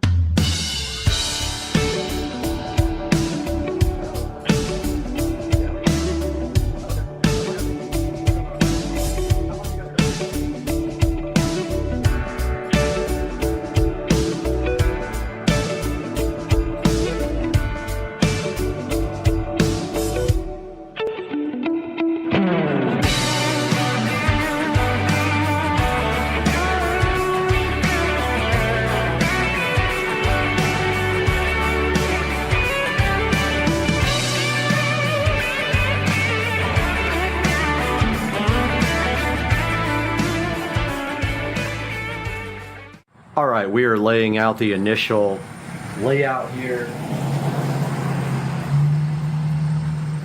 Looks like the amp will go great there. And possibly the epicenter there.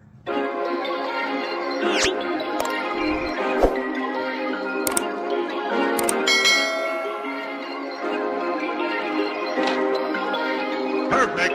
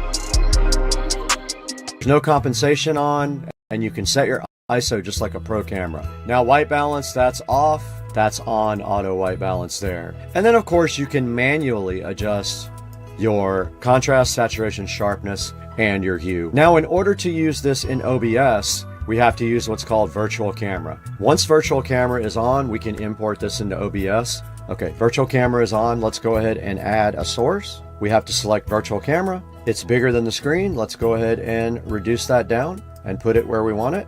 And there we are right there. Now, if you feel like you want to tweak the contrast, sharpness, or whatever, you can do that from the software here. A little bit of contrast. I gave it some more contrast. I like that better. I like a little bit more contrast in it. Let's see saturation. All right, I gave it a touch bit more saturation. The interesting thing will to see how this comes out in the actual end recording. That is the 3 inside of OBS Studio. Now on the third page here where it says more, you can set up your sleep settings. You can set up your gesture control. So there is a way to zoom in and out. You can lock your target by just holding your hand up and just like a hello to the actual device.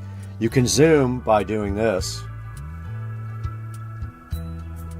See it zoom? You can hold up your hands like this and pull it out like this. That zooms you in, and you can push it back like that. It zooms it back out. That's helpful between shots if you want to adjust your shot. Now down below here is voice control, and you can set up your language to English or Chinese. And there is the voice control. All the commands are just right here in front of you. Now also below that is something interesting that we're actually going to be checking out. So I've not used this yet. I'm going to go ahead and power this up. I did feel it kind of haptic feedback and come on. It's flashing green right now. You can see right here on the side. Okay, now all we have to do is add TX1, press and hold the button for 6 seconds while Vox SE is powered off.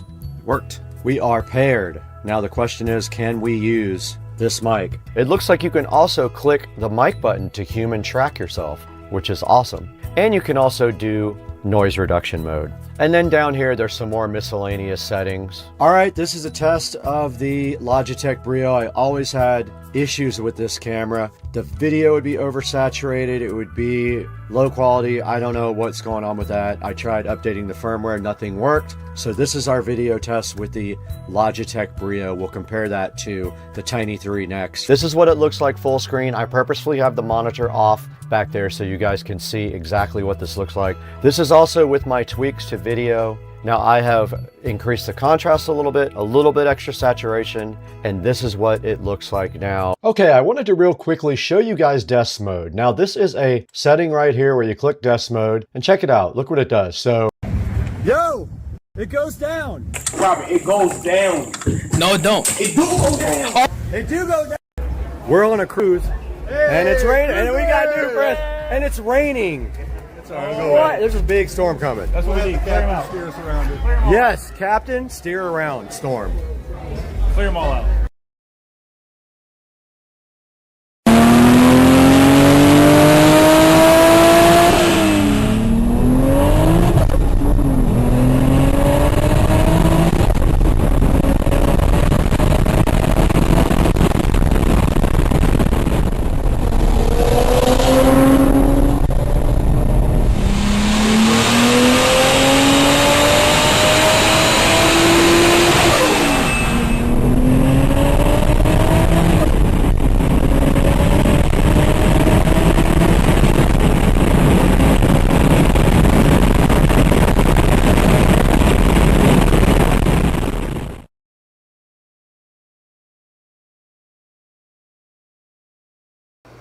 Are you guys ready to go beyond today? Because today we have the HP Envy, and it is from Best Buy. It has the Ryzen 7 processor and 16 gigs of RAM, 1 terabyte SSD. Let's get this thing opened up and see what's inside.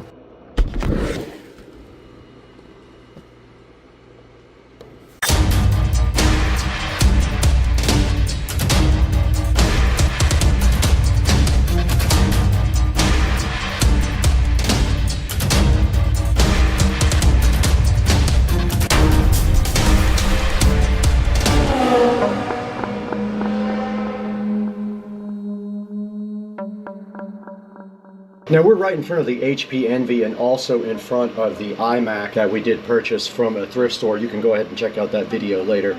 But right now I've got this backwards actually because it does open up from this side.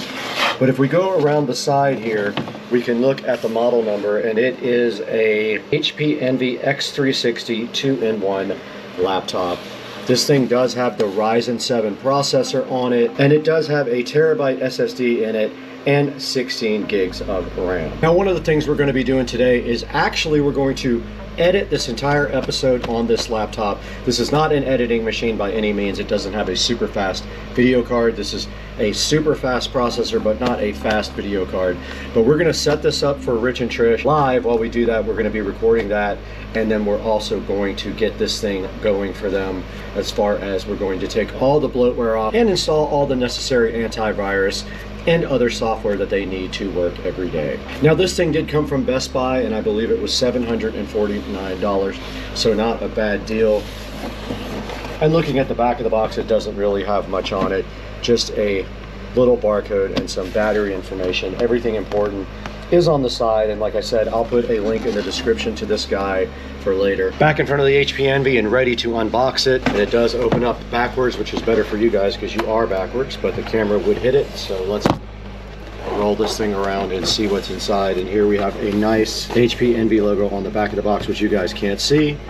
And then the Envy is inside of this black felt right here. And right underneath that, inside the Envy, we have a package here, which I'm assuming has some software related items in it. It has some setup instructions here. And then underneath that, we have a power adapter, and it is a USB Type-C power. Let's see if I have enough cable to actually plug this in from where it has to reach. All right, of note, the very first thing that we can say about the HP is that it does have a decent amount of cable from the power adapter. I would say at least around 10 feet. So here is the HP Envy, and this is what it looks like on the top. And flipping it over, not much to see. Apparently, if you want to get this thing opened up and do some RAM upgrades or something like that, it's going to be a little bit more difficult. They don't have an actual place to open it up, and I don't know if the battery is even replaceable. We would have to read our manual for that. But there is no battery place for you to actually just eject a battery on the back of this, as you can see. Now let's get this thing opened up and check out and now let's take a look at the ports on the HP. So on the side here, you can see it does have one USB type A, it has an HDMI, and it has two USB type C's, and on this side another type A USB port and a headphone jack. Now they have done away with the card readers on these now. There is no card reader inside of the HP. And we do have the laptop open now, and you can see it has Radeon graphics. It has a nice sticker here to show you that it has a Ryzen and Radeon graphics. It is called the Poly Studio. This is a touchscreen laptop, by the way. So I'm gonna go ahead and plug in the laptop and power it on now. And on the side of the laptop, we do have a white power indicator indicating that this is charging. And next, we'll go ahead and power this laptop on. And to make our life easier, we are gonna go ahead and plug in a USB type A mouse to the side. It'll be much easier for us to do our setup on the laptop if we do have a regular mouse rather than the touchpad mouse. So let's go ahead and power this guy on. First, we have to find the power button. It is right here. It did light up here, indicating that we do have power to the laptop. We finally have an HP. That took about 25 to 30 seconds to actually power on, which is interesting. Now you can see Windows booting up here. Now this laptop does come with Windows 11, supposedly. We're gonna take a look at that as well and see what updates it needs for Windows 11, if any. I'm sure there's going to be a round or two of updates. And here we are at the initial Windows 11 setup screen, asking us what country we're in. We are in, and we are in the United States. We'll hit next there. We are in Windows. No, we want to skip a secondary keyboard layout. We're going to go ahead and connect to my network, but we are going to stop you guys down while we do that. Here we are connected to my Wi-Fi now, the Starbase. It's looking for updates now. So they did find some updates. It is going to go ahead and install those. We won't bore you guys with that. We'll stop down while it does the initial update procedure. We're back and we have our EULA in front of us. We're just going to accept. And it just did rename the computer, and so now it is proceeding to restart. Okay, we can go ahead and do location-based services, find my device, and give advertising data and all that. We're going to turn off advertising data. And I did skip a couple of the things, but we don't want to do any of this stuff. Okay, so it is updating the software now. We'll get back to you guys when it is done.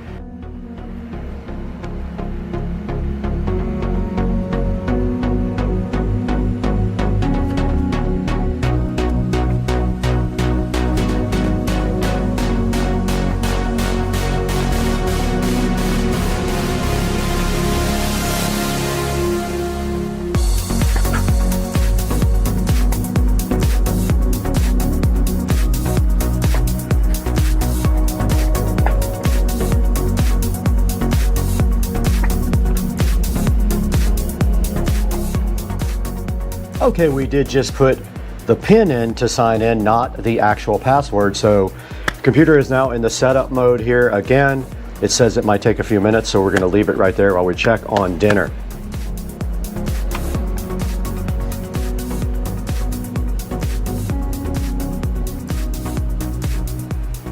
All right, we are all signed into the desktop of the machine now, and we are going to, first things first, remove a lot of the bloatware, including the dumb McAfee that comes with this, because it is worthless.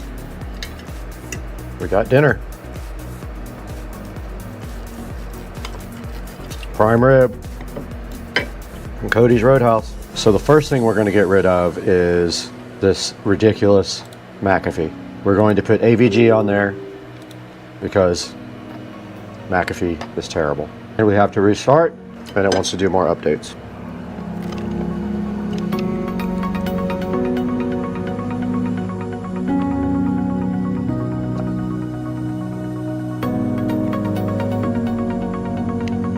Let us get AVG now and Chrome.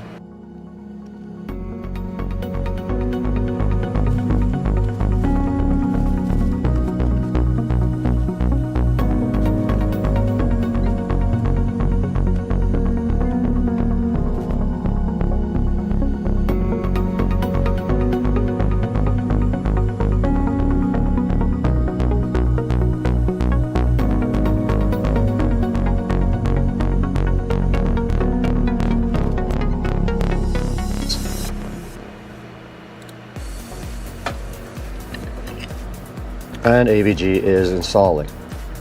While that goes, we can go ahead and get Google Chrome. Microsoft will try to convince you not to get Chrome. I'm going to go ahead and set up Google Chrome. And AVG is done setting up. And it's going to run a smart scan. I'm impressed with this laptop so far.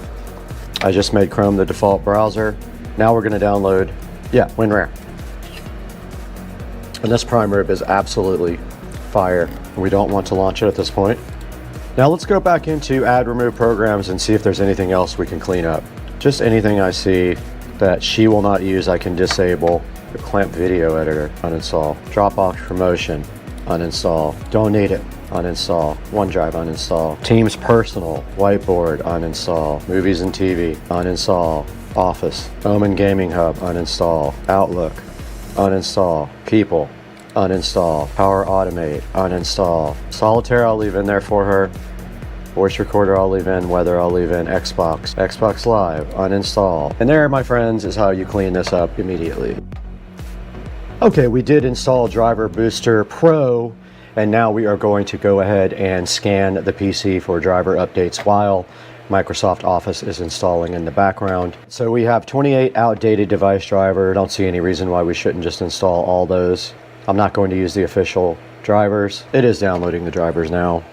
And this thing is installing us drivers right now. While this happens, we are going to take a little break and throw away a bunch of food that we need to throw away.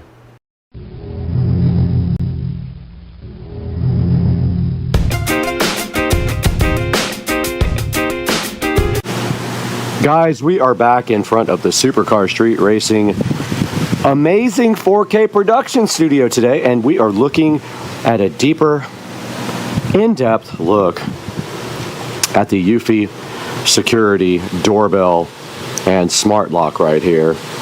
Today on the channel, we're going to get into this guy. Oh, hi. Are you home?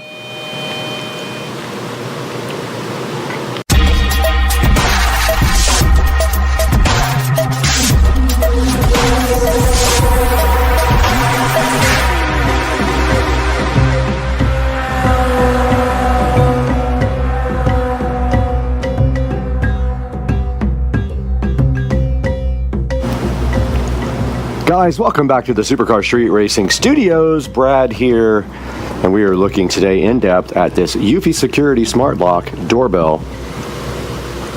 And it is pretty cool. And it's sitting right here on the Supercar Street Racing 4K production studio. And what did they do? They replaced this actual shed door with a real door. An actual framed-in door, finally, for the 4K production studio. And to complement that, we have placed a nice quick set lock on there and this Eufy security doorbell smart lock. And today we're taking an in-depth look at this. Yesterday we showed you guys how to install it. Today we're going to show you how it actually works on the channel. Alright, taking a look at the front of the Eufy security door lock, doorbell, smart lock. You see a number of features here on the front. Now right here immediately you notice on the very top there is a fingerprint reader. And you can see right here right now that the door is unlocked. There's a slight gap in this door. Don't know why, but that's just the way it came out when it was installed. But if we put our fingers on it, see it turn blue. And it did lock the door and indicate with a red LED right here that the door is locked. And you can see right here through the gap in the door that there is a deadbolt right there. Now, if we place our finger on it again at the top, you will see again, turn blue, unlock the door, and turn blue on the LED. That is one of the many ways that you can unlock the Eufy Security doorbell deadbolt smart lock. It has been threatening to rain all day in northeast Florida. So far, we've been lucky. It's been a beautiful day. We do see some rain clouds right there, but today our goal is not to get rained on. It's actually to take a look at the other ways that you can unlock and lock the Eufy Security smart door lock and doorbell. Now there's also a keypad in the front, as you notice right here, and you will put your code in, which I can't show you obviously, but if you put your code in,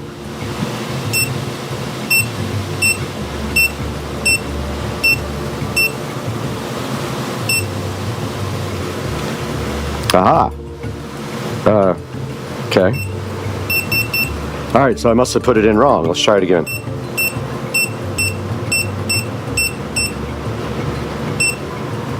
Okay, that worked that time.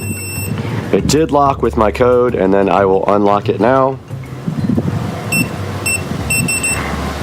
Oh, it double beeped at me.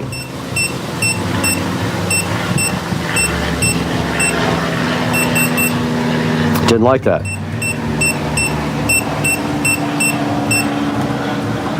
And that time it did unlock with the code and respond to us with a nice blue light. That is how you unlock it with the front keypad. Now, the backup way to unlock the door, if something should happen and you do not have access, is there is actually hiding underneath this door chime a lovely keyhole. So you would just put your key in there and unlock it. And it is hidden by this water-safe doorbell chime, which you just see that we activated. Later in the video, we'll show you how to unlock this from the Smart app. But right here, right now, we're going to show you about the doorbell chime, which should be this button right here, and you can hear it.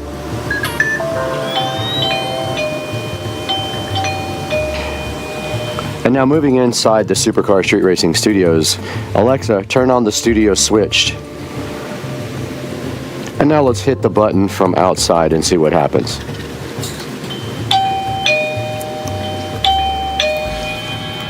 Moving inside the studio,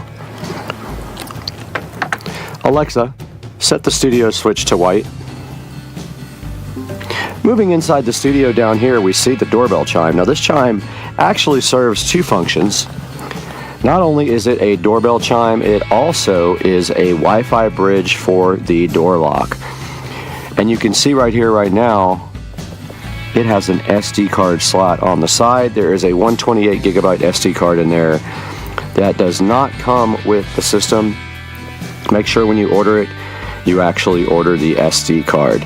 This is paired to your Eufy app separately from the actual doorbell. So you want to pair this guy first by scanning the QR code on the back. And then when you get your doorbell battery charged, you will actually add your doorbell to the app as well.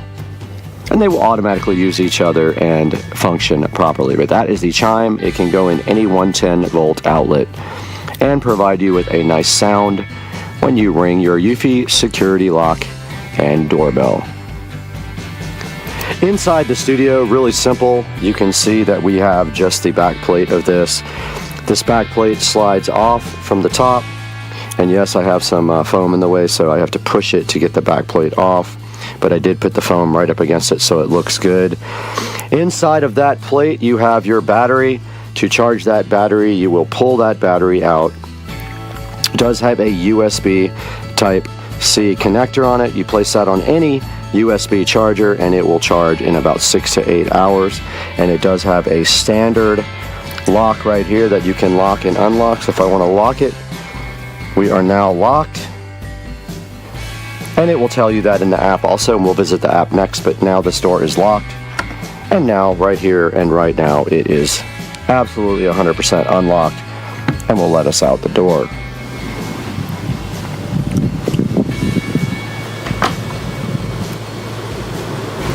Back outside the Supercar Street Racing Studios here on a lovely day in Florida. The wind is blowing and the storms are trying to come in. We've been lucky so far.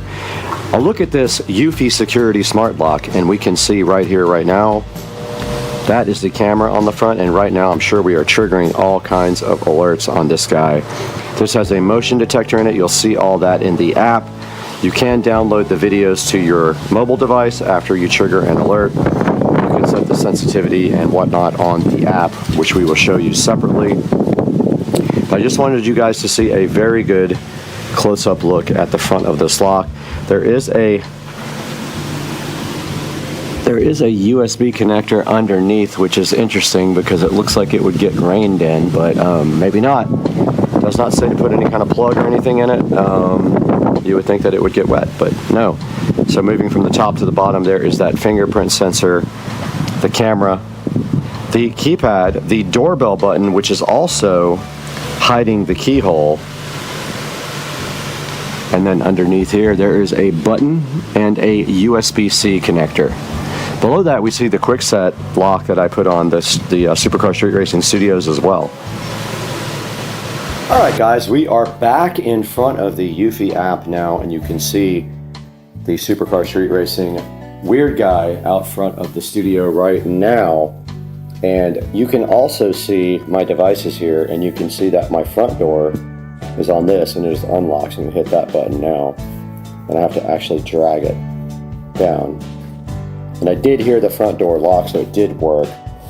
And then also the Supercar Street Racing Studios are unlocked, as you can see by the red unlocked indicator right there. And if I push this little button here with the lock, it is locking the Supercar Street Racing Studios supposedly right now. And the Supercar Street Racing Studios are locked. And you can see right here and right now the weird guy in front of the studios. And if we go down to events, and you can see at 4:33 is when it started, I think.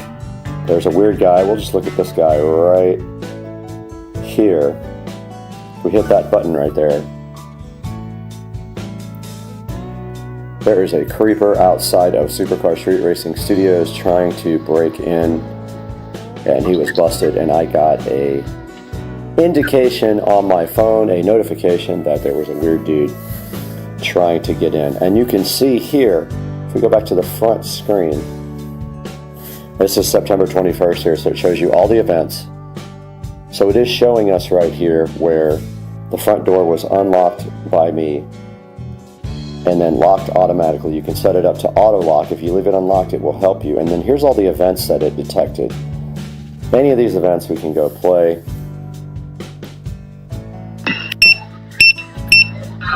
There's a good indication of the audio. Like that. You can see there that it plays back the audio and the video. We'll go back to the front page, and we can hit this arrow button right here, this little playback indicator. And this is a live shot of the Supercar Street Racing Studios. You can set the sound off and on at the bottom. You can record live events. And you can see it has the date and time in the upper right-hand corner. And someone just texted me, but let's get rid of that. And they wanted a picture of me, but not right now. And at the present time, I'm walking outside so you guys can witness me get detected by this camera. So notice the door does face the pavement and going through feedback probably. I'm going back before it feeds back, but you did see me. I'll turn down the volume and head back out to get detected by the lock. There I go, walking straight by. And you can see the field of vision is pretty wide. And I am standing way to the side right now. Let's see how close I am when it detects me. And I would say I'm about 3 feet away and to the right of the door.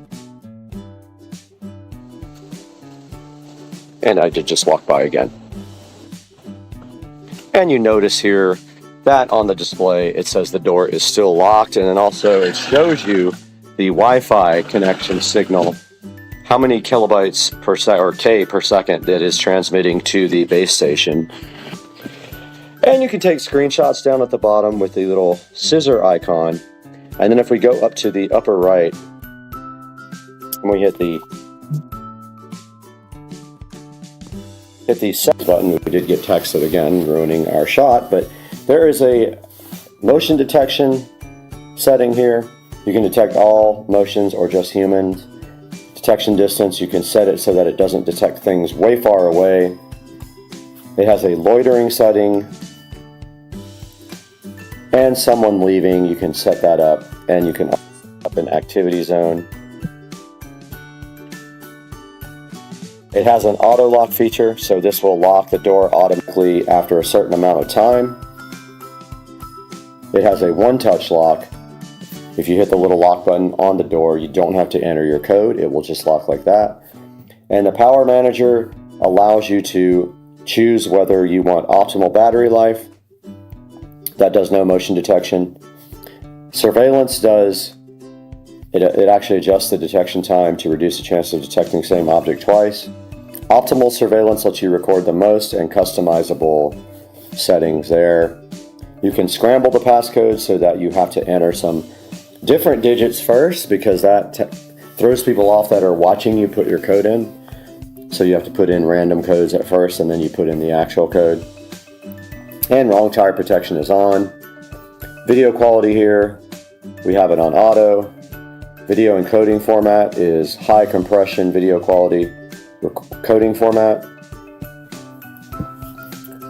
The audio settings are here.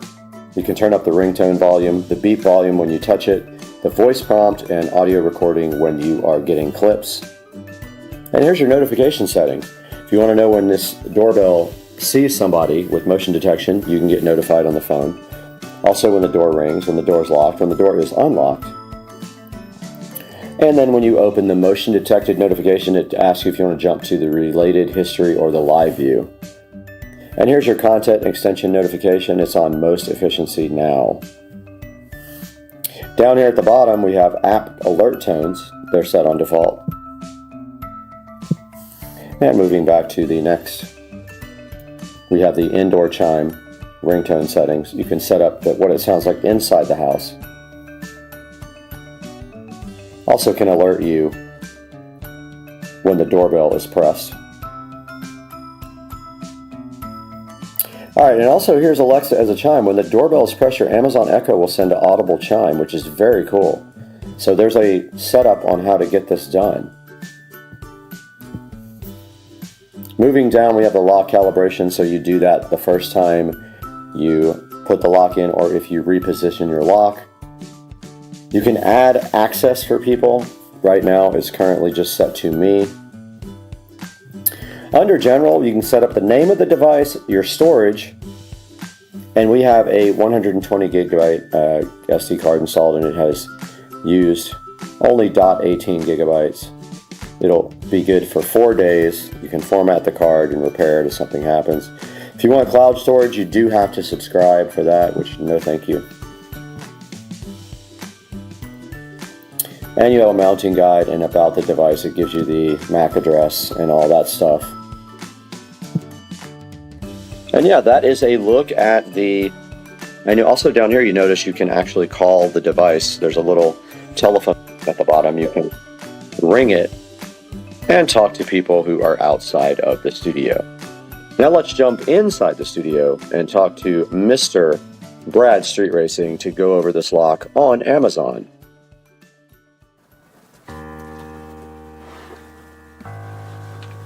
Guys, welcome back to the Supercar Street Racing 4K production studio here.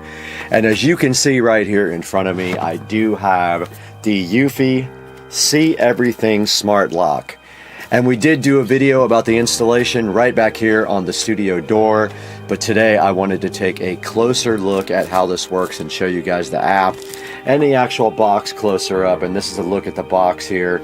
It does have 2K video and multiple ways to unlock the door, which I just showed you in this video. Taking a look at the screen right now, this is the Eufy Security Video Smart Lock S330 is what it's called. And it does a camera option, a doorbell option, a fingerprint option, and a keyless entry option, and a key. There's like 10 different ways to unlock this thing, and you can unlock it with the smart devices as well. I don't want to say it because it will wake up, but I tested that this morning and it works perfectly. I have tested out all the motion detection and everything on this guy, and it is a really good product so far. Looking online, it does have a 4.4 star review. I don't know why that would be, but taking a look at some of it, it says that it's glitchy. Great for 5 months, does not detect motion as advertised. So I don't know about the length or the longevity of the life of this product because I have not had it long enough. I've had it only now for 2 days. The only thing I haven't worked out, and it's not a fault of the product itself, is that the strike plate for the deadbolt on my particular door frame is smaller than the strike plate provided with this. And this is a good example here of what I'm talking about. This is the strike plate that was provided with the lock. My door frame has a lot smaller one, so neither one of these will fit, so I have to order a strike plate today for that. Other than that, so far so good with the Eufy Security Smart Lock. I haven't had any real issues with it at all. And I think that it is a decent buy. It is kind of expensive at almost 300 bucks. But it is 15% off right now, so that's a good thing for you to buy at this point. Now, guys, I just want to ask you one more time to please subscribe to Supercar Street Racing. And remember, in the links for the video today, you will see this door lock. You don't have to buy the actual door lock if you don't want to, but anything, if you click through my link in the description, anything you want to buy on Amazon, and it will help me greatly because I'll get a small amount of commission on that, and I lose money on the channel. So anything you could do for us would be great, and we're so happy to have you as a subscriber and sticking around for all the videos, and we will see you next time on Supercar Street Racing. Peace out.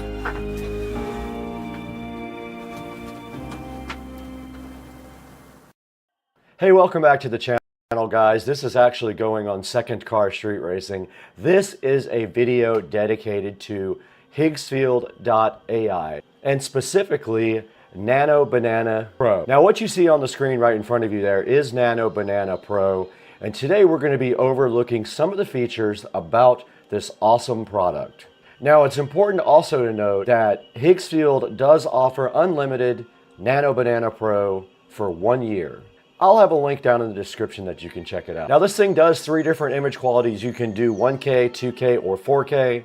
And text will finally work properly. It will actually spell things. You know how AI usually has issues with generating text. And it uses visual reasoning to process your inputs and handles equations just fine.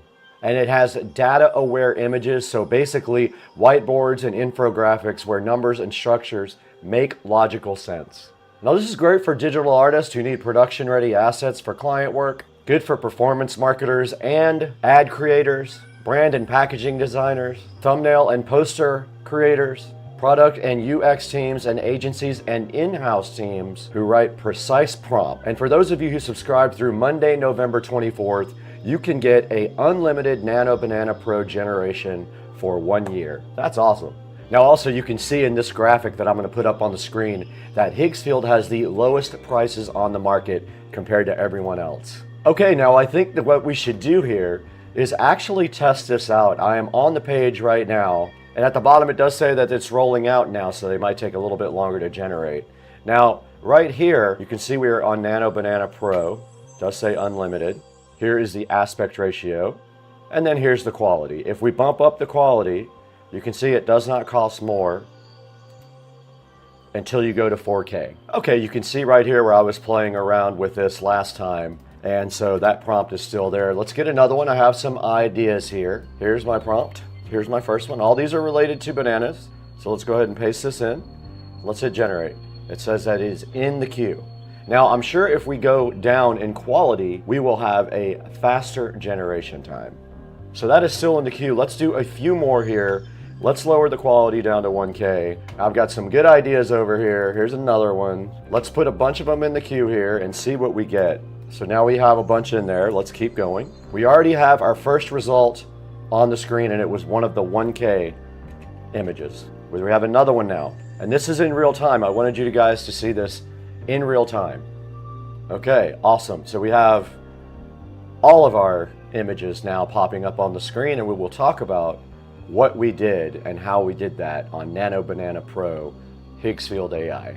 Futuristic neon city where all the skyscrapers are banana shaped with flying cars zipping through purple fog, and we can also blow it up, and there it is, full steam ahead. Let's look at the next one that we've created. Here is the next one. This is a cute banana character wearing a tiny astronaut suit discovering glowing alien plants and blue rocks. Very good. Came out good.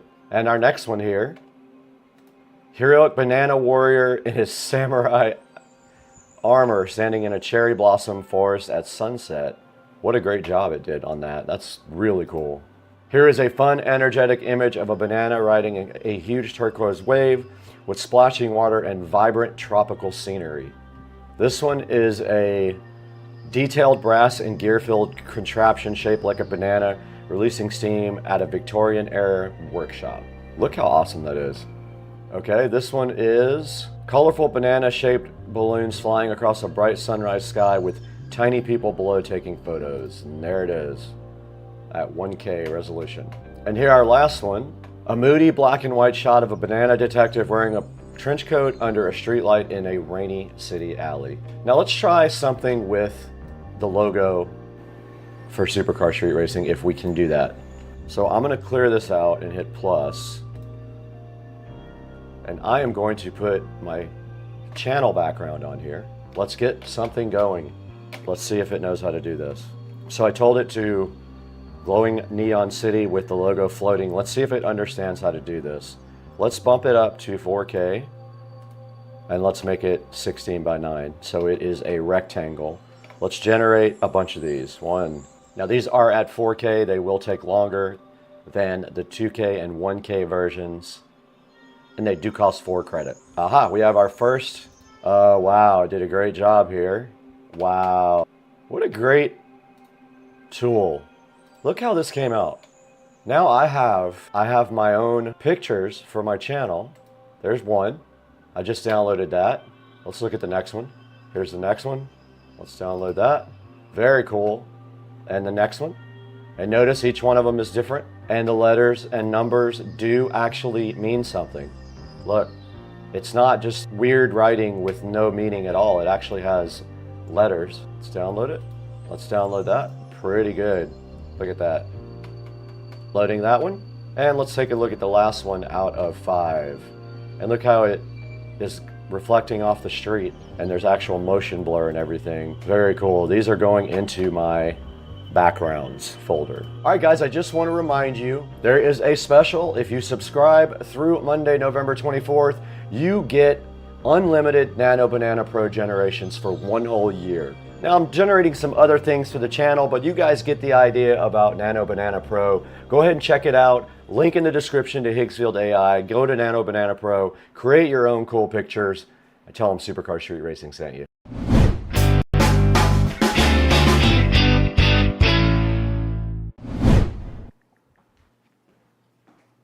Hey man, what are you doing? Learning calculus again. So I just got a notification on my phone that I think we got a delivery. We might want to go get it from out front so it doesn't get stolen. Should we go out there? I mean, it doesn't fit in the mailbox. Oh, well, since you have a camera, I guess I have no choice. Let's go. Must be something good. All right. Let's go check it out. They lied. Gotta be here. Oh, wait a minute. There. Oh, what's this? That's a scooter. Big box. This is a nice scooter. Looks like it's a nice scooter. Let's drag it through the house and into the garage. Get it unboxed. Drag it to the garage. What's that? This ain't your... Bro! What the heck? What's going on here, man? You got 2 of these things. We do have 2 of these things. We have 2 Navi SC3 Pro scooters to play with. This one's already ready to go, but this is yours. This is mine. We're gonna be able to customize them for ourselves, whatever we wanna do to them. We each got our own scooters. So all we have to do is get this thing unboxed. And to do that, we're gonna need some tools. Wow. Thank you, Navi. When you say my scooter. This is yours. You get to take this home with you. Shut up. Come on. What? That's right, man. This thing's gonna be sick. This thing looks nice. Ready to go. Wow. So I guess today, this is our mission, to get this thing unboxed like this one, and go ahead and see if we can set yours up, get your app set up and all that, and go rip these 2 things. Wow. Let's do it, man. All right, let's do it.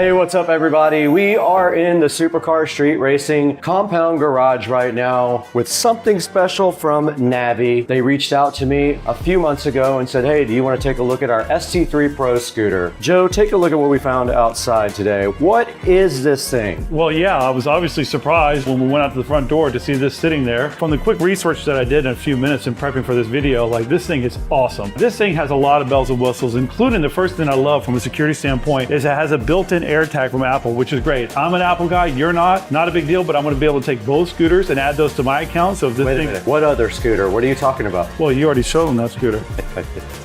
So this thing has a lot of different features to it. One of my favorite is from a security standpoint that it's got an Apple AirTag included in it, which is awesome. This thing has a ton of range, I believe up to like 46 miles on one charge. It'll also go 25 miles an hour, which is scooting pretty fast. This thing is just awesome. There's so many different things that I can talk about, from the suspension to the lighting, everything. This is a super awesome scooter. I'm so excited to have two of these. We have something special planned for these two. We're not going to reveal that. You're going to have to watch to the end of the video to see what happens, but we have something special we're gonna do with both of these scooters. One of the scooters is already built and sitting behind the camera. I didn't want to reveal that yet till we had both of them, but we need to get this scooter out of the box. And if we look at the front before we do that, basically this guy has dual suspension. It has a dampening arm for the suspension, and it can climb a 28-degree slope. And if you look over here, maximum power 1,350 watts, which is gonna allow you to do some really good climbing and get some good speeds. It'll do 25 miles per hour maximum speed. It has a triple braking system, and this is supposedly one of the best high-quality scooters made. It is not cheap. The box was heavy. It took two of us to get in here. So what do you think? Should we get this thing unboxed? Let's do it. All right, let's do it right now.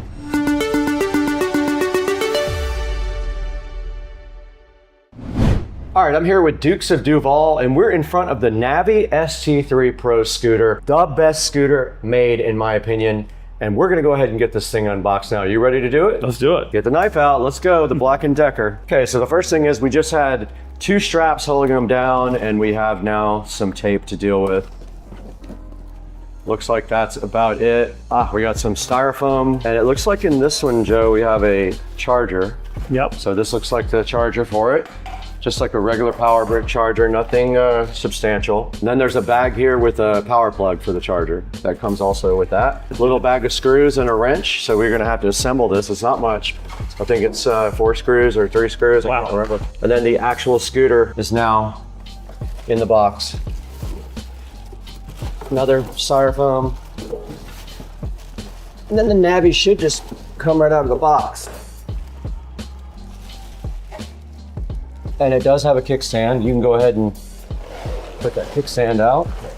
Man, I tell you, this is really nice to come almost fully assembled. Almost like ready to go, right? Yeah, it really is. All we should have to do from memory is lock the front in place with that lever. Locks right in, that's easy. Should be it. And now this stuff here, there's gonna be one wire that's gonna go down into the front fork right there. So all you do is tuck the wire in like this, the neck in there like that. All right, so now we're just gonna go ahead and install the 4 Allen screws that go in here. They give you one extra one just in case you lose one, but it looks like this is the only screws that you have to use on this entire assembly to get this thing put together, which is awesome.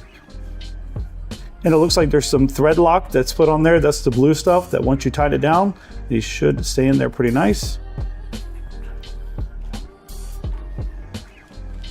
So there's 2 in the front and 2 in the back, correct? Correct, yep. Okay. That is going to be the entire assembly, which I love that. You really don't have to do anything. I gotta be honest with you, for something this nice, you know, you think it's gonna take a while to put together. It does not. It is very quick. That is the fastest I've ever put anything together. Now there's going to be a couple more steps after that just to get this thing completely unboxed. We're going to need to go ahead and cut off your tag here and take off the plastic and the deck down here. So, all right, so we're going to go ahead and take the tag off. Okay. Here, there's some plastic we got to rip off. Just underneath the wheels, huh? Yep. Okay, looks like you're going to have to take off this protective deck cover as well. Rip that off. This thing's unboxed so good. All right, looks like the display screen has a little bit of protective film on there with some information for, it looks like maybe downloading the app that goes with it.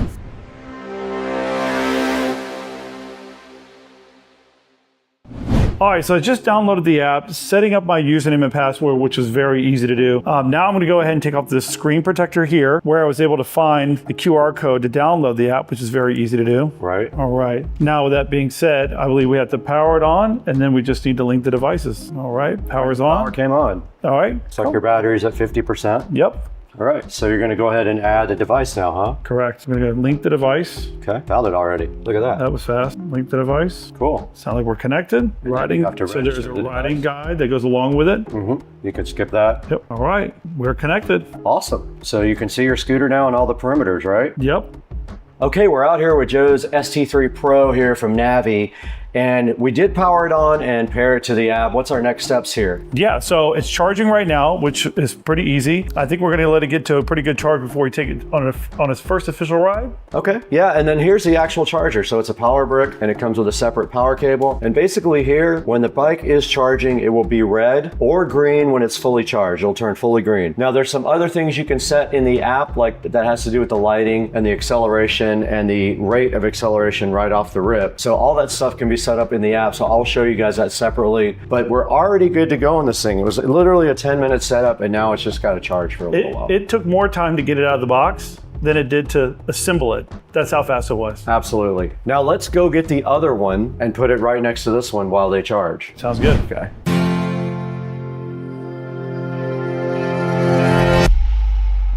Okay, we're back in front of our ST3 Pros. We got both of our ST3 Pros right here on the chargers. I think Joe's is at 58% right now, so we're letting it charge up a little bit. But we wanted to get together with you guys and talk a little bit about the features of these guys. So one of the cool things is there's a variety of ranges available depending how fast you want to go. Yeah, so I think the speed also is indicative to how far you can go. So if you want a top speed, of course, you're going to go less distance. Right. But if you want a longer, then you put it on eco mode. So I think there's 3 particular modes, right? Yeah, Eco? sport and drive. Correct. So in eco mode, you get 47 miles. In sport mode, you get 20. So there's a trade-off there. Yeah, absolutely. But depending on what you're doing and how fast you want to get there, obviously you can change in the settings pretty quickly. Yeah, you just have to plan your trip. Another thing about this thing is that we didn't even know till we started researching is it has a 1,350 watt brushless motor. Yeah, the brushless part is a big thing, right? So a lot of the newer motors are all coming brushless, and what it basically does is it's less wear and tear on the motor, so it lasts for a lot longer. I have a good idea that these things are going to last for a long, long time. Cool, I'm excited about that. It says it might last 10 times longer than a normal motor. I would believe it with brushless. All right, another cool feature of these awesome electric scooters are the suspension system. This is not a toy. This has a dampening system that uses a dampening arm.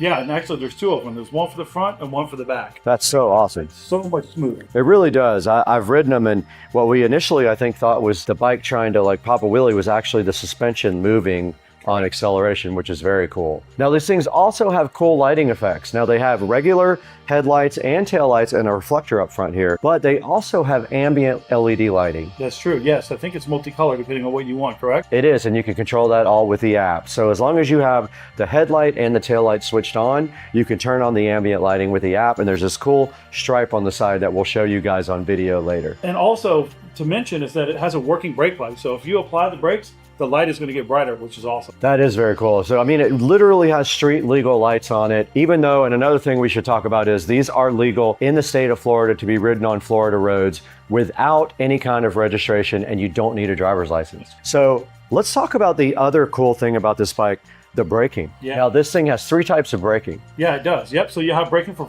both the front and the rear. But the third one is the most important, which is regenerative. And as you guys know, we like golf carts, and that's what they have on all those. So it's very cool to see that technology here. So it does have a setting inside of there that I think you can do 3 levels, right? Depending on how much you want the regenerative to stop the scooter itself. But I will tell you, as a person that loves using it, I'm going to put mine on high and allow that to brake for me so that I don't wear my normal brakes out. Okay, so I've only tested on the lowest setting. We actually put both of ours on turbo for regen, so I'm excited to see if that gives us any battery. And I'm excited to see the braking because as in our cars, the regen's awesome. We don't ever have to use our brakes hardly. Correct. One of the great things that I love about this, much like our golf carts, is that they're all aluminum frame, which is really, really good for longevity, right? What we don't want to do is to get out in the elements and find ourselves dealing with a bunch of rust. Aluminum's going to stand the test of time, so I'm really excited about that part. Same here also. And also a cool feature of these guys are they have tubeless tires, almost like a regular motorcycle or car, and they are self-sealing as well. Yeah, so in the event that you run over a nail or something in the road, looks like it seals itself back up. We're gonna find out. And also one other thing, they have a set of ergonomic handlebars on each one, and I have ridden this quite a bunch now, and I'll just tell you that it's all about your riding style. If you can get on it and not just go crazy on the grip, you can actually ride comfortably for a little while, but that does help a lot. And it's got a bell. So one of the great features about this is that it has a thumb throttle, which makes it very easy, so you can still hold on with a nice grip on it as you're riding, so you can use your thumb to accelerate when needed. Also, it's also kind of a safety feature because on a bike with a twisting, you can actually lose the bike and turn it wide open and it can literally fly out from under you. With this, when you let go, the acceleration literally stops. So that's a good safety feature. So one of the other great things is that it has a very wide deck on here, which is good to get your feet in the position that you want for long-term rides. You want to be comfortable, which is great. And it's also rubberized. Very good. Yeah, that does help a lot when you're riding. And it does also have your heel kick right there in the back, as you can see. So this thing also has ABS and it has anti-skid acceleration too, so you don't spin the tires, and it's all configurable inside the app. So another cool feature about this bike is the display here. So this thing has all the information you need to ride. It also is interactive, so it can work with the braking system and the power button to set some of the features on the bike and also to unlock it. And it shows you everything from like Bluetooth to your speed and your battery charge. And I know we talked about this before, but this thing has the ability to unlock and lock from the app. And the fact that it has Find My app built into the scooter itself. So for your Apple users, you know how great that is. So if you lose this or it comes missing, you can obviously track it down very easily. Absolutely, and you can do 2 forms of locking also on the bike. You can set it to unlock with a password, which is configured and unlocked on the actual bike, or you can set it up with a Bluetooth unlock so that when you walk up to the bike, all you have to do is do a certain couple of things and the bike unlocks for you and nobody else can steal it.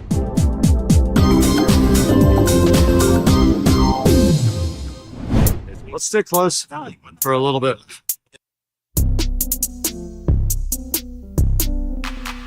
Dude, I did pop a wheelie.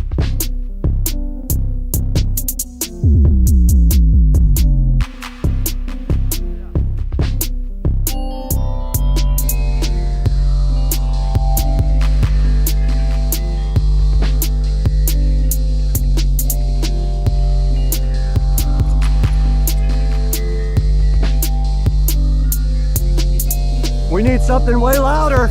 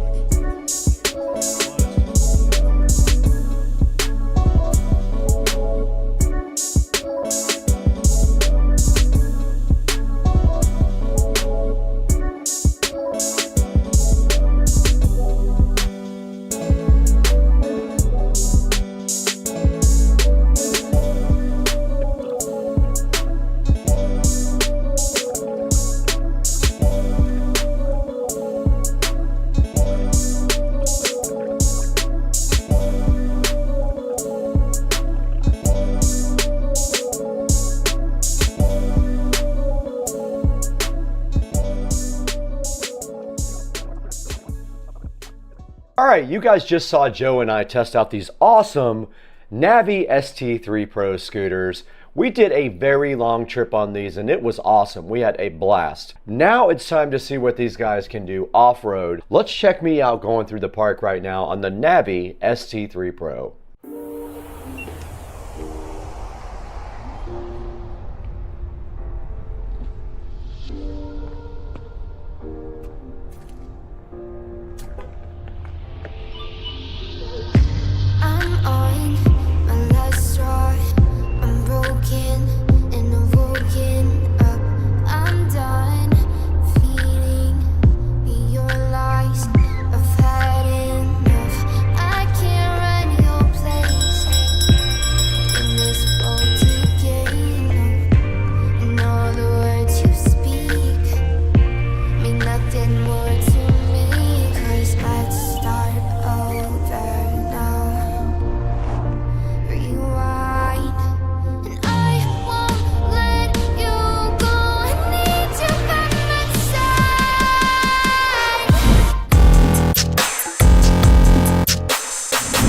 Alright, what's up everybody? Good morning. It is Sunday morning. It's football day. And I have my USB 5 volt to 12 volt up converter here to try and power the screen for the scooter. So all my plan is right now is to see if this works. If it does work, then I'm going to solder it on, but we need our power bank. Now, we also discovered very quickly that the amount of power going through the bag charger cable was way too high for that cable, and it literally was almost melting. So we're going to need a different cable for this, but it's really easy to see if this works because I have the wire for the Android Auto screen right here. All you have to do is hook it up and then try it. Let's get this thing connected up and see what happens.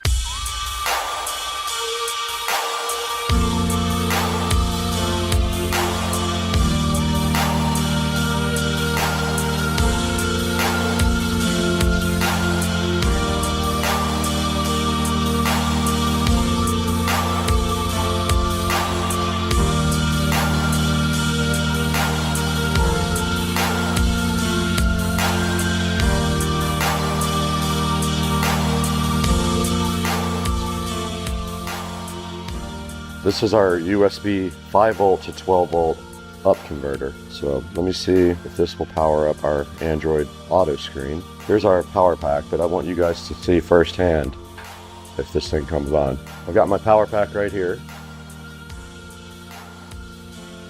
It is on. All right, it says 12 volts on the display of the power pack.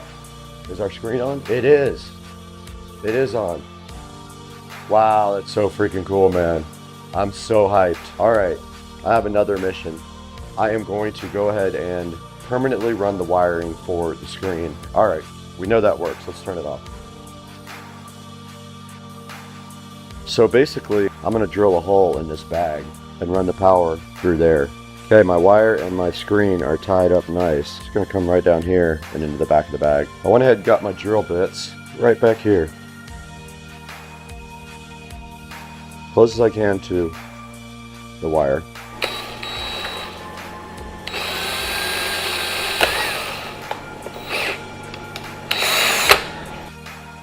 It is very tight, so I like that. I'll just put a little bit of black silicone sealer on the inside around it to keep the water out, just in case I get caught in the rain. But step-up converter. Now I'm gonna have to solder this to my other wire.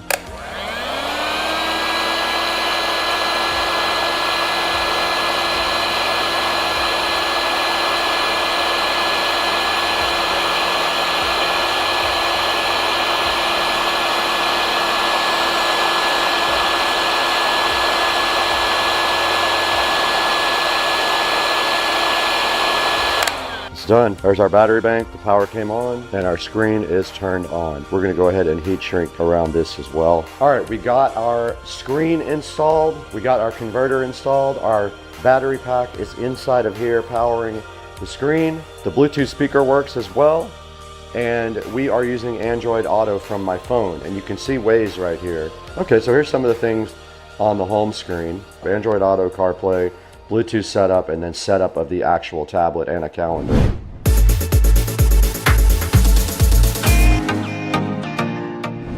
Hey, what's going on, everybody? Welcome back to Supercar Street Racing. We are so happy to have you on the channel once again for something super special.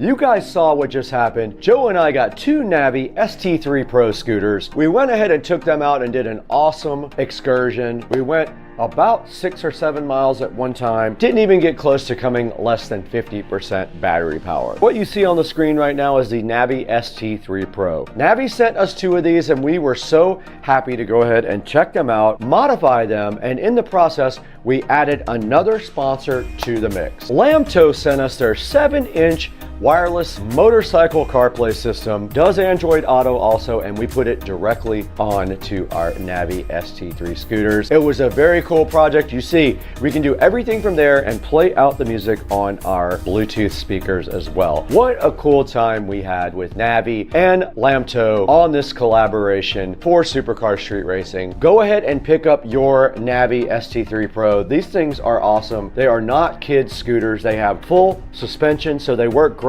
on any ground. You saw me go into the park as well. They work great on the road, and when you go over bumps, they do an awesome job of keeping you safe. They'll go up to like 47 miles if you keep the power level down.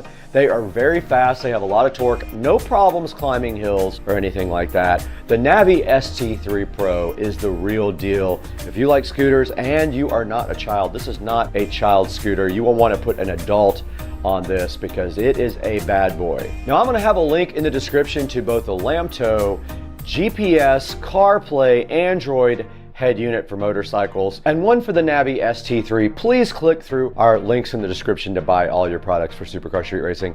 It helps us out greatly. We get a few dollars here and there, enough to keep the channel going. And also, I want to thank you guys for over 225,000 subscribers. That's absolutely amazing. We couldn't do it without you guys. You are our support system. This video was crazy and it took me forever to edit, so I got to get out of here. I have to get out of here.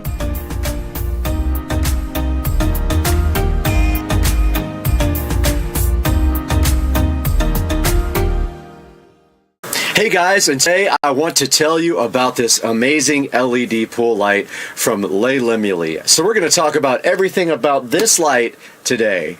So the first thing we want to talk about for this Lemley beautiful pool light here is that it comes with super strong magnets, and that allows it to stick very well to any type of metal pool. The second point about this thing is that it doesn't take any type of tools to install it, and it is compatible with all types of pools, meaning you can put it anywhere you want in any part of the water. So this pool light here also uses an app for Bluetooth control, and that means you can do so many things with it. You can change all the colors, put it on a schedule, or sync up music to it with the Bluetooth app, which we will show you guys here in a little bit. So if you guys have ever tried any solar powered lights for anything, then you know how weak those can be.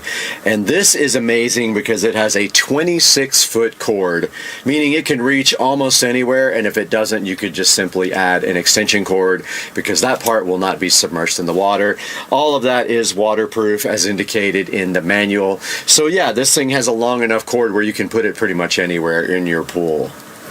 So the Lemley here also has a built-in transformer. There's no need to go buy a separate transformer. It's completely safe to swim underwater. So the Lemley light is rated at IP68, and that is a dust and water rating. The IP just simply means ingress protection on the light, and the 6 means that it is dust resistant, with the 8 being that it can survive long periods underwater being submerged. So completely waterproof with the Lemley light. Here we have the Lemley LED pool light, and we're going to take a look at what's in the box right now. And here's a good look at the front of the box. Shows you that it's a 20-watt pool light, and it has an 8-meter cable, and it is IP68. And there is Lemley there, and the barcode for it. And right here, it's showing you the app that you use to control it. And on the back, I guess they also must sell some other besides RGB, but this is an RGB color LED pool light. And taking a look inside of the box, we have what looks to be some sort of mounting bracket, and on the back it says to glue it. We have a instruction manual, and we see who this is made by right here, and that is in China. And then there is some instructions here on how to install it, which we will be taking a look at here momentarily. And it looks like here we can put it in 3 different types of pools: steel wall pools, soft-sided pools, and then I guess where's the third type of pool? And okay, yeah. So the third type must be the glue type pool, which would be for any other type of pool. And then inside the box here for the Lemley pool light, we see we have quite a long cord here with a built-in transformer. They do give you some, looks like some glue. Not sure how well that will work or not, but we will give it a check out. And here is the actual device here, sitting so beautiful. And on the back it says Lemley there. 20-watt RGB color light. And that is all that is in the box for the Lemley LED RGB pool light. So as usual, we're not just going to tell you to buy this product. We're actually going to see how it performs and how it installs. So once it gets dark out here, we're going to go outside and take a look at this at the pool. Alright guys, we are in the phone, and the first step to getting the app for the Lemley LED pool light is to go to the instruction manual and scan. And let's put it on photo there, and it already shows that it wants to open that link, and we install the Duo Co-Strip app, as you can see here. And there goes the app installing. And let's go ahead and open that now. And that is how we will be using the Lemley LED pool light. We have to allow it location access, and Bluetooth has to be on. And that is the first step of getting this light working. Okay, now that we have the app installed, the instruction manual says to connect to the light, we have to do the following. We have to tap the settings icon, and we got to find that.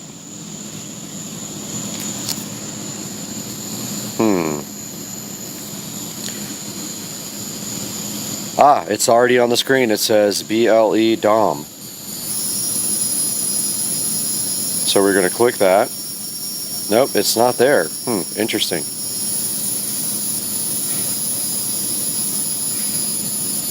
Tap setting icon and refresh icon. Okay, hit the refresh icon.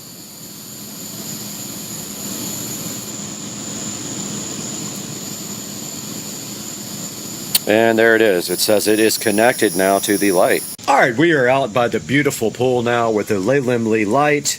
And what we're going to do right now is take it out of the packaging. And this is actually the mounting bracket. So what you do is you attach this to the side of the pool. And then the light actually is magnetically mounted to this guy right here. Here we see the Lemley LED pool light in the package. In this plastic packaging, we can remove that now. And then what we will do after that is go ahead and plug it in and get it submersed in the pool, where we can start taking a look at the app. Alright, we have the Lemley LED pool light sitting here right now, and we will get to do this peel at some point. And I don't know how that actually peels. Let's see. Just like that. And now all we have to do is plug it in to supply power to it. And let's see how bright it is. And yes, it is very bright. And now we will proceed to put that over into the pool. And we will just be temporarily mounting this. So no mounting necessary. If you were going to be mounting it, you would use the mounting bracket over there, glue that to the side of your pool, or attach it to the side of your pool. Then this would stick to the magnet. And then we're just going to put this here until it gets dark enough to actually show you the app and how the light looks underwater.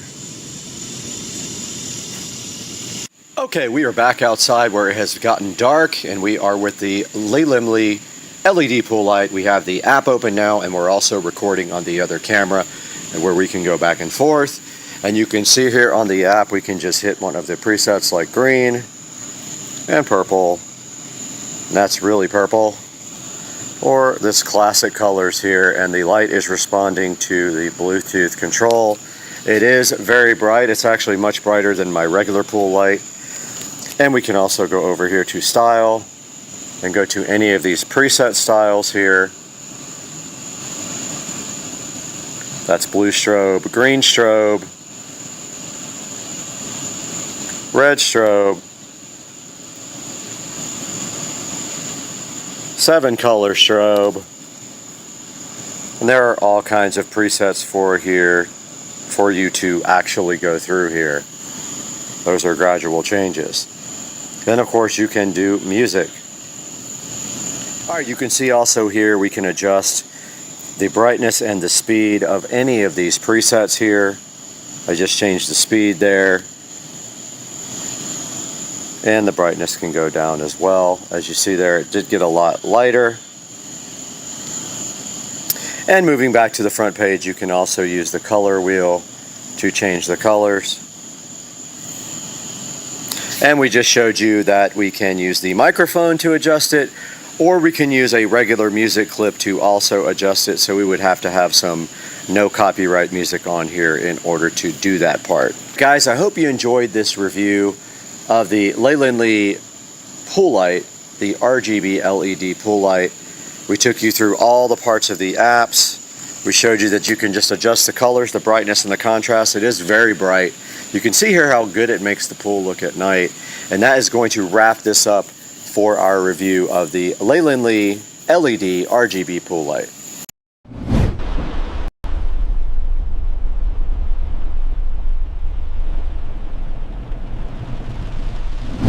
What's up everyone, and welcome back to Supercar Street Racing, where we push tech and machines to the edge. And today we're taking a first look at the Alcatel WP100 Titan. This thing is an absolute beast.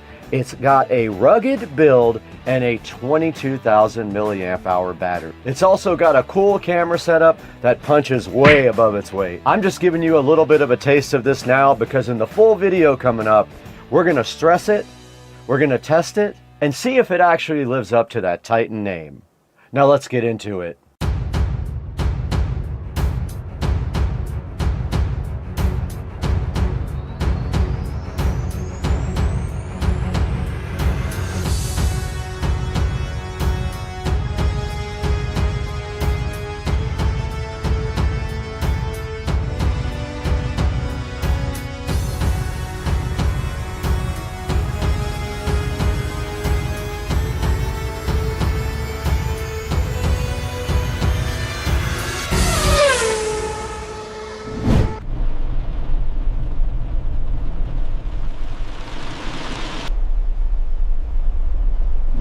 Alright guys, welcome back to Supercar Street Racing, and before we dive straight in, we want to give a shout out to Alcatel, who is a long-term sponsor of the Supercar Street Racing channel.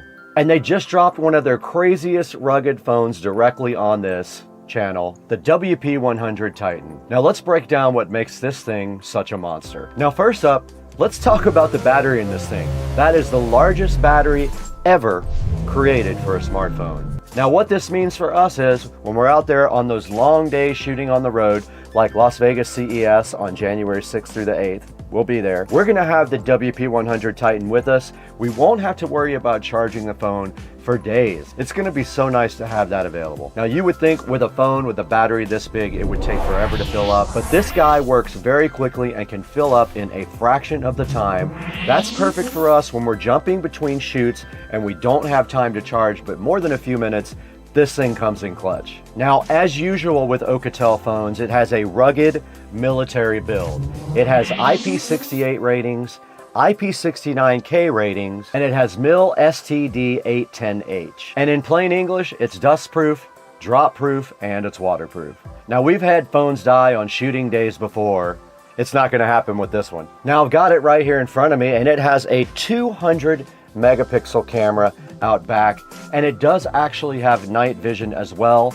This is perfect for both regular light and low light situations. Let's say we want to go on a car meet and we want to shoot some of it in a parking lot at night. We've got the perfect night vision right here for that. And it's even great for night drives. And another big one, the Media Dimensity chipset. This isn't some slow CPU in a rugged phone. Apps load fast, 4K playback is silky smooth, and even gaming won't choke you out on the WP100 Titan. And now let's talk a little bit about the display. This thing has a 6.78 FHD screen with a fast refresh rate. It's big, bright, and smooth. It's great for navigating, watching back footage, all when we're out scouting new production locations. Now, something that I really like that Alcatel added to the phone is the dual frequency GPS and the expanded navigation suite. Let's say we're out in the middle of nowhere filming off-road shots or scouting new routes. This phone actually locks onto satellites faster and stays accurate even in wooded areas or around tall buildings.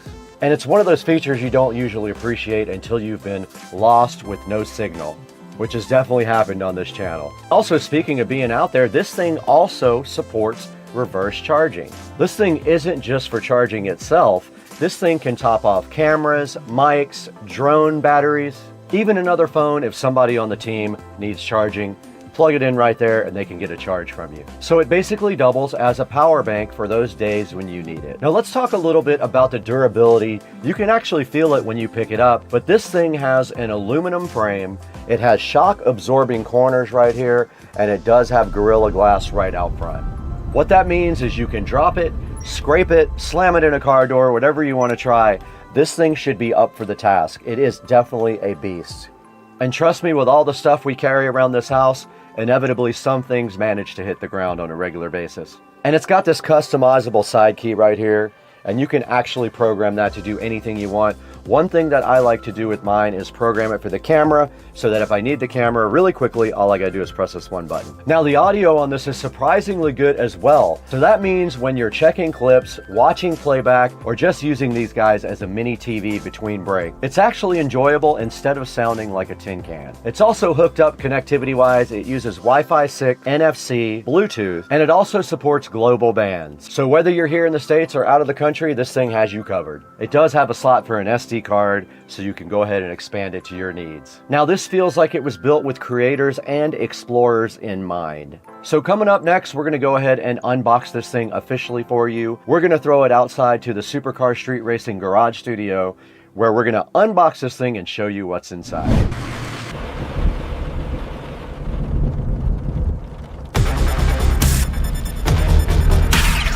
Okay, directly in front of me, we have the Alcatel WP100 Titan that we're going to be unboxing today on Supercar Street Racing. Let's go ahead and get this thing out of the box. All their boxes look about the same. They all have like an AI logo.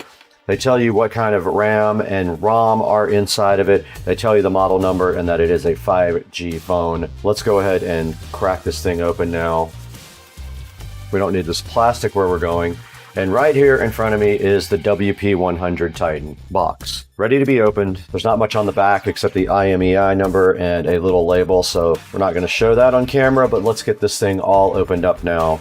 And there is the fly and fresh Alcatel WP100 Titan in the case. It does have the Alcatel brand on the little cover. Now this thing is heavy, guys. Now I am telling you right now, this might be the heaviest smartphone that I have ever felt, and there is a reason behind that, and we will get to it in the unboxing video. But there is the WP100. Look, it is made of metal there. You can see, look at the buttons on the side here.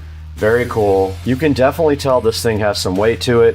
You can see on the back it does have a camping light like the other phone did. You can see its triple camera system right there as well. Yeah, on the side there's your card slot right there. There's some buttons and there's some more buttons down here. There's a USB Type-C port right there, and I would say, I don't know the exact weight. If I had to guess, I would say a pound or more, and we're going to get into why that is when we get into the specs of this awesome phone. But yeah, for right now, this is the WP100 Titan, and what else is inside the box is a user manual, and there is a charger down at the bottom here. There's a warranty certificate, there's a USB Type-C, and yes, they do actually give you a charger brick, which Samsung is not doing anymore. So that is it for the WP100 Titan. Let's get that thing back in the plastic now. It's very heavy and very solid. What a phone. This thing looks like it could last through a war.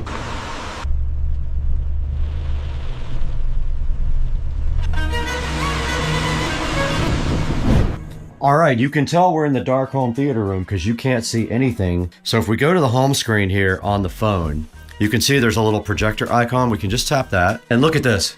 We actually have projected the phone onto the screen. Now notice it's much wider. You can actually see light on the edges of the square. There's our video. It's pretty small. I'm sure we could back up a little bit and make it bigger. This is what we just shot. Now let's look at it in regular light. You can see right here, it is shining directly on the wall right there.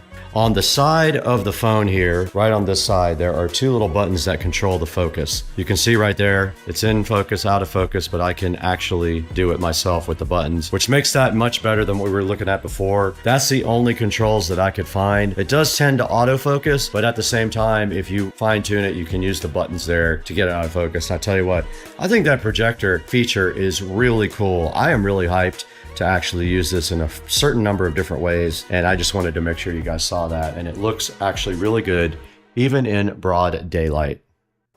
All right guys, now that we have the Alcatel totally unboxed, you guys can see what this thing brings to the table, and it's no joke.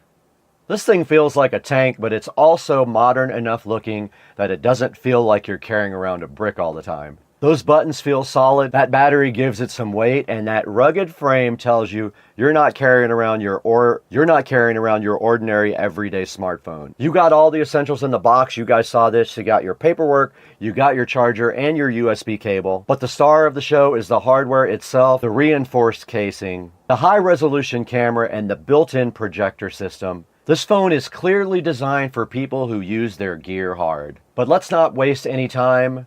You know this channel, you know our mission. We don't just accept claims, we're gonna go test them. Now let's put the Titan through its paces and see what it can really handle. So up next, we're gonna do those famous waterproof tests. We're gonna do a drop test. Let's get to it. Okay, we are with the WP100 Titan, and I did locate this thing called underwater mode. We're gonna drop it in just like this, let's see.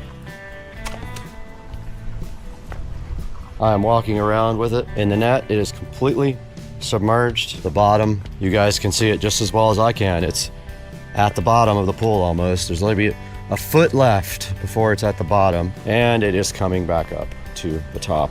There's our phone. I don't know when it stopped recording. It is recording still. It's recording. All right, great. All right, we put the WP100 Titan through our normal test. In the battery test, a whopping 47 hours playing back on YouTube, and we still had some percentage left. In the drop test, we dropped it 3 times from 5 feet, right on the screen, no issues whatsoever. It performed well in this test as well as do all the Alcatel phones. And in the water test, we drug it through the pool. You guys saw the results. We drug it all the way through the pool, and the screen came right back on when we were done doing that as well. And in the performance area, we did 3D Mark, and we did Geekbench. In 3D Mark, it did well as well. 355 on Wildlife, 1050 single core, 3100 multi-core on Geekbench.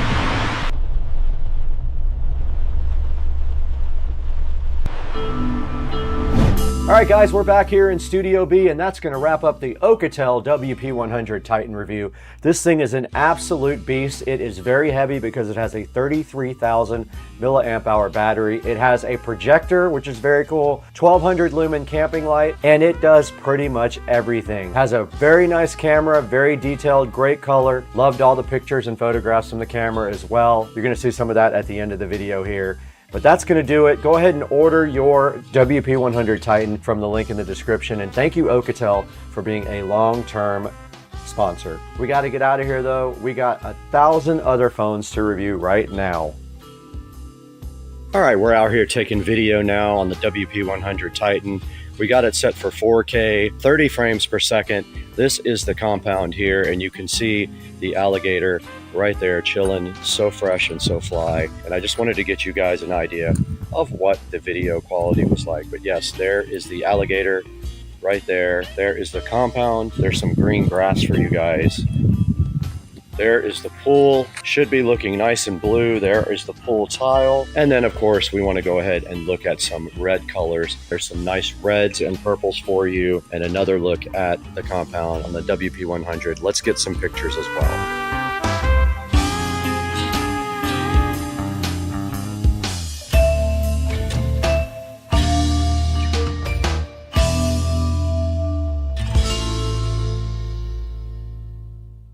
Okay, I wanted to give you guys some more of the capability of the night vision of the WP100 Titan. Check this out. This is my completely dark garage. The sun is barely coming up right now. This, on a regular camera, you can't see this at all. But on the WP100 Titan, check it out. You can make out the golf cart right there. You can make out the scooters right there. No problem. Look at that. You can make out the actual posters where there's no light hardly at all in here. So that is the WP100 night vision. Before it gets daylight here, we want to show you the WP100 Titan's camping light. So here's the controls for it. You just click full. Look how bright that is. That is lighting up the whole area here. Check it out. Now I'm recording this on the Samsung, but you can see it's still dark out here. And looking at the camping light, look how bright this thing is. So for example, I always go into my shed here. It'd be super convenient since my phone is already on my body. If I had this camping light, look at this. This thing lights up the entire shed. How cool is that? On the WP100 Titan, the camping light. But look at that. Awesome light, man. Check it out. No light, light. Let's go out here on the dock. Here's the dock with no light. And then, of course, all lit up by the WP100. We are back looking at the WP100 Titan. I just wanted to show you guys how the projector on the phone looks in a real theater room. This is my theater room, completely dark.